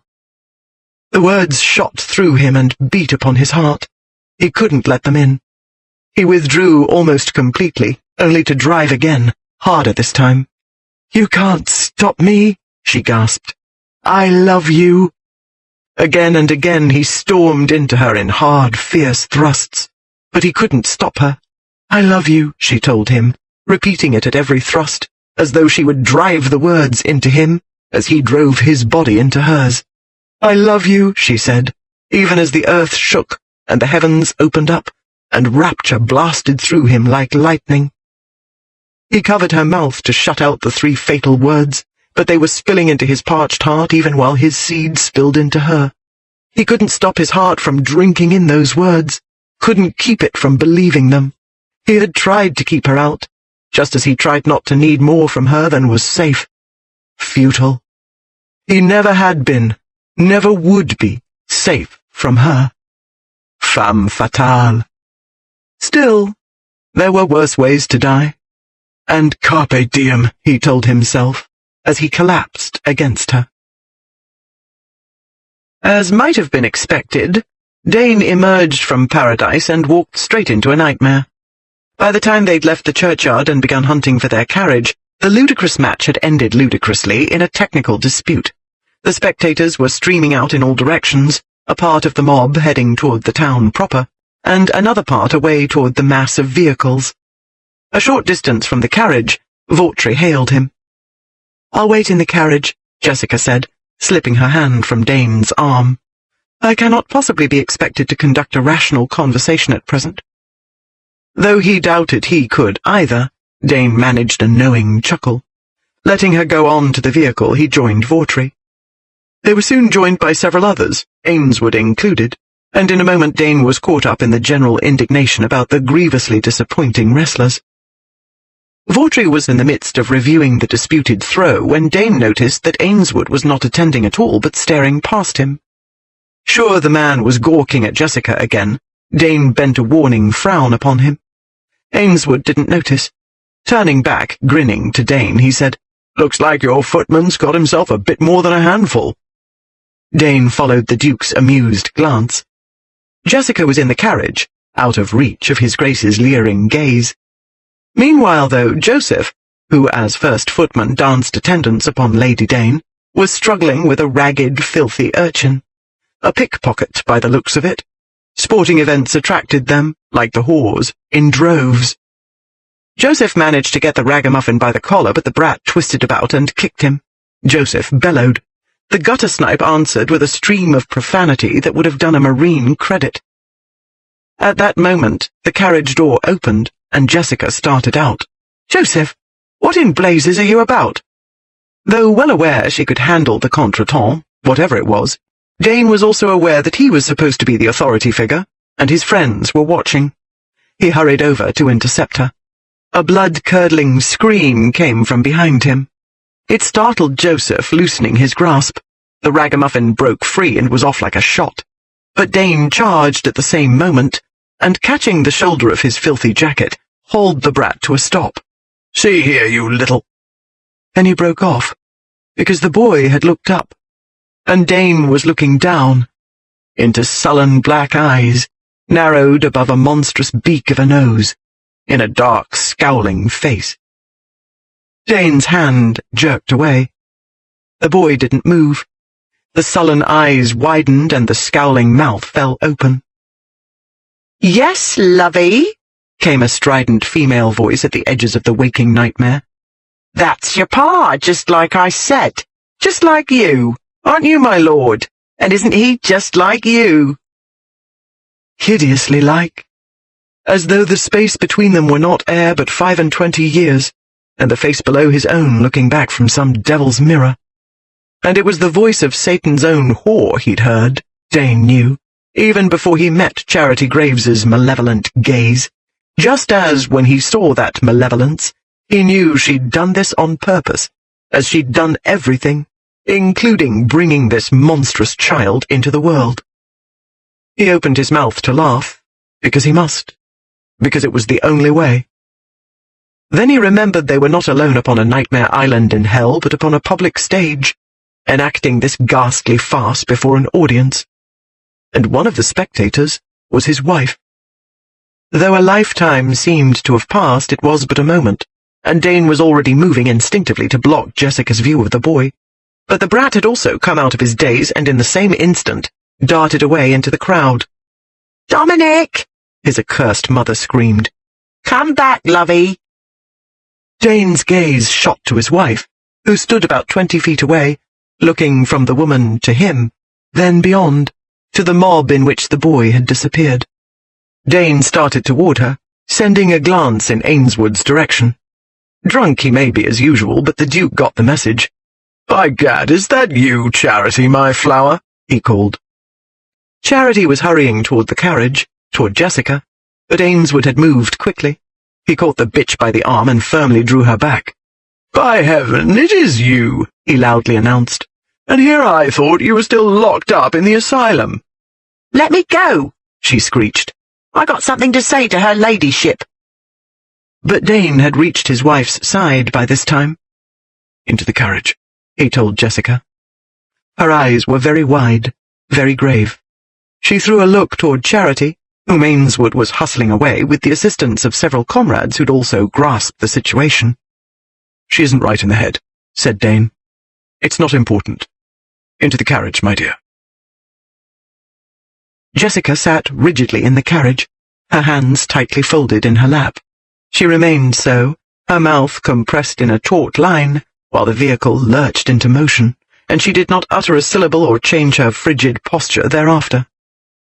After 20 minutes of riding with a marble statue, Dane could bear it no longer. "I beg your pardon," he said stiffly. "I promised you would not be embarrassed in public, I know. But I didn't do it on purpose. I should think that was obvious." "I know very well you didn't sire the child on purpose," she said icily. That is rarely the first thing a male thinks of when he's tumbling a trollop. So much for hoping she hadn't been able to see the boy's face. He might have known. Her keen eyes missed nothing. If she could discern a priceless icon under inches of mould and dirt, she could easily spot a bastard at 20 paces. She had seen beyond a doubt. Jessica would not have judged the matter on a tart's words alone. If she hadn't seen, she would have given Dane a chance to defend himself, and he would have denied Charity's accusation. But now there would be no denying the blackamoor skin and the monstrous nose, visible, easily identifiable for miles. No hope of denying when Jessica had observed as well that the mother was fair, green-eyed, and auburn-haired. "And it's no good trying to pretend you didn't know the child was yours," Jessica went on. "Your friend Ainswood knew, and he moved quickly enough to get the woman out of the way, as though I were a half-wit, and could not see what was before me. Asylum, indeed. It's the lot of you who belong in Bedlam, running about like overwrought hens, and meanwhile the boy gets away. You had him." She turned to him, her eyes flashing angry reproach. "But you let him go. How could you, Dane? I could not believe my eyes. Where the devil were your wits?" He stared at her. She turned back to the window. "Now we've lost him, and heaven only knows how long it will take to find him again. I could just scream. If I had not gone with you to the churchyard, I might have been able to catch him, but I could scarcely walk, let alone run, and I must not contradict you in public, so I could hardly shout after him, 'Idiot!' in front of your friends, even if it had not been too late anyhow. I cannot recollect when I've seen a little boy take off so fast. One moment he was there, the next he'd vanished." His heart was a fist, beating mercilessly against his ribs. Find him. Catch him. She wanted him to go after the hideous thing he'd made with that greedy, vengeful slut. She wanted him to look at it and touch it and— "No!" The word exploded from him, a roar of denial, and with it Dane's mind turned black and cold. The small, dark face he'd looked into had turned his insides into a seething pit of emotion it had wanted every iota of his will to contain. His wife's words had sent the lava spilling through the crevices. But the frigid darkness had come as it always did to preserve him, and its smothered feeling as it always did. "No," he repeated quietly, his voice cold and controlled. "There will be no finding. She had no business having him in the first place. Charity Graves knew well enough how to get rid of such inconveniences.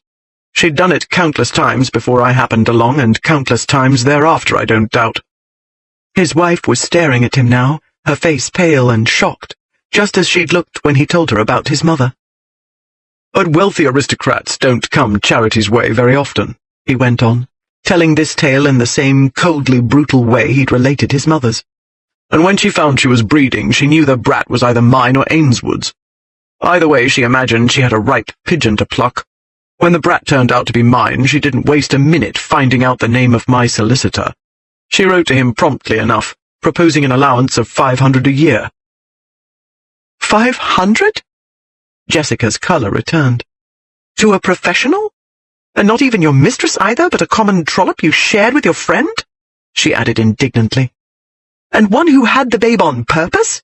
Not a respectable girl got in the family way?" "Respectable? Did you imagine even for an instant, Jess, that Gad, what? I seduced, lured an innocent and left her breeding?" His voice had begun to rise. Clenching his fist, he added levelly, "You know very well I had managed to avoid entanglements with respectable females until you exploded into my life." "Certainly I never imagined you would go to the bother of seducing an innocent," she said crisply. "It simply hadn't occurred to me that a trollop might have a babe through pure greed. Even now I have difficulty imagining a woman being so wrong-headed. £500. She shook her head. "I doubt even the royal dukes support their byblows in such luxury. No wonder you are so outraged. And no wonder either there is so much ill feeling between you and the boy's mother. I had a suspicion she went out of her way to embarrass you. She must have heard or seen that you had your wife with you." "If she tries it again," he said grimly, "I'll have her and the gutter snipe she spawned transported. If she comes within 20 miles of you—" "Dane, the woman is one matter," she said. "The child is another. He did not ask to have her for a mother, any more than he asked to be born. She was exceedingly unkind to use him as she did today. No child should be subjected to such a scene. Still, I strongly doubt she considers anybody's feelings but her own. I noticed that she was far better dressed than her so-called lovey. Dirt is one thing. Little boys cannot remain clean above 2.5 minutes. But there is no excuse for the child to wear rags when his mother is garbed like a London high flyer. She looked up at him. How much do you give her, by the way? 50, he said tightly. More than enough to feed and clothe him, and let her spend all she makes on her back on herself. But I dare say the rags were all part of her game, to make me appear the villain of the piece. Too bad I'm accustomed to the role, and that what other fools think does not concern me in the least. 50 a year is more than generous. How old is he? Jessica demanded. 6, 7? 8. But it makes no. Old enough to notice his appearance, she said. I cannot excuse his mother for dressing him so shabbily. She has the money, and ought to know how a boy of that age would feel. Mortified, I don't doubt, which is why he annoyed Joseph. But she does not consider the child, as I said, and all you have told me only convinces me she is an unfit mother. I must ask you, Dane, to set aside your feelings toward her, and consider your son. He is yours by law. You can take him away from her. No. He had smothered feeling, but his head had begun to pound, and his useless arm was throbbing. He could not freeze and smother physical pain. He could scarcely think past it. Even if he could have reasoned coolly, there was no explanation he could give for his behavior that would satisfy her. He shouldn't have tried to explain, he told himself. He could never make her understand. Above all, he didn't want her to comprehend any more than he wanted to himself what he'd felt when he'd looked down into that face, into the devil's mirror. No, he repeated, and stop fussing about it, Jess. None of this would have happened if you hadn't insisted on coming to the bedamned wrestling match. By gad, I cannot seem to stir a foot when you are by without— he gestured wearily. Without things going off in my face. No wonder I have a headache. If it isn't one thing, it's another. Women everywhere. Wives and Madonnas and mothers and whores, and you're plaguing me to death. The lot of you. By this time, Roland Vautry had relieved Ainswood and the others of responsibility for Charity Graves, and was marching her into the inn where she claimed to be staying. She was not supposed to be staying at an inn in Devonport. She was supposed to be where he'd left her 2 days earlier in Ashburton, where she'd said nothing about Dane or Dane's bastard. There, all she had done was sashay into the public room and settle at a table nearby with a fellow who seemed to know her. After a while, the fellow had left, and Vautry's comrades having departed for assignations of their own, he'd found himself sharing the table with her and buying her a tankard of ale. After which they had adjourned for a few rollicking hours of what Beaumont had claimed Vautry badly needed. Beaumont had been right on that count, as he seemed to be on so many others. But Beaumont didn't have to be here now to point out that what Charity Graves badly needed was to be beaten within an inch of her life. The inn, fortunately, was not a respectable one, and no one made a murmur when Vautry stomped up after her to her room. As soon as he'd shut the door, he grabbed her shoulders and shook her. "You lying, sneaking, trouble-making little strumpet!" he burst out. Then he broke away, fearing he would kill her, and certain that he did not badly need to be hanged for murdering a tart. "Oh my," she said with a laugh. "I fear you're not happy to see me, Rolly, my love." "Don't call me that. And I'm not your love, you stupid cow. You're going to get me killed. If Dane finds out I was with you in Ashburton, he's sure to think I put you up to that scene." He flung himself into a chair. "Then he'll take me apart piece by piece and ask questions later." He raked his fingers through his hair. "And it's no use hoping he won't find out, because nothing ever goes right when it comes to him. I vow it must be a curse. £20,000 slipped through my hands. I didn't even know it was there. And now this, because I didn't know you were there, here, either. And the brat, his bastard, who knew he had one? But now everyone does, thanks to you, including her. And if he doesn't kill me, the bitch will shoot me." Charity approached. "Did you say 20,000, lovey?" She sat on his lap and drew his arm around her and pressed his hand against her ample breast. "Leave me alone," he grumbled. "I'm not in the mood." Roland Vautry's mood was one of black despair. He was mired in debt, with no way of getting out, ever, because he was Dame Fortune's dependent, and she was capricious, as Beaumont had so wisely warned. She gave a priceless icon to a man who already had more than he could spend in 3 lifetimes. She took away from a man who had next to nothing and left him with less than nothing. She could not even give him a tart without making that female the author of his demise. Mr. Vautry truly believed himself to be at the last stages of desperation. The modest stock of common sense and self-confidence he'd once possessed had been ruthlessly vandalized in a matter of days by a man whose primary delight in life was making other people miserable.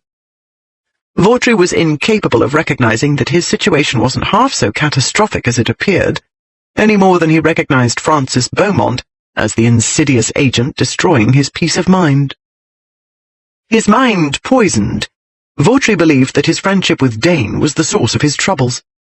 "He must have a long spoon that must eat with the devil," Beaumont had quoted, and Roland Vautry had promptly realized that his spoon had been too short for dining with the likes of Dane, and that his own case was the same as Bertie Trent's. Association with Beelzebub had ruined them both. Now Vautry was not only ruined, but thanks to charity, in imminent danger of a violent death. He needed to think, or better yet, run for his life. He knew he couldn't do either of those things properly while his lap was filled with a buxom trollop. All the same, angry as he was with her, he felt disinclined to push her off. Her luxurious bosom was warm and soft, and she was stroking his back, just as though he had not nearly killed her minutes earlier. A woman's touch, even that of a brazen whore, was very comforting.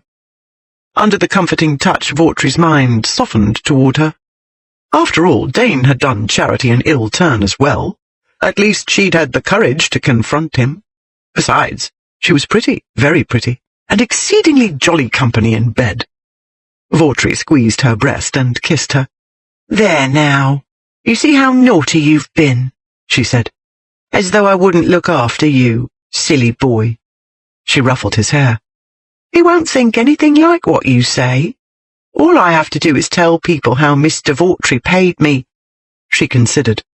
"Paid me £20 to keep out of the way and not bother his very dear friend Lord Dane. I'll tell him how you said I wasn't to spoil the honeymoon." How clever she was. Vautry buried his face in her plump, pretty bosom. "But I came anyhow because I'm a wicked, lying whore," she continued. "And you were that vexed with me, you beat me." She kissed the top of his head. "That's what I'll say." "I wish I had £20, he mumbled to her bodice. "I'd give it to you, I would. Oh, Charity, what am I to do?" She, possessing an innate skill for her profession, showed him what to do, and he, having a knack for misconstruing the obvious, interpreted professional skill as feeling for him. Before many hours had passed, he'd confided all his troubles to her, and for hours after, while he lay asleep in her arms, Charity Graves lay awake, planning how to make all her dreams come true. 16.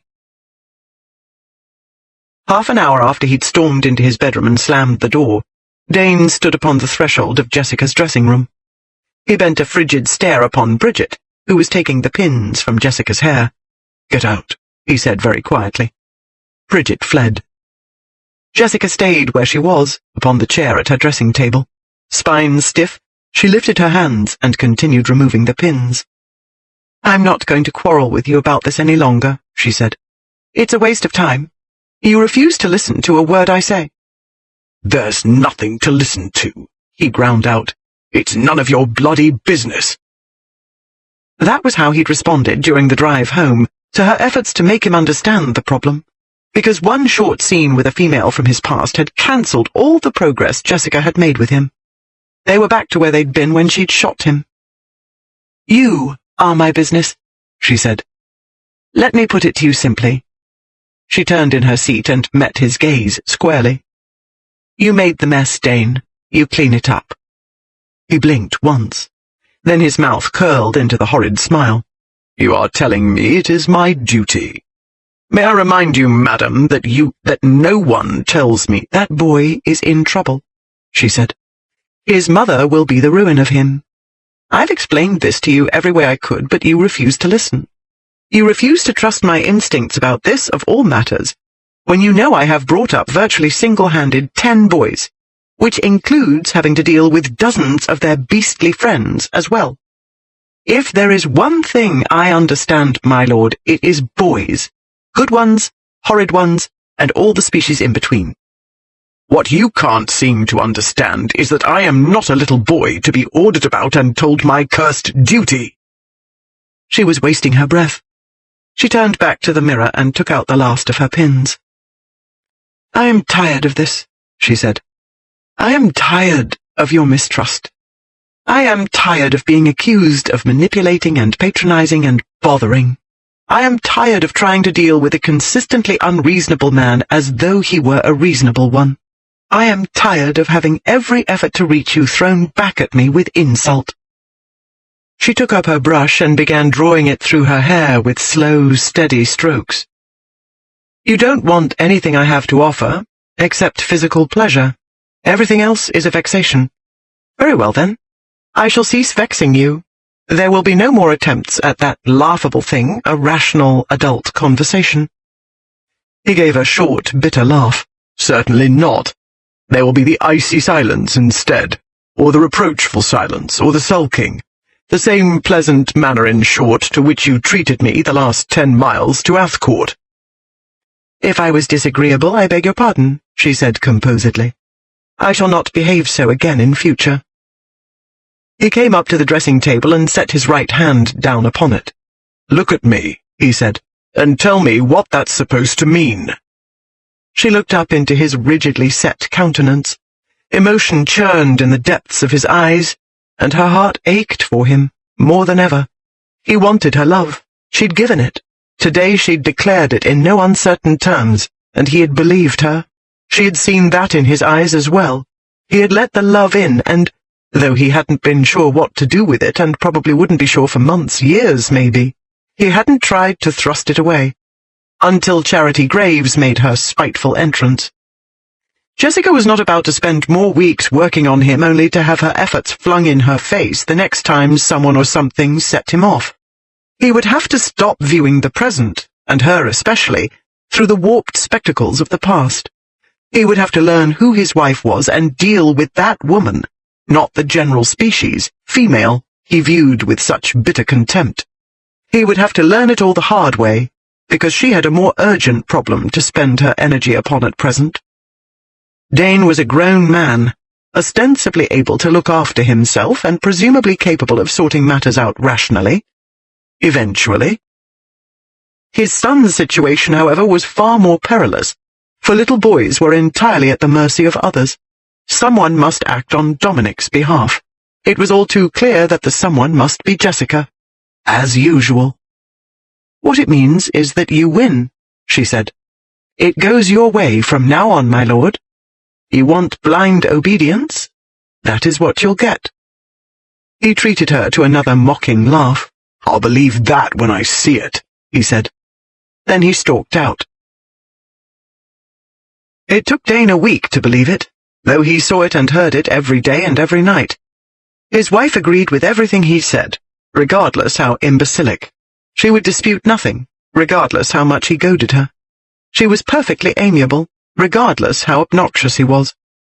If Dane had been in the least superstitious, he might have believed that another woman's soul had entered Jessica's beautiful body. A week with this amiable, blindly obedient stranger left him acutely uncomfortable. After 2 weeks he was wretched, yet he had nothing to complain about.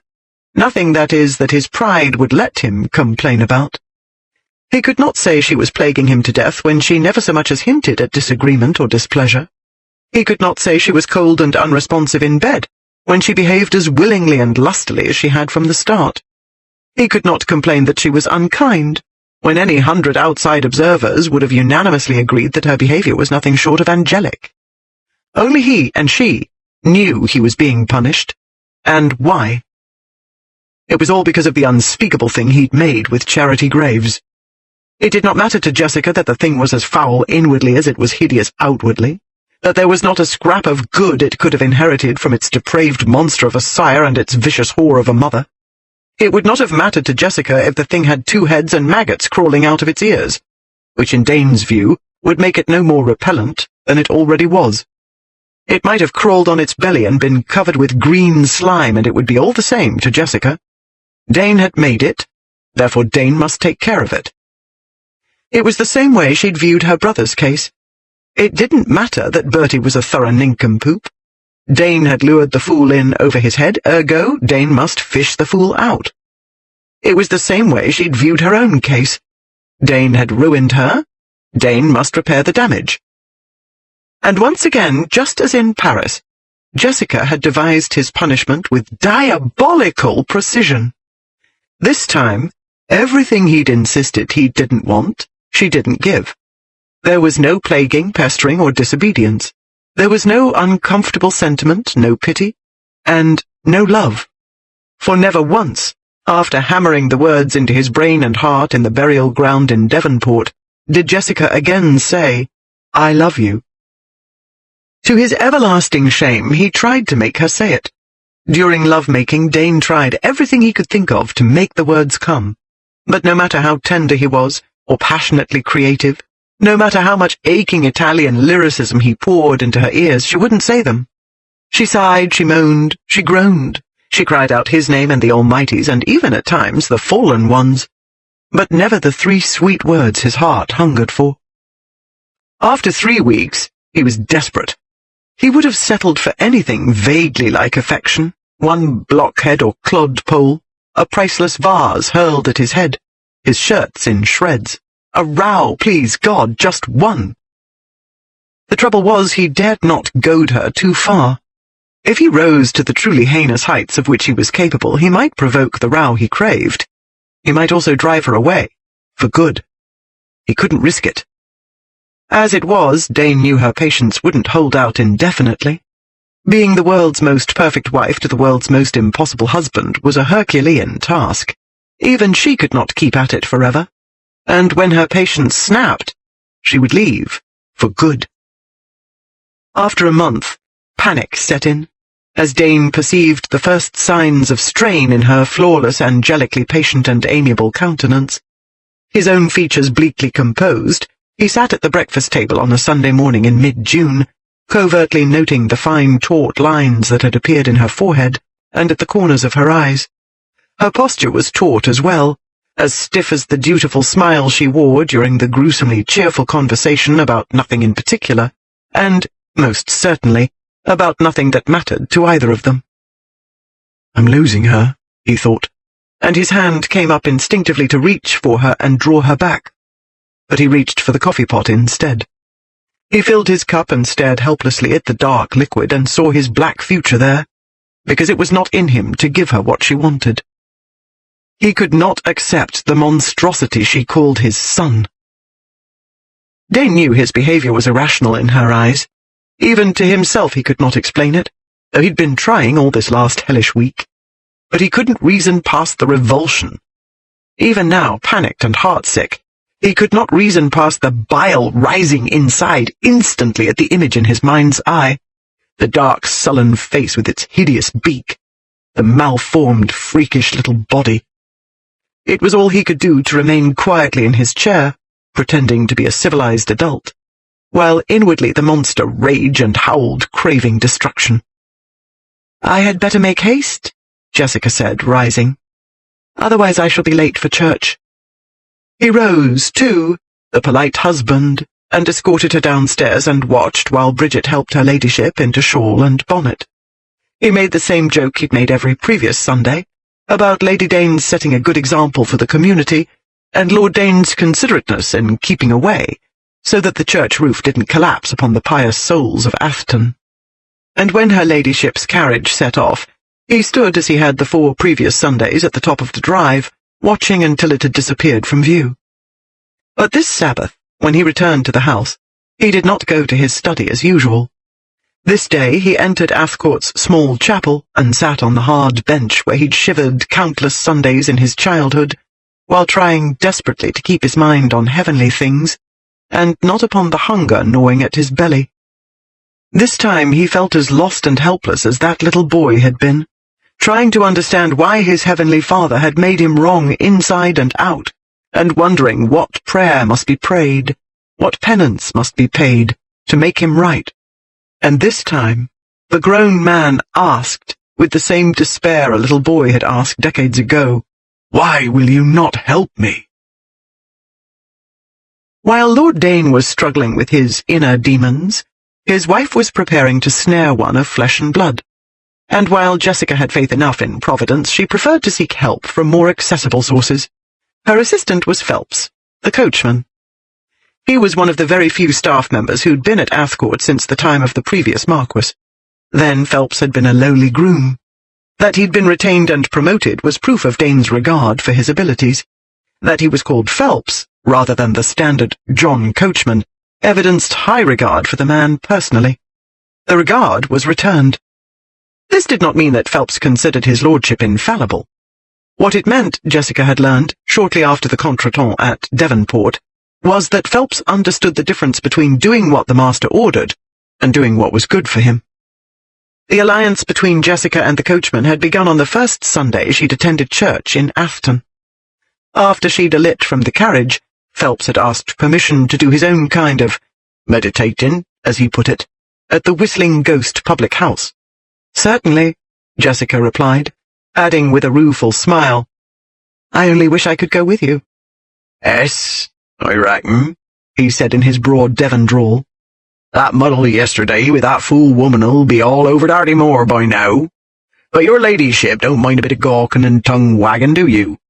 Shot him, you did." His leathery face creased into a smile. "Well then, you be teaching the rest of 'em too what you be made of."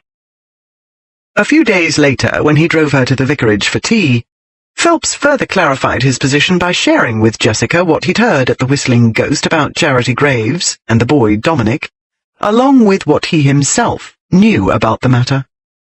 Thus, by this 5th Sunday, Jessica had a good idea of the kind of woman Charity Graves was, and more than ample confirmation that Dominic needed rescuing. According to Phelps, the boy had been left in the care of the elderly Annie Geach, a midwife, while Charity wandered Dartmoor like a gypsy. Annie had died about a month before Dane had returned to England. Since then, Charity had been hovering in the Afton vicinity. Though she was rarely seen in the village itself, her son, mostly left on his own, was encountered all too often, and too often making trouble. About a month and a half ago, a few well-meaning folks had attempted to settle him in school. Dominic refused to settle, wreaking havoc and mayhem during the 3 times he'd attended. He picked fights with the other children and played nasty tricks on master and pupils alike. He couldn't be schooled into good behavior because he answered with laughter, taunts, and obscenities. He couldn't be whipped into obedience either because one had to catch him first, and he was diabolically quick. In the last few weeks his behavior had grown increasingly flagrant, the incidents more numerous. During one week, Dominic had, on Monday, torn Mrs. Knapp's laundry from the line and trampled it in the mud. On Wednesday he'd dropped a dead mouse into Missy Lobb's market basket. On Friday he'd thrown horse droppings at Mr. Pomeroy's freshly painted stable doors. Most recently, Dominic had blackened the eyes of 2 youths, bloodied the nose of another, urinated on the front steps of the bakehouse, and exposed his bottom to the minister's housemaid. Thus far the villagers had kept their complaints to themselves. Even if they had been able to catch Dominic, they were baffled what to do with the lord of the manor's fiendish son. No one yet had mustered the courage to confront Dane with his offspring's crimes. No one yet could overcome codes of decency and delicacy to complain of Dane's bastard to his wife. No one, moreover, could find Charity Graves and make her do something about her demon seed. It was this last that troubled Jessica most. Charity had not been seen in the last fortnight, during which time Dominic's bids for attention, as she viewed his atrocities, had grown increasingly desperate. Jessica was sure it was his father's attention he sought. Since Dane was inaccessible, the only way to get it was to throw the village into an uproar. Jessica also suspected the mother had instigated or encouraged the disturbances in some way. Still, the method seemed stupidly risky. Dane was far more likely to carry out his threat of having Charity transported than to pay her to go away, if that was what she wanted. The alternative explanation, even more disturbing, made less sense. Charity may have simply abandoned the child, and for all one knew, he'd been sleeping in stables or out on the moors in the shelter of the rocks. Yet Jessica couldn't believe the woman had simply left empty-handed. She could not have snared a rich lover, else all Dartmoor would know about it. Discretion was not at all in Charity's style, according to Phelps. In either case, Jessica had decided last night, the boy could not be permitted to run amok any longer.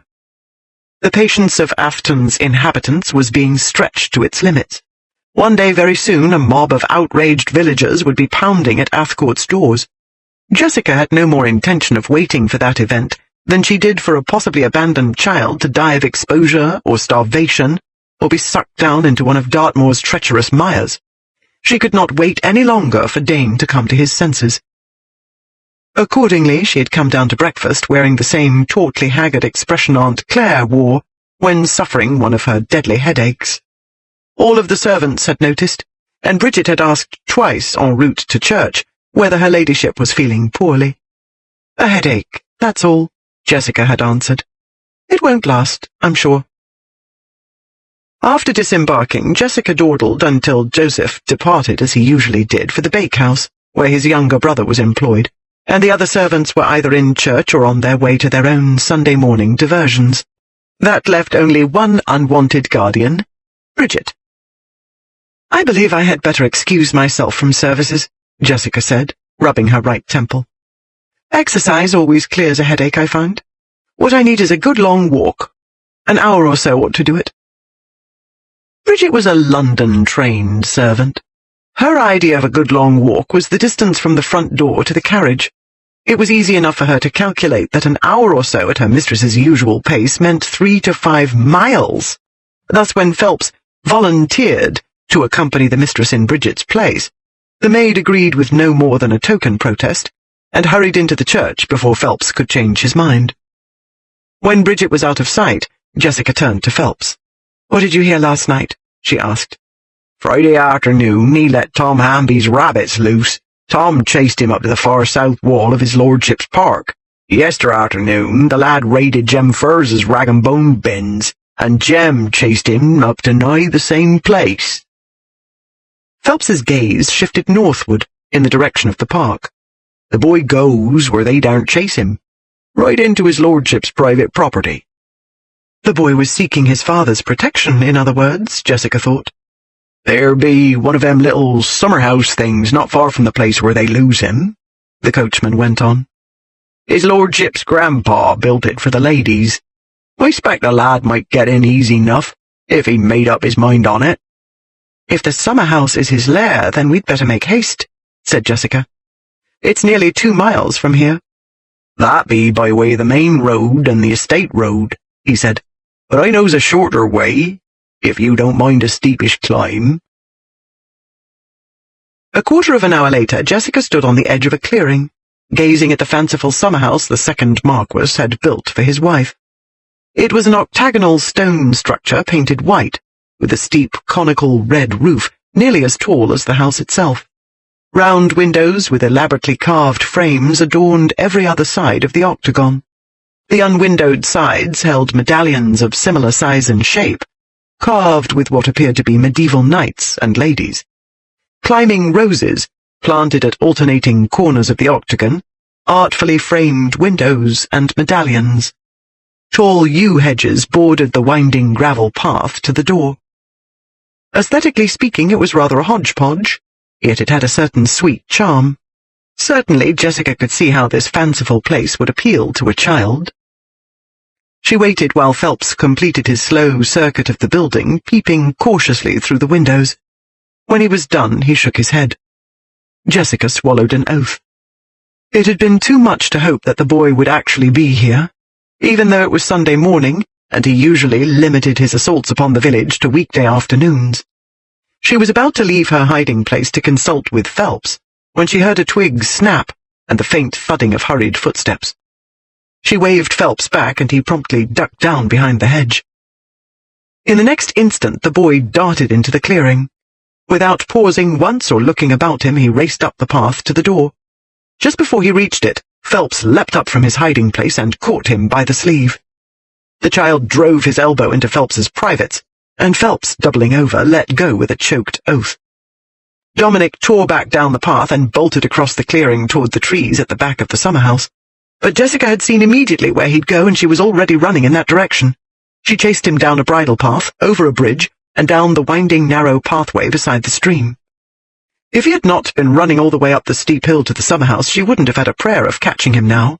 But he was winded, and down to a vaguely human pace, rather than his usual demonic one. At a fork in the pathway he hesitated briefly. It was unfamiliar ground, evidently, and in the few seconds he did, Jessica pushed herself a notch faster. Then she leapt and tackled him. He went down into the grass, fortunately, and she on top of him. Before he could think of trying to wriggle free, she grabbed his hair and gave a sharp yank. He let out a howl of outrage. "Girls don't fight fair," she gasped. "Be still, or I'll snatch you bald." He treated her to a breathless stream of obscenities. "I've heard all those words before," she said between gulps of air.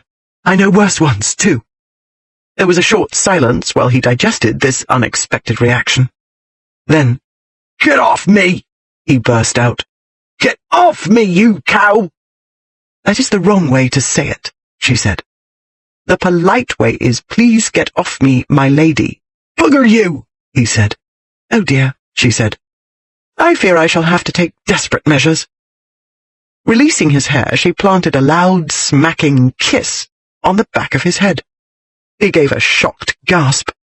She dropped another noisy kiss on the back of his grimy neck. He tensed. She kissed his dirty cheek.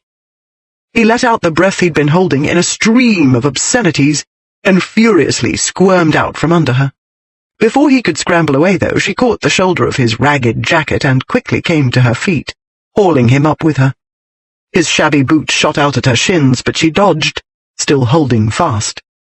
"Quiet down," she said in her best obedience or death tones, giving him a shake for good measure.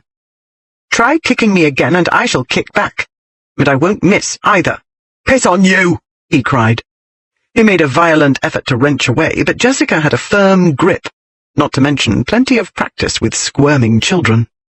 "Let me go, you stupid sow! Let me go! Let me go!"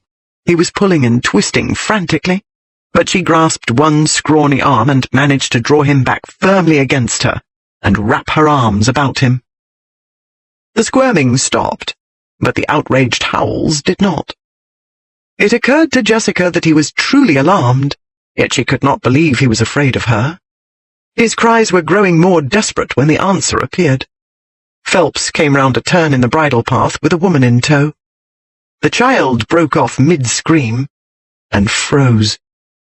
The woman was Charity Graves. It was the boy's mother who had been chasing him this time, and unlike the hapless Athcourt villagers, she had a very good idea what to do with him. For starters, she would beat him within an inch of his life, she announced. He'd run away a fortnight ago, and Charity claimed she'd been looking for him everywhere. Finally, she'd ventured to Afton, though she knew it was as much as her life was worth to come within 10 miles of his lordship, she said.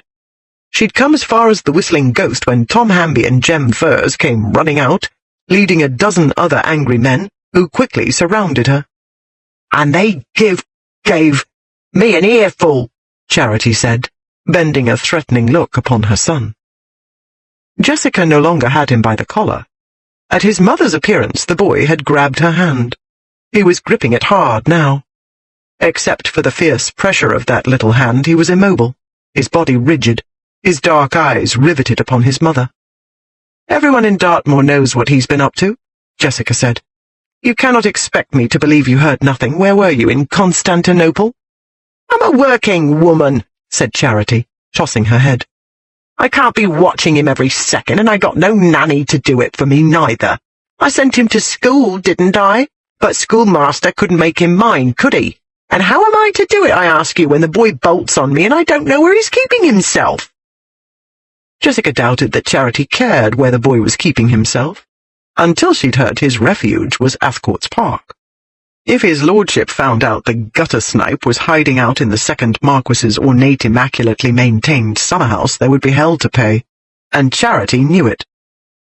Even now she was not so boldly defiant as she pretended.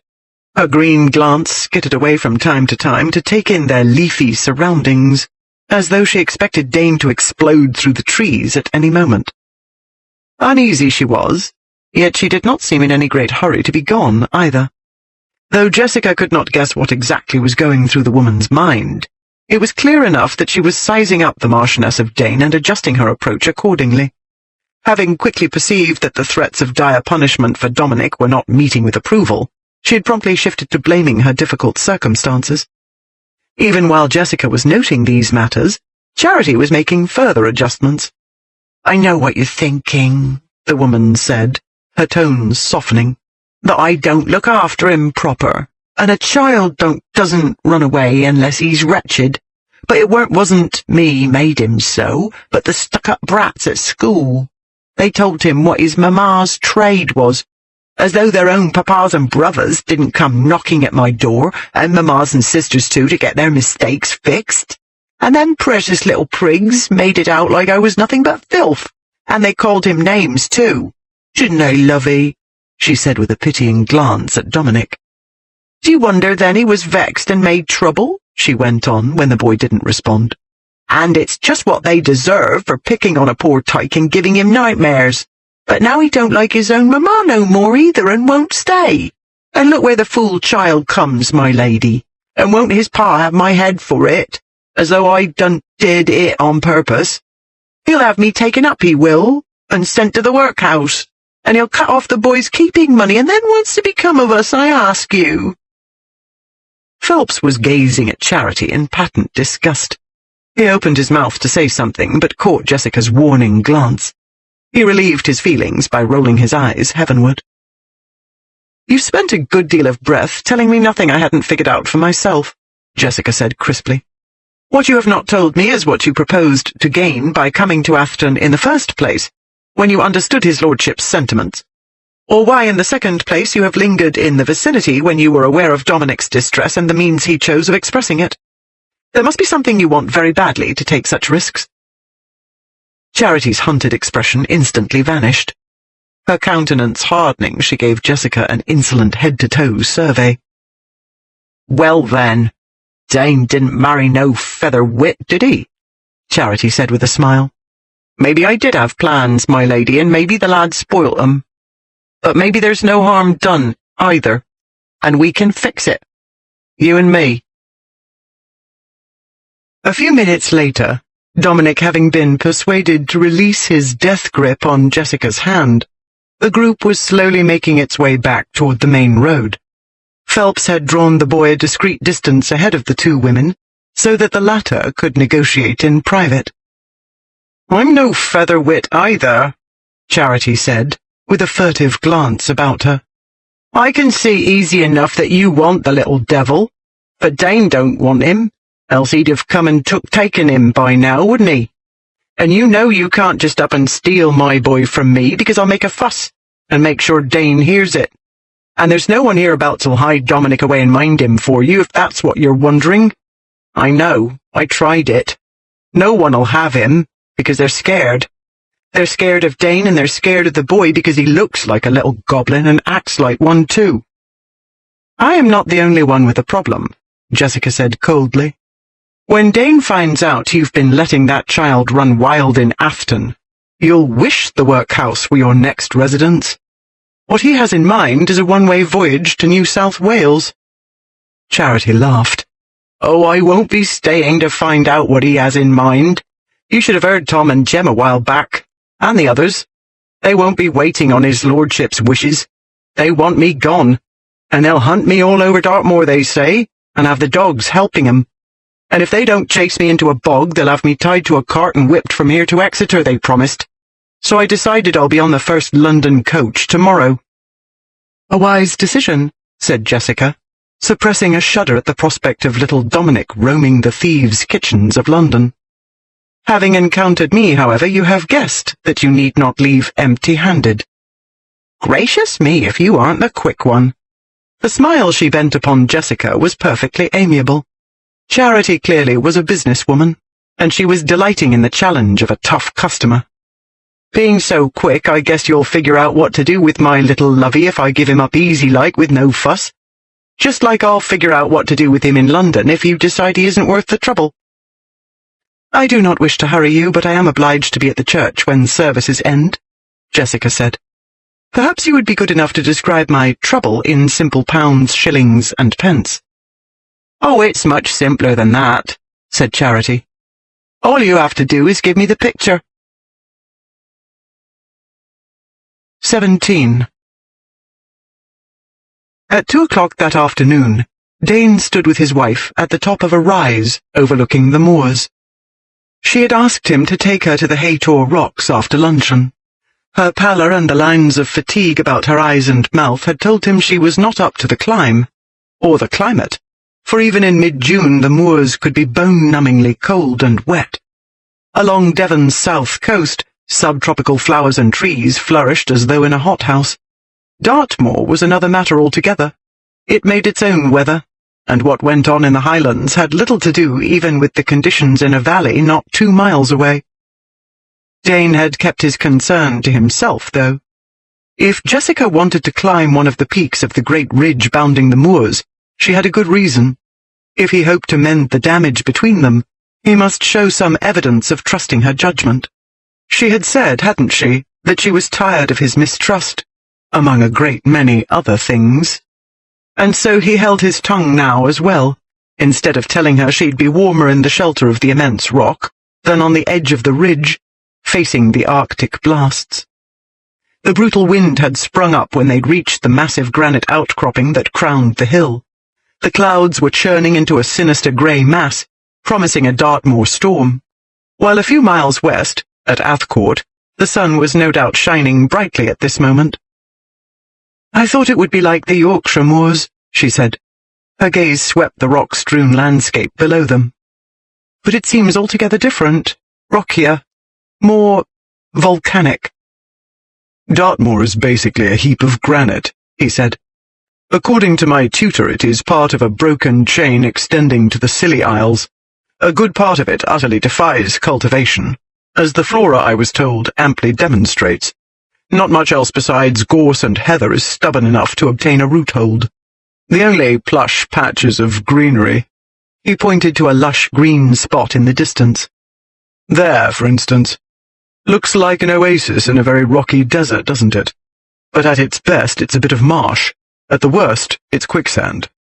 That's only a small patch.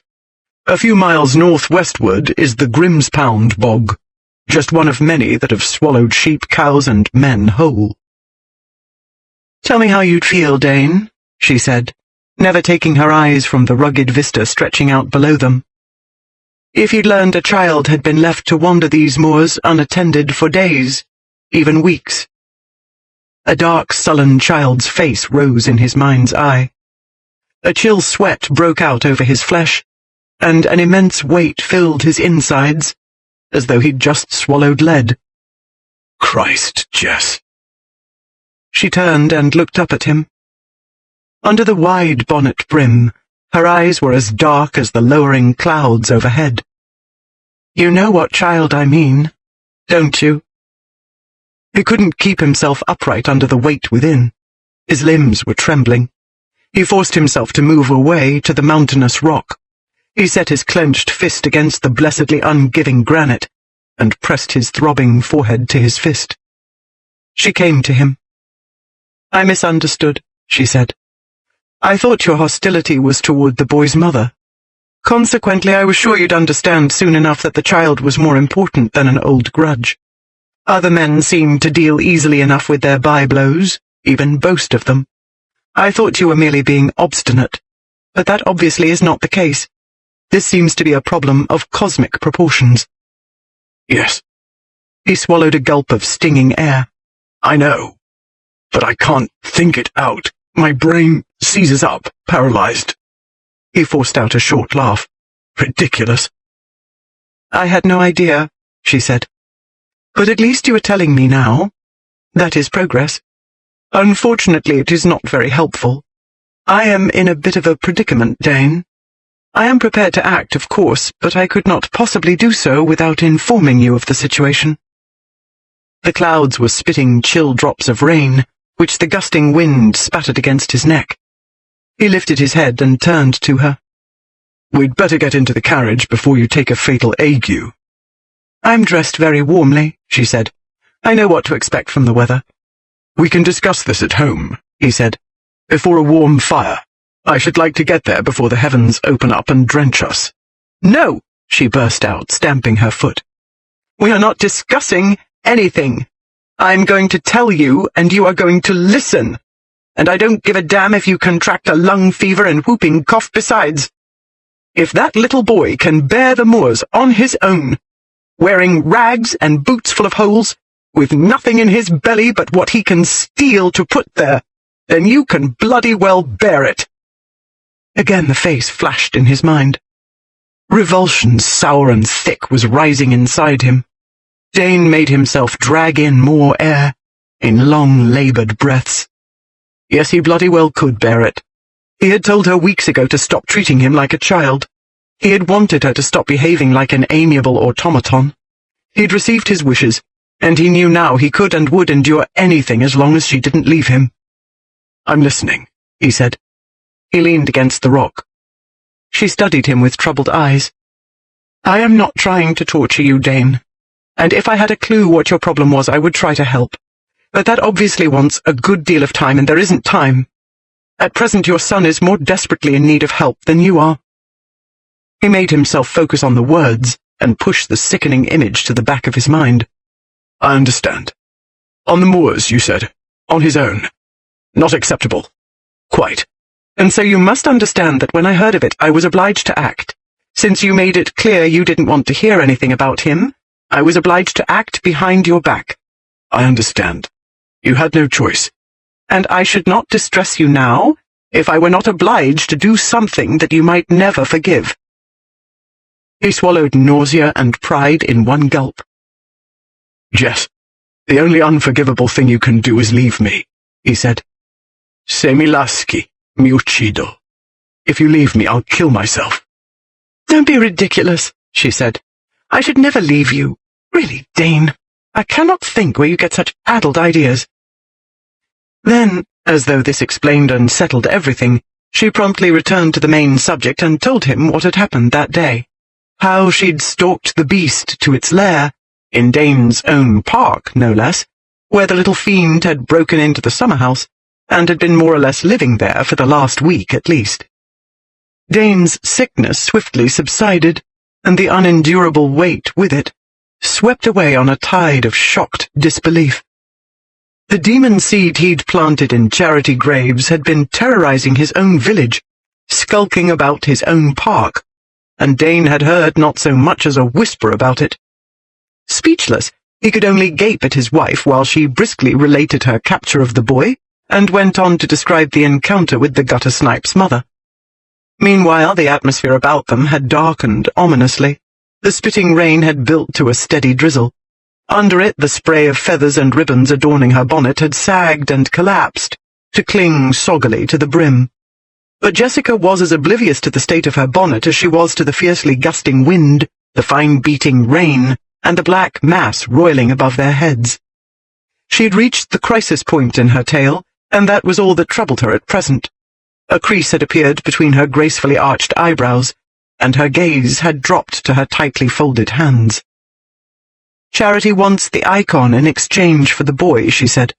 "Otherwise, if I try to take him, she threatened to scream blue murder, because that would bring you into it, and she knows you'll send him and her away. But that I cannot permit, and I brought you here to tell you so. I will find a way to keep him out of your sight if you insist. I will not, however, let him go away with his irresponsible mother to London, where he will fall into the hands of cut-purses, perverts, and murderers." "The icon?" he said, scarcely heeding the rest. "That bitch wants my Madonna a stroganoff for that hideous little—" "Dominic is not hideous," Jessica said sharply. "True, he has behaved monstrously, but he received no discipline at home in the first place, and he has been much provoked in the second. He was blissfully unaware he was a bastard, or what that meant, just as he did not grasp the meaning of his mother's trade until he went to school, where the village children enlightened him in the cruelest possible way. What he is is frightened and confused and painfully aware that he is not like other children, and no one wants him." She paused. "Except me. If I had pretended I didn't want him, his mother might not have demanded so much. But I could not pretend and add to the child's misery." "Plague take the black horse on," he shouted, pulling away from the rock. "That bitch will not have my icon." "Then you will have to take the child away from her yourself," said Jessica. "I do not know where she is hiding, but I strongly doubt she can be found in less than 24 hours, which means that someone must be at the Postbridge coach stop early tomorrow morning. If the someone is not me with the icon, it must be you." He opened his mouth for a roar of outrage, then shut it, and counted to 10 instead. "You are proposing," he said levelly, "that I toddle down to Postbridge at the crack of dawn, and patiently await Charity Graves's entrance, and there, before a crowd of bog trotters, negotiate with her?" "Certainly not," said Jessica. "You need not negotiate. He's your son. All you have to do is take him, and there will be nothing she can do about it. She could not claim she was being tricked, as she easily might if anyone but you attempts it." "Take him? Just like that? In front of everybody?"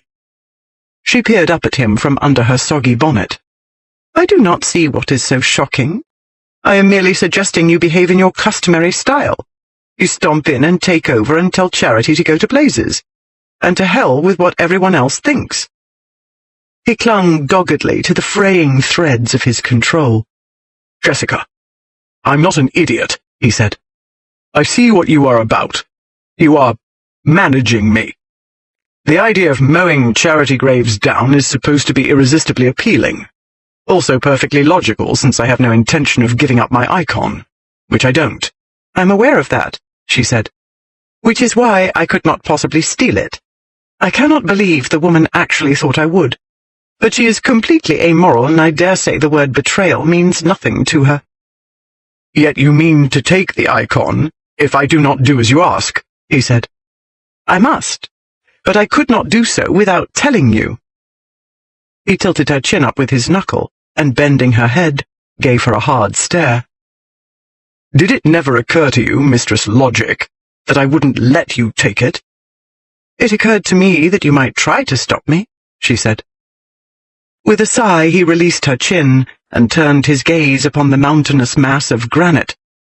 "And I should have about the same success, I collect, as I would in trying to persuade this rock to trot over to Dorset." Dane heard a low rumble in the distance, as though the heavens themselves agreed that the situation was hopeless. He felt as bewildered and angry and helpless as he had in Paris, when another storm had been rolling toward him. He could not even think about the loathsome thing he'd made with Charity Graves without becoming physically ill. How in Lucifer's name was he to go to it and look at it and talk to it and touch it, and take the thing into his keeping? The Hator storm followed them back to Athcourt. It pounded on the roof and beat at the windows and flashed demonic bolts that lit the house with blazing white light. Those who heard his lordship raging through the house might have easily believed that he was truly Beelzebub, whose wrath had stirred the very elements themselves. But then, Jessica thought, Dane did not handle his emotional problems well. He had only 3 methods for dealing with bother: knock it down, frighten it away, or buy it off. When the methods didn't work, he was at a loss, and so he had a tantrum. He raged at the servants because they weren't quick enough in assisting his wife out of her wet outer garments, and then let everything drip on the marble floor of the vestibule, as though sodden garments weren't bound to drip, or muddy boots leave dirty footprints. He was in fits because their baths had not been drawn and weren't steaming and ready the instant they reached their apartments, as though anyone had any idea of the precise moment Lord and Lady would return. He bellowed because his boots were ruined, as though he hadn't 24 pairs at least. Jessica heard his outraged voice rumbling through several walls while she took her bath and changed, and wondered whether poor abused Andrews would give notice at last. But Dane's own bath must have calmed him down a degree or two, for by the time he stalked into her chambers, The deafening, outraged elephant roar had dropped to a growl, and the thunderous expression had softened to a surly glower. He entered with his crippled arm in a sling. "Adjustments," he said after Bridget had wisely fled without waiting to be chased out. "Marriage requires bloody adjustments. You want a sling, Jess, you get a sling."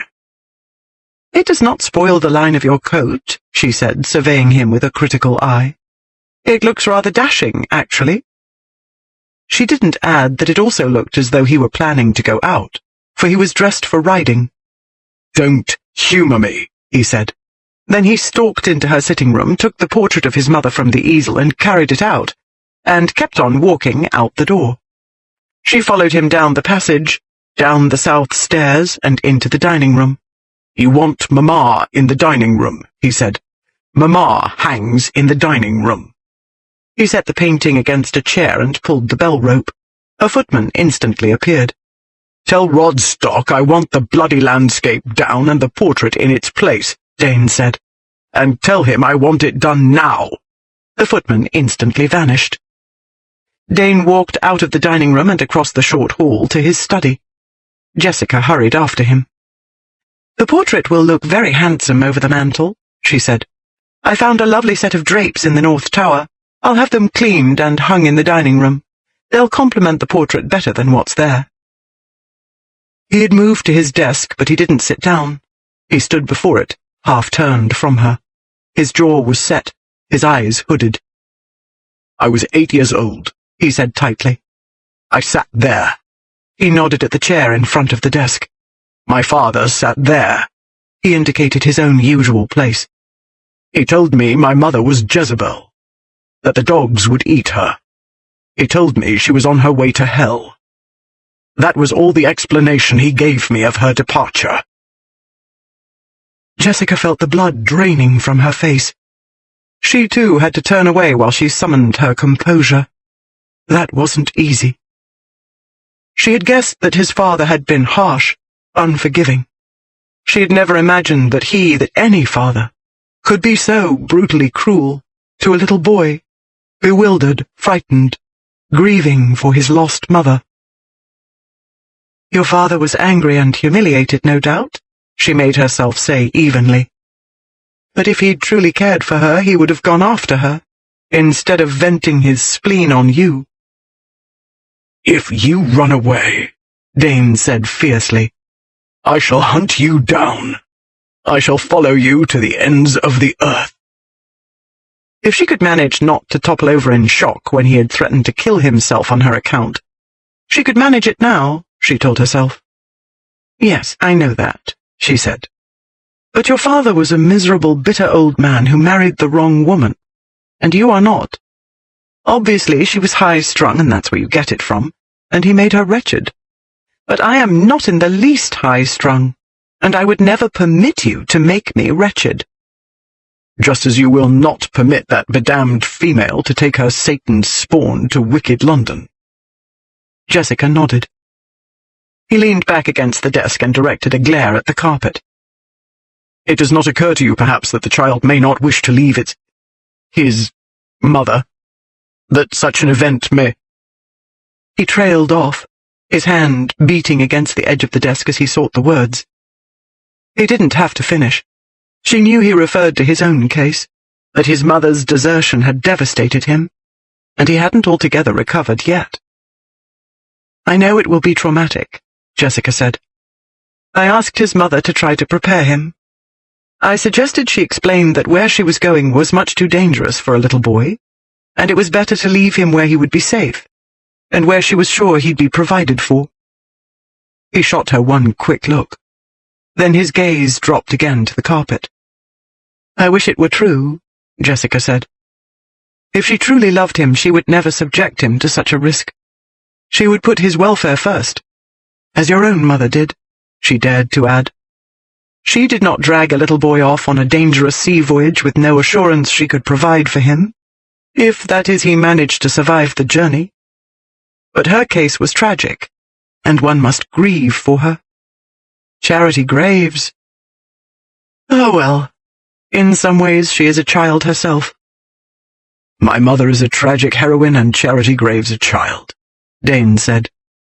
He pushed away from the edge of the desk and moved behind it, not to the chair but to the window. He looked out. The storm was abating, Jessica noticed. Charity wants pretty clothes and trinkets, and the attention of all males in the vicinity, she said.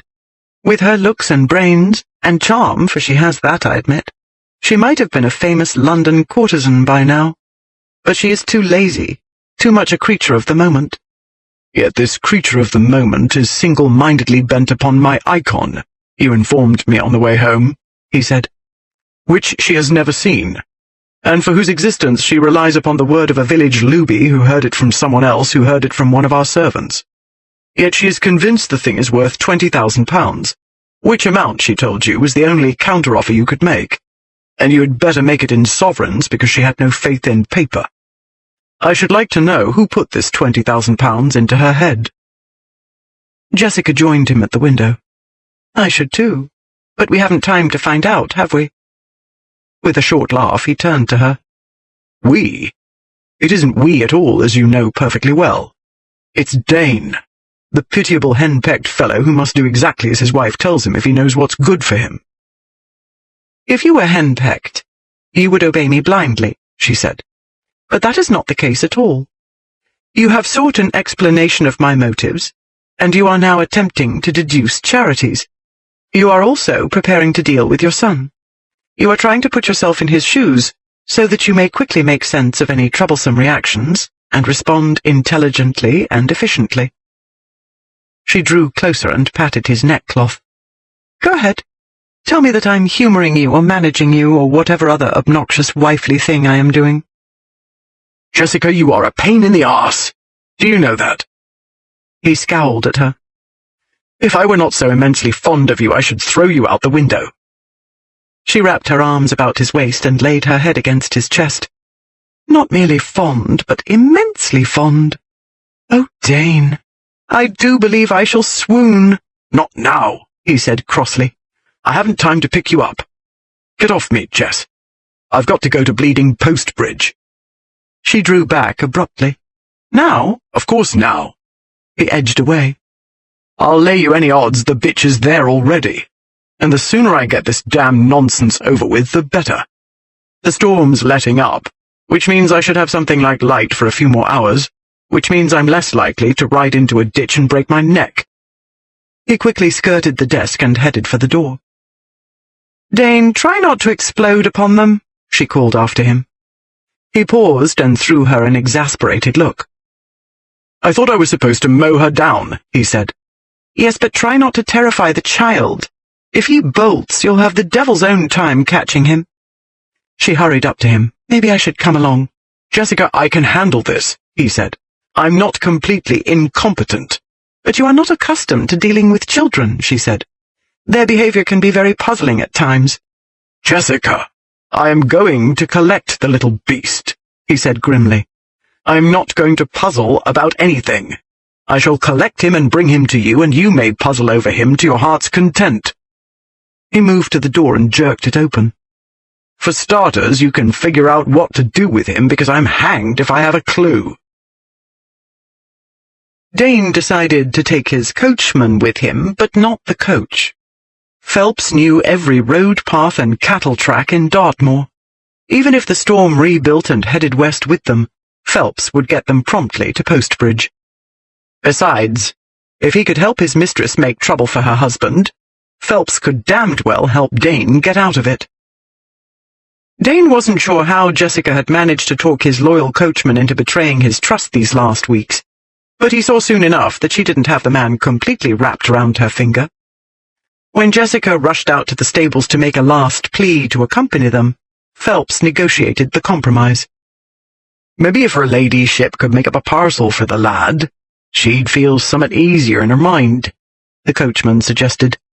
She be worried he'll be hungry, and maybe cold, and you be in too much hurry to heed it. Maybe she might find a toy or summat to keep him busy. Dane looked at Jessica. I suppose that must do, she said. Though it would be better if I were there. You will not be there. So just put that idea out of your head, said Dane. I will give you a quarter-hour to make up the damned parcel, and that's all." 15 minutes later, Dane sat upon his horse, glaring at the front door of Athcourt. He waited another 5 minutes, then set out down the long drive, leaving Phelps to deal with parcels and her ladyship. Phelps caught up with him a few yards past Athcourt's main gateway. "'Twere the toy what slowed her," he explained as they rode on. "Went up to the North Tower, she did, and found one of them paper peep shows. A sea battle 'twere, she said." "That must be Nelson and Parker at Copenhagen," said Dane.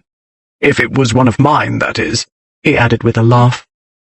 "I dare say that's the only one I hadn't time to destroy before I was sent to school. Got it on my 8th birthday.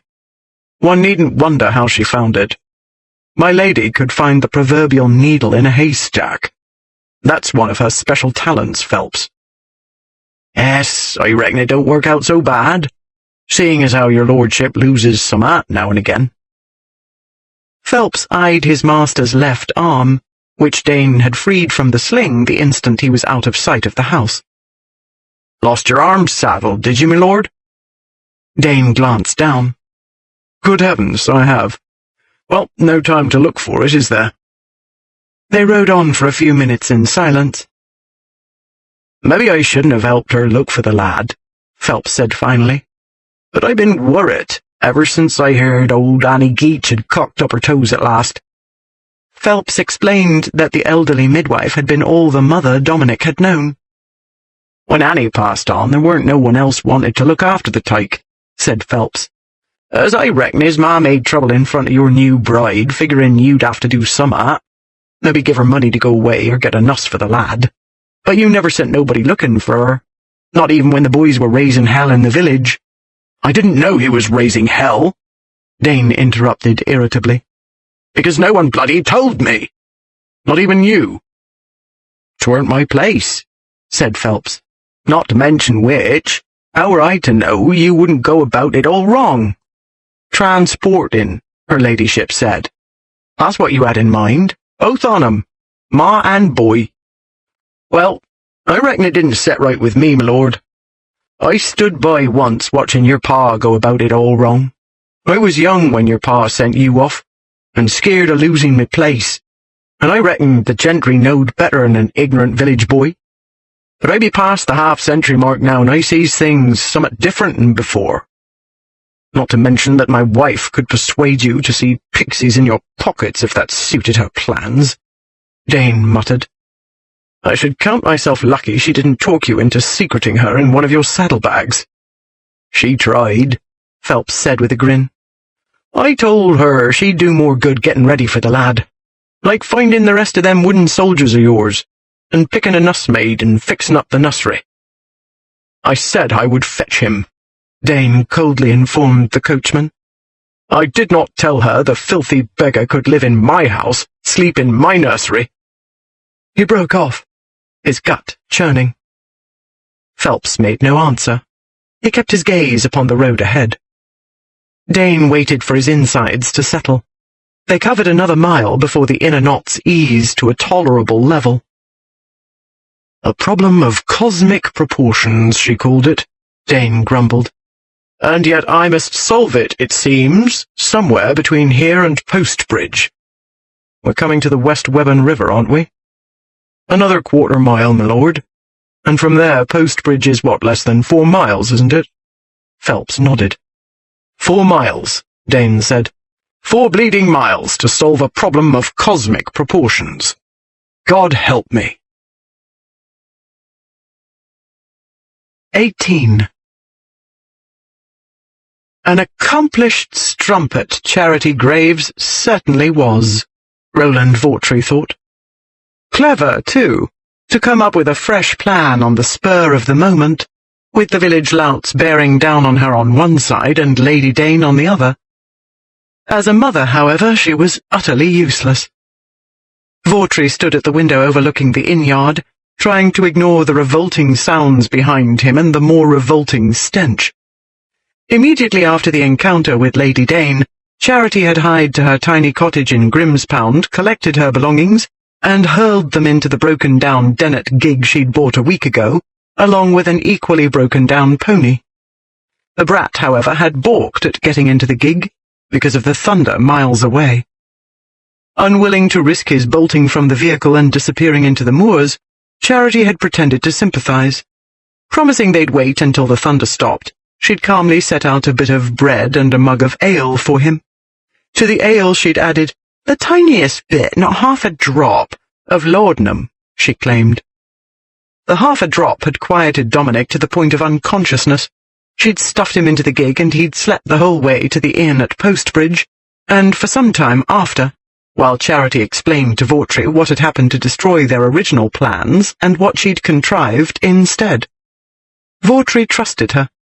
If she said Lady Dane wanted the loathsome child, then it was true. If Charity said her ladyship would tell Dane nothing about it, that must be true as well, although Vautry had rather more difficulty accepting this truth. He'd gone to the window more than once to survey the inn-yard for signs of Beelzebub or his minions. "The worst that can happen is he'll turn up tomorrow instead of her," she'd told him. "But you only have to keep a sharp lookout. It's not like you can't see him coming from a mile away, is it? Then all we do is make ourselves scarce, quick-like. And if we can keep the pesky boy quiet another week, we can go back to the first plan." The first plan involved criminal acts. The second plan merely required keeping a sharp lookout, and listening to common sense meanwhile. Even if Lady Dane had tattled, even if Dane decided to hunt Charity down, the bad weather would keep him at home for the present. In another 2 hours the sun would set, and he was not likely to set out in the dark through the mud for Postbridge, especially when he couldn't know Charity was there already. That, anyone would agree, was too much bother for Dane. All the same, Vautry couldn't help wishing that Charity's common sense extended to childcare. If she'd minded the boy properly in the first place, matters wouldn't have reached a crisis with Afton's populace. If she'd beaten the brat in the second place instead of dosing him with laudanum, he wouldn't now be vomiting up the dinner he'd just wolfed down, and working on spewing up whatever he'd had for breakfast as well. Vautry turned away from the window. Dominic lay on a narrow cot, clutching the edge of the thin mattress, his head hanging over the chamber pot his mother held. The retching had stopped, for the moment at least, but his dirty face was grey, his lips blue, his eyes red. Charity met her lover's gaze. "It wasn't the laudanum," she said defensively. "It was the mutton he ate for dinner. Spoiled it must have been, or the milk. He said everything tasted bad." "He's got rid of everything," said Vautry, "and he doesn't look any better. He looks worse. Maybe I'd better fetch a physician. If he dies, he added, hoping Charity's spelling abilities were better than her mothering ones, her ladyship won't be pleased, and someone I know might find herself closer to a gibbet than she likes." The mention of the gallows washed the colour from Charity's rosy cheeks. "Leave it to you to look for the worst in everything," she said, turning back to the sick child. But she made no objection when Vautry collected his hat and left the room. He had just reached the top of the stairs when he heard an ominously familiar rumble, which might as well have come from the bowels of the inferno, for it was Beelzebub's own voice. Vautry did not need a whiff of brimstone or a puff of smoke to inform him that during the moment he'd looked away from the window, the Golden Heart Inn had turned into the black pit of hell, and that in a very few more moments he would be reduced to a shriveled bit of ash. He raced back to the room and flung open the door. "He's here," he cried. "Downstairs, terrifying the landlord." The boy sat up abruptly to gaze wide-eyed at Vautry, who ran frantically about the room, snatching up belongings. Charity rose from the boy's side. "Never mind the things," she said calmly. "Don't fly into a panic, Rolly. Use your head." "He'll be here in a minute. What are we to do?" "We're going to hustle out real quick-like," she said, moving to the window and surveying the inn-yard. "You take Dominic out this window and scoot along the ledge down to that hay wagon and jump." Vautry darted to the window. The hay wagon looked to be miles below, with not very much hay in it either. "I can't," he said. "Not with him." but she'd left the window while he was assessing the risk, and she'd already opened the door. "We daren't chance meeting up tonight, but you must take my boy. I can't carry him, and he's worth money, remember. And look for me in Morton Hampstead tomorrow." "Charity!" The door shut behind her. Vautry stared at it, listening in numb horror to her footsteps racing toward the back stairs. He turned to find the boy staring at the door too. "Mama!" he cried. He crawled off the cot, managed to stagger 3 steps to the door, then swayed and crumpled upon the floor. He let out a gagging sound Vautry had heard all too often in the last hours. Vautry hesitated, halfway between the sick child and the window. Then he heard Dane's voice in the hall outside. Vautry ran to the window, unlatched it, and climbed out. Not 10 seconds later, as he was edging cautiously along the ledge, he heard the door to the room crash open. He heard the bellowed oath as well. Forgetting caution, he scuttled hastily to the spot above the hay wagon, and leapt. Roaring into the room like the juggernaut, intent upon mowing Charity Graves down, Lord Dane very nearly crushed his son under his boots. Fortunately, one angry stride away, he noted the obstacle in his path, and paused. In that pause, his glance took in the chamber strewn with various items of female attire, the remains of a meal on a tray, an empty wine bottle, an overturned cot, and some unidentifiable odds and ends, including the disgusting heap of dirt and rags at his feet, which appeared to be alive, for it was moving. Dane hastily looked away and took 3 deep breaths to quell the bile rising within him. That was a mistake, because the air was rancid. He heard a whimper from the animate pile of filth. He made himself look down. "Mama," the thing gasped. "Mama." "Ave Maria, gratia plena, Dominus tecum, benedicta tu in mulieribus, et benedictus fructus ventris tui, Jesus." Dane remembered a child, lost, alone and despairing, seeking comfort from the Virgin Mother when his own was gone.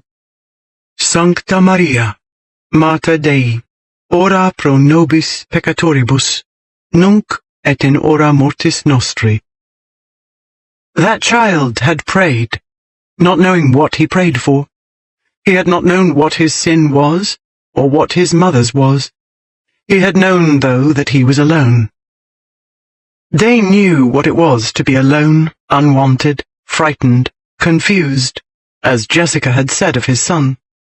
He knew what this hideous child felt. He too had been hideous and unwanted. "Mama's gone," he said tightly. "I'm Papa." The thing raised its head. Its black eyes were swollen and red-rimmed, the great beak dripping snot. "Plague take you, you're filthy," Dane said. "When was the last time you had a bath?" The brat's narrow face twisted into a scowl that would have sent Lucifer running for cover. "Sod off," he croaked. Dane grabbed him by the collar and hauled him up. "I am your father, you little wretch. And when I say you're filthy and need a bath, you say yes, sir. You do not tell me bugger yourself." The boy choked out a sound halfway between a sob and a laugh. "Bugger you! Bugger, bugger, bugger, sod, sod, sod." "This is not puzzling behavior," Dane said. "I am not in the least puzzled. I know exactly what to do. I shall order a bath, and have one of the stablemen up to scrub you. And if you happen to take in a mouthful of soap in the process, that will be all to the good." At this, the wretch let out a hoarse stream of invective and began writhing like a fresh-caught fish on a hook. Dane's grip remained firm, but the boy's threadbare shirt did not. The ragged collar tore off and its wearer broke free, for exactly 2 seconds, before Dane caught him and swung him up off the floor and under his arm. Almost in the same heartbeat, Dane heard an ominous rattling sound. Then the boy threw up, all over his lordship's boots. Then the squirming bundle under Dane's arm turned into a dead weight. Alarm swept through him and surged into blind panic. He'd killed the child. He shouldn't have held him so tightly. He'd broken something, crushed something, murdered his own son. Dane heard approaching footsteps. His panicked gaze went to the door. Phelps appeared. "Phelps, look what I've done," Dane said hollowly. "Got them fancy boots mucked up, I see," Phelps said, approaching. He peered down at the lifeless form still wedged against Dane's hip. "What did you do? Scare his dinner out of him?" "Phelps, I think I've killed him." Dane could scarcely move his lips. His entire body was paralyzed. He could not make himself look down at the corpse. "Then why's he breathing?" Phelps looked up from the boy's face into his master's. "He ben't dead. Only sick, I reckon. Maybe took a chill coming here in the bad weather. Why'n't you put him down over there on the bed so we can have a look at him?" Addled, Dane thought. Jessica would say he was addled or high-strung. His face burning, he carefully shifted the boy up, carried him to the bed, and gently laid him down. "He looks a mite feverish," said Phelps. Dane cautiously laid his hand over the lad's grime-encrusted forehead. He's rather overwarm, I think," said his lordship. Phelps's attention was elsewhere. "Maybe that be the trouble," he said, moving to the small fireplace. He took a bottle from the mantel and brought it to Dane. "As I recollect, Loudingham didn't set right with you, neither. Nuss give it to you when your ma run off, and you was sick somewhat fierce from it." Dane, however, had not been half-starved at the time, and had not been dragged through a Dartmoor drenching as well. He had been safe in his bed, with servants in attendance, and nurse there to feed him tea and bathe his sweating body. It was better to leave him where he would be safe, and where she was sure he'd be provided for. Dane had not been loved, but his mother had left him safe enough. He'd been looked after, provided for. His mother had not taken him with her, where he would surely have died with her of fever upon an island on the other side of the world. This boy's mother had left him to die. "Go down and tell them we must have a pot of tea immediately," he told Phelps. "See that they send up plenty of sugar with it, and a copper tub, and every towel they can find." Phelps started for the door. "And the parcel," said Dane. "Fetch my lady's parcel." Phelps hurried out. By the time the tea arrived, Dane had stripped off his son's sweat-soaked garments and wrapped him in a bedsheet. Phelps was ordered to build a fire and set the tub near it. While he worked, his master spooned heavily sweetened tea into the boy, who lay limply against his arm, conscious again, thank heaven, but just barely. Half a pot of tea later, he seemed to be reviving. His bleary gaze was marginally more alert, and his head had stopped lolling like a rag doll's. That head, an untidy mass of thick black curls like Dane's own, was crawling with vermin, his lordship noticed, not much surprised. But first things first, he counselled himself. "Feeling better?" he asked gruffly. A dazed black gaze rose to meet his. The sticky childish mouth trembled. "Are you tired?" Dane asked. "Do you want to sleep for a bit? There's no hurry, you know." The boy shook his head. "Quite. You slept a good deal more than you wished, I dare say, but you'll be all right. Your mamma gave you some medicine that didn't agree with you, that's all. Same thing happened to me once. Puked my guts out. Then in a very short time I was all better." The boy's gaze dropped, and he leaned toward the side of the bed. It took Dane a moment to realize the brat was trying to see his boots. "There's no need to look," he said. "They're ruined. That's the second pair in one day." "You squashed me," the child said defensively. "And I turned you upside down," Dane agreed. "Bound to unsettle a queasy stomach. But I didn't know you were sick." "Because Jessica wasn't here to tell me," Dane added silently. "Still, since you've found your tongue at last," he went on, "maybe you can find your appetite." Another blank, shaky look. "Are you hungry?" Dane asked patiently. "Does your belly feel empty?" This won Dane a slow nod. He sent Phelps down again, this time for bread and a bowl of clear broth. While Phelps was gone, Dane undertook to wash his son's face. It took rather a while, his lordship being uncertain how much pressure to exert, but he managed to get most of the grime off without scraping half the skin away as well, and the boy endured it, though he shook like a new-foaled colt the whole time. Then, after he'd consumed a few pieces of toasted bread and a cup of broth, and had stopped looking like a freshly dug-up corpse, Dane turned his attention to the small copper tub by the fire. "Her ladyship sent clean clothes for you," Dane said, indicating a chair upon which Phelps had heaped the garments. "But you must wash first." Dominic's gaze darted from the clothes to the tub and back again several times. His expression became anguished. "You must wash first," Dane said firmly. The boy let out an unearthly howl that would have done an Irish banshee proud. He tried to struggle up and away. Dane caught hold of him and picked him up off the bed, oblivious to pounding fists, kicking feet, and deafening shrieks.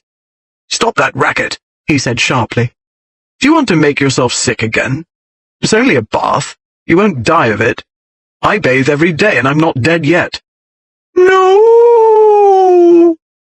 With that piteous wail, his son's louse-infested head sank onto Dane's shoulder. "No, Papa, please. No, Papa." Papa. Dane's throat tightened. He moved his big hand up the lad's woefully thin back and patted it gently. "Dominic, you are crawling with vermin," he said. "There are only two ways to get rid of them. Either you have a bath in that handsome copper tub," his son's head came up, "or you must eat a bowl of turnips." Dominic drew back and gazed at his father in blank horror. "Sorry," said Dane, suppressing a grin. "It's the only other remedy." The struggling and wails ceased abruptly. Anything, even certain death, was preferable to turnips. That was how Dane had felt as a child. If the boy had inherited his reaction to laudanum, one might reasonably deduce that he'd also inherited Dane's youthful aversion to turnips.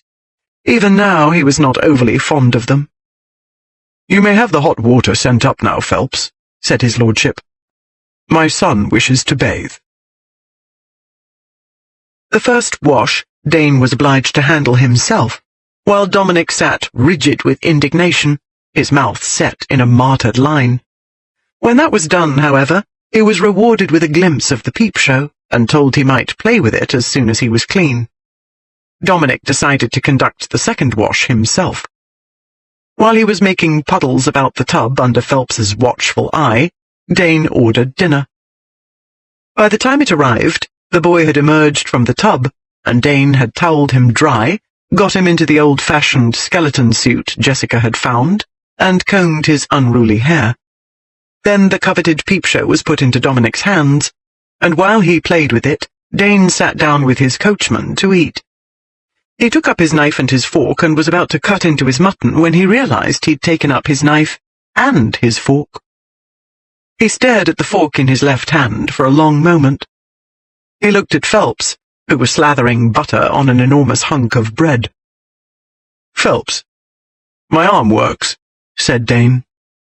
"So it do," the coachman said expressionlessly.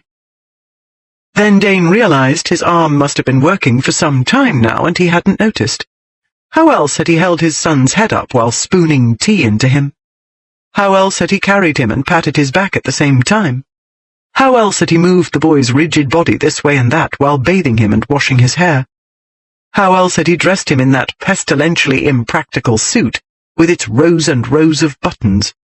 It stopped working for no known medical reason, and now it started working for no reason. Dane frowned at the hand. Just as though there had never been anything wrong with it. "Her ladyship said 'tweren't nothing wrong with it. Said, meaning no offence, my lord, 'twere all in your head." Dane's eyes narrowed. "Is that what you think? That it was all in my head? That, in other words, I am addled?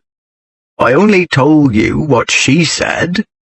Me, I reckon there were a sliver of summat them sawbones didn't get. Maybe it just worked itself out." Dane brought his attention back to his plate and commenced cutting the mutton. "Exactly. There was a medical explanation, but the French quack wouldn't admit he'd made a mistake, and all his friends stuck with him. There was something in there, and it simply worked itself out." He was swallowing the first bite when his attention drifted to Dominic, who lay on his belly on the rug before the fire, studying the Battle of Copenhagen. The problem of cosmic proportions had shrunk to one sick and frightened little boy, and somehow, during that shrinking, something had worked itself out. As he gazed at his son, Lord Dane understood that the something had not been a sliver of metal or bone. It had been in his head, or perhaps in his heart. Jessica had aimed left of his heart, hadn't she? Mayhap a part of that organ had been immobilized. With fear, he wondered. "Se mi lasci mi uccido," he'd told her. He had been terrified, yes, that she'd leave him. He realized now that he'd felt that way since the day she'd shot him. He'd feared then that he'd done the unforgivable, that he'd lost her forever, and he had not stopped being afraid. Because the only woman who'd ever cared for him before had abandoned him. Because he was a monster, impossible to love. But Jessica said that wasn't true. Dane left the table and walked to the fire. Dominic looked up at his approach. In his son's dark, warily upturned countenance, Dane saw his own.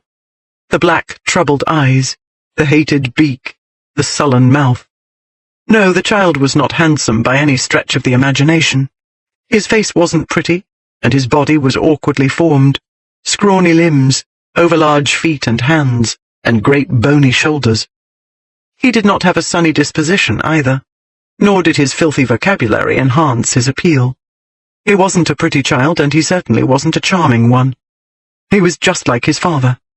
And just like his father, he needed someone, anyone, to accept him, someone to look upon him and touch him with affection. It was not very much to ask. "As soon as Phelps and I finish dinner, we're setting out for Athcourt," he told Dominic. "Do you feel strong enough to ride?" The boy gave a slow nod, his eyes never leaving his father's. "Good. I will take you up on my horse, and if you promise to be careful, I may let you hold the reins. Will you be careful?" A quicker nod this time, and then, "Yes, Papa." "Yes, Papa." And in Lord Beelzebub's dark, harsh Dartmoor of a heart, the sweet rain fell, and a seedling of love sprouted in the once barren soil. By the time Lord Dane finished his neglected dinner, Charity Graves should have reached Moreton Hampstead. Instead, she was in Tavistock, some 20 miles in the opposite direction. This was because Charity had collided with Phelps at the back entrance through which she'd planned to escape. He'd told her Lord Dane had come to collect his boy, and if Charity knew what was good for her, she would quietly and quickly disappear. Before Charity could summon up the required maternal tears and wails of grief at giving up her beloved son, Phelps had produced a small parcel. The parcel had contained 100 sovereigns, another £1,400 in banknotes, and a note from Lady Dane. In the note, her ladyship pointed out that 1,500 quid was better than nothing, and a great deal more agreeable than residence in New South Wales. She suggested that Miss Graves book passage to Paris, where her profession was better tolerated, and where her advanced age, Charity was perilously near the dreaded 30, would not be considered so great a drawback. Charity had decided she was not a grieving mother after all. She held her tongue and made herself scarce, just as Phelps recommended. By the time she'd found her gig, she'd done a simple calculations. Sharing £20,000 with her lover was an altogether different matter from sharing 1,500. She was fond of Raleigh, yes, but not that fond. And so, instead of heading northeast for Moreton Hampstead, on the road that would take her to London, Charity had headed southwest. From Tavistock, her next stop would be Plymouth, she decided. There she would find a vessel to take her to France. 5 weeks earlier, Roland Vautry had tumbled into a pit without realizing it. By now he was aware he was at the bottom of a very deep hole. What he failed to see was that the bottom was made of quicksand. Instead, what he saw was that he'd betrayed Charity's trust. Yes, she'd raced to Postbridge, straight to the inn where she knew Vautry was staying. Yes, she'd sent for him instead of discreetly hiring a room of her own.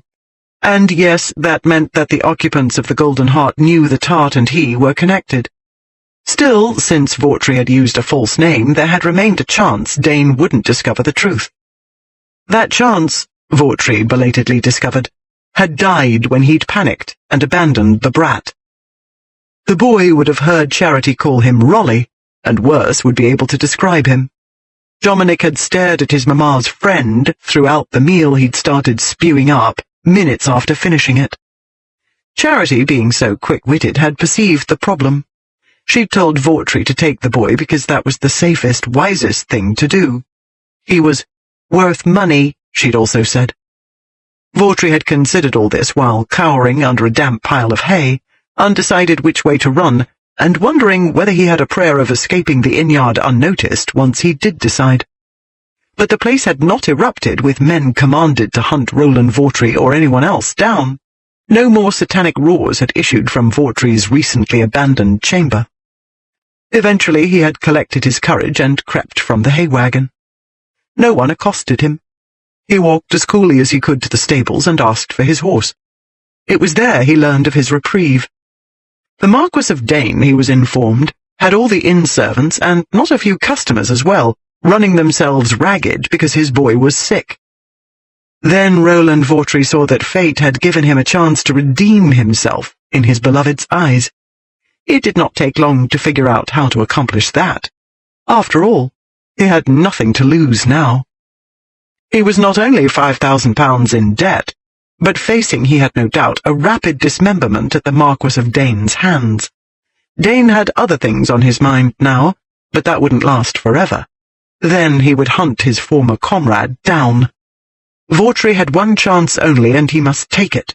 He must carry out Charity's plan, and he must do it all himself. 19. Mrs. Ingleby had told Jessica that when Athcourt had been enlarged and remodelled in the 16th century, the layout had been similar to that of Hardwick Hall in Derbyshire. The ground floor had been the service area primarily. The family apartments had occupied the first floor. The second floor, lightest and airiest, thanks to its high ceilings and tall windows, had held the state apartments. In Dane's grandfather's time, the functions of the first and second floors were reversed, except for the long gallery, which continued to display the portrait collection.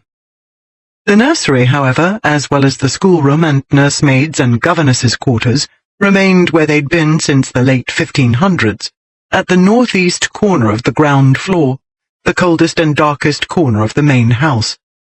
That, Jessica told Mrs. Ingleby, shortly after Dane and Phelps had departed, was not acceptable. The child will be distressed enough at being separated from the only family he's known, and brought to a cavernous place filled with strangers, she said.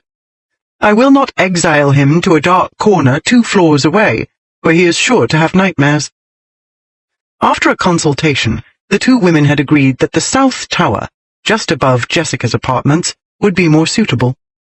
Whatever needed to be moved out of the south tower rooms could easily be transported across the roof walkway to one of the 5 other towers. The servants could do the same with items brought in from other storage rooms. That would leave a few very long trips from the present nursery to the new one, but only a few. Most of the room's furnishings had been put into storage 25 years earlier. Thanks to Athcourt's grand army of servants, the project made rapid progress. By the time the sun set, the new nursery was furnished with a bed, a rug, fresh linens, and handsome yellow draperies. The latter were not quite so fresh, but acceptable after a good shaking out in the twilight's clear air. Jessica had found a child-size rocking chair as well, rather battered but not broken, and a pull-along wooden horse minus half its tail, and most of the set of wooden soldiers Phelps had mentioned. Mary Murdoch, who'd been selected as nursemaid, was sorting through a trunk full of his lordship's boyhood belongings for enough garments to see an active child through the days before a wardrobe could be made up for him. Bridget was removing the lace collar from a small nightshirt, because her mistress had told her that no boy of the present generation would be caught dead in that fussy thing. They were working in the North Tower storage room, which had become the campaign's headquarters, for it was to this place the previous Marquis had consigned most of the artifacts of his second wife's brief reign. Jessica had just unearthed a handsome set of picture books. She was piling them onto the windowsill when out of the corner of her eye she caught a flash of light in the darkness beyond. She bent close to the thick glass. "Mrs. Ingleby," she said sharply, "come here and tell me what that is." The housekeeper hurried across the room to the west-facing window. She looked out. Then her hand went to her throat. "Mercy on us! That must be the little gatehouse, my lady. And it looks to be on fire!" The alarm was sounded immediately, and the house swiftly emptied as its inhabitants raced out to the gatehouse. The small pepper-box structure guarded one of Athcourt's lesser-used gates. Its gatekeeper normally spent Sunday evenings at a prayer meeting. If it burnt to the ground, which was likely, for the fire must rise high before anyone could see it, the loss would be no catastrophe. However, his lordship's timber yard was not far from that gate. If the fire spread thither, the timber stacks would be lost, along with the sheds filled with sawyer's tools. Since the timber yard supplied the lumber used to build and repair the homes of most of the estate's dependents, the fire was a community concern, drawing every able-bodied man, woman, and child from the village as well. Everything happened, in other words, just as Charity Graves had promised Vawtry it would. All of the small world of Afton descended upon the blazing gatehouse. In the excitement, Vawtry had no difficulty slipping into Lord Dane's house unnoticed. It was not as easy, though, as it would have been a week hence, as originally planned. For one, Vawtry couldn't pick his moment, but had to set the fire soon after a rainstorm. The wood and stone pepper-box was stubbornly slow to take fire at all, let alone blaze up to the heights necessary to be seen from miles around. Thanks to the damp, the blaze would also be slow to spread, which meant it would be under control a good deal more quickly than was comfortable for Mr. Vawtry. Furthermore, the original scheme had required him only to make the conflagration. Charity had been responsible for getting into Athcourt and making off with the icon. Instead, Mr. Vawtry was obliged to play both roles, which meant a mad race from one end of the estate to the other, all the while praying the concealing darkness wouldn't also conceal an obstacle that would cause him to break his neck. Thirdly, Charity had been in the house several times and knew the general layout. Vawtry had been there once, for the previous Marquis's funeral, and one overnight stay was not enough to master the scores of stairways and passages of one of the largest houses in England. The good news was that, as Charity had promised, no one had bothered to lock all the doors and windows before running off for firefighting heroics, and Mr. Vawtry got into the proper end of the house with no trouble. The bad news was that he had to wander from one room to another before he discovered that the north backstairs route Charity had described lay behind a door disguised as part of a wall of well-preserved Tudor-era printed panelling. Not until after he'd found it did he recall Charity's laughing remark that all the servants' exits pretended to be something else, like there were no servants at all and the big house run itself. Still, he managed to find it, and after that it was quick work to reach the second floor. The door to Dane's apartments was the first on the left. As Charity had assured him, one needed but a moment to slip in and another to cross the vast chamber and collect the icon. Most important, the icon was precisely where she'd said it would be. Lord Dane kept the heathenish picture his wife had given him on his bedstand. Joseph the footman had told his younger brother, who had told his betrothed, who had told her brother, who happened to be one of Charity's regular customers. But never again, Vawtry vowed as he exited the bedchamber. After tonight, Charity would share her bed and stunning skills with only one man. That man was the daring, heroic Mr. Roland Vawtry, who would take her abroad, away from Dartmoor and its unwashed rustics. He'd show her the sophisticated world of Paris. The French capital would seem like fairyland to her, he thought as he hurried down the stairs, and he would be her knight in shining armor. Lost in his fantasies, he pushed open a door, raced down a set of stairs, and found himself in a hallway he didn't remember. He hurried to the end, which turned out to be the music room. After going through half a dozen more doors, he ended up in the ballroom, from whose entrance he saw the massive main staircase. He started toward it, then paused, undecided whether to try to find the back stairs again. But it'd be hours before he found it, he told himself, and the house was empty. He made for the stairway, hurried down and across the broad landing, round the corner, and stopped short. A woman stood on the stairs looking up at him, then down at the icon clutched against his breast. In that instant's flicker of Lady Dane's glance from his face to the precious object he held, Vautry regained his wits, and the use of his limbs. He ran down the stairs, but she lunged at him, and he dodged too late.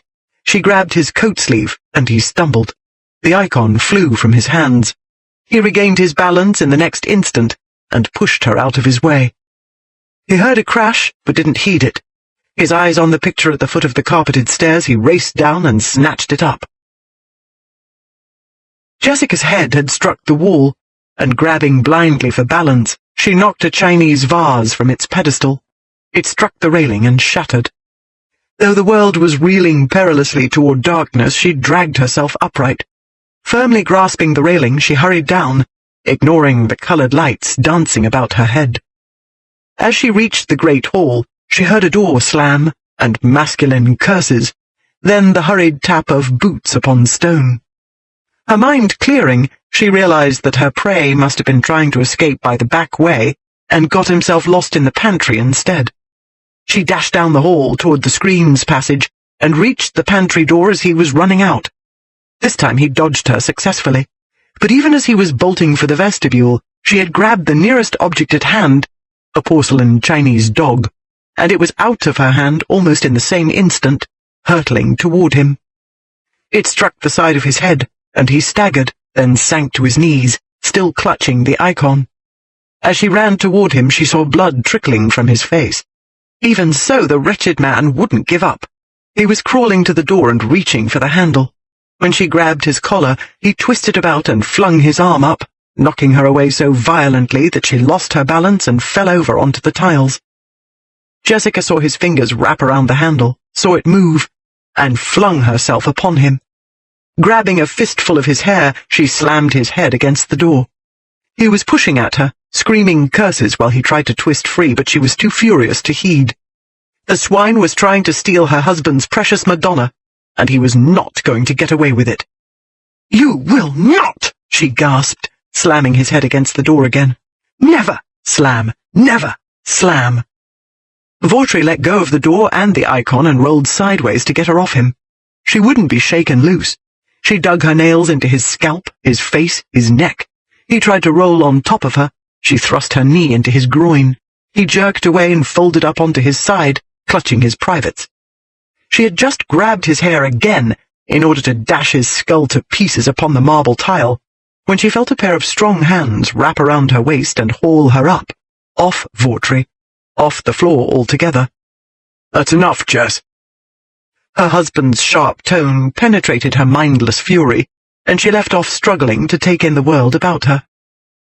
She saw that the great door stood open, and a crowd of servants stood frozen just within it.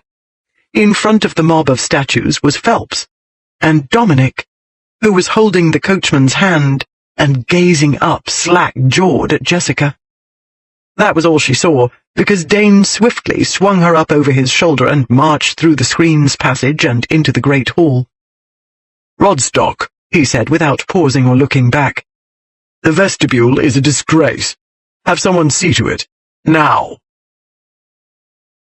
Once his wife was safely in her bath, with Bridget tending her and 2 sturdy footmen posted at the entrance to her apartments, Dane returned to the ground floor. Vautry, or what was left of him, lay on a wooden table in the old schoolroom, with Phelps standing guard. Vautry's nose was broken, and he'd lost a tooth and sprained a wrist. His face was caked with dried blood, and one eye was swollen shut. "All in all, you got off easy," Dane said after surveying the damage.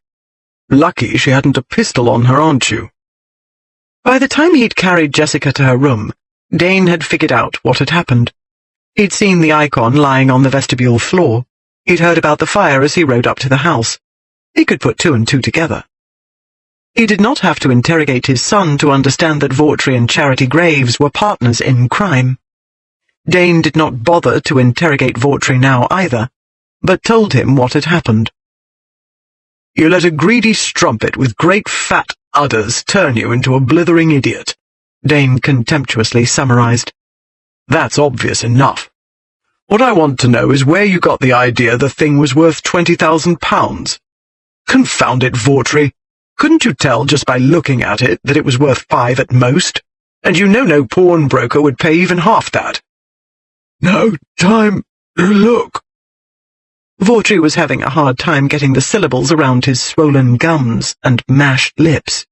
His utterance sounded like "O-die-oo-rook," but with Phelps's help, Dane was able to interpret. "In other words, you never saw it before this night," said Dane. "Which means someone told you about it. Bertie most likely. And you believed him, which is imbecilic enough, for no one in his right mind listens to Bertie Trent. But then you had to go and tell Satan's own whore, and she, you have discovered, would sell her firstborn for 20,000 quid. "You was foolish, no mistake," Phelps chimed in mournfully, like a Greek chorus. "She sold her boy for only 1,500. Now don't you feel like a bit of a chucklehead, sir? Meaning no offence, but—" "Phelps." Dane turned a baleful eye upon his coachman. "Aye, my lord." Phelps gave him a wide-eyed look that Dane did not believe for 1 minute. "I did not give Charity Graves £1,500, his lordship said very quietly. "As I recall, you most sensibly suggested that you head to the back of the inn to prevent her escape in case she eluded me. I assumed you'd been too late and she'd fled. You did not volunteer information to the contrary." "Her ladyship were worried the ma might make a fuss in front of the tyke," Phelps said. "Her ladyship didn't want him upset no more than he was like to be already with you charging in. So she told me to give the gal some quietin' money. It were her pin money, her ladyship said, and she could spend it how she liked. So she spent it on quietin' the ma, and wrote a note, telling the gal to take it and go to Paris and have a good time." "Paris?" Vautry sat up abruptly. "Said the fellas there'd like her better and treat her kinder than them hereabouts, and I guess the gal liked the idea 'cause she lit up purty, and said her ladyship weren't a bad sort, and I was to tell her ladyship that she'd done what her ladyship said, told the boy summat or other like her ladyship asked her to." It was better to leave him where he would be safe, and provided for. Jessica had told the whore what to say, and the whore had done it. Then Dane saw how much trust his wife had placed in him. If she hadn't, she would have come with him, no matter what he said or did. But she'd trusted that he'd make the boy feel safe, and make Dominic believe that what he'd been told was true. Perhaps, Dane thought, his wife knew him a great deal better than he knew himself. She saw in him qualities he'd never discerned when he'd looked into a mirror. If that was the case, he must believe she saw qualities in Charity he'd never suspected were there. Charity must possess something like a heart, if she'd taken the trouble to prepare Dominic for her desertion. Jessica had also said that Charity was a child herself. That seemed true enough. Plant an idea in her head and she would run away with it. He found himself grinning at Vautry. "You should have found another bauble to distract her with," Dane said. "Something safer to scheme and dream about. She's a child, you know, amoral, unprincipled. At present she has £1,500 in her hands, and she's forgotten all about the icon, and you. She'll never know, or if she hears she won't care, that you risked your life and honour for—" Dane gave a short laugh. "What was it, Vautry? Love?" Beneath the bruises and lumps and caked blood, Vautry's countenance turned a very dark red. "She wouldn't. She couldn't. I'll wager 50 quid she's on her way to the coast this very minute." "I'll kill her," Vautry croaked. "She can't leave me. She can't." "Because you'll hunt her down," Dane said mockingly. "You'll follow her to the ends of the earth. If that is, I don't see you hanged first." The colour abruptly drained from Vautry's battered face, leaving a mottled landscape on a sickly grey background. Dane studied his former comrade for a long moment. "The trouble is, I can think of no more fiendish a purgatory than the one you've stumbled into all by yourself. I can imagine no torment more hellish than being hopelessly besotted with Charity Graves. He paused. Except one. Dane's mouth curled into a mocking smile. And that is being married to her. It was the most efficient solution, Dane decided. It was certainly a great deal less bother than prosecuting the besotted fool. Vautry had committed one crime, arson, and attempted another, theft. Still, he had set fire to the least valuable structure on the estate, and thanks to the damp and the quick action of Dane's people, the damage was minimal. As to the theft, Jessica had punished the inept criminal more brutally than Dane would have done. That a woman had administered the punishment added a lovely touch of humiliation to Vautry's other woes. Any gentleman possessing a modicum of masculine pride would rather have his ballocks torn off with red-hot pincers than allow the world to learn he'd been thrashed by a slip of a female. Therefore, with the wisdom of Solomon, and a vivid recollection of Jessica's blackmail method in Paris, his lordship pronounced sentence. You will find Charity Graves wherever she is, Dane told his prisoner. And you will marry her. That will make you legally responsible for her. And I will hold you legally and personally responsible if she ever comes within 10 miles of my wife, my son, or any other member of my household. If she bothers us, any of us, ever again, I will throw a large dinner party, Vautry. Vautry blinked. Dinner? To this dinner I will invite all of our boon companions, Dane told him. And when the port goes round, I shall stand up and regale the company with your fascinating adventures. I will provide a deliciously detailed account in particular of what I observed this evening from my front doorway. After the moment it took him to comprehend, Vautry went to pieces. "Find her!" he cried, looking wildly about him. "Marry her? How? Gad, can't you see? I wouldn't have got into this if I weren't 3 paces ahead of the bailiffs. I've nothing, Dane. Less than that," he groaned. 5,000 less, to be precise. I'm ruined. Don't you see? I wouldn't have come to Devon at all if Beaumont hadn't told me I could win a fortune at the wrestling match. Beaumont? Dane repeated. Vautry didn't heed him. Fortune indeed, with those buffle-headed amateurs. Do you believe it? He raked his fingers through his hair. He was roasting me, the swine. Greatest match since Cannes and Polkinghorne, he said. Beaumont, Dane said again. 20,000 he told me the thing was worth, Vautry went on miserably. But he was roasting me about that too, wasn't he? Said he knew a Russian who'd sell his firstborn for it, and I believed him. So it wasn't Bertie Trent who put the idea in your head after all, but Beaumont, Dane said.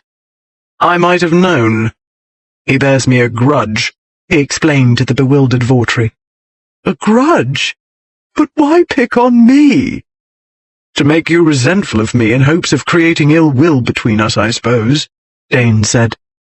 That he could add to your miseries at the same time simply made the business more delightful for him. Dane frowned. He's nothing more than a sneaking troublemaker. He hasn't the nerve to seek revenge like a man, which makes it all the more annoying that he has succeeded in his spiteful game far beyond his wildest dreams. His frown deepened. I might have had you hanged, and he would have laughed himself sick. While Vautry was trying to digest this, Dane took a slow turn about the small room, reflecting. I believe I will pay your debts, Vautry, he said finally. Your what? I will also make you a modest annual allowance, Dane went on, for services rendered. He paused and folded his hands behind his back. You see, my very dear, very loyal friend, I had no idea how valuable my icon was, until you told me. I had actually planned to give it to Mrs. Beaumont in exchange for a portrait of my wife. Jessica had told me how much Mrs. Beaumont admired the icon. I thought it would be a more pleasing reward to the artist than mere coins. Dane smiled faintly. But no portrait, even by the brilliant Leila Beaumont. He's worth 20,000 quid. Is it? Vautry had finally caught on. His battered face was creasing into a smile. Naturally, you will write to Beaumont, thanking him for sharing the information, Dane said. It would be the polite thing to do. And naturally, as your very dear friend, he will be unselfishly delighted that you were able to profit from his wisdom. He'll be tearing his hair out when he reads it, Vautry said. Then he flushed. Pox take me, Dane. I hardly know what to say or think. Everything gone so wrong, yet you found a way to turn it right in spite of what I did.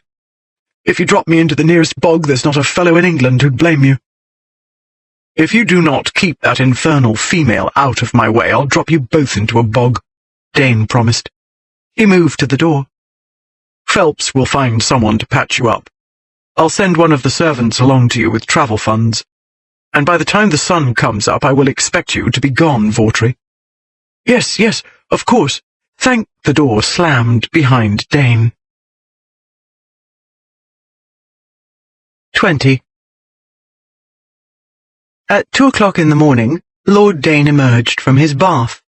Then he was obliged to don his dressing gown and slippers and look for his wife, because, as he might have expected, she was not in bed, where she was supposed to be. He tried the south tower first, but she was not hovering at Dominic's bedside. Mary was there, dozing in a chair. The boy was sound asleep, sprawled on his belly, the bedclothes kicked into a heap at the foot of the bed. Grumbling under his breath, Dane untangled the sheets and blankets and briskly tucked them about his son. Then he gave the oblivious brat a pat on the head and left. A quarter of an hour later, he found Jessica in the dining room. Wrapped in her black and gold silk dressing gown, her hair carelessly piled and pinned atop her head, she stood before the fireplace. Her fingers cupped the bowl of a brandy snifter, and she was gazing up at the portrait of his mother. "You might have invited me to get drunk with you," he said from the doorway. "This was between Lucia and me," she said, her eyes still upon the picture. "I came to raise a glass in her honor." She lifted her glass. "To you, my dear Lucia, for bringing my wicked husband into the world, for giving him so much of what was best in you, and for giving him up so that he would live and grow up into a man, and I would find him." She swirled the amber liquid in the glass and sniffed appreciatively. Then, with a small sigh of pleasure, she brought it to her lips. Dane stepped into the room, closing the door behind him. "You don't know how lucky you were to find me," he said. "I'm one of the few men in Western Europe who could afford you. That, I have no doubt, is my very best brandy." "I did take your wine cellar into account when I weighed your assets and liabilities," Jessica said. "It may well have tipped the scales in your favor." She gestured with the glass at the painting. "Doesn't she look splendid there?" Dane walked to the head of the table, sat in his chair, and studied the portrait. Then he got up and moved to the sideboard, and considered it from that angle. He examined it from the doorway leading to the musicians' gallery, from the windows, and from the foot of the long dining table. Finally he joined his wife before the fireplace, folded his arms over his chest, and broodingly surveyed his mother from there. But no matter what angle he viewed her from, or how long and hard he stared, he no longer hurt inside.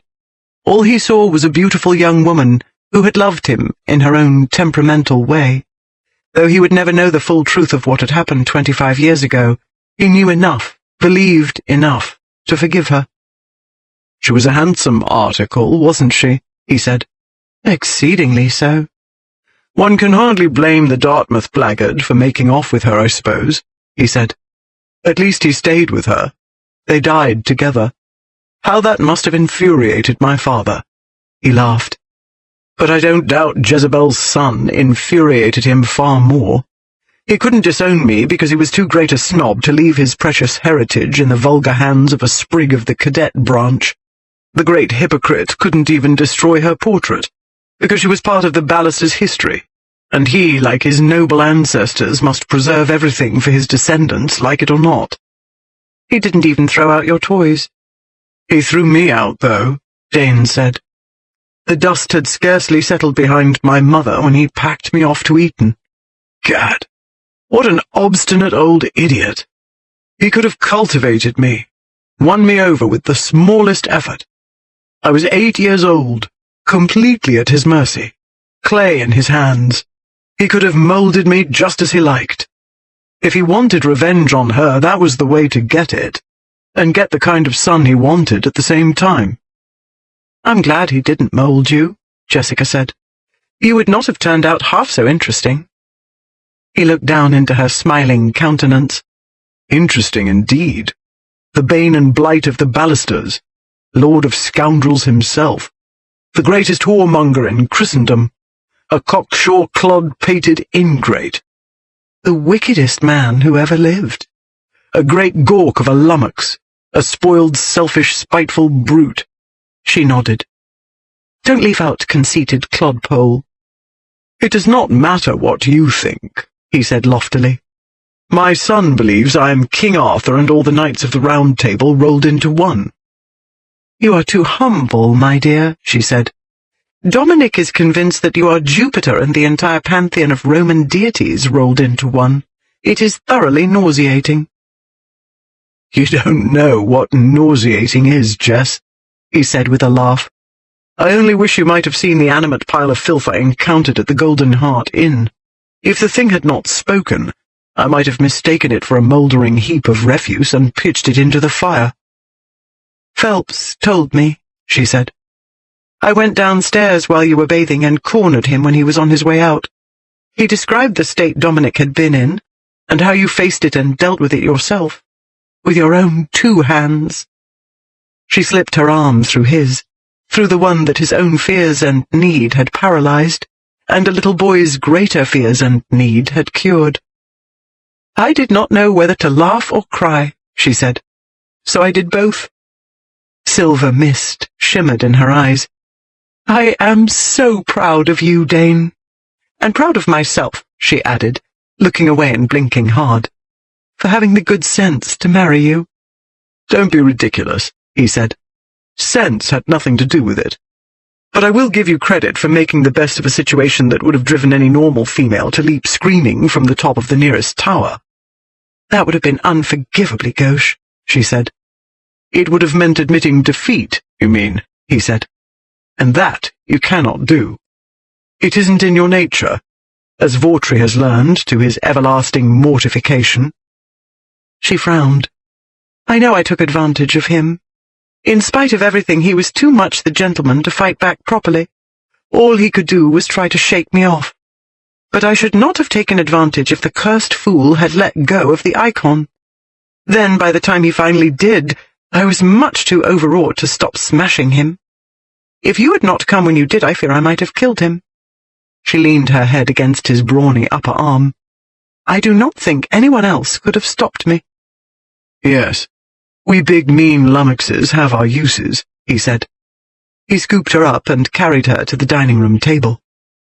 Luckily I had both arms working by then, else I doubt even I could have managed it. He plunked her down upon the gleaming wood surface.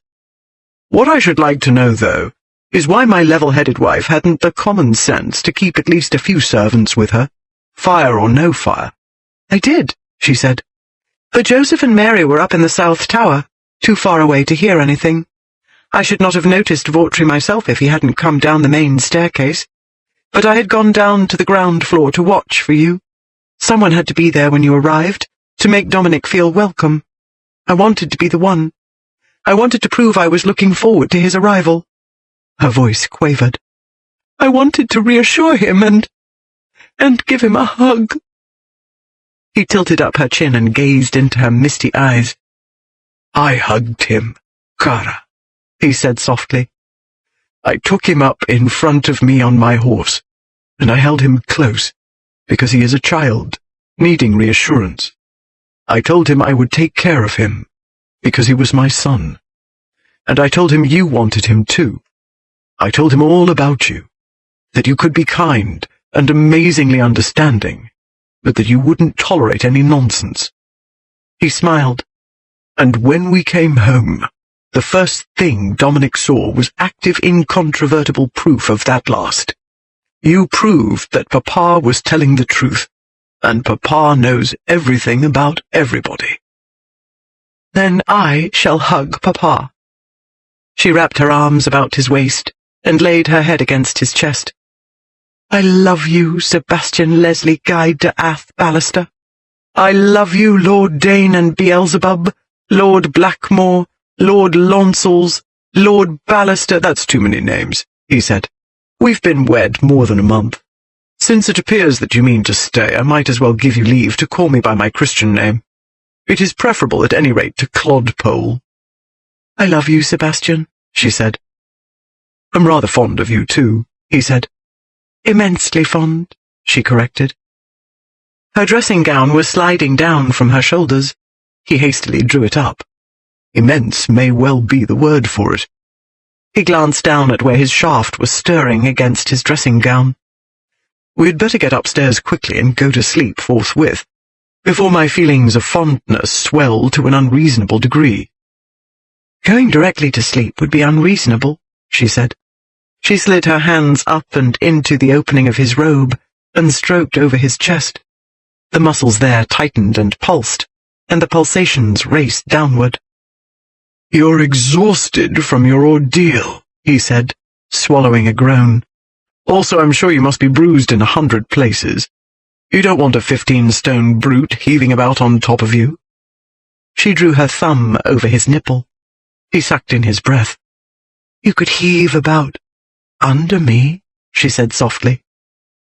He told himself to ignore what she'd just said, but the image rose in his mind's eye, and his rod rose eagerly with it.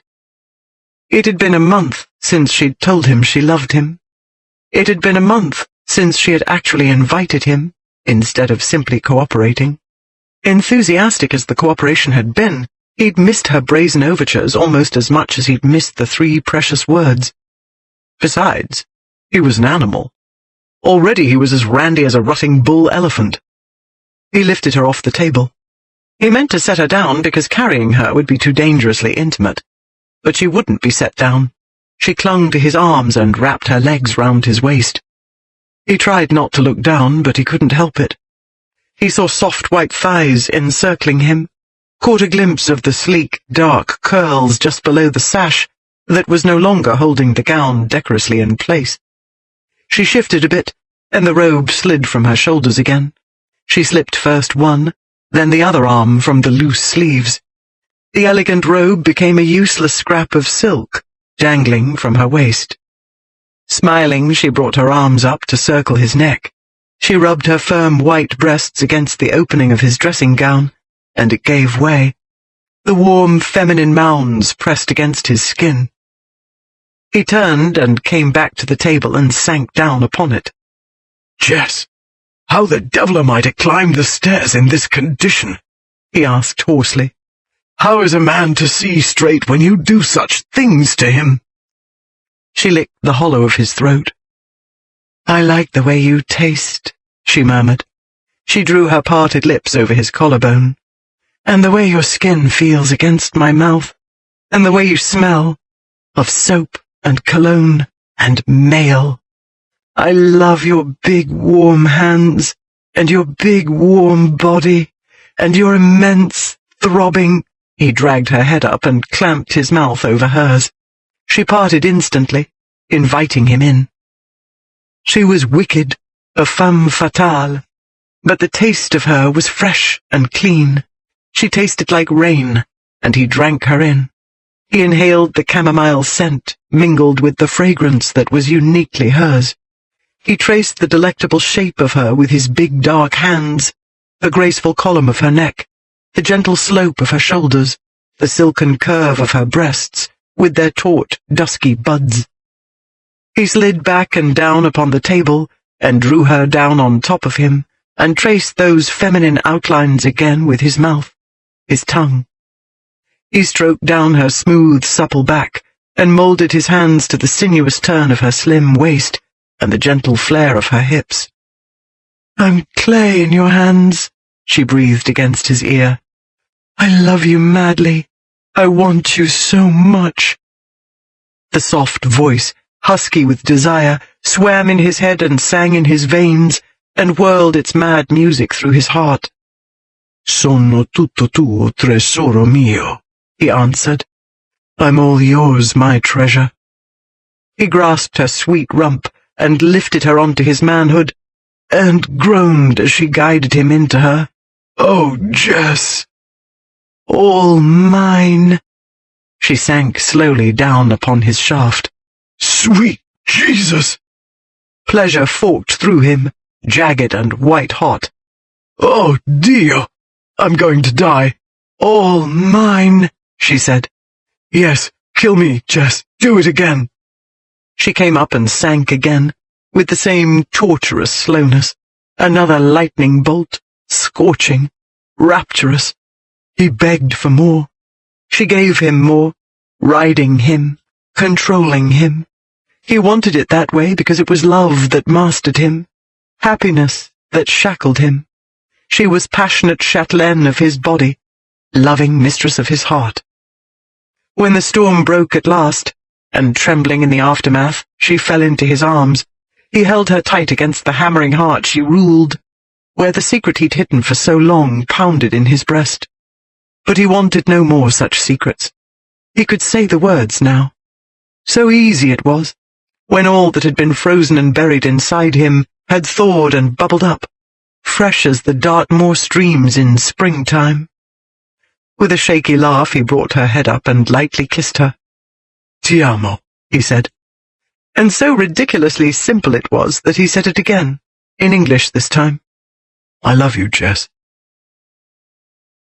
If love had not exploded into his life, her husband informed Jessica a short time later, he might have made a mistake he'd never forgive himself for. The sun was inching up from the horizon when they returned to the master bedroom, but Dane wasn't ready to sleep until the evening's events were clarified, explained, and settled. He lay on his back, gazing at the canopy's golden dragons.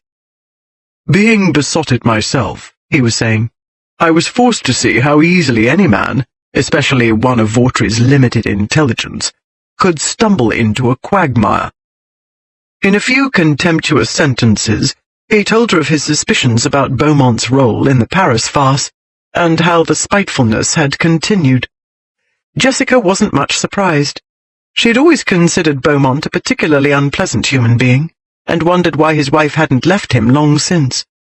She was, however, both surprised and amused by her husband's approach to the problem. By the time Dane had finished describing his intriguing methods for dealing with both Vaughtry and the repellent Beaumont, Jessica was laughing helplessly. "Oh, Sebastian," she gasped, "you are too wicked. I should give anything to see the expression on Beaumont's face when he reads Vaughtry's thank you note," she sputtered. Then she went off into whoops again. "Only you would appreciate the humour of the situation," he said when she'd quieted. "And the artistry of it," she said. "Vaughtry, Charity, even that spiteful sod Beaumont, all dealt with, settled in a matter of minutes, and all without your needing to lift a finger." "Except to count out banknotes," Dane said. "It's costing me, remember?"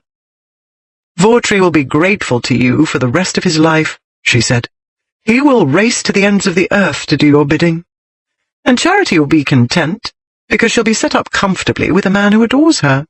That's all she wanted, you know. A life of idle luxury. That's why she had Dominic." "I know. She thought I'd pay her $500 a year."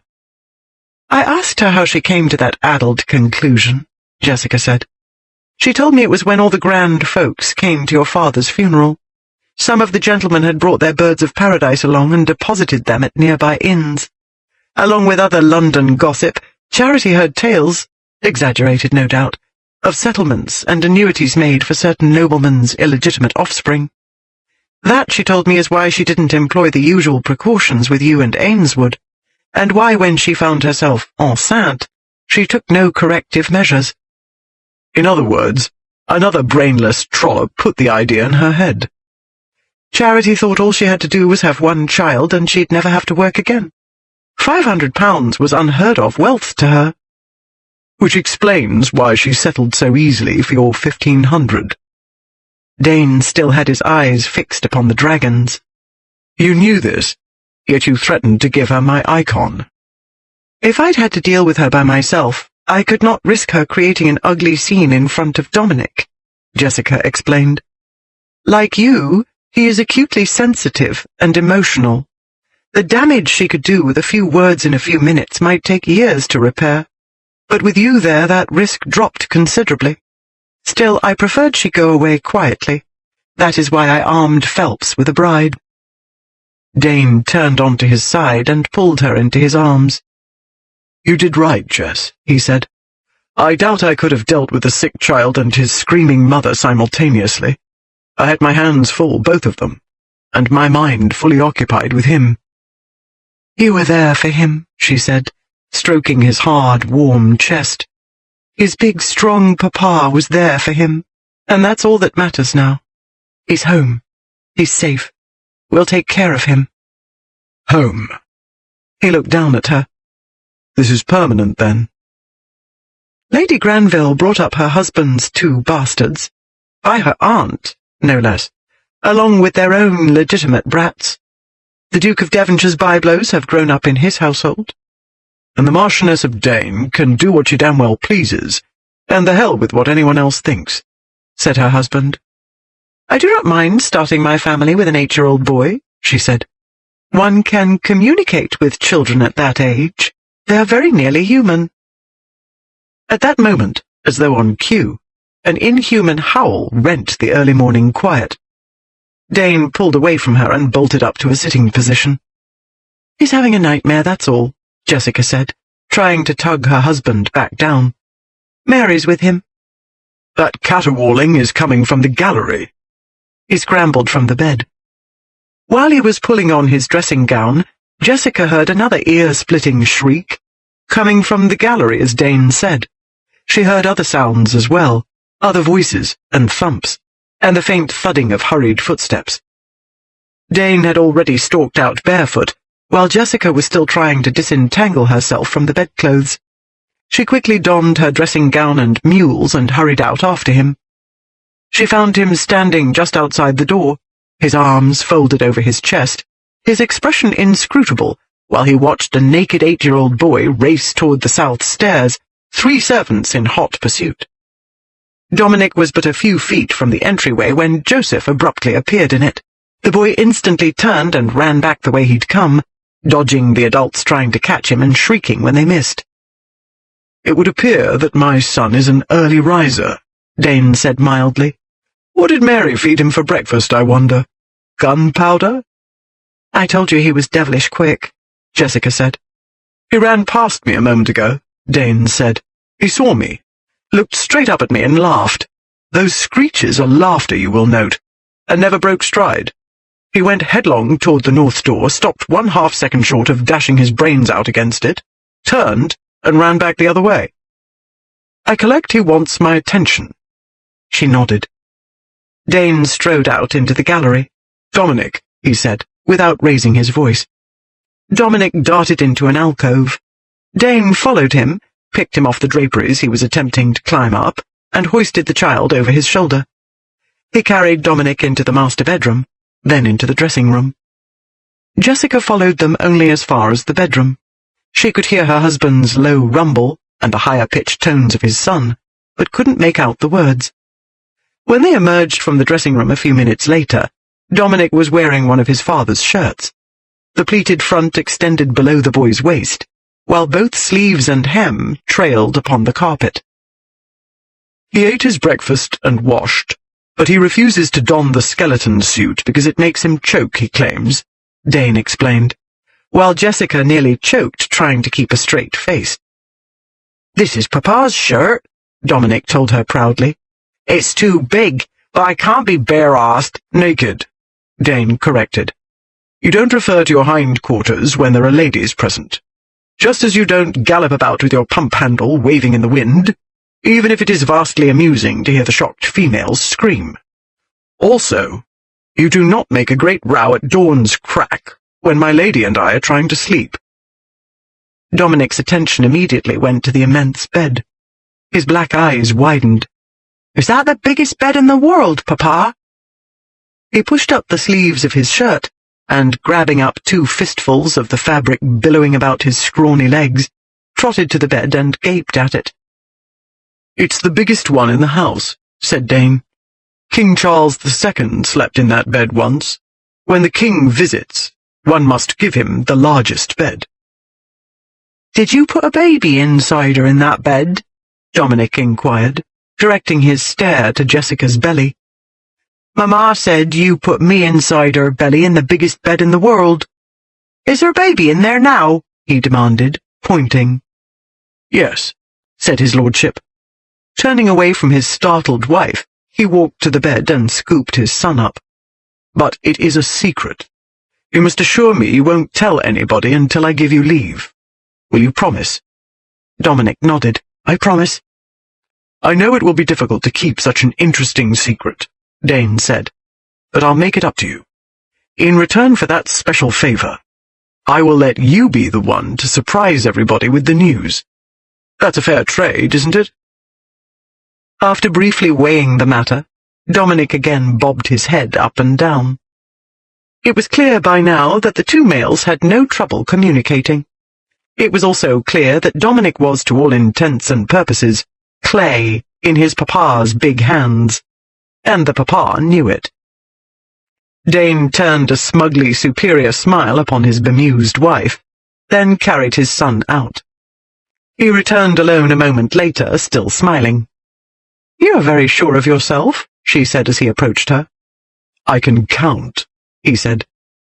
"We've been wed 5 weeks, and you have not pleaded indisposition once." "It's much too soon to tell," she said. "No, it isn't." He scooped Jessica up as easily as he had his son, and carried her to the bed. "It is easy enough to calculate. 1 fertile marchioness plus 1 virile marquis equals a brat, sometime between Candlemas and Lady Day." He did not put her down, but sat on the edge of the mattress, cradling her in his muscular arms. "So much for hoping I could surprise you," she said. He laughed. "You have been surprising me, Jess, since the day I met you. Every time I turn around, something goes off in my face. If it isn't an obscene watch or a rare icon, it's a pistol, or my tragically misunderstood mother, or my hellion son.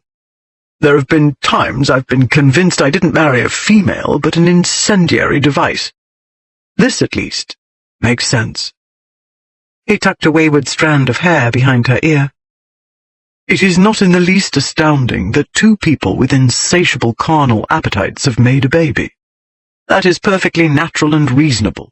It does not distress my delicate sensibilities in the least." "That's what you say now." She smiled up at him. "But when I begin to swell up and grow moody and short-tempered, your nerves will become completely unstrung. And when the birthing starts and you hear me yelling and cursing and wishing you at the devil—" "I'll laugh," he said, "like the conscienceless brute I am." She reached up to caress his arrogant jaw. "Ah, well, at least you're a handsome brute, and rich, and strong, and virile." "It's about time you saw how fortunate you are. You have married the most virile man in the world." He grinned, and in his eyes, black as sin, she saw the devil inside him laughing. But he was her devil, and she loved him madly. "The most conceited, you mean," she said. He bent his head until his great usignolo nose loomed an inch from hers. "The most virile," he repeated firmly. "You are pathetically slow if you haven't learned that by now. Fortunately for you, I am the most patient of tutors. I shall prove it to you." "Your patience?" she asked. "And my virility. Both. Repeatedly." His black eyes glistened. "I will teach you a lesson you'll never forget." She tangled her fingers in his hair and brought his mouth to hers. "My wicked darling," she whispered, "I should like to see you try."